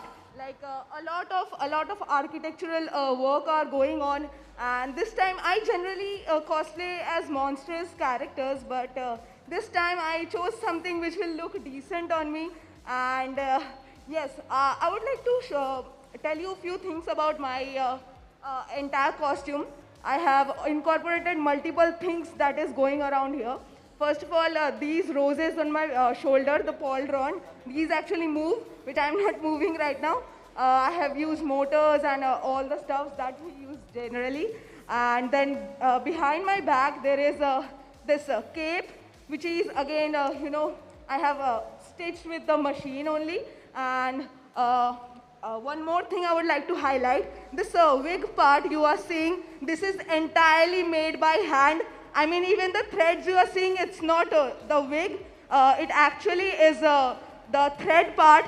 This cost me actually 20 rupees. The wig is entirely costed me like 20 rupees. So yeah, this was handmade. And I'm from Bengal, so we call this material as part. And I think it's an incredible alternative for the wig.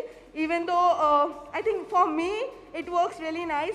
And yeah, a few more things like I have this smoke part, and yeah, I think that's all I would like to highlight, yeah. All right, judges, do you have anything you want to say? No, I think that's the beauty of cosplay, you don't have to actually go by the book rules, and there are so many different options and materials that you can always explore. So I love the idea that, she chose different fabrics and different threads for wig, and whatever is going on in her costume, tiny little details, it's very nice. Congratulations. All right, thank you very much. This is super awesome. I'm going to give you your sword back, or you're fine? All right, here we go. Oh, you can't really see, can you? Okay, here we go. All right, head on over there. Now, the next cosplay is actually one of my favorite games of all time. So, Sam. And he is our last contestant for the day. As Nagigante Alpha Armor from Monster Hunter, we have Vipin.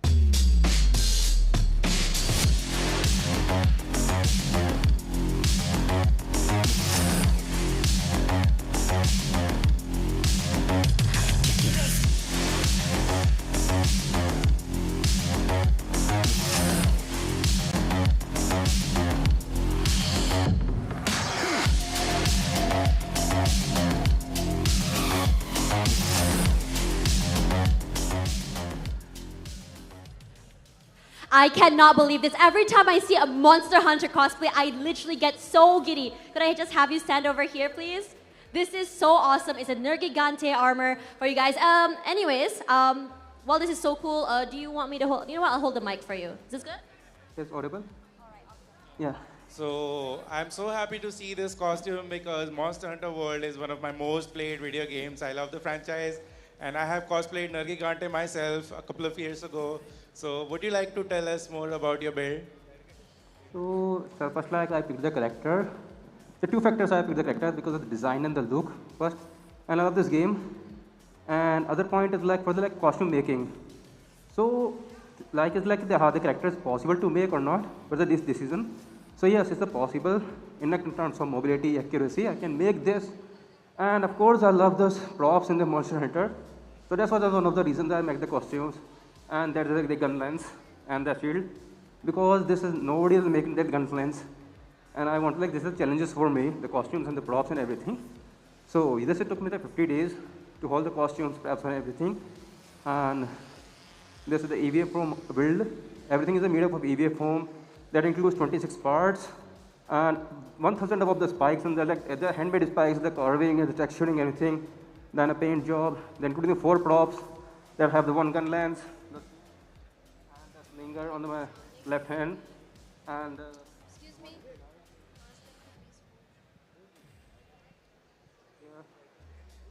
so What do you think was the most complicated part of your costume making? is a gun lens actually. So what I did just for the gun lens is a freehand build. Actually, everything is a freehand. So I took the like printout of the like 9 creative props. Then everything like details I made them according to the pictures. And the whole costumes I made it on the behalf of the pictures only. I don't have like 3D models and everything, the paper and nothing. I just reference following the like, images only. So this is very like big changes for me because everything is like nothing is available on the internet actually. I try to track the reference and everything. So that's like the gun lens is the like most difficult part for me, and I proudly feel that like made it the gun lens in the 4 days only. All right. Thank you. Thank you. All right, awesome. Thank you so much. I love your cosplay. You can just take your space over there. All right, Sam. That brings us to the end of our cosplay contest. Just want to let you all know that we had hundreds and hundreds of entries, but these were our absolute finalists, the best from India, right here on stage. Can we give it up for them? Come on, all of you all, if your hands are free. Months and months of hard work, creativity, passion. They get their spotlight finally. I'm going to request each one of you all to step forward to the podium together for a picture. Can all of you all come forward? Take your time. No stress. Yep, you can take your time. We're just enjoying this whole moment. Look at that. This is a very free run moment over there. Come forward, please. Yes. One next to the other. Yep.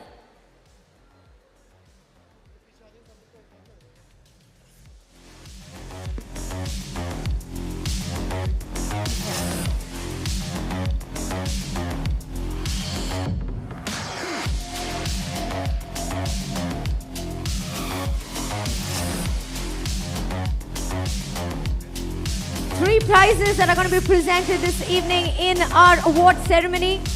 The second runner-up takes home 1 lakh rupees.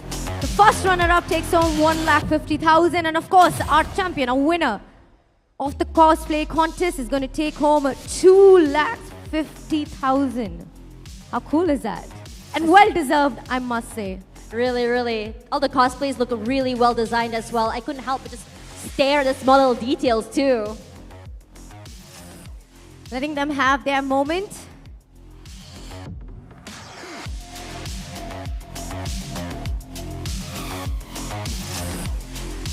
Can I request Yuffie and Nero to join them on stage as well, quickly for a picture? Yuffie and Nero, please, if you can join us on stage for a quick picture. Okay, they're just adjusting their costumes for just a bit.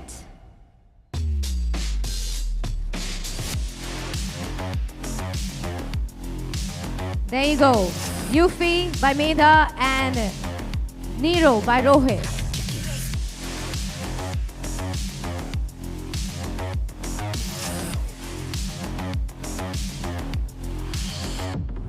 Oh, what a moment this is. I love this.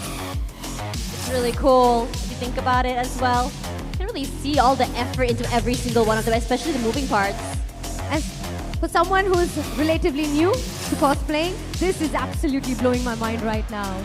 And you know what? Because it is so hot in here right now, I think that we should have a moment So for you guys over at home and also here, we're gonna take a quick break. After this, the grand finals of the Dota 2 Predator League 2026. Yes, stay tuned. We will be right back.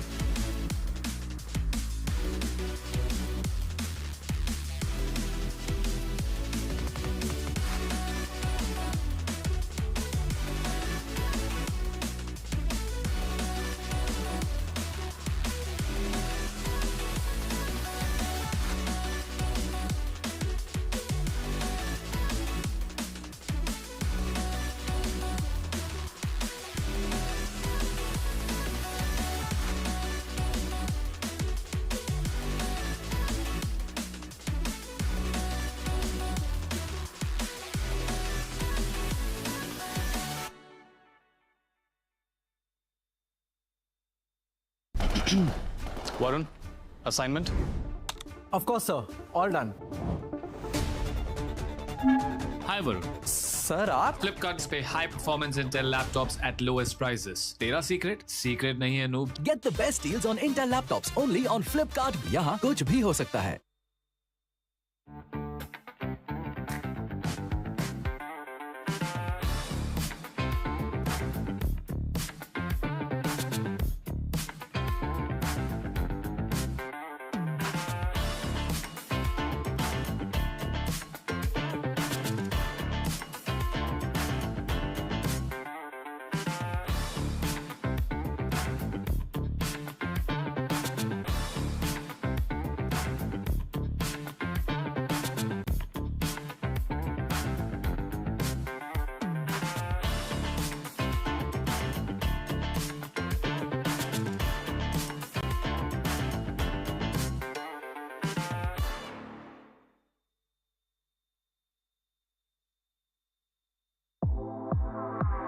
the all-new Acer Aspire Lite. With up to 13th Gen Intel Core i7 processor. Enjoy sharp visuals on a full HD display with a flexible 180-degree hinge. Lightweight at just 1.59 kilograms. Powerful, flexible, and ready to go. The Acer Aspire Lite with up to 13th Gen Intel Core i7 processor and a full HD display. Lightweight at just 1.59 kilograms. It's powerful, flexible, and ready to go.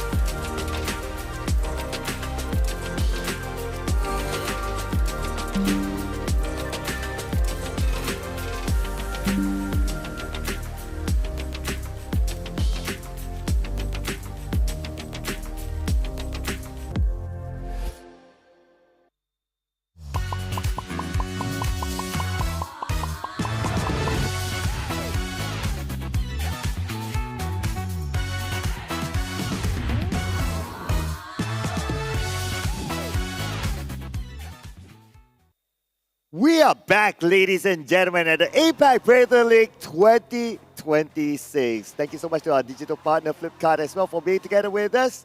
My name is Circla. I'll be your desk host for this round, together with my very handsome, good-looking buddies. We have Floki, we have Vivek as well. How you guys have been doing from the break?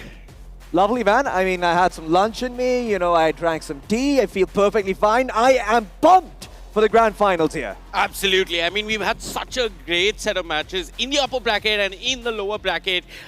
We got a break. We got some time to eat and look over the matches.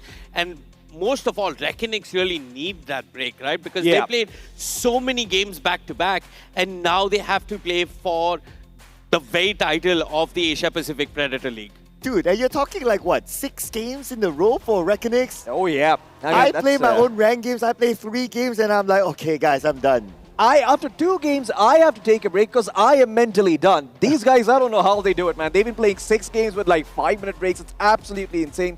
Kudos to Reckonix. But once again, Vivek, it's the same matchup, Sir Cloud, as well. This is the same matchup we had in the winners bracket finals. Reckonix, they just took the longer way, and now they face Myth Avenue Gaming again. Oh man, again, and this is like what, their second time, that is. They have not met each other during the group stages at all, but it's their second time.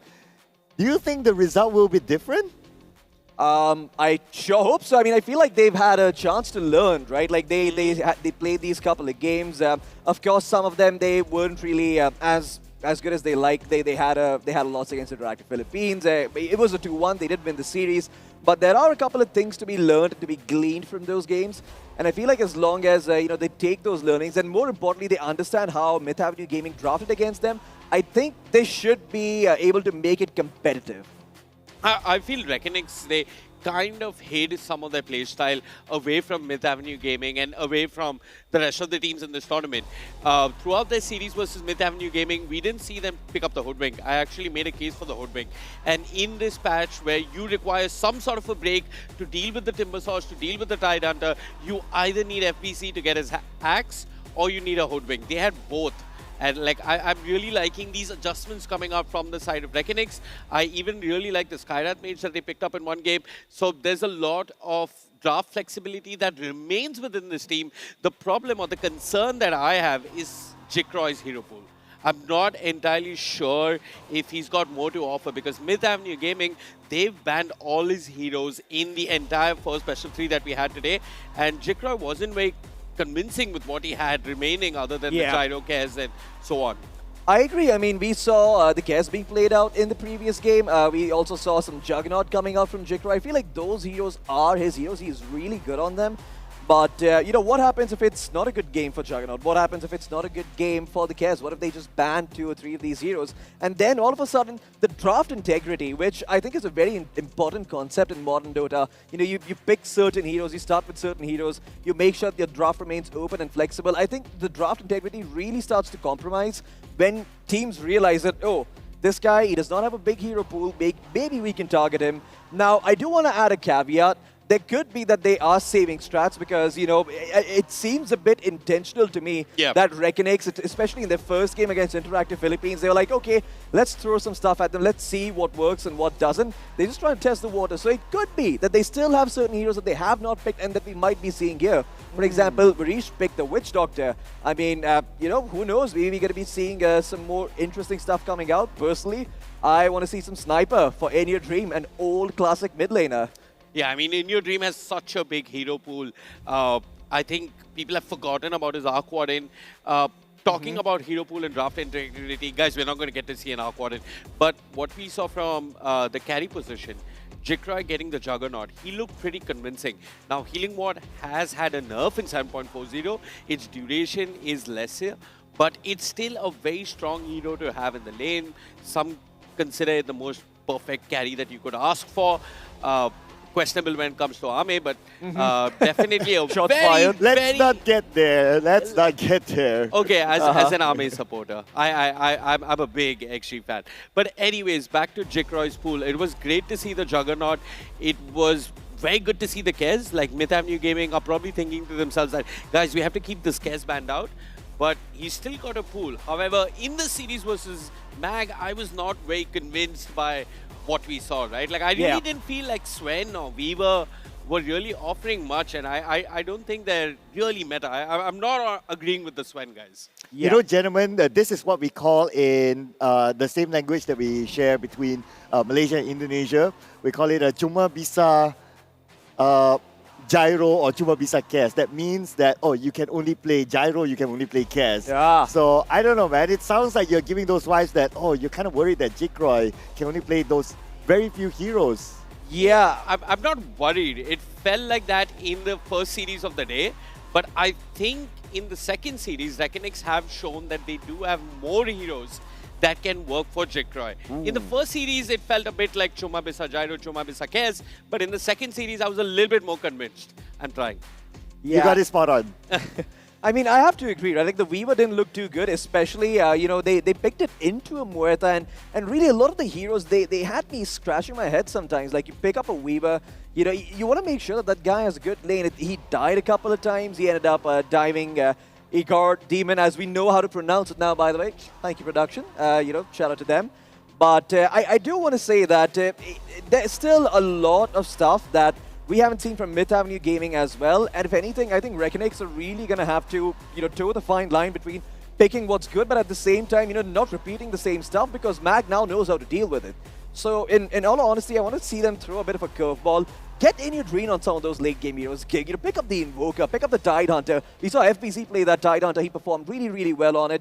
I want to see some Ravage into Cataclysms. I want to see some, you know, big team fight, you know, heroes coming out from the side of Reckonex. I feel like the Leshrac has also been overlooked so far. Has a lot of potential at this tournament, but we just haven't seen too much of it. Yeah, we haven't seen the Leshrac, but one of the heroes that's really been overlooked, and I'm willing to bet my day rate on this, it's not much, is the Treant.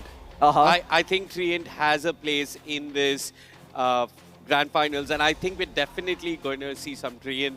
And I don't think there's any other hero other than Treant that's really been missing from the entirety of this tournament that is meta in the rest of the world, and the rest of the world is playing it. I think we will see some Treant. My real question is, does Mag know what is In Your Dream's hero pool? Because there are a lot of hidden heroes. Like, In Your Dream has taken a break from this game, guys. He's on a break. He's come back. There are a lot of sneaky cheese picks, and what better time to cheese your opponents than the Grand Finals itself? Maybe the Klings could make a showing. We have not seen that many Klings. I know a lot of it has been banned out and so on. But if it's not banned, maybe the Klings could be a good pick.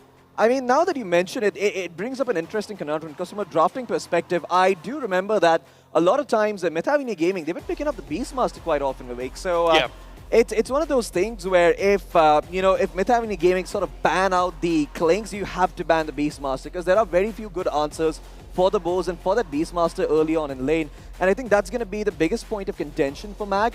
It's going to be figuring out how to get Igor Demon on the heroes he's comfortable with because he looks really good on his Beastmaster. He looks really good on his Bristleback, but I feel like that Slather performance when he's supposed to be this kind of team fighter-ish kind of hero, he's a bit out of his element. So maybe that's going to be something that Reckonix look to avoid. But more importantly, man, so much on the line, so much money at stake here. And I am very curious to see what sort of heroes are being picked up here. Are we going to see some early game 15 to 20 minute pushes? Are we going to be seeing some team fight? I'm not too sure. But let's check out the trailer here for the finals, ladies and gentlemen. Let's go.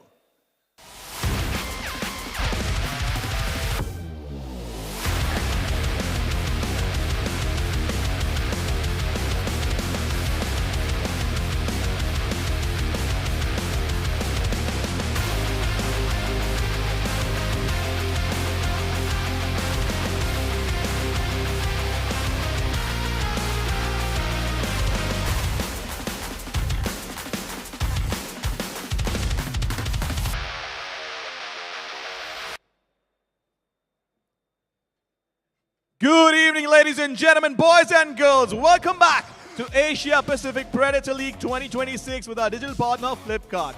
After two incredible matches, Tash, now it is time for the grand finals. I am super hyped for this because one of these teams have played 2 best-of-3s today and the other trying to defend their title to make sure that they are still at the top of Asia Pacific. And let's not forget, they're out for blood. Because it is a rematch, the question is, will history once again repeat itself or are we going to crown a new champion tonight? That is the question because after all, it was MAG that knocked down Reckonix to the lower brackets. It was because of them that this team had to play 6 games for today already. They did have a bit of a break, but my question is, are they exhausted or are they just hyped? Well, going up against the defending champions, ladies and gentlemen, in the pink corner, we have Team Reckonix! Delhi, make some noise.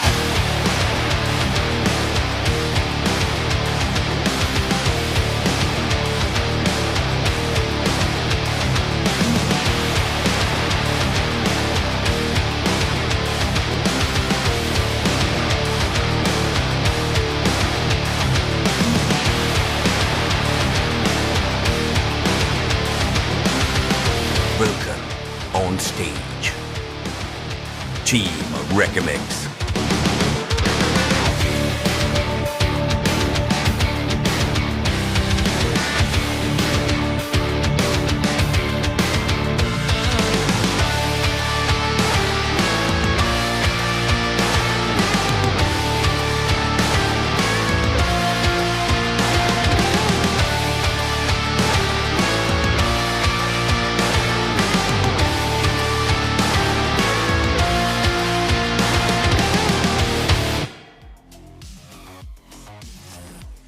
For the 3rd time today, this team has come on stage and they are looking to just keep that momentum going.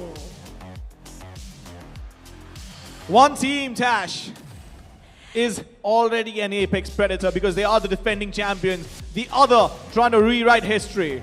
That's right, defending champions on the blue side. Everyone give it up for Myth Avenue Gaming! Delhi, make some noise.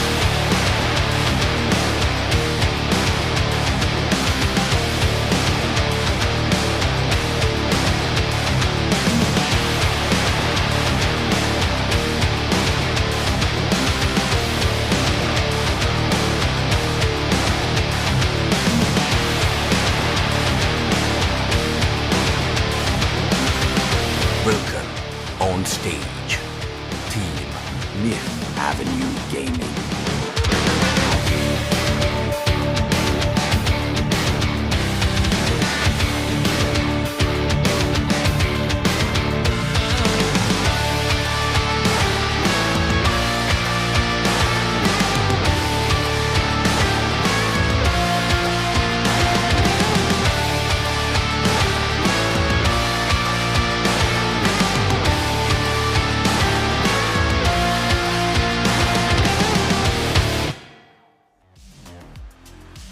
Both these teams vying one shield tash. It's not going to be an easy task. A best of 3 grand finals. For one team, it is a third matchup. For one team, it is a moment. It is a chance for them to defend their title.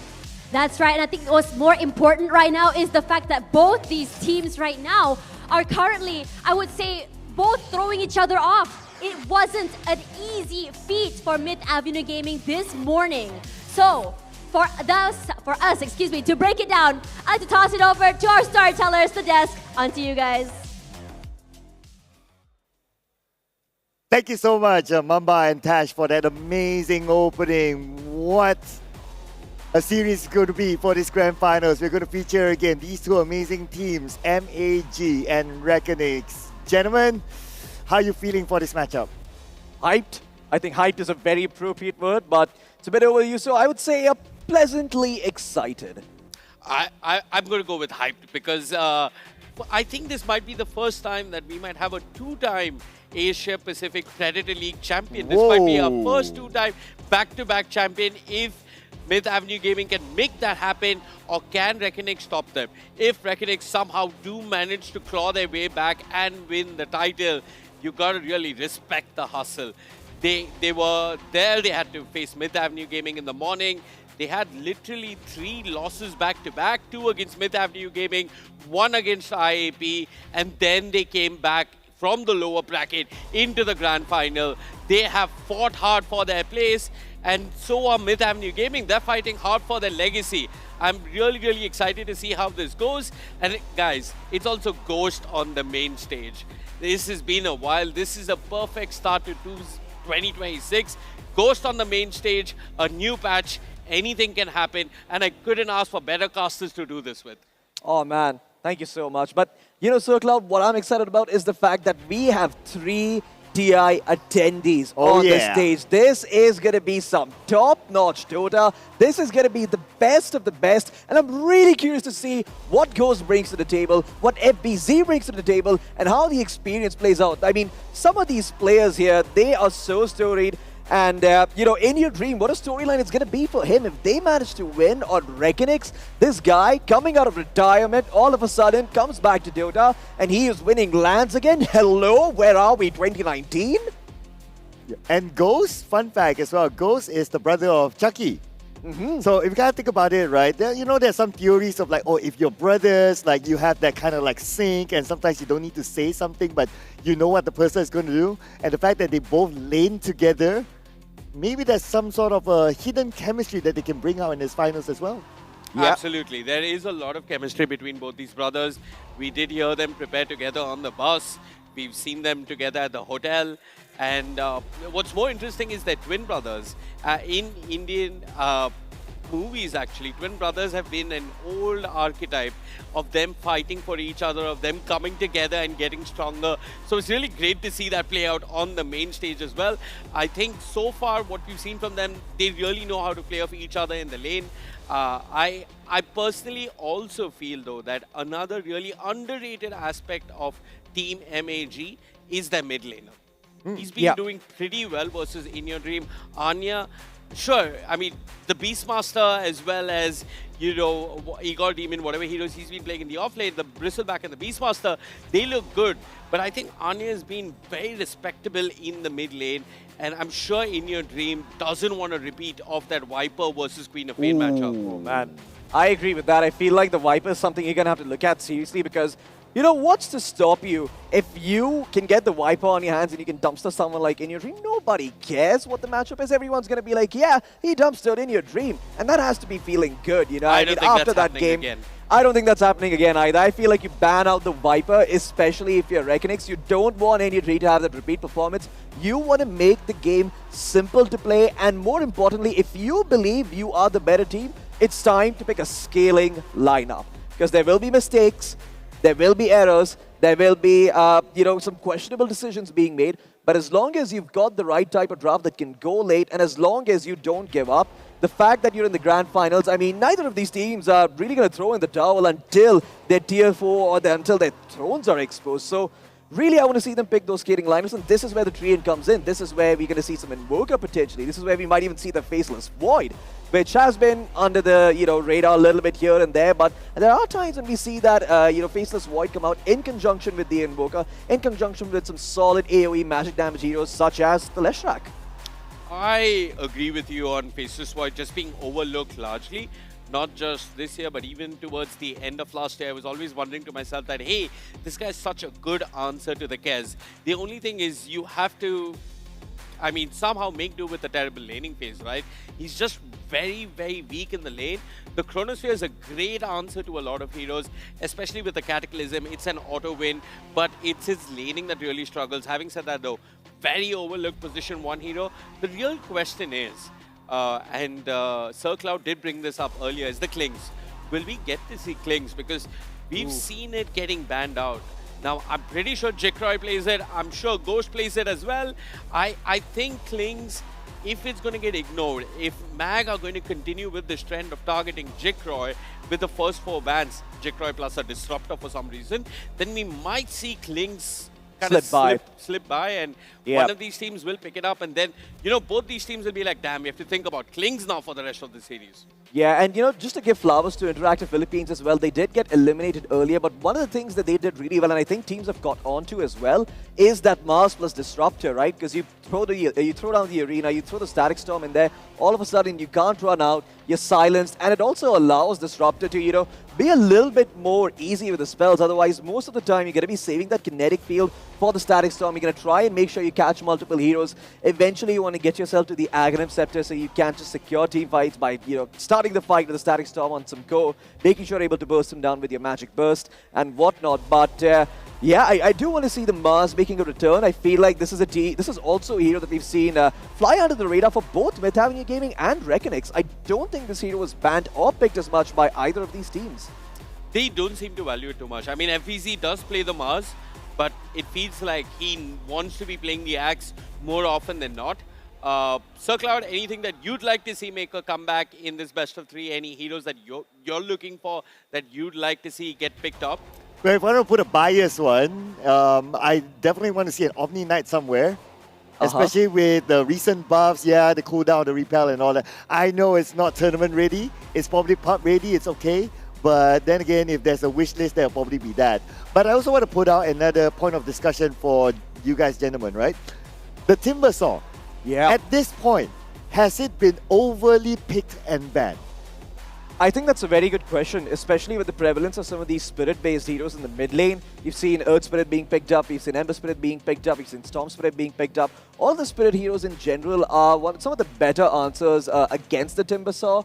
And I feel like the value of the Timbersaw is, if anything, going to increase here, because if you do want your Tidehunters, if you do want your Beastmasters, that's a hero you have to consider banning out. And given the way even MAG were playing earlier, they were picking up the Tusk for Chucky. We saw them go back to the Abaddon, a bit of a blast from the past, a hero that occasionally sees some play, but not all the time. I feel like that Timbersaw is going to be very, very valuable. Well, I think I understand where you're coming from, right? Are we seeing too much Timbersaw? Is Timbersaw really that valuable? Well, he's highly contested. He's been over-contested, and sometimes teams kind of get tunnel-visioned on one hero. One hero that they're forgetting, which is going to be the next Timbersaw, in my opinion, is the Brewmaster. Anyways, folks, it is time. We are about to get going with game number 1 of the grand finale of the Asia Pacific Predator League. Who will be the Predator and who will be the prey? All this and more in the next couple of hours. Very soon, we'll be crowning a champion. For now, it's time for the draft of game number 1 between Myth Avenue Gaming and Team Reckonix. Oh man, can't wait for this one. Okay, I'm definitely not going to see my Omni Knight somewhere, although I'm a biased Omni Knight Mastery 30 level. Oh wow, yep. Lovely. Yeah, I've been spamming Omni Knight that much since back in the day, but I'm pretty sure I won't see it. However... Can I just tell you though, you're Yes, not sir. entirely wrong. Omni Knight is actually good, and there's a very highly skilled player in the world who does value it. He's one of a kind though. The man I'm talking about is Pure, but I don't think we might see it in this tournament. He is a pretty good answer to the Klings when you think about it. I mean, Repel is really strong, and Repel affecting buildings. Thanks for giving me the confidence, my man. I owe you one chai. I mean, I agree though. Yeah, got it right. I agree with the idea. I feel like there's also a couple of heroes that have been overlooked. In particular, a hero that we were seeing often in the BO1s when the brackets were going on was the Winter Y1 as a potential answer to some of those high physical damage heroes, right? Like you pick up a Slada, you pick up a Klinks, I mean, you throw down that the Cold Embrace, and all of a sudden you're immune. And especially Winter Y1 with a Winterproof facet can even use Cold Embrace on buildings. So if it turns out that they want to leave the Klinks open, which they haven't, by the way, you could potentially go for the Y1. But we've got the bans upon our screens. You've got the Kez, the Gyro, and the Disruptor being banned out from Mag. And on the side of Reckonix, Klinks, Beastmaster, Huskar, and Viper being taken out of the picture here. Jakiro still in the pool. I wonder if Myth Avenue Gaming are going to pick it, because Chucky, I feel like his Jakiro was a little bit lacking in that first game he played against Reckonix. Earlier in the winners bracket finals, the first game. Ah, okay. Yeah, and they're going to go for the Tusk. Okay, so this means that the Reckonix guys can now pick up the Jakiro, and this makes it interesting because the way Snowball works, you save someone with the Snowball, you have to go and you have to target an enemy creep, and Jakiro can just ice path over that Snowball. As soon as you come out of the Snowball, you're going to be stunned, and the only counter to that is to be able to press the BKB while you're in the Snowball. So as soon as you come out of the Snowball, you insta BKB, and that's the only way I believe you can dodge the stun. Do you think there's a case for like not going Twin Terror versus the Tusk? You make a good point, but I feel like the laning prowess of Twin Terror is just too valuable to pass up. Ooh. Well, guess what? We've been theory crafting it the entire time. We're all wrong. It's going to be the axe picked up by Reckonix, just valuing that very highly for FPC. Yeah, if it isn't broke, don't fix it. And if you need to break something, build a phylactery and eventually a Kanda. I like that. I like that a lot. Must be a very smart man who said that. What do you guys think about the Tusk though? Because if we were to see the first upper bracket semi-finals, the Tusk played by Chucky is very, very good. He's always very on point. And for a Tusk to be effective, your teammates must be able to follow up whatever that you do. Whether you initiate with a snowball or you disposition your opponent with a walrus kick and so on and so forth. And Myth Avenue Gaming, they clearly show that they have very good team coordination. And with the Tusk being given as a pick towards Myth Avenue Gaming, do you not think that this should be a respect ban? It's a good point you bring up here. And the only reason I'm going to consider Tusk as a respect ban is for two reasons. One, the hero is extremely strong. Like, he's got a save, he's got initiation, all of that. The second thing is, Chucky is leading this team, right? He's calling the shots. He's playing in the safe lane with his brother. If you can't target one brother, then target another. And he's the one who's actually calling fights. And there's such an ease of execution with the Tusk. We saw it in that game 2 and game 3 versus Reconnix. You saw him pick off FBC at will. You know he's the one calling the smokes and calling for those aggressive ganks. And maybe you take out one piece of the puzzle, you make life a little more difficult. But having said that though, it's a little unconventional to just target a support ban. Maybe one way to address this is to deny a support. And this support is one that Mag Gaming have been running a lot as well, Floki, the Muerta. Yeah, I like this a lot because, you know, this is essentially you securing the offlane. You can still flex the Muerta to position 1. That is always a choice. But I think the value that the calling, possesses with the Revenants flying about, especially against a hero like Tusk, is absolutely understated. Because if you snowball someone and you're trying to save them, but you're still inside the Revenant, you're not really safe. You still have to walk out, potentially get hit by those silences. And now Myth Avenue Gaming are going to play into this. They pick up the Ember into the Muerta, and there's the Ringmaster. So you've got some answers now, potentially, for this Axe. But my biggest concern is that the Muerta is still too much of a problem because Escape Act, you're sure you can put it on a hero, you can put them in a box, but the death shot still hits you even if you are in the box. Yeah, and the other property of the box is you can use the box, but you do not want to move too many units away. So, I mean, that is one interaction with the calling that you got to be mindful of as a core. So I like how Myth Avenue Gaming are thinking about this. They've got 2 saves now versus the Muay Thai and the Axe. What I'd like to see Reckonix eventually respond with is some sort of a Spirit Hero to contest the Ringmaster. Because if you go on the Ringmaster and you force him to box himself, he's not saving anyone. So Tiny is a great option, if not a Spirit Hero. Eventually, as the draft progresses, we should see that. For now, though, is there a strong support that Reckonix should be prioritizing, Floki? I feel like they should be thinking about the mid laner because they already see the Ember Spirit, right? So it might make a lot more sense to pick up a mid laner at this point for In Your Dream and actually let Jikroy have, the last pick, or let Maurice have the last pick, because he's been seen to have that deep hero pool. And you know what? Well, this is another way you can deal potentially with the Spirit Heroes. You pick up the Slardar. Of course, I was thinking more so along the lines of the Earth Spirit. And Reckonix now on a bit of an awkward position. You've now picked 2 strength cores. The Timbersaw, by the way, is still left open. And this game is potentially very good, although you do have some answers in the Muerta with the Silence and the Deadshot. I think the mid battle is going to be really interesting. Some might say that, okay, Slardar versus Ember Spirit, because Slardar is more of a strength hero. Physical he does damage. not have too much magical damage. But then again, if you gotta think about it, Slardar is a melee hero. So with the Flame Guard onto Ember Spirit, that's good enough to just slowly poke him and force him away. Yeah, I feel though over time the Slardar will start winning this matchup. If this is a mid Slardar, which I know it can be flex, but clearly it's going mid. It's FEZ in the off lane. I don't think they're running safe lane Slardar. So it's Slardar versus Ember in the mid lane, and over time, In Your Dream, I think should stomp this lane, Floki. Yeah, I agree. I feel like In Your Dream, especially whenever you play Slardar into Ember, it's always the aspect of you having physical burst damage and the Ember only being saved against magical burst. And hey, Reckonix, this is what I was talking about. I wanted to see some Pugna early on. Now, this is most likely a position 5 Pugna. In particular, though, in this game, I don't know what exactly is it that makes them want to pick this hero. I feel like they're just going for another save. And the ward is good versus the Ringmaster and the Ember. Yeah, and another thing that just came to my mind is that it's actually also really good at bolstering your front line because you've got the life drain. So, typically you're going to look at a Wheel of Wonder come out from the Ringmaster. There's going to be an escape act. You're going to toss a couple of knives and a couple of whips his way.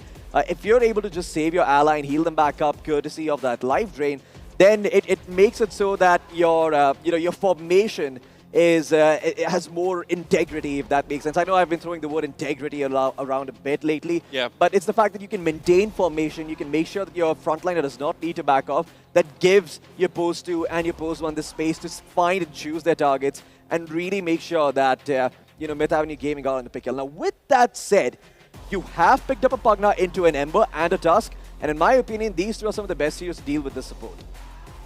So you kind of worried of the Pugna pick now? I am, because in a way the Tusk can start the fight for his team, the Ember can follow up very, very quickly, and then you're just sort of, forced to play this game of chicken as Reckonix, where do you want to protect the Pugna, or do you want to, make a go of your own on the enemy coast? And those decisions are not always easily made. I mean, does it feel good committing so much on the Pugna if you don't see the Axe, though? Sure, you're an Ember, you can bully the Pugna in fights. 10 seconds But remaining. it's kind of 50-50. I'm going to wait for this whole draft to play out because I understand what you're saying. The Pugna is a bit vulnerable in this game. If he shows, he's probably the easiest pick off out of all the heroes on the side of Reckonix. This Dragon Knight, though, do you like it versus... It's a bit weird against the Slardar, isn't it? And also against the Decrep because you can save allies and you can heal them back up. Feels like more of a comfort thing, but also feels like a laning thing where they prefer to have the DK against the Axe and lane. DK is one of the few heroes that actually does okay because he can breed fire creeps, he can take off the Battle Hunger rather easily. And, okay, so Myth Avenue Gaming, interesting ban. They actually ban out the Weaver. I mean, don't you want to ban out the DA also then, if you're thinking along those lines? I mean, yeah, the DA also comes to my mind, but what I'm concerned about is if they are reading... a Weaver ban, then they're probably thinking to themselves that, okay, we don't want to be caught in a minus armor situation where all our DK is losing all of his armor. My bigger concern, though, is the fact that if they just gonna ban out these Weaver and the TAs, I mean, Reckonix don't really have to go all in on that minus armor strat. They can still pick something really, really strong with the axe. I mean, 5 seconds remaining. I'm not too sure again about that position 1 Pugna, but I feel like there are still other heroes in the pool that are being overlooked. The Terrorblade again comes to mind. Oh yeah. This game, they don't have the most amount of AoE magical damage to clear out his illusions, and late game scaling for Reckonix is also going to be better with that hero. Now, the question is for Myth Avenue Gaming, do you want to throw a curveball here, throw the Ember Spirit in a different lane and maybe pick something that's even better against the Slather? Or do you let Anya play that Ember Spirit in the mid lane into the Slather? It felt like they were going to sack this Ember early on. What I'm a bit surprised by is that they're not banning the Bristleback. It feels like they have answers to the Bristleback. And this time, in a sense, they do, right? Because they have the Axe. They've got the Slather. Yeah, they've got the Slather. They should be able to deal with the Bristleback. But Bristle and Timbersaw have both gone ignored so far. Timbersaw kind of strong, too many heroes. But instead, they'll go for the Enigma. That's quite the pick here. So this completely changes the face of the draft, because now, all of a sudden, with the Eidolons, you have very good pushing power. You're good at pushing downs, but what if you just go carry Silencer? Bear with me. I mean, hey, you know what? You're not entirely wrong. I see a couple of good things. You've got Glaive's pure damage against the DK armor. They've upgraded the Glaives. The thing is, like, you can't protect the Silencer against the Ember and the Tusk. I mean, in theory, I actually kind of like it, but let's see. Oh, okay. They go for the Bristleback themselves. Another different hero for the Midas Armor strat. It's a position 1 Bristleback here. Interesting. So it looks like to me that this is a fight fire with fire sort of a draft, right? Like both drafts, they have their own very, very pushy sort of strat that can take down towers really quickly. So I think that they are trying to go for the base race, if you kind of ask me, based on the current draft here. But okay, since we don't have Icy Baby on our desk here, we are safe to do our predictions. Gentlemen, Vivek? I'm going to go with Myth Avenue Gaming in Game 1. I'm actually going to go with Reckonix. I like that draft a lot more. Oh, okay. I'm not going to be put on the spot here, all right? Try to tip it over. I'll be as neutral as possible and see how it turns out, because I believe this is going to be a very, very interesting matchup. And because it's game 1 of our grand finals in our best of 3 series, this game will set the tone for the rest of the matches after this. Ladies and gentlemen, game number 1. I'll pass it to our very good-looking casters. Take it away, gentlemen. Thank you so much, Sir Cloud. It's time to jump into game number 1 of this grand finale. It's Myth Avenue Gaming versus Reckonix. $65,000 on the line, and more importantly, pride and the title of the winner of the Asia Pacific Predator League Grand Finale. My name is Vivek. Joining me on the panel is the only person that was available, Floki. Thank you so much. I do feel absolutely amazing with that introduction. Like $1 million, as they say, but guess what? Might not be worth $1 million, but there's definitely a lot of money on the line here. 65K, like you mentioned. And Myth Avenue Gaming, they have gone a completely different route. Although, now that I think about it, you know, Igor Demon, he was playing the Beastmaster offense, so it doesn't surprise me that he's picking up another micro-intensive kind of hero, another zoo kind of hero with the Enigma. Now, my biggest concern for Myth Avenue Gaming is that if the lanes don't go well for them, they could just get run over by Reckonix. Because Reckonix, in my opinion, do have the better lanes. Yeah, let's take a quick look at the lane, shall we, Floki? Let's just look at head-to-head as to what is going to go down in the early laning phase. We're looking at Slather versus Ember. Slather favored, pretty straightforward in my head, but why don't you break it down for our viewers? I mean, the couple of issues you have as the Ember is that the Sleight of Fist got nerfed quite significantly. It doesn't feel worth maxing Sleight of Fist anymore. You typically want Flame Guard so you can farm and you can scale, and you can get to later stages in the game as the Ember where you're allowed to pick up the Axe, you've got the Sanjin Kaya, you've got Shiva's Guard, all really, really good items when you're trying to poke the backline. Against a Slather, though, the problem is that he's mostly physical damage. More often than not, the creeps end up meeting in the river, so his innate ends up giving him bonus damage, HP reach, and armor. And those things, they might seem minor, but in the mid lane, they can really tip the scales in your favor. And I feel like Ember is probably the only hero in Dota who has the highest number of bad matchups in the mid lane. Like, I feel like Ember just, more often than not, just sucks against most of what's there on the mid lane. You know, it's going to take some phenomenal individual skill. for the Ember to win the mid lane. I think it's a little unlikely. We're going to touch upon the other lanes in a bit. For now, it seems to be a peaceful start at the bounty runes. You got to remember, there is pressure on both these teams, right? They're going to be a little bit safer, a little bit more defensive. You know, in the upper bracket, we did see Chucky start moving around the lanes and make rotations. I feel that in his lane, with the Dragon Knight, he's not going to be able to do all that much until the Dragon Knight hits 6, really. Maybe once their Elder Dragon form is online, there's a possibility of them doing something. But until then, he has to look to make plays elsewhere. Yeah, we're going to start off in the mid lane, though, where we're going to have In Your Dream playing the Slada, and Anya is going to have his hands full trying to deal with him. Actually going for the bash level 1, not something we see very often. Typically, you'd see the crush being leveled up, but he seems to just value you know, the passive damage that he gets, conserving his mana. It makes sense. You know, it's 100 mana at all levels, so you might as well pop it later on once you've got a couple of skill points in it. Yep. I mean, you do trade regen, but you're also ensuring CS, right? Because you got the bash. You can do the same with the puddle, but he feels he has a better chance of trading regen with the Ember level 1. Up top, though, this is a bit of a so sight if you are a supporter of Myth Avenue Gaming. It's the Enigma versus the Bristleback and the Pugna Floki.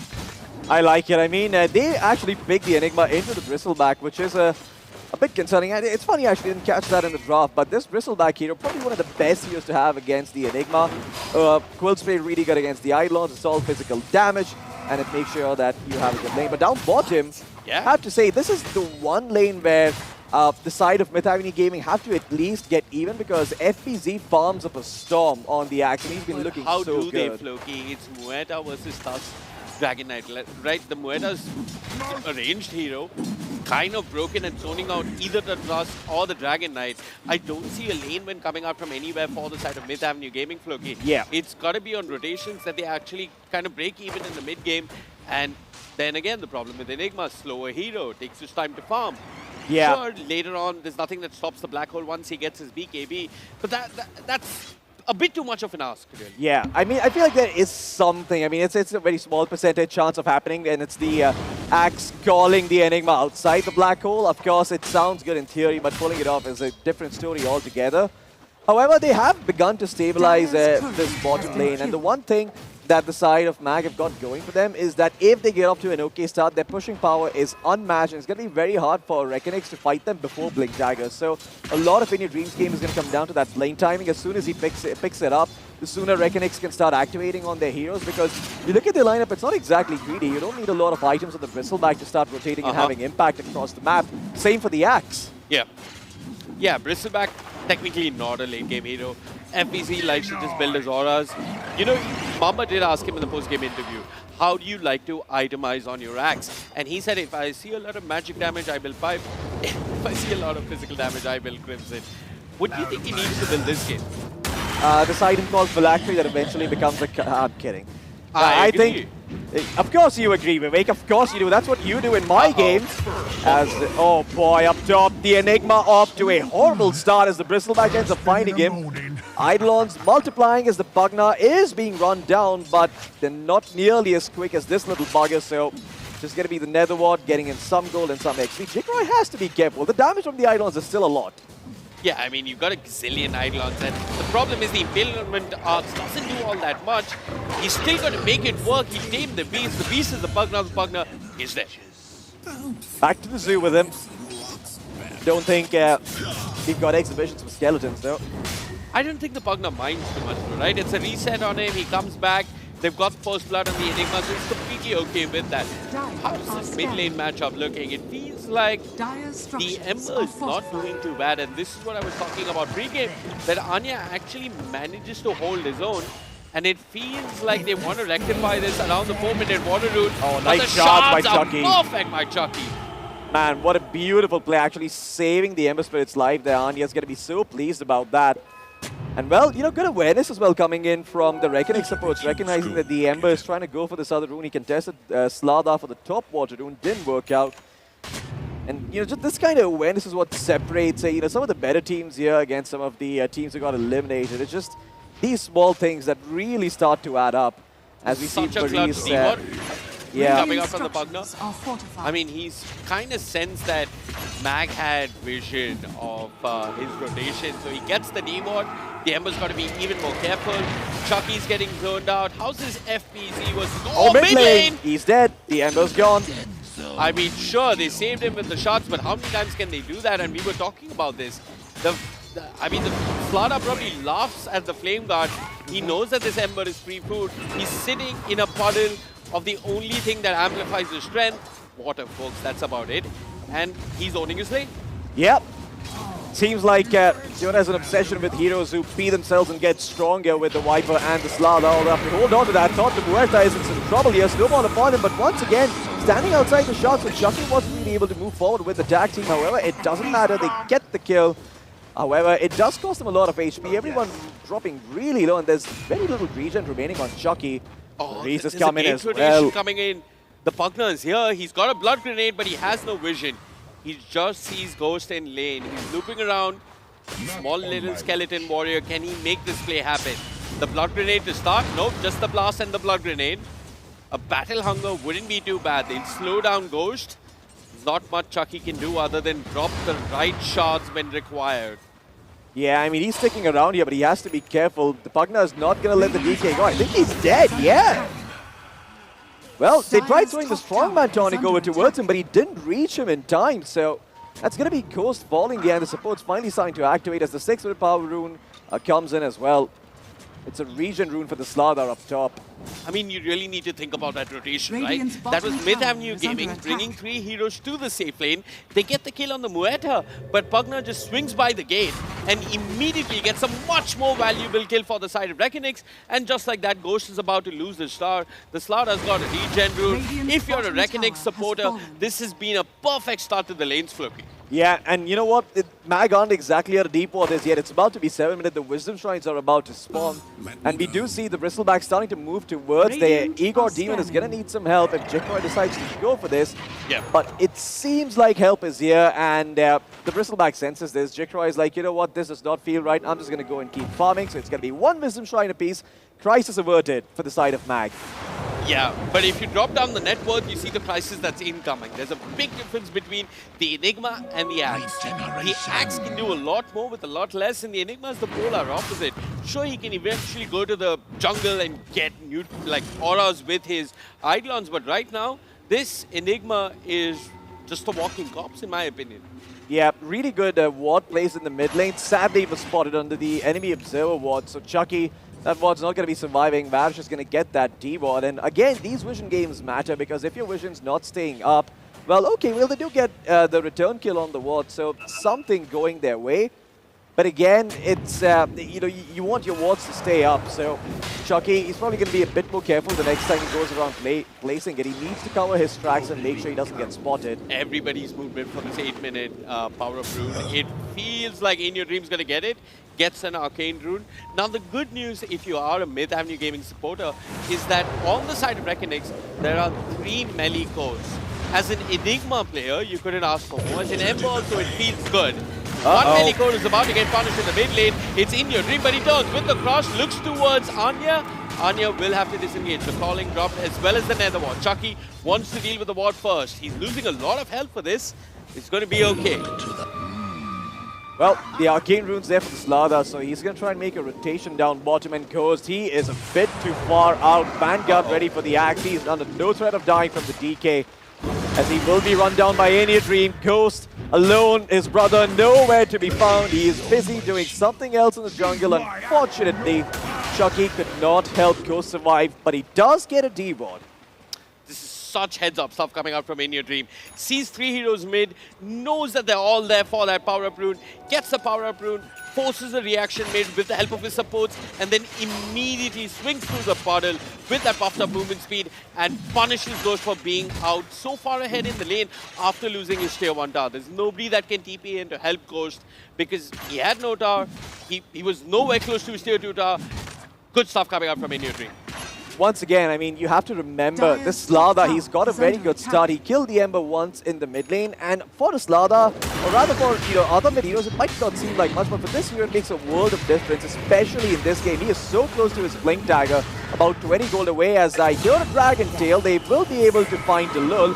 A little something going the way of Mag. It's a cherry on top, but the Sunday, it's still not here yet.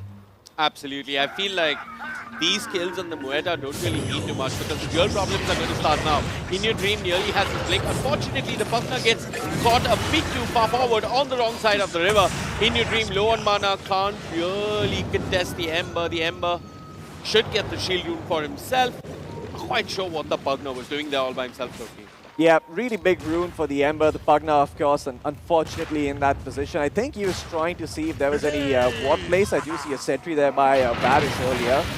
But again, I mean, I'm a bit concerned for Chucky. He's level 4.5 on the Tusk, 10.5 minutes in, and this is not really a hero who can kill creep waves, especially given his skill build. He's actually gone for the max stack team and not the max snowball or the max shots, which is very typical of the Tusk, but you really want to see this Tusk hit 6 and start setting things up for the Ember Spirit. Otherwise, the Ember is not going to have a hero to play with.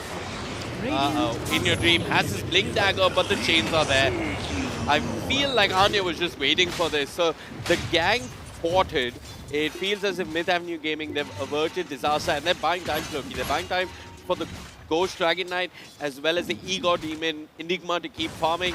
Is this really going to make a difference? Top tower is under attack. I'm not too sure. I feel like Igor Demon's got an interesting idea here. He's actually queuing up the shot. He doesn't really want to go for something like Boots of Bearing or any other aura-based items early on. Seems to be happy just contributing with the Malefice or with the Black Hole every couple of seconds and farming otherwise. I wonder if this game he could have gone for a Midas, but in all honesty, given the start that In Your Dream has had, he would have been run over if he did so. So probably needs to buy some of these more active items that help his team out. Yeah, I think it's respectable to not go for the Midas this game. There's nobody else that's going to make space for you.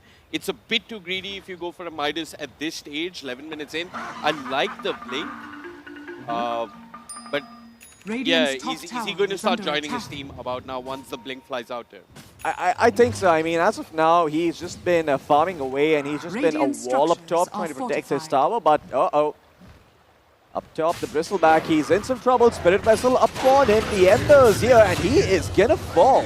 Really good awareness coming in from Anya, and they get the deny on the tower, adding insult to injury for Jekroy. Oh yeah, and I don't think the side of Reckonix know that Igor Demon has his Blink up, so I'm expecting him to start making plays around the map. Elsewhere though, Chucky, he's on the wrong side of the river, he's run into the Slada and the Pugna. He's been punished rightfully so. Yeah, somebody needs to remind him what the river is called. If you know, you know. But I have to say, Chucky, I mean, this is not looking good. Your Tusk is the main way you get on top of heroes in the backlines. Yes, the Ember can do the same, but you have to be careful because at some point the Axe is going to have a blink, the Slada is going to have a blink, there's going to be the calling to worry about. There's potentially a save with the B-Trap. So, Mag, they really need to make sure that this Tusk starts finding his levels and they need to find some space where he can find yeah, that is my main concern for Chucky, right? He is in level 6. He's smoked up with Igor Demon. Who do they look to go on? The Mueta once again. Blink, Malefice. The Pierce the Veil will come out as a response and there comes In Your Dream with the crush. Chucky dies yet again. His level 6 delayed even further. FEG's joined the fight as well. In Your Dream, well, he's not going to pursue for more. Yeah, I mean, he's got the Vanguard. He just wants to make sure he gets to that Lotus of this game. Once again, a very good game for the same. You can reflect the Dragon Tail, you can dispel the Ember's chains and the Spirit Vessel, you can dispel the Malefice. Really good uses of the Lotus Orb. Yep. And now we're seeing FVZ get involved in the game, right? He's won his lane, now he's starting to move around with In Your Dream. In Your Dream on the high ground, he might know that Ghost could be farming this camp, but he's not going to overcommit. Yeah, he's just going to stay back for the time being, and I like the fact that they're playing it a bit slow here. I mean, if you notice, the side of Reckonix really haven't made a lot of moves, but it's about to be 14 minutes, and it's about time you make a move. Chucky is still really not needs level 6 Loki. This could be costly. They'll push him out of the shrine with the dead shot. They'll deny the Wisdom Shrine. Chucky is going to die on it. He's going to commit his life to it, but he's still not going to get it.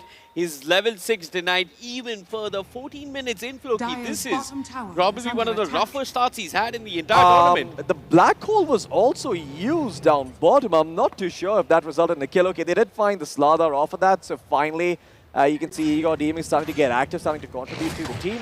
But with that said, you no longer have the black hole for another 140 seconds. And if anything, I mean, I don't think the side of Reckonings really care about cooldowns that much. In fact, they've got 0 long cooldown spells except the Pierce the Veil. Yep, no black hole.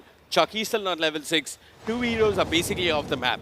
Now you could just run at them for that quick dopamine hit, which is a kill. But you could be a little bit more strategic, look for something more meaningful on the map. And right now, what would be meaningful is to shut down Ghost. But in your dream, he'll sell for the Ember. Anya, quick to have the chains, will manage to hold the Slaughter in place. And with the Impale Menards, they'll slow down in your dream. It feels like Chucky is coming to contest this stack. He's still not level 6, he's level 5, but he has friends. They don't have the black hole, Floki. This could be risky for Myth Avenue Gaming.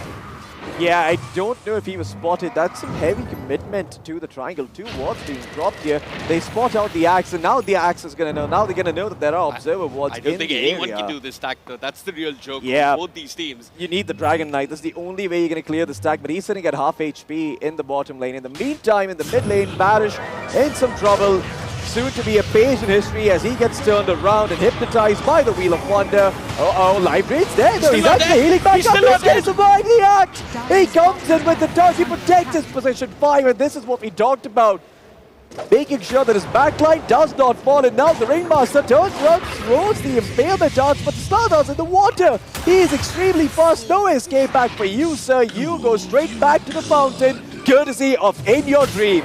That is so bad to put things in perspective. It's the Ember, the Ringmaster, and one more trying to go on the Pugner. They don't kill the Pugner. Instead, they lose not 2 but 3 heroes as Chucky Floki. He TP'd out of the river, came back to his mid-tier 2, and died nonetheless. He's still not level 6, Floki. I mean, this is just a common case of supports not really valuing their levels enough. I feel like Chucky, he did his best to make sure the early game went well. Alas, you know, the rubber band effect is now coming back in full force because he was low on levels trying to secure his close lane, and even then the side of Reckonings were able to make sure that Toes didn't have too good of a time as the smoke comes out. Gotta be careful, they're running straight at him. Jikra is there, starting him up, going up the dragon, setting up for friends and family to join in on this feast. Both the supports are here, and In Your Dream is being so patient about this. Smoked up, he has vision. Who does he choose to go on? Blinks a bit too far forward. Bristleback and the Pugner will be held with the steering chain. But the Ember walks into the Slaughter. The calling is there. The Ember will fall. That's Anya's dead yet again. They've got the Spirit Vessel. But do remember, FBC has a Lotus if he wants to turn this around. There is a black hole, but look at FBC. He's zoning out the Enigma. The Wheel of Wonder comes through. Both FBC and In Your Dream will try and bully the Enigma. And well, just FBC with the dunk is more than enough as In Your Dream goes for the Circus Freak. The Ringmaster is dead. FBC is unstoppable. It's crumbling for the side of Myth Avenue Gaming, Floki. All 5 dead once again. Myth Avenue Gaming, they just seem a little bit unsure. The DPs didn't come in quickly enough. They thought that they would leave the DK alone, but no, Jikroy really persistent, make sure that he is not too out of position, forces out DPs, and well, you bait them into fighting a Slather and an Axe. An Axe that's got a Lotus Orb, 17.5 minutes into the game. This Axe is not afraid of dying. Yeah, I mean, this was so good from In Your Dream, but more importantly, hats off to FBZ. He's zoning out the Enigma all by himself. One calling, one Muerta spell is enough to deal with any Spirit hero. As the Ember, well, I mean, I hate to say this, but does he need a 4-star? I mean, he needs a BKB for sure. And look at FBZ, just zoning out Igor Demon all by himself. And there was no question of the Ringmaster saving him or anybody in this fight. Yeah, the Ember is now starting to queue up the Suns and Kaya, but I'm still a little bit afraid for him because I feel like he desperately needs armor. Perhaps something like the Veil could have been huge as I mean, there's just so many problems with the Ember Spirit this game, right? Like, he said that it's good against the Pugner, or I said it's good against the Pugner. He's got the Pugner, is he good against the Pugner though? I don't know. There's the Lotus for now coming out from FBZ, and FBZ just throwing his body forward is enough to push Myth Avenue Gaming from their tier 2 tower back. Yeah, really good awareness coming in from FBC as well. Instant Lotus to get rid of the chains. If the Pugner spends even like half a second more, there's a potential chance that he gets the kill, but no such luck.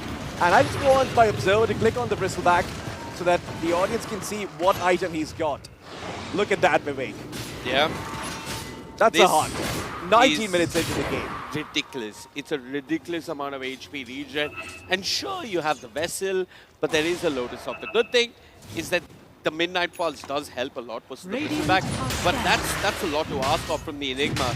I mean, I hate games where you have to ask a lot of your Enigma. It's like my mother asking a lot of me. I never deliver.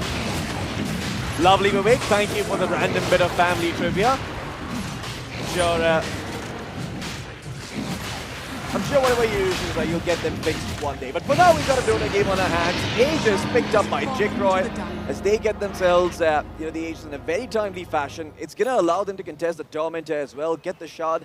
Alas, the Shards are not that good this game. Both the Pugna and the Muerta don't really do all that much. I guess the Muerta can get some spell amp off of the Pierce, the Veil stacks or whatever that Shard does. But it's not that good in comparison to what the Mid-Army Gaming supports get. They would have really loved to get this Tormentor. Yeah, the Axe and the Slaughter have a shard that's a lot more healing. Maybe you want your supports to buy out their shards. I think you already got the shard of Linear Green. You bought it out earlier, so it's going to be Delul who gets it instead. Regardless, though, the fact that you've taken it away from the enemy is huge. And well, 8% spell amp for the Muerta thanks to the Pierce the Veil. Not too sure what exactly is the benefit here, but hey, if the game goes long enough, he can pivot towards something like a Shadow Blade. Dire's middle tower. Yeah, she could definitely get a Shadow Blade, and I mean, if you really need her to do damage versus the Dragon Knight, she could be one of those heroes with the Pierce the Veil. Absolutely. I've seen a Thompson build with Ags and Yashakaya. I mean, I shouldn't be saying this stuff because enough people in Southeast Asia are trying this at home. But yeah, those alternative ways of approaching the Muerta do exist. Black hole up top, cancel in a matter of seconds as the Muerta felt like she was baiting this Enigma. Chucky, he's now level 6, but it makes no difference. The game state is still a bit rough. The crush is perfect. The snowball save, it's there. It's buying a little bit of time for Chucky. He'll have to pay the ultimate price as he falls. Yet again, the Wheel of Wonder is laughable as Ghost doesn't do enough damage to bring down the Axe. And in your dream, meanwhile, he's dealing with the Ringmaster. He's dealt with the Ringmaster and he's running away. And Ghost is like, hey, can somebody stun the Axe for me? Is there anybody to play this game of Dota with me? Well, Chucky's back. He's respawned. Luckily, it's a low death timer. But in your dream says, thank you very much. I'll just go back in. The Walrus Punch is there, but in your dream bashes him and slashes him as they'll run down the Ember. That's 4 dead from the side of Myth Avenue Gaming. That's Black Hole on cooldown, and that's most likely them losing a tier 2 top. I mean, that is so demoralizing if you're Myth Avenue Gaming. This is the Grand Finals, and let's not forget to make this is a BO3. Every game you get matters. So if the side of Myth Avenue Gaming don't find an answer, if they end up losing this game and they don't find an answer for this in the next one, they're in some trouble here. 16k net worth lead, 22 minutes in, and what a curveball this Bristleback pick has been, really enabling the side of Reckonix to just go high ground super early on and apply the pressure onto Myth Avenue Gaming. Yep, I've seen many a game Crookie rely on an Enigma, and the Enigma, well, he's getting his BKB, he just needs the recipe. But, okay, technically there's nothing that cancels the Black Hole through BKB other than the Slaughter Bash. There's the call. There's what? There's a call, the Berserker's call. Yeah, there's a Berserker's call as well. Sorry, I forgot that. I mean, I assumed he was... Okay, all these things are a bit like, it's stretching it, right? Yeah, it's a bit hard to position yourself to get those off, considering they're many heroes. But yeah, there is still hope for Myth Avenue Gaming, but I don't know how, and that is unfortunate.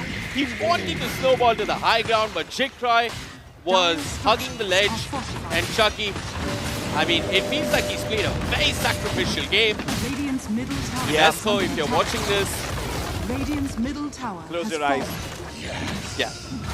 Well, it's not getting any better anytime soon either, because look at what Jikroy is up to. He is once again looking for the tier 3 tower on the enemy's part of the map, and look at that, he's even pulling the bottom wave. Really good awareness, making sure that the enemy team does not get any pressure for 3.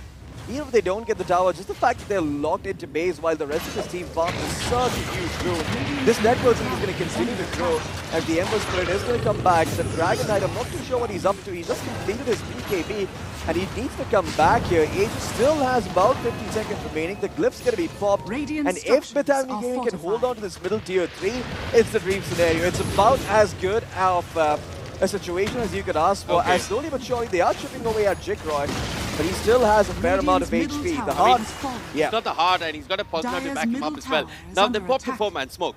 Ghost has gone for the heart. They do not have a break. to deal with the Bristleback. The Bristleback still has the ages for a bit.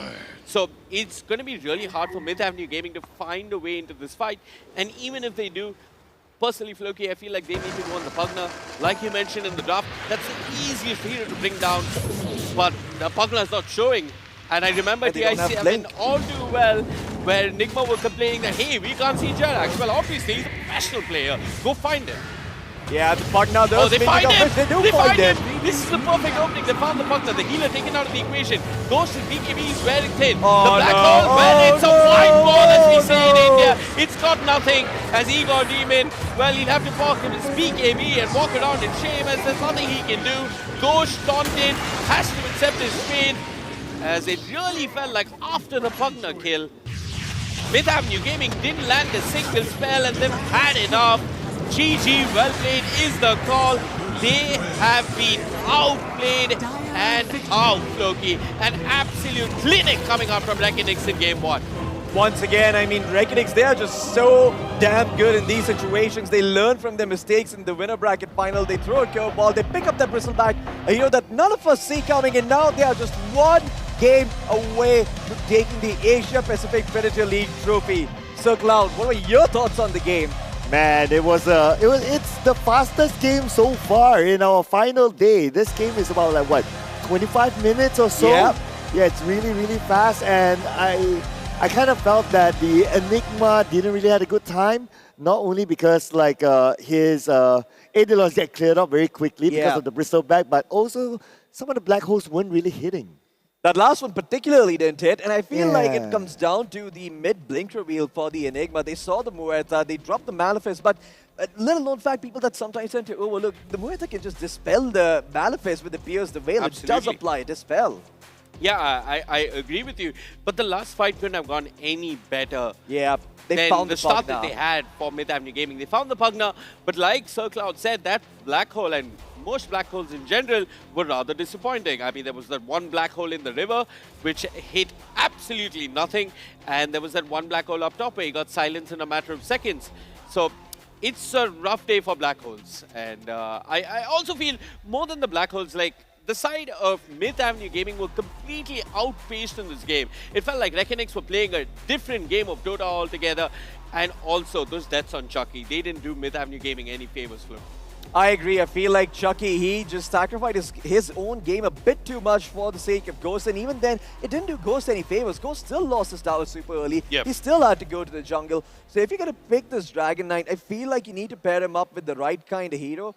This is where, you know, Sir Cloud, a hero you like, comes into my mind, the Ancient Apparition. They could have paired it up with him. They would have had some decent answers to what Reckonix were throwing their way, especially with the Bristleback. But because they picked up the Tusk and then they committed to the Ringmaster, I feel like they kind of left that option off the table. But we do have the scoreboard coming up on our screens. Let's have a look at exactly how some of these players and these heroes did. In particular, I have to say, Chikroy's performance really, really solid this game. It does feel like it's a hit or a miss with this guy sometimes. Yeah, I mean, this time it was not a miss. Smashing hit. But the real issue is one hero that Sir Cloud alluded to at the beginning of the draft. He said, is Timbersaw overrated? In a game like this, no. I think if you had Timbersaw, you'd have a lot more damage. Also, Ghost is building towards the BKB. Where's the break mechanic coming from? I hate to say this, but I think the break mechanic is a must in these kind of games for either side, Floki. Hey, I feel like Igor should have built a Khanda. I agree.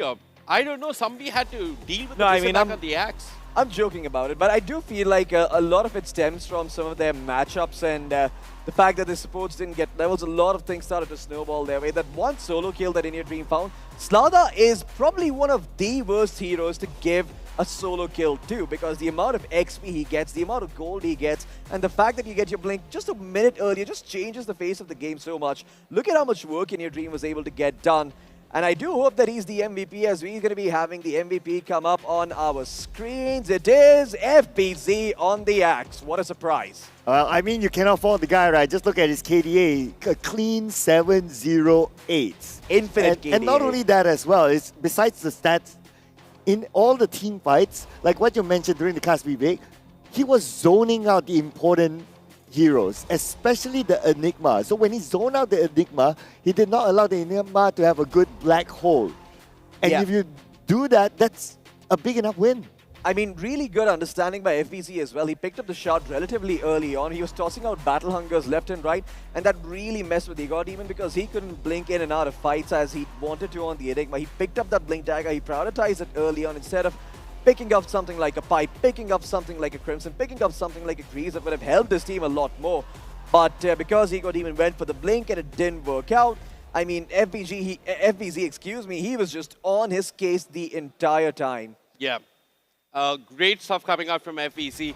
Now, the questions that are going to be playing in both these teams as they head into game number 2 is like, hey guys, we've got to really rethink support picks and support bans because can we give them Moeta? Yeah. And the other thing is, how do we generally want to deal with heroes that need to be broken?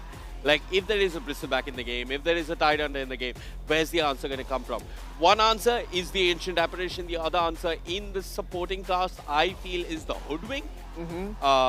And definitely, you cannot pick up something like the Enigma, especially when you're revealing your Ember so early in the draft, right? If you're setting up your mid laner and picking up Enigma, that's okay. But it felt like nobody had a good game on the side of Myth Avenue Gaming. I agree, and it also felt a lot like that, you know, the Slada, even though he was picked, I feel like he was picked relatively early on. I am just going to double check that. Slada Okay, was never mind. second pick. Second pick.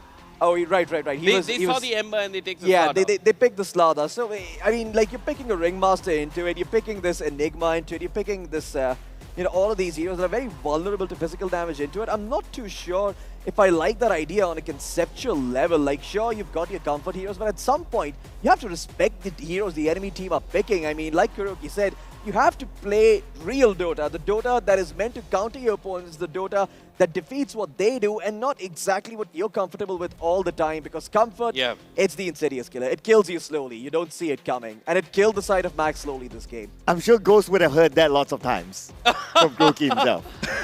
That's a very good point. Yeah, but coming into the next game, right, like what are the kind of heroes do you think should be respected as of now? Because they played so many games today and you can't ban all the heroes. Okay, I'll tell you. Bristleback, the bans that we've been seeing so far, I'm just going to add, I mean, just to reiterate, if you're just jumping into this series now, Gyrocopter cares, because those are comfort picks for Jikroy. Bristleback in general, because they're comfort picks for Jikroy as well as Igor Demon. Yeah. The Beastmaster. And then as far as the meta is concerned, The Clinks, Viper and the Viper, Clinks. Triad, Yeah, the Disruptor as well. Brewmaster. Yeah. And I have to say, I mean, looking at this lineup that Reckonix put together this game, I feel like they're probably going to want to switch things up because now Myth Avenue Gaming are going to be more aware of what they're going to do. I don't think you want to, you know, try your luck picking the same lineup again. I think what will really put the fear of God in the side of Myth Avenue Gaming is if you switch things up, you pick up something different for FBZ, you pick up something different from In Your Dream. Perhaps this time around we see the Tidehunter being picked up for FBZ and maybe an Invoker in conjunction. Maybe you just change the face of the game completely. And that is what is needed against you know, a team in the Grand Finals, because they play them in the Winners Bracket Finals. They learned a lot of things. You don't want to be doing the same things over and over again because the enemy team is going to start developing answers. Already we saw that, you know, the Jakiro was open, we saw the Shadow Demon was also open. Both of those heroes went ignored. They picked up the Tusk instead. Was it worth it? I don't think so, but hopefully they can correct it in game number 2. Honestly, gentlemen, when it was the last pick for Myth Avenue Gaming, when they needed to pick their off-laner, at the back of my mind, I thought that, hey, a Tidehunter would be kind of nice. But at the end of the day, they went for Enigma, which is like, ooh, we don't know what happened in that last game. I'm sure the team doesn't want to remember the plays. But what do you guys think that they shied away from the Tidehunter? I feel like the Bristleback, again, is a pain point, right? Like, you can dispel the Viscous Nasal Goo, but the Quill Spray is still problematic. And then Bristleback is hitting you like a truck for tons of damage. Kraken Shell and Tidehunter is all about blocking those smaller instances of damage. He's really good against hard carries early on. But if you pick up something like a Bristleback or something like a strength-based hero, you know, even something like a Chaos Knight, the Nisage, I feel like this Tidehunter would have been in trouble. Really, in all honesty, I think the response had to be a Timbersaw. Yeah, it had to be a Timbersaw pick. It had to be something else in the offlane that is a bit more aggressive. Well, Sir Cloud, I mean, I do want to ask you, you know, what do you think they should have done differently on the side of Myth Avenue Gaming? Because you mentioned the Tide Hunter, but do you feel like they could have made some changes in the mid lane? Because I feel that's one area that's being a bit overlooked by Myth Avenue Gaming. Right. Well, maybe we were talking about like the Timbersaw being like one of the overpicked heroes at this point, but maybe the Ember Spirit is also one of the overpicked heroes. Now, over time in one tournament, once you pick it again and again and again, whether it's your game or whether it's a game played by another team, your opponents tend to try to find ways to work around this hero, right? So it kind of feels like Ember Spirit is starting to fall in that kind of category. Timbersaw, maybe, but like what you said, right? There could be some picks that are comfortable enough and fluent enough to just play the comfort picks. You know, one hero that comes to mind for me, Sir Cloud, is actually the Earth Spirit. I feel like that hero is not seeing enough play. I feel like that hero has a lot of potential with the way Myth Avenue Gaming like to play. Right, like Chucky, he was roaming around, he was trying to find something to do early on, but he just didn't have it. Like the Ember Spirit typically waits until he picks up his Spirit Vessel before he starts to move around the map. The Earth Spirit can move early. As soon as you unlock the Magnetize, there is so much damage coming out with these Stone Remnants that it's almost like trying to not move over to a side lane and try and attempt to gank. So I do want to see them move away from the Ember a little bit because I think it has been answered very, very well by some of these teams. Instead, look towards the Earth Spirit, look towards the Storm Spirit, pick up maybe something like the Queen of Pain, think about the Invoker. Basically, pick any hero that isn't the Ember, because the Ember, the one question you'll always have to ask is it going to get dumpstered in lane? And if it is, then how are you going to make the Ember relevant in this game? And I feel like this game, Myth Avenue Gaming, they didn't have the right answers. They picked up a Ringmaster, they picked up a Tusk. You need to pick some good follow-up for the Searing Chains, in my opinion, for this hero to truly shine. That's where this hero's biggest strength lies in this patch. All right. It's also a bit of a drafting approach, right? You're opening with Tusk Ember. You're like mentally already like, we can pick these heroes, they'll work in any draft. I think they have to rethink that. I'm okay with the Tusk, but I'm not a fan of revealing Ember early. I really don't think it does you any favors. I mean, I know like Ember's probably losing most of his lane matchups, but even then, Floki, like, do you really want to give away Ember so early? I feel like the Ember is a perfect pickup if you see that the enemy team is picking particular backliners that you want to get rid of, because then the Ember has a purpose. In this game, Ember being picked so early on, I do feel like this is one of those heroes that he really, really needs some help. He kind of needs to make sure that if he has someone who can follow. The Skyrock Mage is a very good example of this. This game, of course, we had the Pugna being picked up. But if the Ember gets himself a Sky, if we see, you know, a Jakiro in there, you know, he can really do a lot of damage. In fact, I feel like one of the combinations that we haven't been seen enough of is the Jakiro with the Ember. You've got chains for the Macrofire, you've got chains for the Breed Fire and the Liquid Frost. All of those are really great abilities. What better hero to set them up than the Ember? Okay, I want to put this out for a point of discussion as well, right? So prior to starting this match, we talked about like, is Jikroy cuman bisa gyro, is Jikroy cuman bisa this, like he's only limited to hero pose. Now that he has picked up the Bristleback pose 1, what do you guys think? Do you think that he has more than meets the eye? Vivek? I think he has more. Like, I don't think he is as narrow as Myth Avenue Gaming are expecting him to be. I think he's got enough for the remainder of this finals. And yeah, Myth Avenue Gaming, if you do not respect his heroes or his playstyle, I think it's more of a playstyle thing. He's more like a sacrificial one in a certain sense. Like more emphasis is given to In Your Dreams lane, more emphasis is given to FVZ. You see all supports converge for the 4-minute water rune. So Jikroy, he's okay being sacked and he still does really, really well for himself.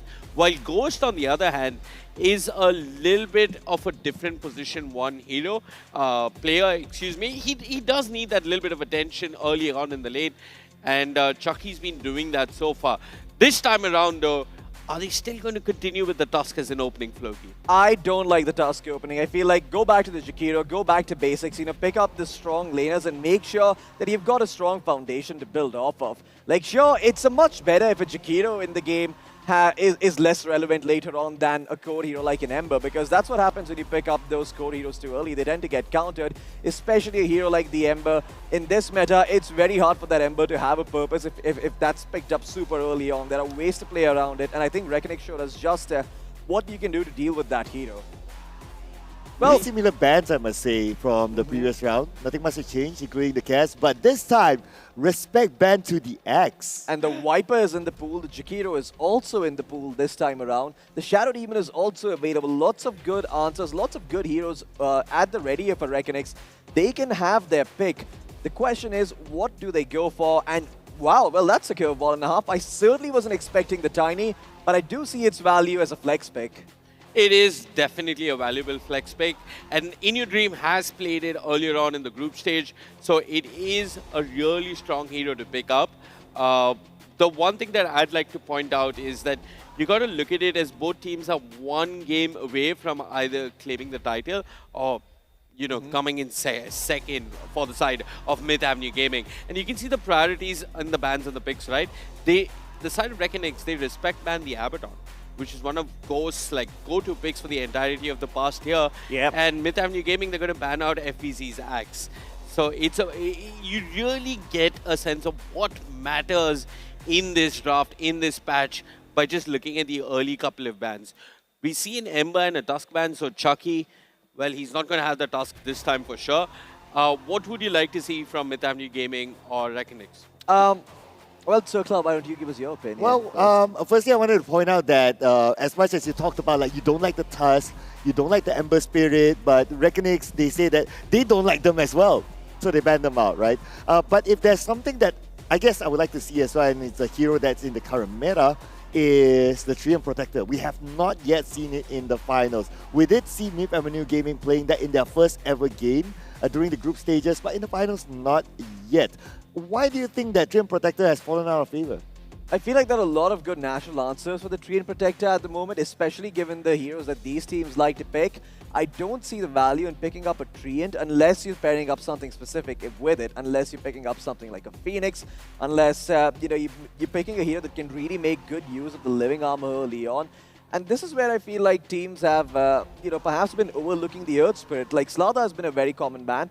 Why not open with a Treant Protector and pick up an Earth Spirit to follow it up? It makes the Earth Spirit's game a lot easier.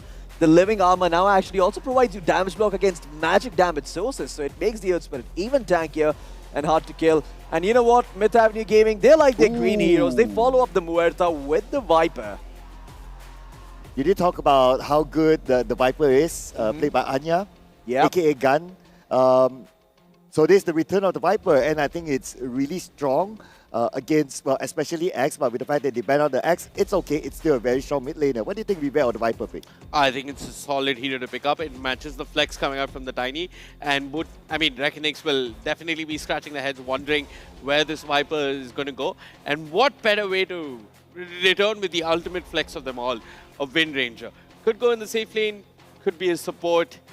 I mean, in certain cases, one could make a case for it running in the mid lane as well. I like it. It's good. It's got a couple of issues. Obviously, the Muerta and the Viper are going to be problematic, but it's a decent flex for now.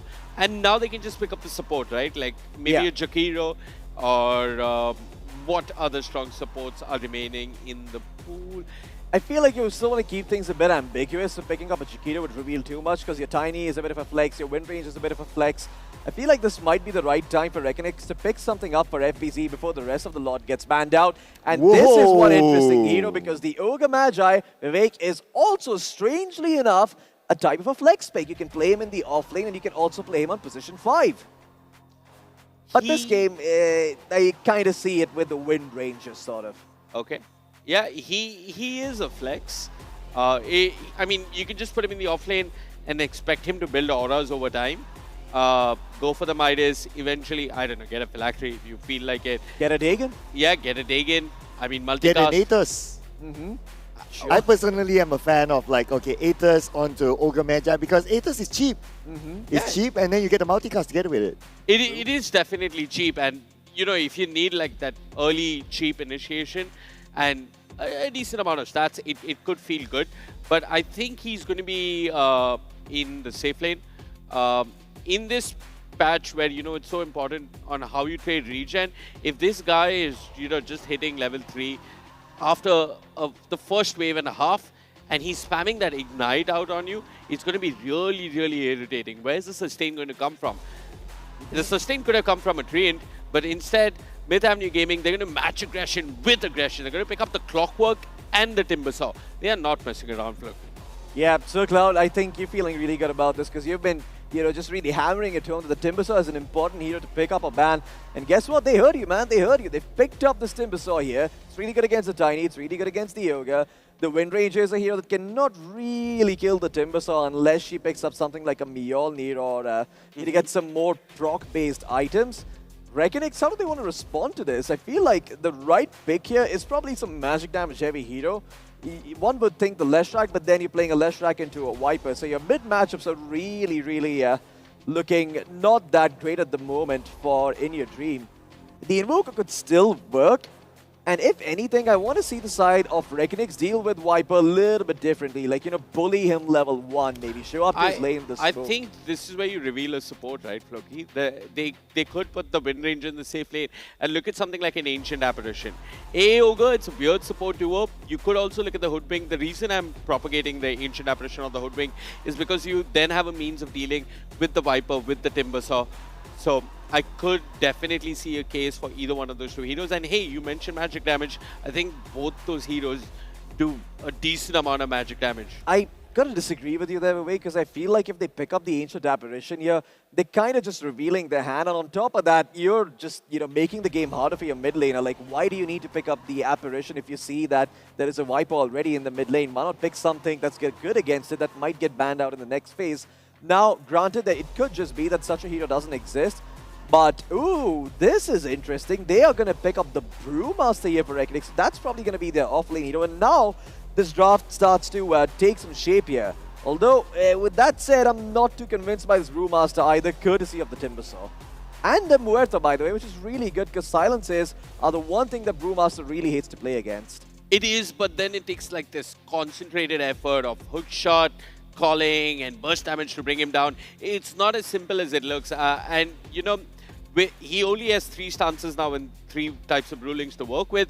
But the Void stance just gives him so much movement speed in lane. Floki, I kid you not. The Wind stance, yeah, whatever. The Brewmaster was picked 3 games in a row for the side of Mouse yesterday, and Boom has had phenomenal success with this hero. This hero is hot stuff right now. He's running a 60% win rate. In the 4K bracket, he's about 50% in the Immortal bracket. Very important stat. Yeah, 50% in the Immortal bracket, or just strong in pubs. And the Cyclone is so good versus heroes like the Timbersaw or the Viper, right? Like, just toss them in the air and ignore them. I agree, Vivek, but then again, when push comes to shove, it's very easy for Reckonix to... it's very easy for Myth Avenue Gaming to fight into Reckonix, but Reckonix can't necessarily fight back. You're fighting back into the Calling.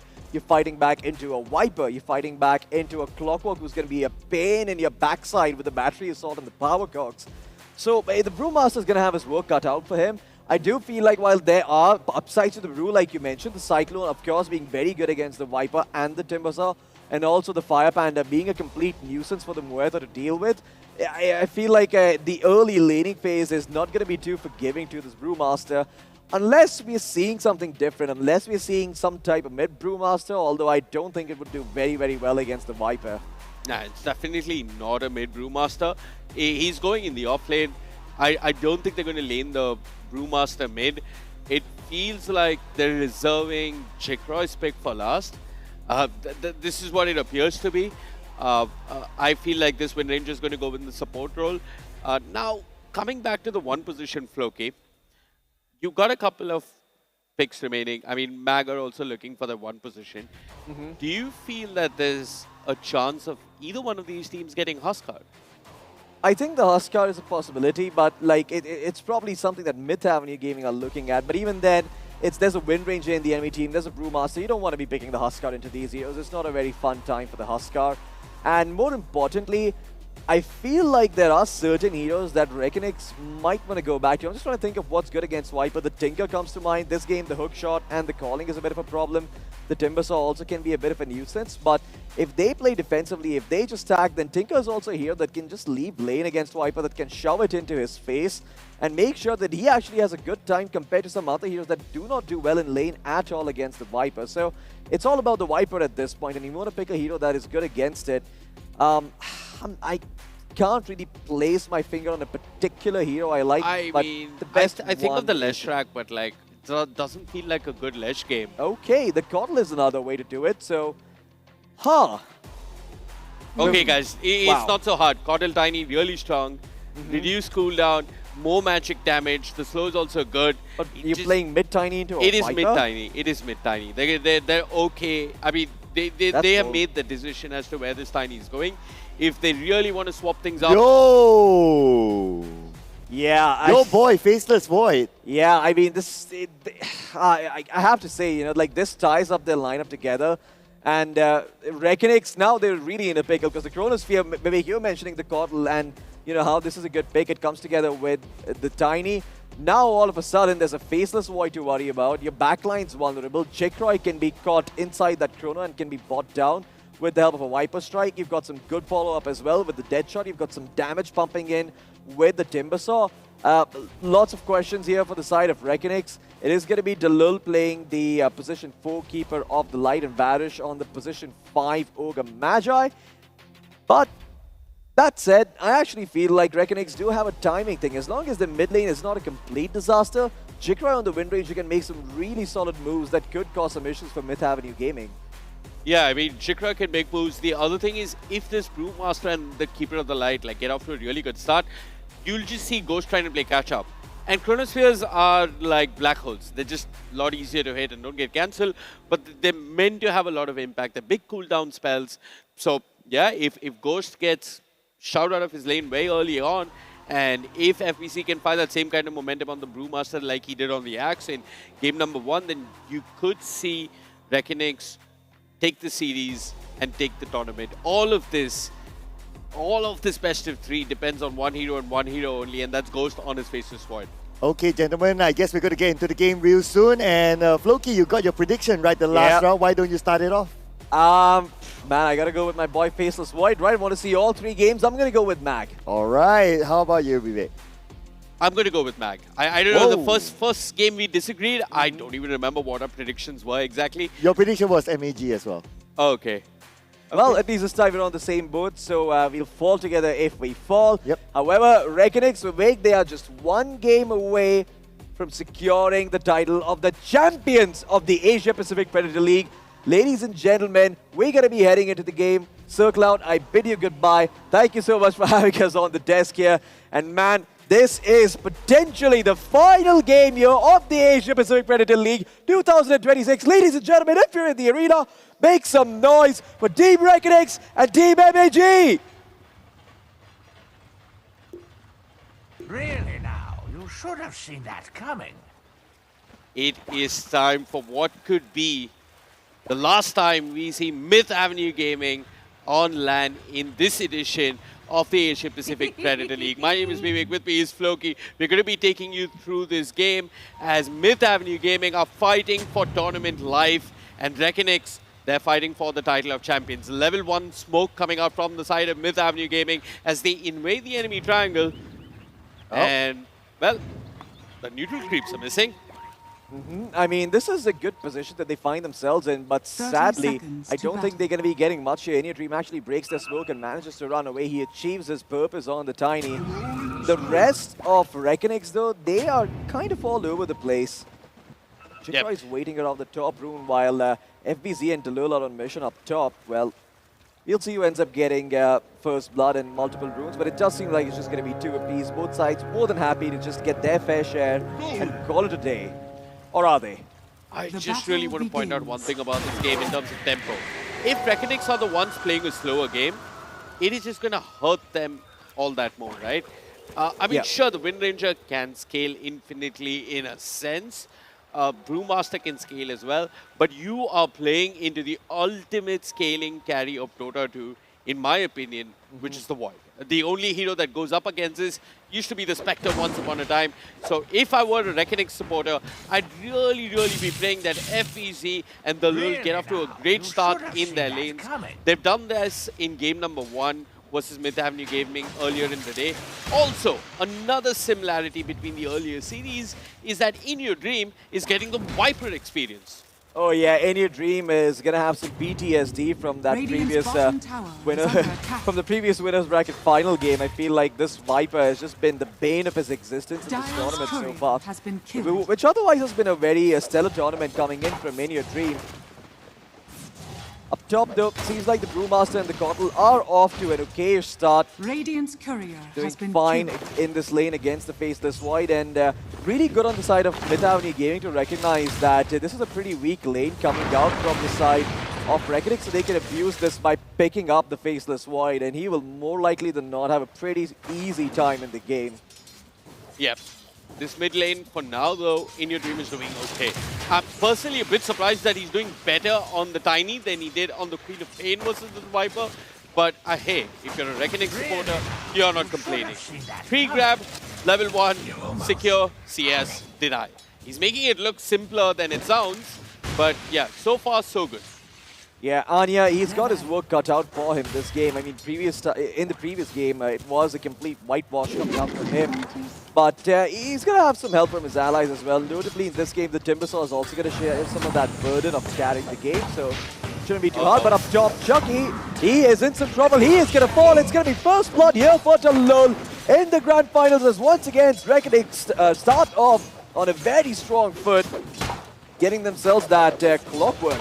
Yeah, we saw this in the very first series of the day. We saw Talul and FPZ really dominate the offlane, and I feel like we're seeing this again. And now when you actually look at this lane, Clockwork, strong lane support, I'm not convinced of you. Yeah, I mean, Clockwork is not really the type of support you want to be pairing up with a Faceless Void. You want someone who can harass, you want someone who can bear the brunt, and Clockwork is neither of those.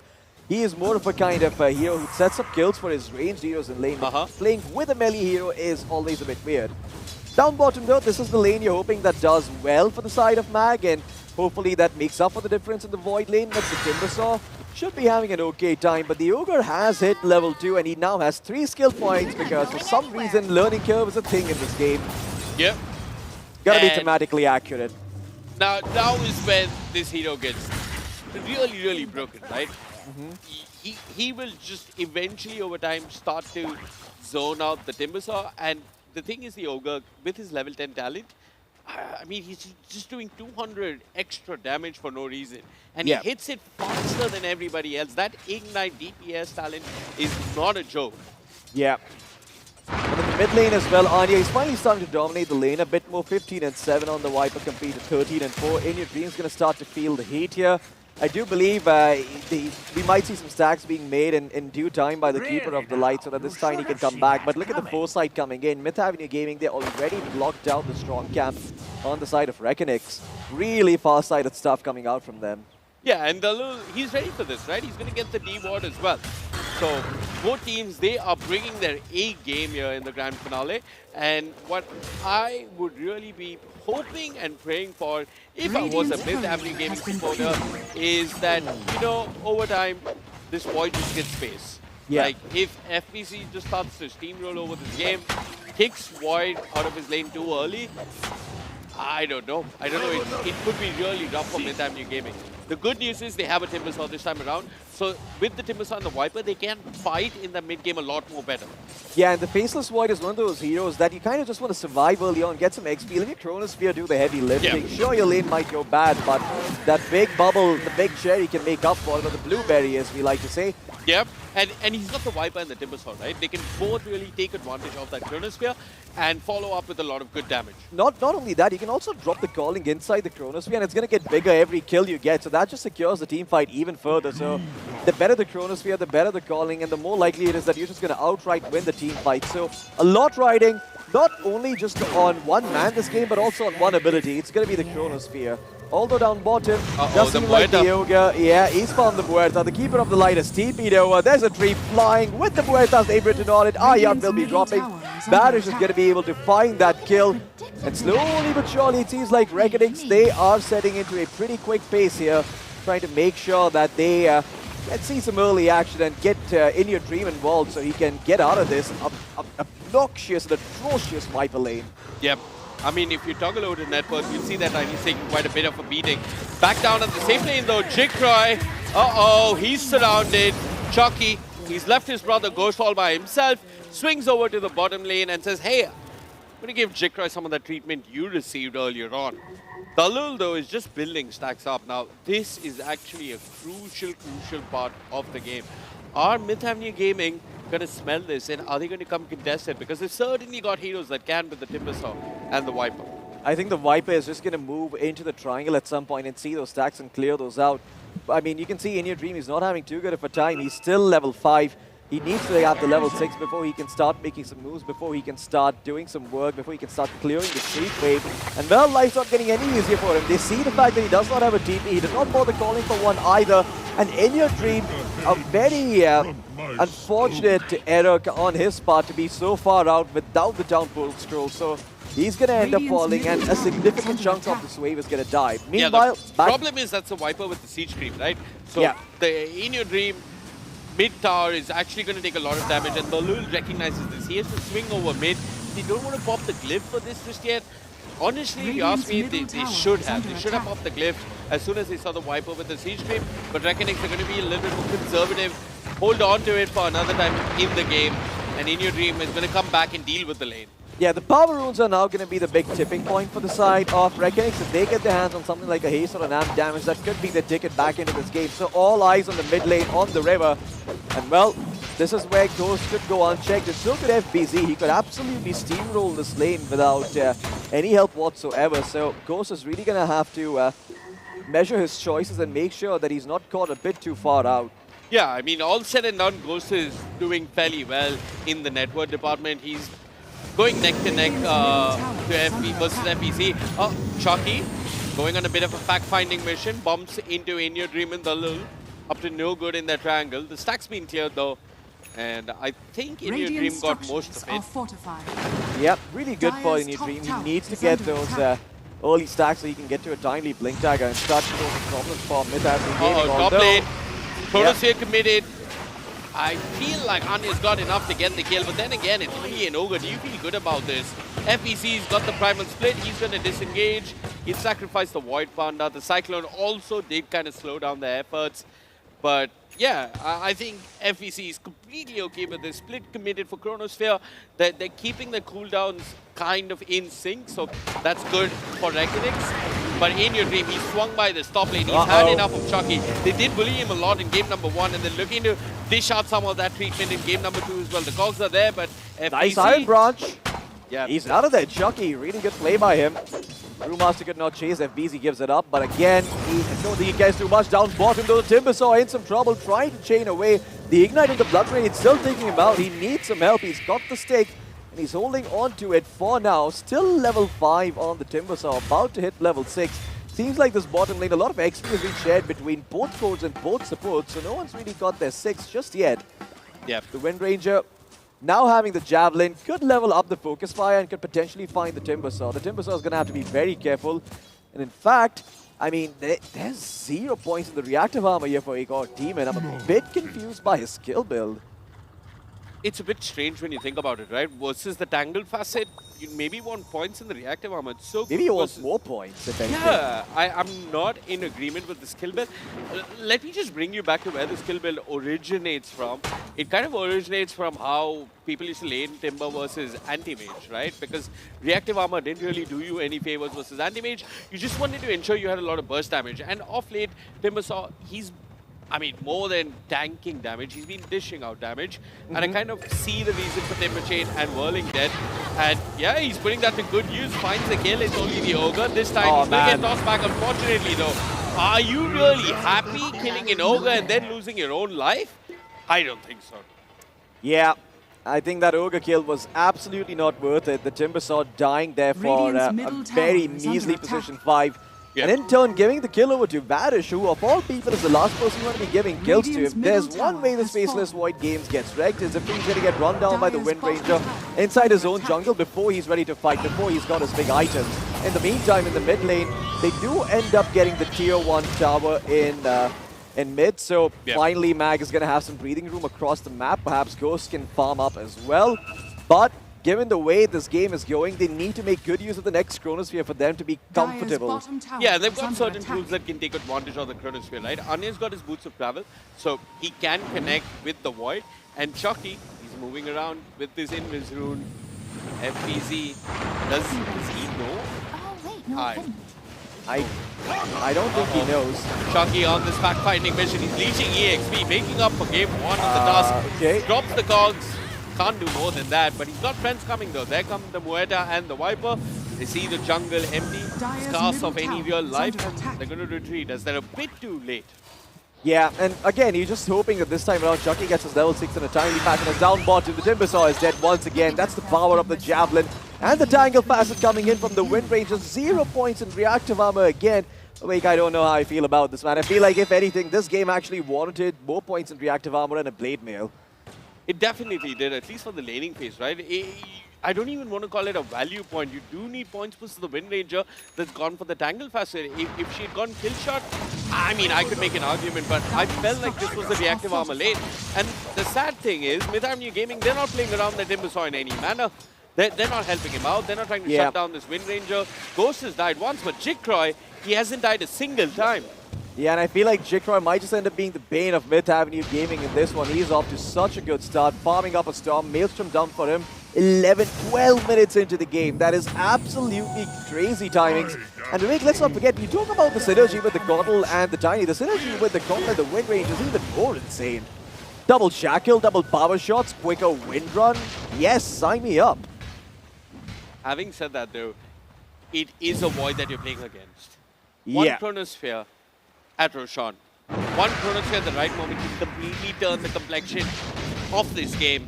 And again, Mid Avenue Gaming, they relied on one black hole in the previous game. This time they're relying on Ghost. They're placing their bets in the safe lane. Elsewhere, Arne trying to make space as he drops the Viper strike, but it's Chucky who's eating the focus fire. And the Shackles is so good. The Tangle Facet setting up for more, but here comes Igor Demon, stops the Chakram and the Twisted Chakram, and that's enough to find the Ogre. Support for the support.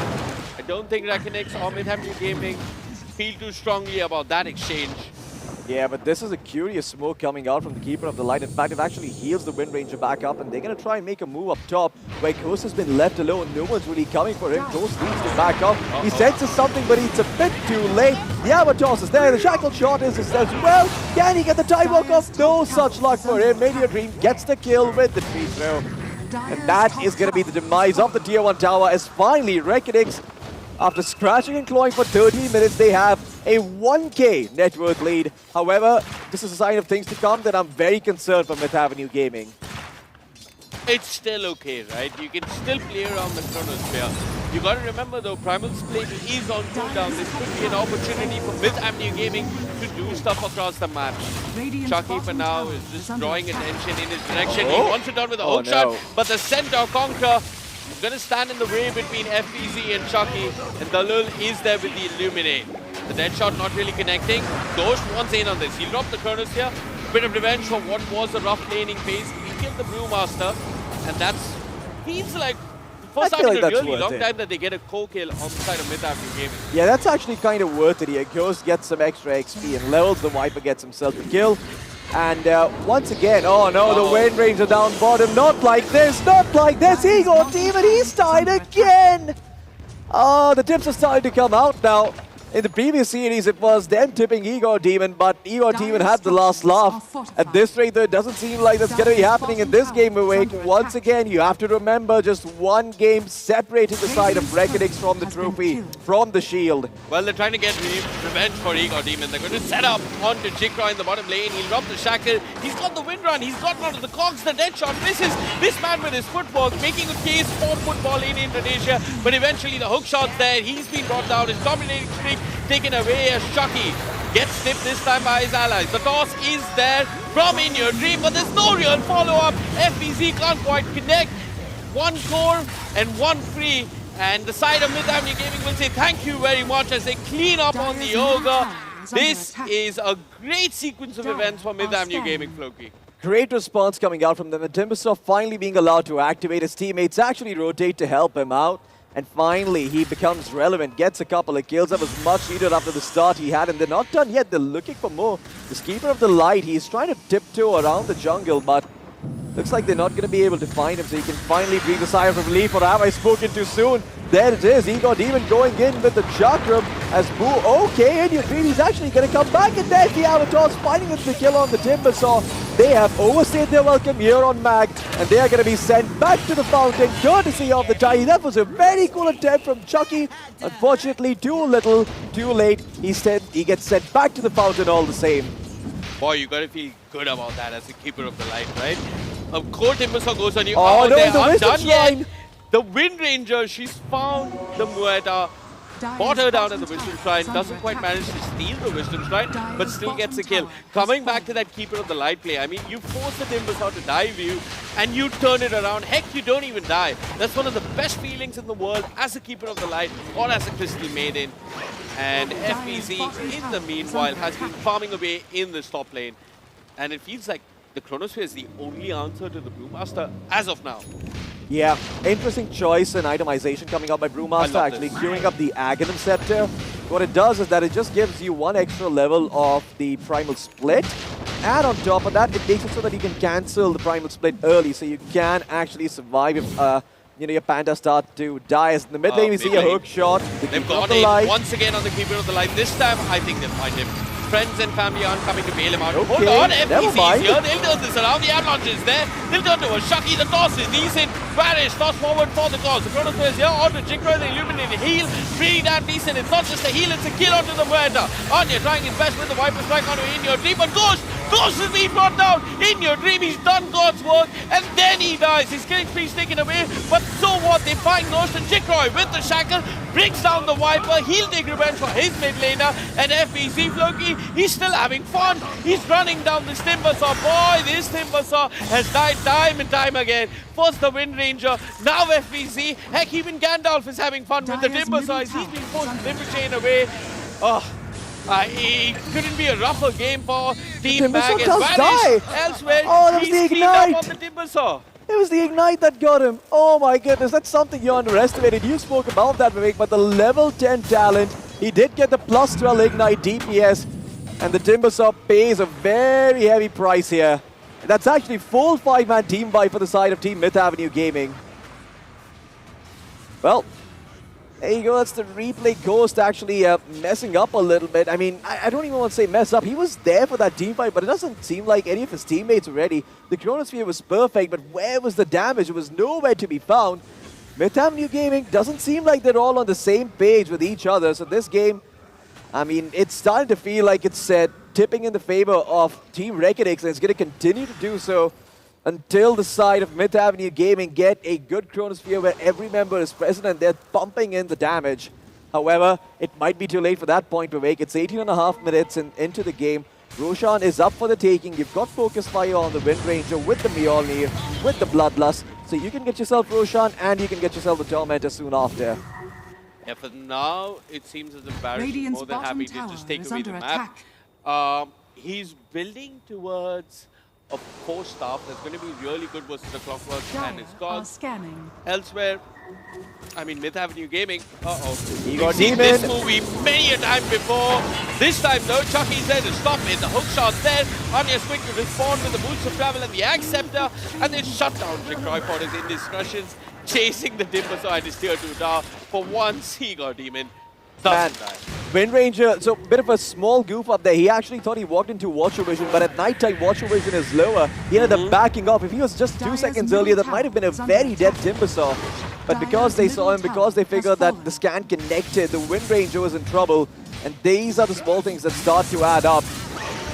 Up top though, Ghost has to be careful. Spirit Vessel out upon him along with the Cinder Bruise, excuse me. And he's not going to be able to heal back up with the Time Walk. He's forced to Chronosphere. But the Viper, he's got it! The Chronosphere, where's the damage going to come from? They drop the Viper Strike, but the Primal Split's going to come through. The Viper's now in trouble. The Faceless Void is found as well. The Tossback is there. The Tiny succeeds. He finds the Faceless Void as the Viper now being hurled into the air. The Brewmaster controls up the Vipers. The rest of the members come in from the side of Reckonings. The Cottle is here. So is the Ogre Magi. And once again, it's round 2 for the Viper up in the air. Finally, the Timbersaw, he comes in. He's putting an end to the Brewmaster's nonsense. Looking towards the Tiny as well, but look But the who's mid showed range up. of Loki, he's doing so much damage. Igor Demon, a nightmare that doesn't stop as Jikroy finds himself a double kill. They'll clean up on the Muerta as well, who ended up dying to a neutral creep. But I just want to paint a picture of what happened. They went on the Brewmaster with the Chronosphere. The nosedive, unfortunately, got the Viper stuck in the Chronosphere. They didn't have enough burst damage. FBC could get the split off. I feel like the Timbersaw connected a little bit late, and then FBC with the split. And in your dream, with the catch there onto the Faceless Void, really helped the side of Reckonix turn this fight around. I mean, you did see FBC fall eventually, but by then it's like Primal Split had nearly worn off. Look at this, they go on the Ogre. I mean, it was a bit of a defensive hook shot in a sense for Chucky to run away. They don't get the Ogre kill, and Jikroy comes in the end and cleans up. I mean, Reckonix, you have to tip your hat to them, Vivek. Despite having played 6 games of Dota back-to-back today, they are still in peak form. Fatigue was the name of the game, but these guys, they don't seem to care at all. They love this game, and now they're going to get themselves a Tormentor. The shot up for the taking.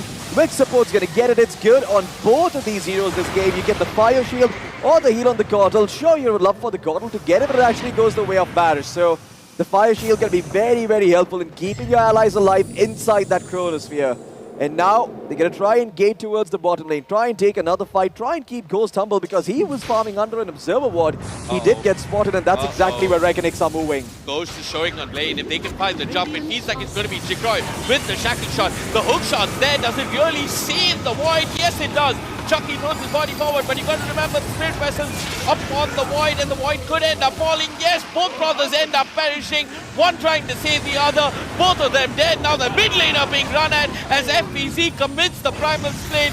He'll surround the Viper, laugh at his poison, and eventually bring him down. What Wait a second. will the side of Myth Avenue Gaming end up finding in this fight?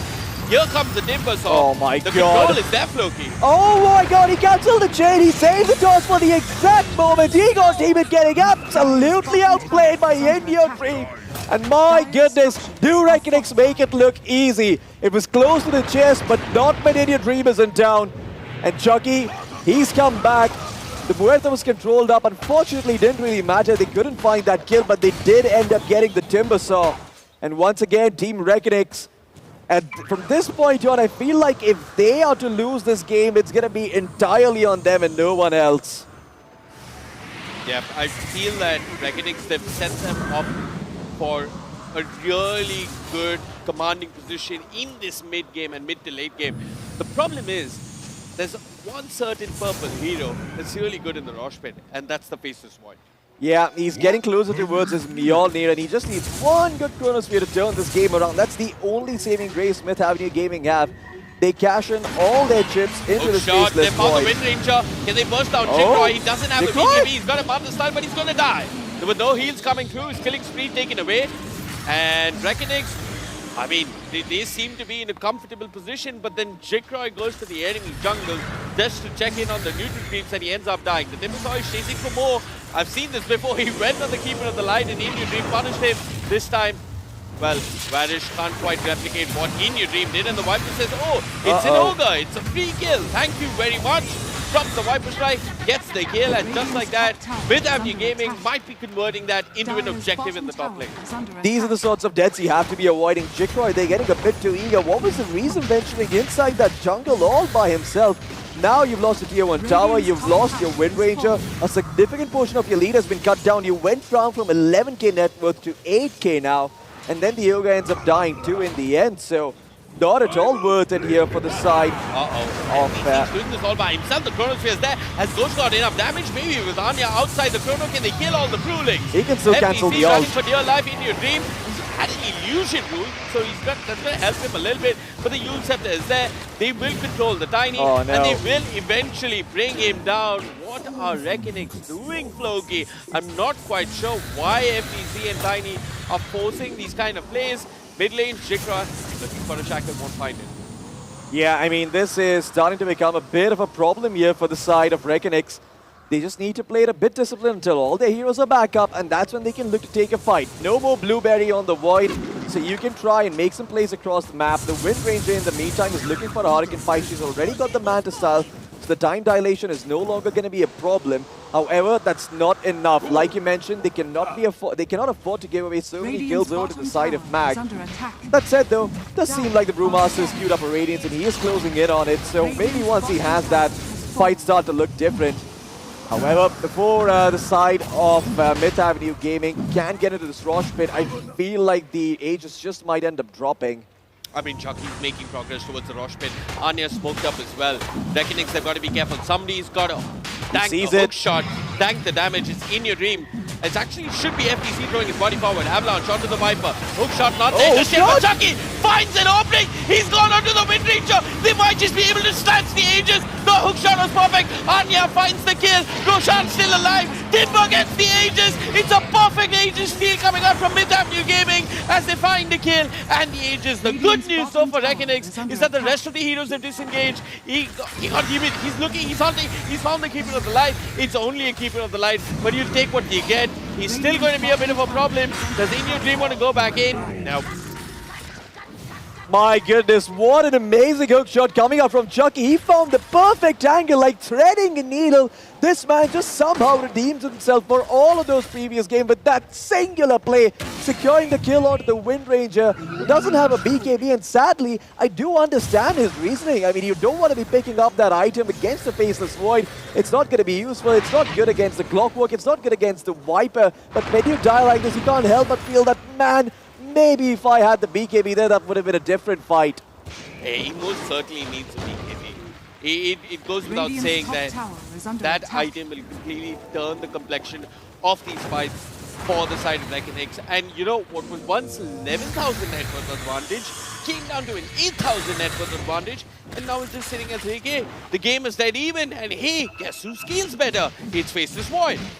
Yeah, Igor Demon, I have to say, you know, this man, he had a bit of a rough start. He died a couple of times to Jikroy solo, but he's managed to come back. And now with that Aegis, there's no better time to apply some pressure. Chronosphere up on the Faceless Void. Once again, he's about 300-ish gold away from his BKB. So once he has that, expect the side of Mag to make some moves. And this is where Reckonix are going to be tested. They've got a net worth advantage. They seem to be doing well. And FBZ is about to finish up the Radiance. If they can get to this item, they could potentially draw the fight long enough for this Brewmaster to be able to clean things up. However, until that point, until the Radiance is completed, this is still very much Mag's game. And Mag, well, they've got the money for the BKB now. The Faceless Void is going to fly down on the Courier in a bit. And it seems like FBZ will be able to finish his Radiance before that, as the Wisdom Shrines again going to be one apiece.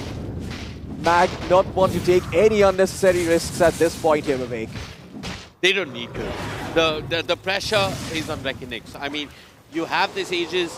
I think you just want to use it to farm on the Timbers and the Void. There's no pressure to do anything on the map. You know you scale better. I mean, sure, this Radiance is going to be a nuisance for the Void. But I think there's no pressure on Myth Avenue Gaming to make unnecessary moves across the map with this first Aegis. Yeah, they can just sit back and they can farm with it. It's the quote-unquote farming Aegis, which just makes it so that you can take control of the entire map. You can get a huge net worth lead. Although, so far, it still seems like Reckonix are holding on to a 3K net worth lead. And in the mid lane, they do find the Muerta. Do they have a cancel for the TP? Yes, they do. It is a very, very dead Muerta. Well, he's going to get sent to the Reaper. Ayad beats his Maker. As once again, In Your Dream setting things up in the mid lane, looking for his own BKB this game. Looks like he heard you, Awake. Yeah, the time dilation and the Viper just too big of a nuisance this game to not want picking up that item. Yeah, I mean, the BKB definitely helps. I think Dispels really help for the side of Reckonix, right? You can see the Ogre, he's also building towards his Glimmer Cape. The Manta style, I mean, it's a bit of a damage item, bit of a dispel item for the Wind Ranger. Reckonix, though, they've got to calm their nerves. We heard in the post-game interview when Mamba was interviewing FBZ that, hey, in that first series, our communication was getting messy. We're getting a bit too emotional. And there's a famous Filipino quote, control your emotions. And that's what we want to see from them. Yeah, I mean, it'd be such a shame for Mag to go out on you know, 2-0, especially against a team like Reckonix, who have done really well so far. But, you know, of course, a player of such pedigree, I'm sure he's got high expectations of himself and from this event, and he does not want to lose. So far, though, Reckonix, they've still been keeping a small but significant little lead. The Timbersaws Ace is about to run out in 40 seconds, but the Wind Ranger has found the target. The Clockwork is dead. Chucky this time around stepping a bit too far forward. Radiant and this might actually turn out to be really a good thing for Reckonix, because the rest of them are smoked up. You might think that they are a bit slow with their smoke, but no, you walk up this triangle, you are going to be a dead man if you're the Muerta. Ayad has to be careful. Yeah, I mean, this is a really good smoke coming up from Reckonix, but they've got to be careful that if they run into Mag's tier 2 towers, there could be a buyback and they could be punished. So they're not really forcing the issue. Sure, they got the kill on the Clockwork, but they do not want to overcommit with this smoke. It's okay if they don't find anything at the triangle. They can just slow down, wait for another hero to show themselves on the map. I mean, and effectively over time, just take away the efficiency of this Aegis. They haven't lost the map, mind you. Like, this Aegis on Myth Avenue Gaming, sure, you want to farm, but you're also somewhat hoping that you take away the map from Reckonix. That's just an extra bonus, but Myth Avenue Gaming, they haven't managed to quite do that. Chucky and Ghost now, both brothers, they're going to smoke up, connect with the Muerta and try and look for a pick-off. Jikroy shows in the top lane. Well, Jikroy's getting in the top lane, and that's the Timbersaw dead. His BKB, well, Jikroy laughs at it and gets that kill. That's two very important kills for the side of Reckonix. Now, the Brewmaster still has his primal split. Yeah, Myth Avenue Gaming, they actually might catch the side of Reckonix by surprise. Here goes, he's going to go in with the time block. BKB's there, but the primal split comes out, and that's going to be an instant TP out from the Faceless Void. This fight has gone south. They're going to cut their losses short, and they're going to leave the Viper for dead. Anya crucified for somebody else's sins. As the Faceless Void, he gets away scot-free, but he leaves behind a trail of goo and gunk. That is going to be the Viper. The Tormentor also now going to go the way of Reckonix as they are slowly getting their advantage back. Great stuff coming out from Reckonix. I mean, this is a problem for Ghost, right? This is a decision he will have to make time and time again, which is, hey, when do I chrono FPC? It always feels bad. It's one of the worst things you have to do in a game of Dota as a Faceless Void. It's equivalent to chronospearing a Wraith King, right? Like, it rarely feels good. You want to chrono FPC before he gets a split off, because those Brewlings, they actually, I mean, I think they are level 3 Brewlings, so each Brewling is 1,500 HP, plus the Radiant. It's not easy to look. It certainly isn't. I mean, especially without the MKB, this Faceless Void is really going to be struggling. But with that said, he's about to close the gap. He's about to, he's nearly got the MKB. In another 900 gold, he will have it. So Ghost will be a single one-man blueberry pumping machine. He's going to be killing heroes inside, left, right, and center. And you're going to have to be very, very careful with the positioning as the Wind Ranger. However, speaking of the Wind Ranger herself, look what she's got. Crystal is done along with the Daedalus recipe. She's about 700 gold away from the Daedalus. And once she has that, these fights are going to be looking much more different. Heroes are going to die a lot quicker, allow the Wind Ranger to reposition and not be caught out by the Chrono. 5-man smoke coming up from Reckonix. They are the ones playing to win. They are not going to take a backseat despite losing the Aegis. They know a pick-off now will just set them up for the next Roshan that much easier. Anya on the low ground, but in your dream, he chooses another target. It's the Muerta. They'll delete the Muerta first. Dead for 48 seconds without buyback. Anya has to fall back. Ghost dives back towards this tier 3 as that phylactery slow is a bit of an issue. Ghost hasn't yet got his MKB. He's very, very close to it. And I feel that Myth Avenue Gaming, they do not want to fight until that MKB. Oh my god, Reckonix, if they walk into the Rosh pit right now, they're going to be very pleasantly surprised. They got extremely lucky with a super fast Rosh, but it doesn't seem like they've scouted this out just yet. Instead, they're going to look to make a move towards the top lane. Yeah, they're actually swinging top. If they bump into the Viper or the Timbersaw, they do see the Timbersaw. Mind you, there is an Observer. In your dream doesn't quite get the catch, but the Timber Chain. Oh, he got even whiffed, and the Yule Scepter is there from In Your Dream. The follow-up is coming through. Do remember, though, this is close to Myth Avenue Gaming's high ground. Ghost is waiting and ready, and the discipline is stellar coming out from FPC. The hook shot is pretty good, but Jikroy doesn't mind. He'll just turn around and eventually win run out of the cogs. Both teams, I mean, playing this game of cat and mouse. Eventually the Chronosphere is there. It's FEC with his BKB stunned up in the Chrono. He's eventually going to fall. That's just the Brewmaster dead. Chronosphere on cooldown. I don't think Mag can fight for more. He'll turn towards the Ogre. His shot is not really keeping him alive. Vanish will fall. I think Jikroy and In Your Dream are more than happy to cut their losses and get out of there. But they want to go back. They want to go on the timber. The Will-O-The-Wisp makes a surprise guest appearance, and the Keeper of the Light catches Egon Demon off guard. A back and forth, a messy back and forth. But Mag, they're going to be okay with that. The problem is Chronosphere is on cooldown and Roshan is up. Yeah, Jigro, he can just go back in again, but not if Chucky fights him first. None of the faces one gets on top first. They've got the MKB, the Windrun does Diddley's one. As the Tiny desperately trying to save his Windranger will not succeed. Toss back on the Faceless Void as he comes back forward like Shah Rukh Khan. This is Delhi at its finest, folks. And once again, Reckonings, they've lost 4. Roshan is at the ready. Mag, they could not have asked for a better fight. Jigro, he didn't need to hang around. Roshan will roll now because the side of Mid Avenue Gaming did get the Roshan and the Aegis the last time around, but I don't feel Reckonings can contest this. No matter how much sound Roshan makes, they are in no position to fight this with the Tiny and the Windranger dead. Indian Dream also doesn't feel like buying back.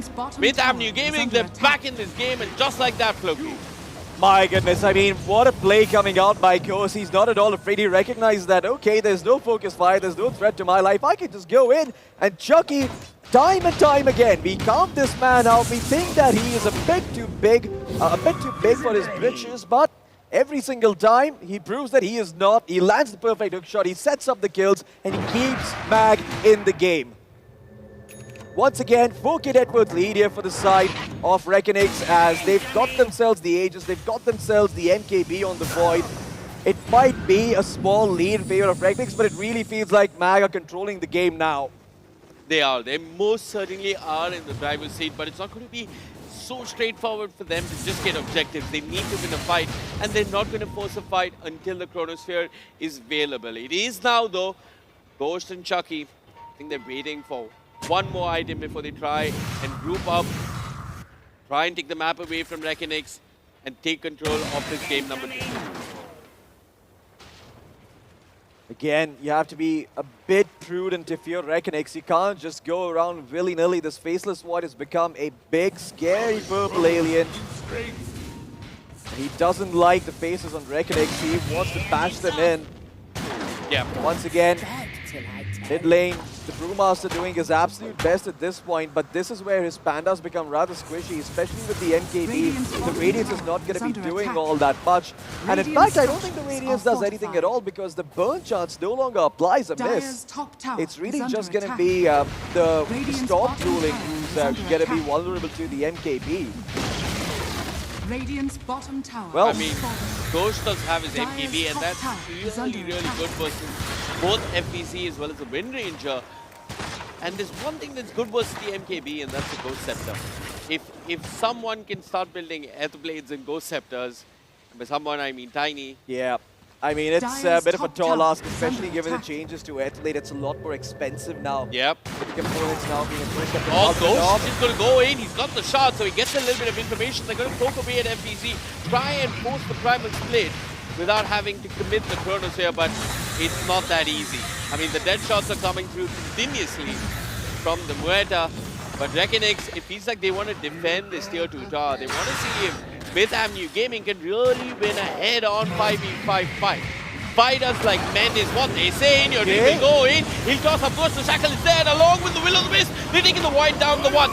You got to remember the Chronosphere is still online. That's only the Aegis. FBC runs in with his Brewlings. What does the Storm Ruling manage to do? Well, not quite sure. Ghost slowed to a crawl. The pipe being committed by the side of Mid Avenue Gaming as this uncomfortable realization starts to set in that they cannot take a head-on fight onto Reckonings. They have to find some sort of an opening, some sort of a cheeky inroads into the fight. They're going to be relying a lot on smokes this game. I mean, if you had a bounty under the Shadow Walk with the shot would have been very, very helpful. But I think right about now, Ghost is also starting to wonder if he needs to itemize a bit differently. Perhaps it's time to get rid of the Mask Commanders. Perhaps it's time to pick up a Shadow Blade, go all in on the initiation. Maybe even think about a refresher orb. Yep. Well, he's about to get level 25 with the plus 200 Chronosphere AoE, so that should make things a lot easier for the Faceless Void. I do imagine that's the talent he goes for, although the backtrack chance is also certainly really, really good. Something that cannot be dealt with by the Windranger with any item whatsoever, except maybe the Silver Edge, which disables it entirely for 6 seconds. He's also feeling like the main issue when it comes to his life and his survivability is just Wind Ranger, so he's building a Lincoln Sphere. I mean, the problem is a lot of things that kind of pop that Lincoln Sphere, the Ogre, the Brewmaster Brewlings, the Tiny even with the Yule Scepter. They've got answers. Are you convinced of this? Not entirely, but I think his rationale is plain and simple. If he can even block the shackle shot, or better yet, the focus fire, the fight is his. Up top lane, Jikroy, he's been caught unaware. He'll turn for one kill. Is this really worth it though? Will Ghost allow him to get away? He's looking to TP, bash. It is found on the third ace. The Wind Ranger not going anywhere. As Myth Avenue Gaming, they're completely okay with that. They'll give up a Clockwork and take a Wind Ranger. I don't know what Jikroy was up to up there. He should have figured that maybe the Clockwork's going to have allies. It was very ambitious coming in from him. And Ghost, good awareness on him too. He actually came through the Twin Gate. Not really something that was expected from Jikroy. Jikroy was like, okay, well, I'm going to get that kill. I'm going to get out. I'm level 25 on the Wind Ranger. I've got my Focus Fire kills, advanced cooldowns talent, so I'm going to have double Wind Run. But alas, didn't really account for the Void coming in from the Twin Gate, and can't really blame him for that either. Yeah, and Ghost knows now that the Wind Ranger's dead. He's still got the Chronos here. So Myth Avenue Gaming, they can look to make plays. They've got great vision on the map. They have it so deep in the enemy safe lane jungle. Also, where Jikroy died up top, he had vision of Chucky, but he didn't know that he was standing on the Myth Avenue Gaming and their vision, and he got kind of caught off guard. Yep, you can see two wards up top. There is a Dire Ward and there was a Radiant Ward. The Radiant Ward has timed out now, but yeah, Myth Avenue Gaming, their vision is allowing them to find avenues to come back, and I mean, they've equalized this game now. The real question is, Floki, is this a third Roshan kind of game? Is this a fourth Roshan kind of game? More than Roshans, I feel like it's the team that makes the first big mistake now really will start to struggle, because as we come closer and closer to the 50-minute mark, your mistakes are just going to be punished so heavily. I feel like this game is going to come down to who's got more Disable. I feel like Reckonix, it's in their best interest to start building towards a Scythe of Vice. That's the only way you're going to be able to control up the Void. Yes, he's got a BKB, but once that BKB is down, that's the only thing that's going to close the gap and make life very hard. The Brewmaster, he's got himself a Hex sitting in his backpack, but he's not going to be able to use it just yet in the mid lane, though the Clockwork has been caught out, and he's been taken down courtesy of Vineyard Dream. Despite the situation, he's not deterred. The FPC is one step ahead of all of us. He's already got the Hex complete, and they want to use this Hex to catch Myth Avenue Gaming by surprise. They're on the hunt. No one from the side of Myth Avenue Gaming showing on any of these stars. They'll pop the Glyph. It seems as if Mang do not want to take this fight. Jikroy's got a Satanic as well, so he's got a lot of Dispels to work with, Vivek. This is not going to be an easy kill on the Wind Ranger. And at the same time, you have to keep in mind, you could still be hurled up in the air if you do not press your BKB on the Faceless Void. Although Jikroy, I'm sure he doesn't feel comfortable going up high ground just yet. Oh yeah, it's not easy for any one of these teams to just blindly go up high ground. But now though, it looked as if Dalul and Varish, they were trying to find the Timbersaw, catch him off guard. But yeah. As a kind observer has pointed out, the Coddle also has a Windwaker, so that's going to be another angle to worry about if you're the Faceless Void. At this point, you might start thinking about nullifiers, you might start thinking about ways of getting rid of that Yule Scepter. But Vivek, one very important change in the previous patch was that you can no longer dispel targets that are already in the air. That nullifier is going to have to be preemptive. Absolutely. I mean, as soon as you Chronosphere, before the Windwaker comes into play, you got to commit and use the Nullifier. That is one important interaction with the Nullifier. But Ghost has got a different approach to this. He feels like if he goes for a Refresher Orb, it's going to help him. And this is where I question, was that Lincoln Sphere really needed? Because I don't know, I feel like he could have had Nullifier one slot earlier. He could have had an answer to this problem one slot earlier. He could have, but I think I get his approach. He eventually wants to build a Refresher Orb, and you're not going to have the mana for the double Blueberry unless you pick up an item that gives you stats. So it was the Lincoln's the best choice. Could he have maybe gone for a Skadi? All that's up for debate. But the ultimate point is he needs a Refresher Orb, and for that he needs mana, which is why he went for the Lincoln Sphere. Now, the question is he even going to be able to complete this Refresher Orb in due time? And is he going to be able to get those double Blueberries off without being getting caught off guard by the Brewmaster Scythe of Life, which I think it still hasn't been revealed yet, given the way FBZ has been playing. He's been just trying not to show himself anywhere on the map. I think that's completely okay for Reckonix. I mean, there's nothing to be gained at this stage of the game by showing FBZ, and there's nothing to be gained by showing this refresher of the Hex or the refresher of what catches who by surprise. We'll find out soon enough. Yeah, well, speaking of Hexes, there's one on the Timbersaw as well, so even the Wind Ranger has to worry about this now. If you get hexed up, you've got some pretty strong disable to follow up. The Chronosphere, the Void just bashing your face in. The Clockwork as well with the hookshot and the cogs is going to be posing some very difficult questions for Jikroy. However, smokes out from them. Jikroy is going to be the bait here. The Timbersaw thinking about this. They should know he's got teammates behind him. They're going to try and pop his Lincolns. They did pop it, but that's about it.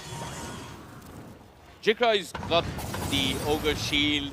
He's got also the Keeper of the Light sitting behind him with the Holy Locket. And the Wind Waker. And the Wind Waker. Yeah. So both teams have got tricks up their sleeves. For now, though, it seems it's a Myth Avenue Gaming. They're going to smoke across the river. They'll bump into FBZ. FBZ, well, he's going to keep Chucky distracted. Meanwhile, the Timbersaw wants to go straight on off the Wind Ranger. The Willow with the Wisp is there, and Jikroy, he's going to turn with the Focus Fire. The Timbersaw hypnotized. The Chronosphere coming through from Ghost, but there's the Wind Waker. Ghost has got another Chrono. He committed just for the Wind Ranger. Dead for 100 seconds. Jikroy can only watch as Vanish gets bashed in the head and brought down. Ghost has done enough, but can the Tiny or the Brewmaster find any sort of a response? No, they can't. In your dream, cut in the cogs, doesn't do much without the Wind Ranger around. He got him and finds himself a double kill, and FEZ, he committed the Primal Split and couldn't do much, Floki. I mean, you just can't find the right target at this point. The Brewmaster is no longer about the damage, it's about the control you offer. And given the way Mag was split up in that fight, it was very difficult for FBZ to get much done. And this is why I feel like, you know, whenever you pick up this Faceless Void, you have to have a plan if you're going to go the late game as, you know, Reckonix or as any other team. Yes, you've got a Wind Waker, but it's not enough. What are you going to do against a double Blueberry? Do you have double Hexes? Do you have multiple Silences? Do you have ways of dealing with the Chronosphere that aren't related to the Wind Waker or the Hex? I mean, this Keeper of the Light could do a lot of work, but the double BKBs honestly prevent his Will-O-Wisp from being useful. So it feels like that lack of answers in the late game is really starting to cause the side of Reckonix this game here, as it's a 7k lead, another Aegis, another cheese, and this time a banner and a refresher shot as well. I'm not quite sure who has the refresher shot. It doesn't... Okay, it's on the Viper. Yeah. So Ghost still has a reasonable cooldown before he can use the Chronosphere again. Jikroy is respawning. This sounds a bit counterintuitive, but you want to fight now when Chronosphere is on cooldown, actually, if you're Reckoning. Yeah, I mean, that is correct, but again, fighting into a cheese is going to be difficult. Although, you say fortune favors the bold, but unfortunately, it just does not seem like they've got the space to move out of their base on the side of Reckonix. They are terrified. Well, I might have spoken too soon, because look at Jikroy. He is on a mission out there, looking for a pick. Oh, did he spot the Viper? Don't think he did. Yeah. I mean, he knows that there's someone in the vicinity, but Myth Avenue Gaming, they're playing with so much discipline. They're not going to overcommit on the Wind Ranger. They're going to wait. They're going to be patient. Chronosphere is coming off cooldown in a couple of seconds. They can go again. Now, the problem is it's not so easy for Myth Avenue Gaming to go high ground. Yeah. That's one of the very yucky parts about their draft. I think they're going to need openings like you mentioned earlier, and those openings are not going to be found until you've got the double Blueberry. So you can see Kostas is farming away. He's like, okay, you know what? I know what this game is going to come down to. I want some type of advantage if this Aegis times out. He's just going to keep farming. He's going to pick up the Skadi. It's going to be really, really good against the Brewmaster, against the Wind Ranger, slowing her down, making sure that she cannot go anywhere once she gets caught. And also really good against... well, basically all the other heroes. I feel like this Eye of Skadi is just, he's getting it for the HP at this point, so he doesn't die in a single shackle shot. Interesting idea coming out of Myth Avenue Gaming. They're just going to force the high ground here. Ghost is going to time walk forward. The Hex is there on the FPC. I think FPC is okay. No one's really threatening his life as Ghost, as well as the Timbersaw, they're more focused on that tier 3 tower. Reckonix, they don't want to overcommit, they don't want to walk into a Chronosphere, they don't want to make it too easy for Ghost. They want to burst him, take away the Aegis without committing too much. But FPZ, man, these dead shots, They're a Dire's complete top tower nuisance. is under attack. Yeah, he's been taken down to, 2/3 of his HP, all thanks to those headshots flying out. The time dilation in as well from the Void. Keeping the Brewmaster humble, keeping him in check, and the Banner keeping the creeps alive. Unless they kill this Banner, they're not going to be able to stop this push. And well, Igor Demon, he's seen his chance to go in. The Hex is out, the Primal Split's still there. Holding on to it for now. FBZ, calm as a cucumber, nerves of steel. But that is not going to prevent your actions falling here as MAC get themselves the first set of frags in this game. And man, they still have the Aegis, they still have the Refresher Orb, they still have the Cheese, and they still have the Chronosphere. They have both the Chronospheres. The Refresher Orb has ensured that now Ghost has both his Chronospheres available. This fight is going to be so difficult for the side of Reckoning. They're going to try and take it on the cliff. But hey, even RTZ on that cliff would be a hard kill. Ghost, the Lincoln Sphere saves him from the shackle, but the focus fires there. That is just the Aegis, but a Ghost Scepter. Oh no, the Earthblade coming up from the Viper keeps Ghost alive, but there's an Earthblade from the Keeper of the Light, keeping Ghost disarmed. His Lincoln Sphere buys him time. His spot is there from the Ogre.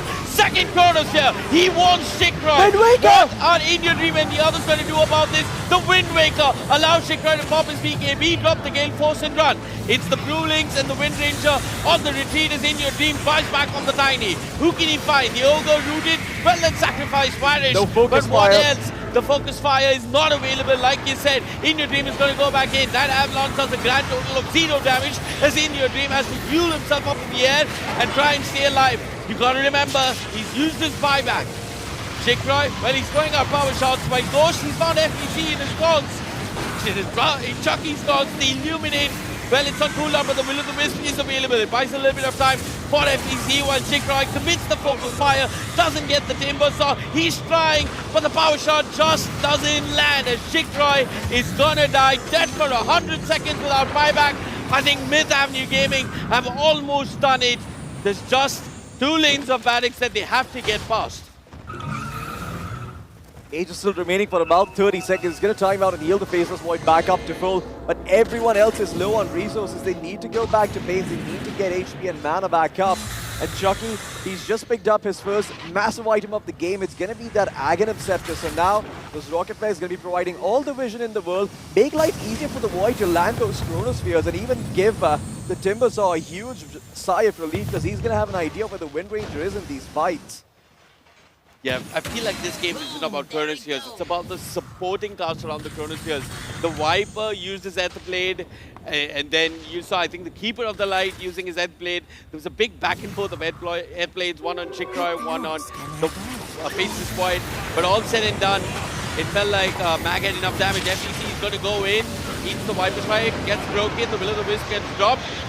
Timber Saw up in the air. I think he's okay, but there comes the whole boulder. He'll control the Timber Saw, then toss him back. He'll turn with his BKB, try and bring down these Brewlings, and he'll Timber Chain away to safety. Boy, that level 25 talent sure feels good. The Glide is there, the Muerta just being an absolute nuisance, and another banner drop, another lane of barracks under siege. 16 seconds, 15 seconds without Shikroy, and they haven't got the Primal Split. Hex stop in the Chronosphere. FEC might just end up falling, but he's got buyback, but no split to work with. Does he commit his buyback? Ghost doesn't have another Chronosphere. He'll go towards the Keeper of the Light, dead for 95 seconds without buyback. It's In Your Dream, trying to toss them back into the fountain, while Shikroy with the focus fire turns towards the Muerta. But again, this ethereal form is causing problems for the Wind Ranger. Eventually, she'll bring down Ayad. The Muerta then buys back into this, and Ghost and the others want to fight this for sure. Chucky there, he's going to buy back as well. They're all buying back on the side of Myth Avenue Gaming. Is this an overextension? The Shackle catches too. Ghost is there for 100 seconds. He's got buyback, but you really feel like expending it right now. The Viper's going to nosedive out of the crime scene. All said and done. Myth Avenue Gaming, they got a lane of barracks, but their losses are heavy. The price is a lot. Chucky will hook shot in. This could just be a dieback, Loki. This is going back and forth. The Shikroy being focused might just die. The Timber Chain doesn't connect. Shikroy stays alive. Ogre's there with the heal, with the sheath. And just like that, Shikroy's escaped.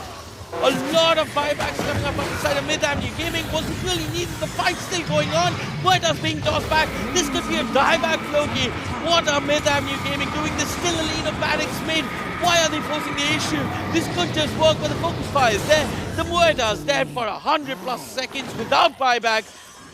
Oh my goodness, I have no idea what that long fight was, but they do find Ghost in the end, and this just might be the opening they're looking for. The Chronosphere is going to be back up in about 40 seconds. Refresher Orb coming up too, but this is where the Wind Ranger gets dangerous. You just need one more Shackle shot, and you can potentially win the game. Focus Fire, one of the best spells in the game to take down the enemy Ancient, and look what Jigroy is setting up for FBC. They can actually do this.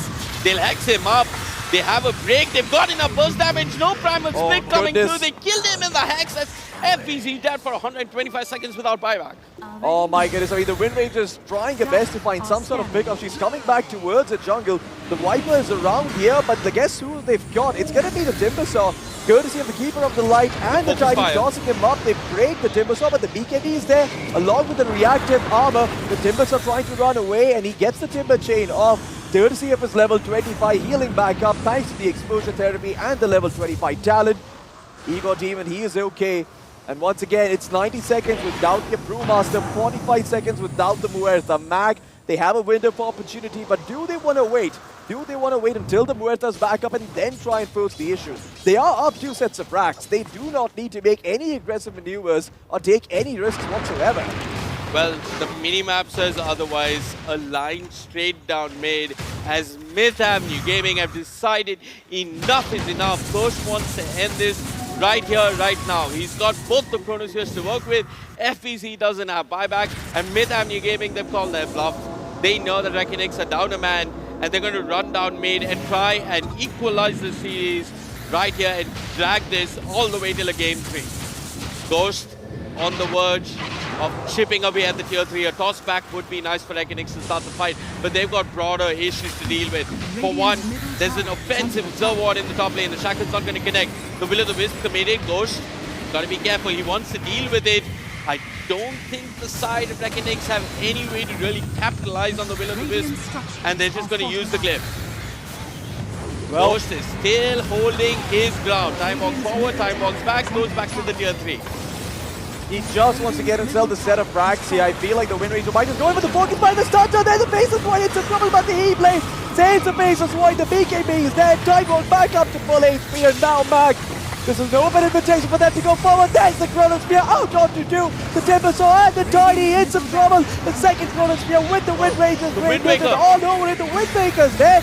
The Wind Ranger survive, but can you survive inside the gods? There's just too much Sable coming out. The Hex is there. The roots come through. The Wind Rod not back up just yet, but she will be kept alive. The rest of the team, though, not so much. Radish is dead without buyback. Your Dream is gone, and the center of Brax is exposed in the mid lane. Things not looking all that good. They need a miracle here. Team Reckonix doing their absolute best. It's the Wind Ranger putting on a big boy pants, trying to find the Faceless Void, but she's been turned into a pig.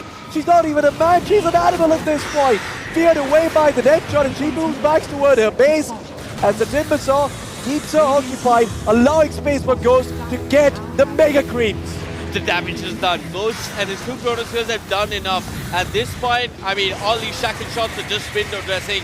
As Reckonix, they are in a 3v5. They fought well, they fought hard, but I don't think they've got enough teams in the tank as they're being pounded in the fountain.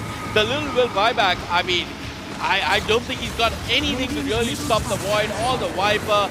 Heck, anyone on the side of Myth Avenue Gaming aren't taking even an iota of damage from the side of Reckonix. The eventual last Will of the Wisp of the game, but this is, I mean, this is an extra there. That isn't doing Reckonix any favor. Myth Avenue Gaming, they level the series, they'll tie things up at 1-1. Boys, this final is going the distance as we're going to head into game number 3.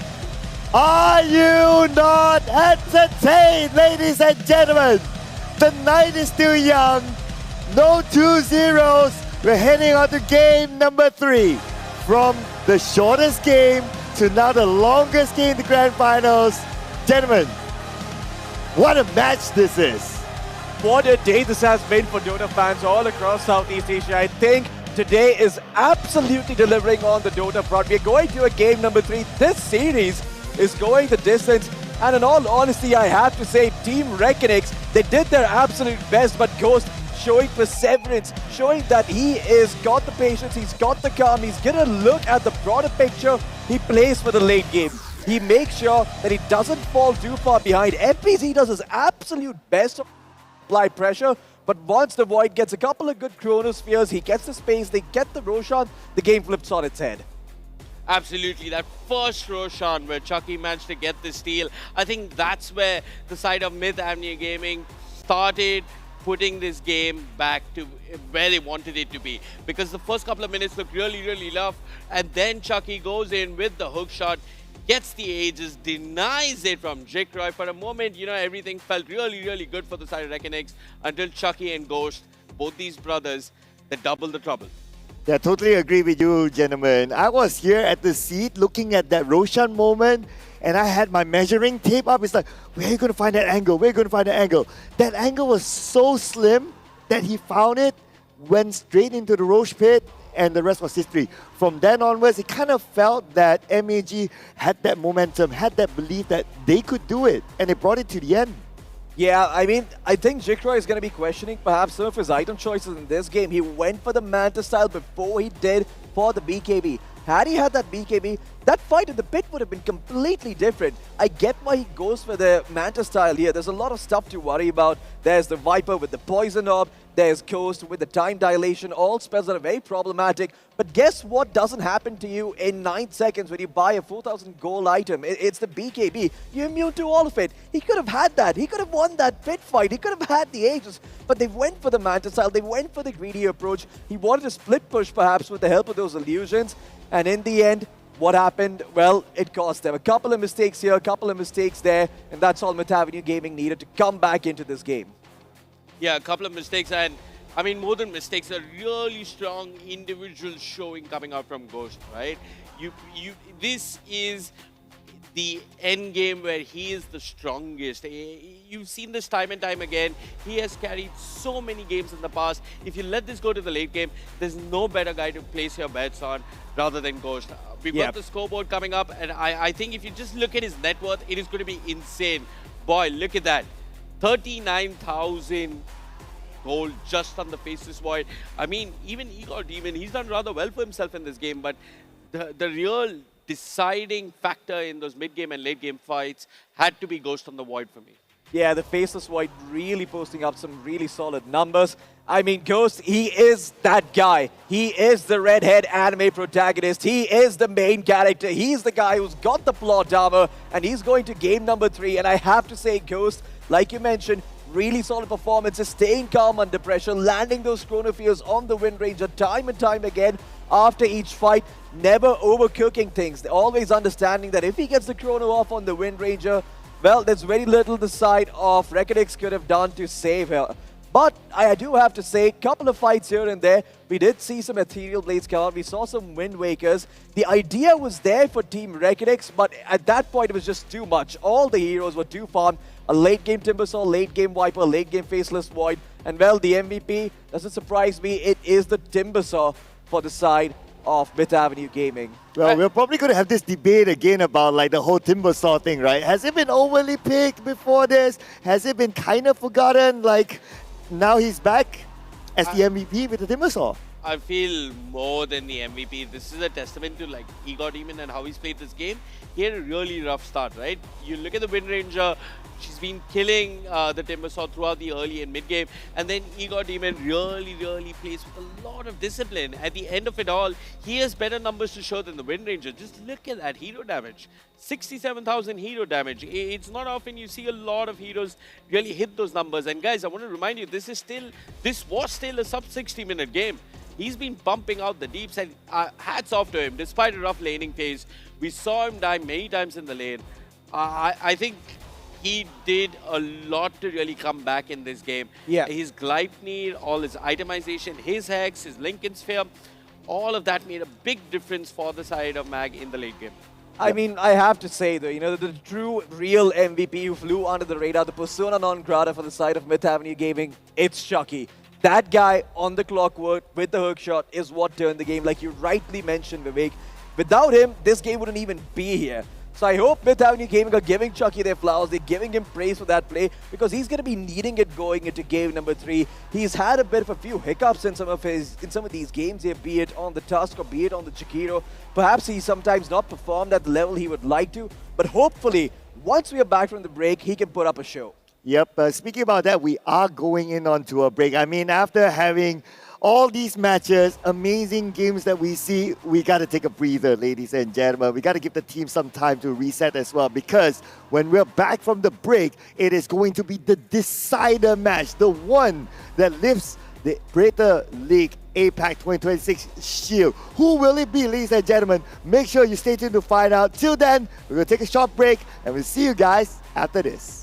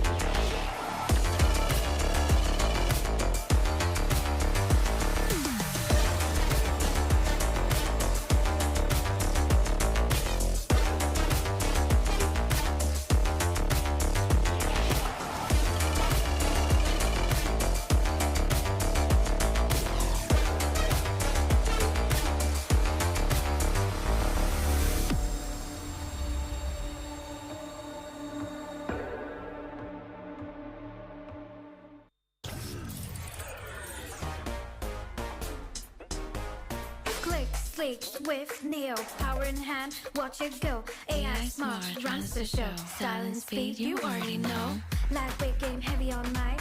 Work off late, it's just right. Color that pop, style and glow.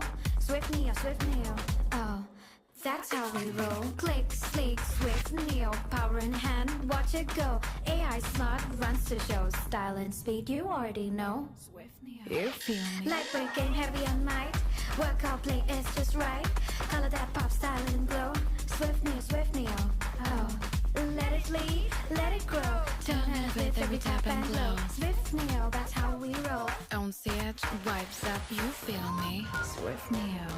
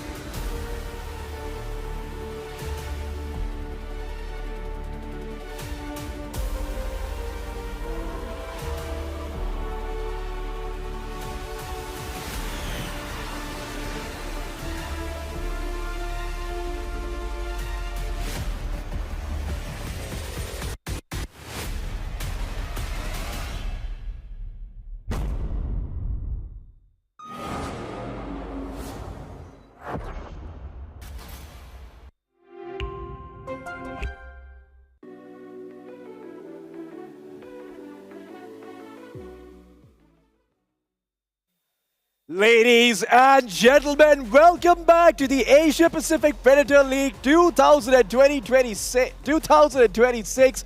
What a day this has been. If you're a Dota fan across Southeast Asia, across South Asia, this day has been delivering. Time and time again, we have gone to a Game 3 and we are back in the Grand Finals with the final game of the day to determine who's going to be the winner of the Asia Pacific Predator League 2026.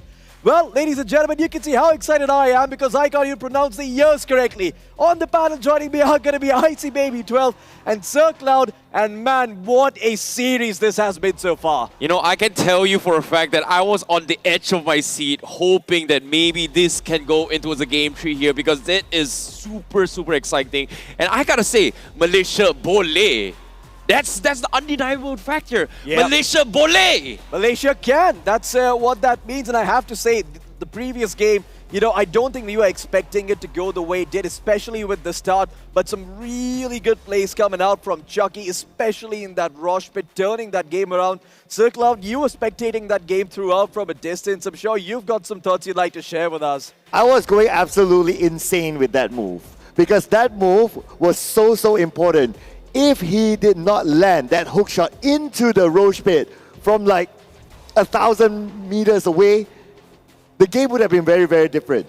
The fact that he could find an opening, and when he was trying to find an opening, I noticed that the other players of Reckoning, they started to open up, they tried to block all those angles, but somehow he could still find an opening. That was absolutely insane. That was the biggest game changer of the game. I mean, that's what matters, right? Like, when it really mattered, when it came down to the wire, Chucky delivered. And man, that has to be the most redeeming game I've seen from him all day long. Yes, he had a couple of hiccups here and there. Yes, you know, some of his performances weren't that great. But hey, he still got MAG into the Grand Finals. He still got here. And now we're in game number 3.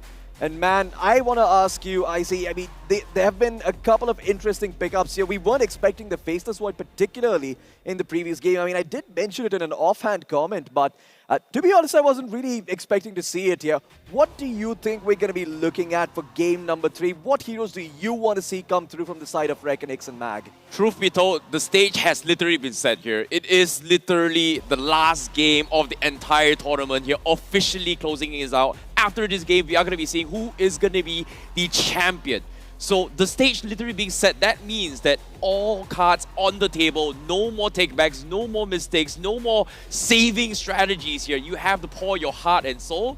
Game 2 was the perfect definition that every single team wants that trophy, they want that shield, they want to push it all the way in towards lifting that shield itself. So I would say in terms of expectations, I think expect the unexpected because truth be told, Myth Avenue, who would have thought our defending champions are looking for the double? Yeah, I mean, I think you're going to have to reach deep here, both if you're Myth Avenue or if you're Reckonix. We see them pulling out the Ogre. We see the side of MAG responding with something like a Clockwork, the Wind Ranger, you know, heroes that we saw earlier in the tournament, but just sort of fell by the wayside in terms of popularity, weren't really being considered too much here. And now we're here in the final game. Igor Demon, this guy, I mean, you know, he has his moments where you think that he's perhaps a bit clueless as to what he's supposed to do, but then he unexpectedly catches you off guard. All of a sudden, he gets himself a double kill or triple kill, and he's back in the game like the early game never even happened. And personally, I want to see the side of Team Myth Avenue Gaming just continue that same streak. Just make sure that Igor Demon is comfortable on whichever hero he decides to pick up, and the rest will fall into place. You know, in life, right, sometimes there are a lot of struggles. There's ups, there's downs, people make mistakes. Nobody is perfect. But think about it here. In the end of the day, especially now when the stakes are this high, who is going to cross the finish line first? Because that's what matters the most right now. Yeah, and once again, I mean, you know, Sir Cloud mentioned this earlier in the day. You were spot on about one thing. That Timbersaw, man, it has been causing some problems left and right for all of these teams here. Occasionally, we see it being picked up. Occasionally, we see it being banned out. This time around, it has been ignored. It is up for the taking, but I doubt we're going to be seeing it in the first phase, gentlemen. Yeah, but there's one hero that we kind of don't talk too much about. It is the Viper. And the Viper has been given the respect ban. But we're going to see the Gyro being introduced. So is this sort of like a steal away from giving away this hero to G-Croy? Now, right from the get-go here, all 7 bands on screen right now are pretty much comfort signature heroes that each team has pretty much are very, very accustomed to as well. So I agree with Sir Cloud as well. This gyro pickup is straight up a denial pickup from Reckonix. We know for a fact that every single team that has faced Reckonix up to this point has seen Jigroy's gyrocopter. Why not take it for myself? There's only so much you can ban. It's either you ban it or you pick it. In this case, Myth Avenue Gaming, we often see them prioritize on Shadow Demons, maybe even their usual flex pickups here. Right now, it's a straight up take comfort heroes, take it away, go for it. Yeah, well, Reckonix, they certainly seem to know what wasn't the problem in the previous game. It was the Wind Ranger, so they're going to go for it again here. However, this is another important part. Now, there are a couple of heroes that I think we might see prioritized. Notably, the Timbersaw might be picked up or banned out here. The Beastmaster was already banned earlier, so he's not going to be getting his hands on that one. However, there are still a couple of heroes that spring to mind. The Bristleback still in the pool. You could still potentially consider something like the Centaur as an answer to the Wind Ranger.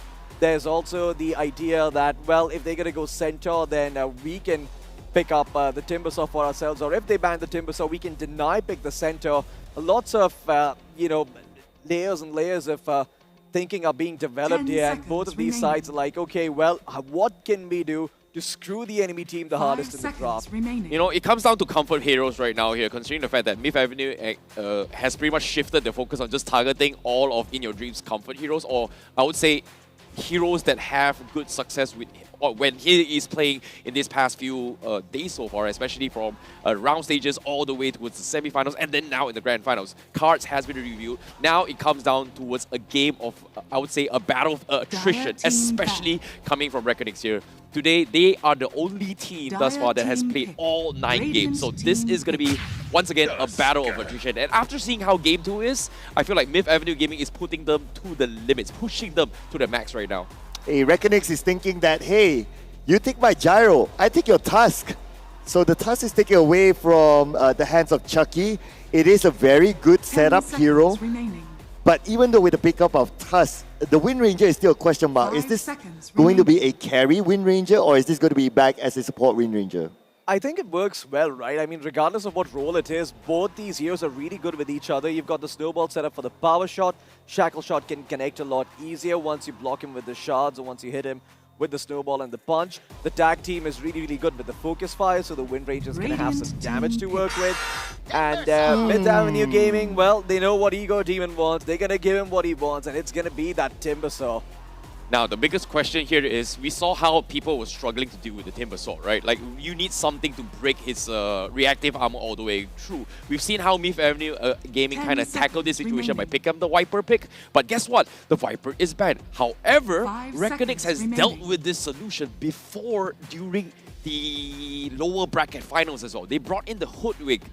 I would say Hoodwink is in a situation where it's a little bit more unorthodox, but you really only want his ultimate to land, and that is going to be to break the passive abilities of this Timbersaw. So I wouldn't be surprised if Reckonix decide to go for it. However, again, there's only so much you can do in this phase as well. Will Myth Avenue Gaming decide to pick something else and then go for the ban, or they just let it through? I mean, the Hoodwink is definitely a viable choice here for the side of Reckonix if they want to go in that direction. The break, very valuable against the Timbersaw, like you rightly mentioned. But the problem with the Hoodwink this game is sort of that the Wind Ranger wants to have this open, flirtatious idea of being a position 4 or a position 1. You know, she's not committed to either position just yet. So you want to keep those options open. So we might still see a Hoodwink, but we might see it later on in the draft once we see a bit more of what Myth Avenue Gaming are picking up for themselves. Personally, I feel like a direction that has been underexplored has been the Venomancer, and I feel like the Venomancer would be the perfect answer from the side of Reckonix against this Gyro and against this Timbersaw. You throw down the Noxious Plague, you make life incredibly difficult for Gyro and the Timber, but a Dark Willow pickup coming out from Myth Avenue Gaming, not something we've seen too often, and a very good answer for both the Tusk and the Timber and the Wind Ranger. Yeah, this is one of those picks that we talked about, right? It's like, oh, all cards on the table, nothing left behind at this moment. Dark Willow is one away. And like what you said, Wind Ranger, if she wants to run away, she'll get caught within Dark Willow's skill. So it's a very, very good pick indeed. I think this is a kind of a substitution to what Myth Avenue Gaming wants to usually play as well. We've seen so much Meritas support coming in from Myth Avenue Gaming, and obviously it is kind of the flex role where you can play kind of core-ish kind of support as well, mostly leaning onto a support side here. But obviously, if you play into turbo games, you can kind of play a right-click build on Dark Below, which is kind of feeling in the same shoes as a Murita in particular, right? If you think about it, you go for the Astro and then immediately you're pretty much immune, right? Only AoEs can hit you. So in this case, it's a very, very good counter towards the focus shot coming from Wind Ranger. If the Tusk tries to punch you, oh no, you can't really touch me. Yeah, I agree with that. I feel like, you know, you're spot on about that. But again, like, you look at Reckonix's lineup, and I'm looking at Myth Avenues as well. I'm thinking to myself, all of these heroes are weak to one thing, magical gap close damage. And well, while Ancient Apparition isn't really a gap closer, he does pack quite the punch with the Ice Blast. And now, if they really want to pick up a mid hero here, and just looking at what Myth Avenue Gaming have got, if Anya is feeling comfortable, they could potentially go for the Leshrac. It's very good against the Dark Willow. It's very good against the Timbersaw. It's very good against the Gyrocopter. So that Leshrac could end up doing a lot of work if they want to prioritize it this early on. Otherwise, it might be banned in the next phase. Or they could look to pick up FBZ's hero at this point, because there is still Axe in the pool. Yes, against Gyro, it's not the best. Yes, against Timbersaw, it's a little bad. But in all honesty, if that's what FBZ wants, maybe it's time to give him that. Or maybe it's time to pick up something crazy like the Venomancer. Also with the fact that the AA pickup right now, this just will tell us that the Wind Ranger is going to play post 1. Okay. Now we're going to have Void Spirit being picked up as a potential mid here.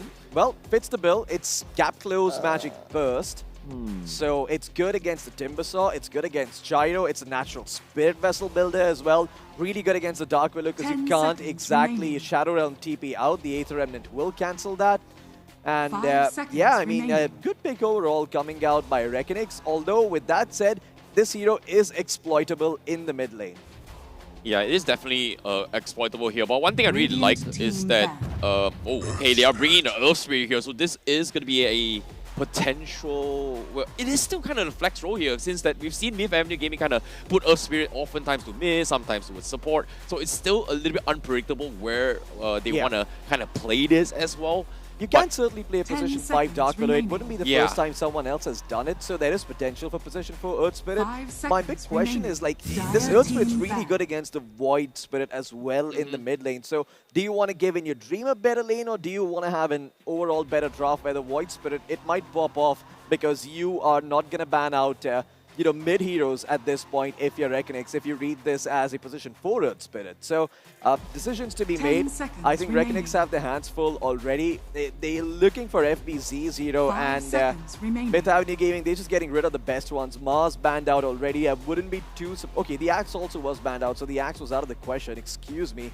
But yeah, I mean, there are still a fair amount of FBZ heroes in the pool. We did see the Brewmaster picked up earlier. In this game, yeah, I think right now Reckonix needs a very, very strong AoE crowd control core offlaner here in particular, and I think Brewmaster is something that they will struggle a little bit more because Gyrocopter takes a little bit of a longer time to come out online in terms of right-click builds, but the Tank Hunter gives you instant value in terms of burst, and I feel like Reckonix right now, based on this composition, when they're going for a Tusk AA, means you are looking to win early games, right? Go for Icy Charge, go for a Cold Feet. It's very unlikely you are going to make it out alive unless, well, in this case, Timbersaw is pretty much the only one. But if you time it correctly and catch him mid-Timber Chains, that is going to be a huge pickup. Aside from that, almost any supports coming from Myth Avenue Gaming, you get caught by the combo, you're pretty much done and dusted. Yeah, I mean, Myth Avenue Gaming are just sticking to what they know, right? Circloud, they ban out the Brewmaster. But I have a question I want to pose to the both of you. Circloud and IC Baby, what do you think of the potential Enigma last pick for Reckonix? Ooh. I mean, Black Hole against Timbersaw, against Gyrocopter, Earth Spirit, all heroes that like going in, so you're more likely to get those cracking multi-man Black Holes. You've got the follow-up with the White Spirit and the Ancient Apparition. Personally, the more I talk about it, the more I'm setting myself on the idea of it, but I want to get your thoughts. Okay, personally, I don't really like it. Number one, the Eidolons are really easily dealt with by the Timbersaw, that's one. And in case like you're thinking, okay, let him land a good Black Hole, right? Dark Willow's there. So it's an easy counter to that. So I don't think it's a good pick anyway. But Baseless Boy, Your boy is back. Yeah, I mean, okay, well, it looks like it is going to be a support gyrocopter then, perhaps, in the hands of, believe it's going to be Hayat. Well, Hayat. Yeah, he's going to be playing that 10 gyrocopter with the seconds Timbersaw, so interesting lane. Not the strongest in my 5 seconds opinion, and remaining. I'm a little bit concerned for the side of Myth Avenue Gaming at the moment because Reckonix can really exploit this and pick a hero that just paces on all of them. You know, I wasn't confident in bringing up the support gyrocopter just because of the fact that, hey, you know what, I think it's a little bit off meta, it's a little bit cheesy as well. But if you play support gyrocopter, means that you're either maxing homing missile to secure your safe lane, where every single time you drop a homing missile, it forces your off lane literally just back the hell out to safety in case getting chain stun. So that's a little bit of a safety net of a gameplay, but Reckonix, they get the Morphling instead. Wow, this is, it's been a while. We've seen Morphling bans specifically to Reckonix here. It seems like both teams, they are pulling out all their aces right now. Yeah, well, it's certainly a brave choice, but gentlemen, I am going to put you on the spot. Grand final, $65,000 on the line. Myth Avenue Gaming versus Reckonix. What are your predictions for this one? Malaysia boleh. Okay, Malaysia boleh. Sir Cloud, what about you? Myth Avenue Gaming, purely because of the draft. I worry for the Morphling last pick. It's going to be a 50-50 there, depending on how he's caught in the chrono. That's 2-0 for Myth Avenue Gaming, folks. Well, we're about to head into the game. Sir Cloud, Icy Baby, I'm going to leave you guys to it. I'm going to leave you in the hands of two very competent casters. Ladies and gentlemen, final game of the day. Make some noise for both of these teams. Well, ladies and gentlemen, one final game to decide who will be the champion of Asia Pacific Premier League 2026. Will it be Myth Avenue Gaming from Malaysia, or will it be from Reckonix from Indonesia? This is going to be a very, very intense one here. Every single strategy has been popped up. And Sir Cloud, I'm excited to see how this is going to work out here. But truth be told, Reckonix's early game seems very, very scary here, Sir Cloud. Yeah, but when it comes to the mid-game, when it comes to team fights, Myth Avenue Gaming, they have a very strong team fight, especially with the chrono. We saw that earlier in the previous game where Faceless Void landed very, very good chronos. And especially when he got the refresher, double chronos is scary, man. Yeah, we are looking for the ultra late game as well here, where swapping is going to be in play as well. You go for double BKBs if you can, but again, it comes down to how quickly you can get to the stage as well. Heading towards the late game means that you need to stall for time. I agree with you. Myth Avenue Gaming, they do have somewhat of a very greedy lineup, but that's the thing, right? If you're looking for stall for time, what a better way than Dark Willow or maybe even an Earth Spirit as well. These are heroes that can buy so much time into this game. Once you hit those 6, especially Dark Willow here, you go for a Terrorize. Whenever an engagement, especially coming from Reckonix, instant Terrorize, instant counter push, instant, I would say a disengage right from get-go here, because Reckonix, they go in for the dive. It's kind of like a one-hit wonder, right? You have this task, snowballing in, going for ice charge, one Terrorize, the entire fight gets resetted right from the get-go. Yeah, and you gotta think about it as well, right? Like heroes like Timbersaw, like Earth Spirit, they are very high mobility kind of heroes, right? So they can be everywhere across the map. They can push lanes. They can just be everywhere. And when you're everywhere, your opponents have to a certain extent, kind of chase you. And when they do that, they buy time for like the Faceless Void to farm up, or maybe even like Timbersaw himself to farm up to a certain extent as well. Yeah, so it all comes down to execution here. Do they have a very solid game plan? It seems like Reckonix, they might send a triple lane down towards to pressure Ghost a little bit more. And it is up to Chucky to try and babysit this as well. Early on, it is going to be very difficult for him to scare him off. But once those homing missiles starts to come in play, it is going to start scaring off one by one. So they would kind of respect this. Or if you go for the Rocket Barrage, which again, also a very, very viable option. And whenever they get close, you just get a free 1 versus 1 trade-offs right from get-go. And it is a melee task after all. So if task gets in, you are going to be trading very efficiently in terms of the overall damage output. Yep, and arguably the only one that they might need to worry a little bit more is going to be the Ancient Appreciation. At first, I thought like, okay, having the AA wouldn't be such a big impact. But now that we have set all the heroes on it, the Chrono, whoever who's in it, the AA will most likely shoot the Ice Blast, so that's something that they need to be careful of. At the same time, I also kind of wonder, is the AA truly a hero that they want, or it's a force pick for Reckonix? Because they're going to pick the Morphling at the very end.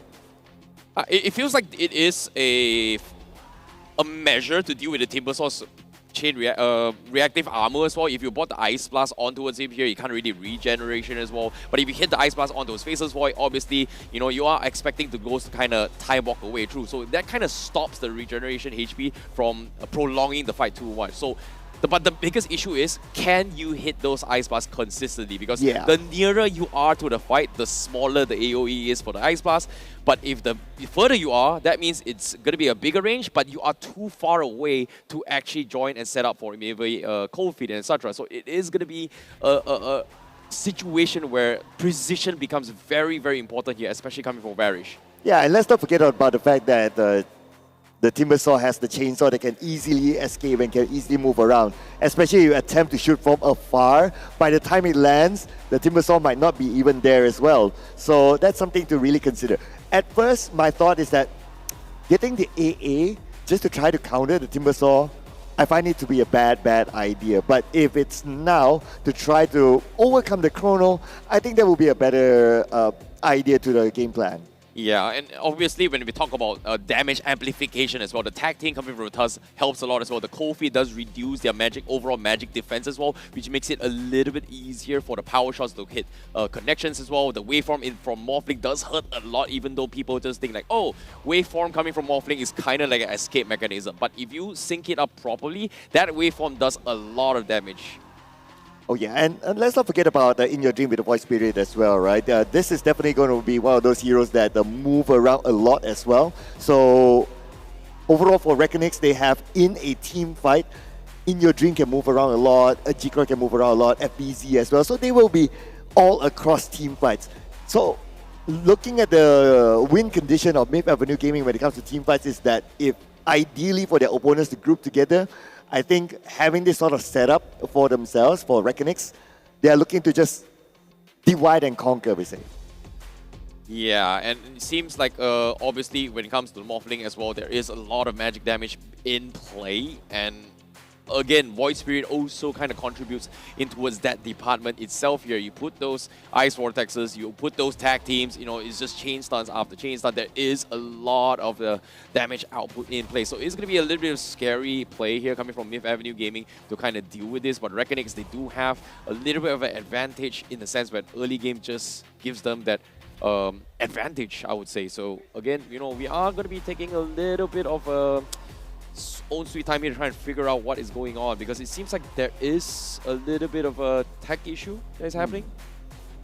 Yeah, not too sure. Hopefully we'll be able to get into the game real soon. I'm sure all the marshals are working hard behind the scenes to ensure that we have a fair game. But I have one little concern about Reckonix and their draft, right? So if we look at Reckonix, what they're kind of lacking is durability, if you kind of think about it.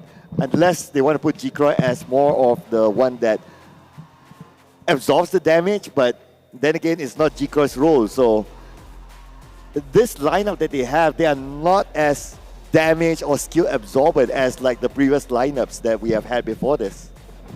But anyway, I'm sure they would have a way on how to overcome it. But then again, like this will be the question that we will need to answer later when we get into the game.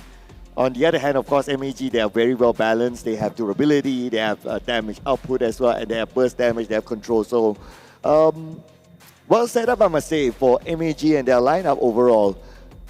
I mean, I feel like Reckonix themselves, they've got themselves a very good chance of winning this game. I like the Morphling pickup towards the end because it's really good against the Faceless Void. You can pick up the Shard, you can attribute shift inside the Chronosphere. So from that perspective, it makes a lot of sense. The question is, in ultimate late game, who's the real boss? And this is where it's going to come down to what do you prefer. Because if you prefer those early ages, if you prefer playing on tempo, the Morphling's definitely going to give you the edge, especially in terms of going high ground. Morphling is probably one of the best heroes to go high ground with, because you can very easily decimate the tier 3s. You have a lot of agility, you've got a lot of attack speed, a lot of damage, so those Raxes fall quickly, and you're in relatively less danger thanks to attribute shift in waveform. But if you value the ability to win any team fight whatsoever, I think that Faceless Void is going to be the one to look out for, especially if you pick up the Eye of Skadi, which is a very natural build-up for that hero. I think you're in the spot where you're like, okay, well, you know, I'm not too afraid of the Morphling. I can still chrono him because I've got Eye of Skadi. He's not going to be regenning as much HP as with the help of the Eye of Skadi as... if production could just repeat what they said in my ear, that'd be really nice. But yeah, coming back to the drafts like we were discussing, I do want to say that these guys, they've got a lot of firepower. They picked up the Faceless Void, they picked up the Morphling, and in my opinion, I feel like like I said earlier, the Morphling is really good. I do believe the teams are facing some issues at the moment. We're quickly trying to figure out what those are on the production side, so if production could just help me out here, I would like to clue in our audience onto what's happening. We are still waiting for an update from production at the moment, but we should be heading into the game shortly as we're having some technical issues at the moment, so I think it'd be fair to say that we're going to push to a break. Are we going to do that, production, or...? Okay, well, we're going to talk for some more time. Well, gentlemen, tell me, what do you think of Reckonix's journey so far? Because these guys, they played through the upper bracket. The only team they lost to was MAC in the winners bracket finals. They were knocked down to the lower bracket by Interactive Philippines. And I have to say that Interactive Philippines, they really put on a show, but they couldn't close the series. Do you think there were any particular learnings that they had from those games that they are incorporating into this one? Because in particular, I actually feel like MAG as a team has started draft more team fight heavy with them picking up heroes like the Faceless Void and, you know, prioritizing the Timbersaw and the Gyrocopter. I think it comes down to just a wombo combo, right? I feels like, you know, if they had playing something a little bit more comfortable or in terms of AoE here, there are only a certain set of heroes that you can kind of pick from as well. When it comes to ban phase, obviously, we see the Axe being banned, a little bit of respect bans coming into play. We saw maybe Tide Hunters being brought up, even the Enigma as well earlier today, right? We need to compensate for some sort of AoE. And Myth Avenue Gaming, they are playing towards their strengths right now. We have a Timbersaw who's so mobile. We've got a Gyrocopter cooldown, which I wouldn't say it does a lot, especially as a support role, but it does have some sort of AoE to chip or even slow your opponents to kind of set up for ganks. We have Dark Willow with Terrorize, again, big, massive AoEs. And if they try to group up, you have this Magnetize from Earth Spirit to kind of zone them out. So eventually, there are multiple layers from what Myth Avenue Gaming is bringing to the table. So you have Chronosphere, you have Magnetize, you have Dark Widow Terrorize. So literally what this means, it just forces Reckonix to kind of split off from team fights, which again, the whole composition that Reckonix, the draft is to kind of set themselves in a situation where they want to group up, gank up, and then just completely take you down. That's the whole purpose of bringing the task with the tag team. And also, when you go in for Snowball, that means they are guaranteed grouping up together. So that's just free hits, free skills from Myth Avenue Gaming in general. Yeah, I mean, you know, at the same time though, like Reckonix, they picked up this Morphling, looking at all of these heroes, knowing full well that in the Chronosphere they are going to get destroyed. So at some level, you do have to think, you know, this is them being confident in the heroes they have, and this is a really good sign in my opinion, because when you're in the spot where you're playing against a Morphling, where there's an issue where, I mean, you know, you get inside the Chronosphere, you've got attributes, sometimes you don't have it. You're just saying that, you know, we're just better than you, and even if we get chronoed, we don't really care all that much. We're going to punish you when the blueberry's down. We're going to make things happen. And yeah, I mean, I do feel like Reckonix have a pretty good shot here, but with all of that said, we're still trying to figure out some of those technical hitches. I mean, it seems like we've run into some issue on the back end. We are currently doing our very best to fix it, so if you stay tuned in, we will give you some further updates in some time. But yeah, for the time being, I mean, gentlemen, let's talk about the event. You know, let's talk about something non-Dota related. How's your day been so far? What you guys eat for lunch? Did you go for the Pan-Asian dinner? Did you go for the Indian dinner? Sorry, the Indian lunch, excuse me. Oh, did we have an option? We did? Oh, I was just there and just like, okay, here's yours. That was the Pan-Asian one. Oh, I see. I don't know. Maybe it's like, oh, by default, you know. They look at me as like, okay, this is probably yours. Yeah, I like the Pan-Asian one as well. You know, the one thing that I enjoyed the most was the dry chicken. For some reason, I cannot have the one with the black sauce. What's with the black sauce and the chicken? Like, it's sweet? Does it include soy sauce? Like, what's the deal with that? What's it called? I think it's just soy sauce. Yeah, it's just soy sauce. It's just soy chicken. sauce. There's just nothing much to say about it, right? With some nice fried rice at the side as well. I think it goes well together. You know, you have a little bit of moist onto the fried rice. You know, it goes well. Do you guys like having sweet chicken like as a main course, or like do you prefer to have sweet things as dessert? Because as Indians, I prefer to leave the sweet dish for last. You know, like I'm not really used to having you know, sweet things in the main course unless you're in a very specific part of India. Oh, is there like a sweet dish as a main course? In certain parts of India, I mean specifically a state called Gujarat, they do have this habit of adding jaggery or sugar to certain things. But you know what, ladies and gentlemen, I don't think you'd care too much about our conversations about cuisines and Indian food and Pan-Asian food. So here's what we're going to do. We're going to spare you the trouble. We're going to get back to the game. If you just got word from our production that the issues have been resolved, ladies and gentlemen, we are going to be going back into the game. ICBB and Circloud, take it away. Well, thank you so much. Without further ado, we're going to be starting off the decider match of this grand finals. Who is going to be lifting the shield by the end of today, and who will be walking away as the champion of the Asia Pacific Predator League 2026. It happens right here, right now. One game, one last game to decide it all, ladies and gentlemen. And it could be anyone's game. I mean, it has been a tough fight between these two teams. None of the games have been like truly one-sided. It has been like a whole back and forth the entire day. Exactly, first time in the history as well. Every single match has gone down towards the one final game itself here. It seems like Reckonix from Dire side here is going to be looking for a potential gank here. It seems like they are going to be engaging each other on the top side. It seems like the high ground is on Reckonix. They see this, and they are going to try and group up and go in for the fight as well. First blood in the hands of Dalo, but it is an all-out brawl. Trades after trades. Chucky looking to go in for the backlines to try and kill off Varish as well, but he may have overcommitted. The Rocket Barrage is doing a lot of damage, but is not able to get confirmation on Varish. And just like that, Myth Avenue, they may have overextended their stay here. They were hoping to get trades after trades, but instead they lose 3-1. Just like that. And only Anya was able to get out alive. And one of the reasons is that Jikra was able to change his attribute shift to strength. And because of that, he was able to absorb all that damage, saving his teammates from behind. I get the idea that, okay, you are still level 1 and then you just want to run in it, and Gyrocopter generally at the first level can be pretty strong. That's why you try to go there. But then again, you forgot about the strength attribute shift, and that's how he absorbed all that damage, saving all his teammates behind. He was a little unfortunate as well. Chucky was hoping to take advantage of the Rocket Barrage and do some damage, but it was spread evenly between everyone from the side Reckonings here. But bottom lane, we do see the Shackle coming in, and Chucky getting caught out once more as Reckonings gets another kill in the bag. Not looking good for the Malaysian squad as of yet. Okay, I guess right now Chucky might want to take a chill, considering that, okay, he has been like 2 deaths in like the first couple of minutes. So I believe that he will play a little bit safer this time. It's barely even a minute, my friend. It's barely been a minute. We've got 4 kills in the board for Reckonix, which is kind of scary here. Seems like there has been a little bit of a mix-up here, but okay, fair enough.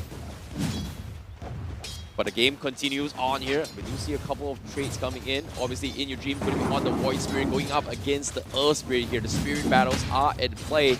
It seems like Anya may be able to have a little bit of advantage here as the lane is in favor. He is going to try and chip away at In Your Dream. But again, all-out brawl. You can see Agar Demon trying to get a little bit aggressive here to try and threaten Jigroy from getting too comfortable. And obviously, as a morph lane, you want to shift onto agility for the damage to last hit properly. But it puts you in a threshold where your HP is going to be relatively low. As you can see, Ayat is always prepared to try and make a jump of it, where if and only if he makes one small little mistake to overextend. But again, same can be said for Chucky. He is a little bit low. It's kind of scary as well.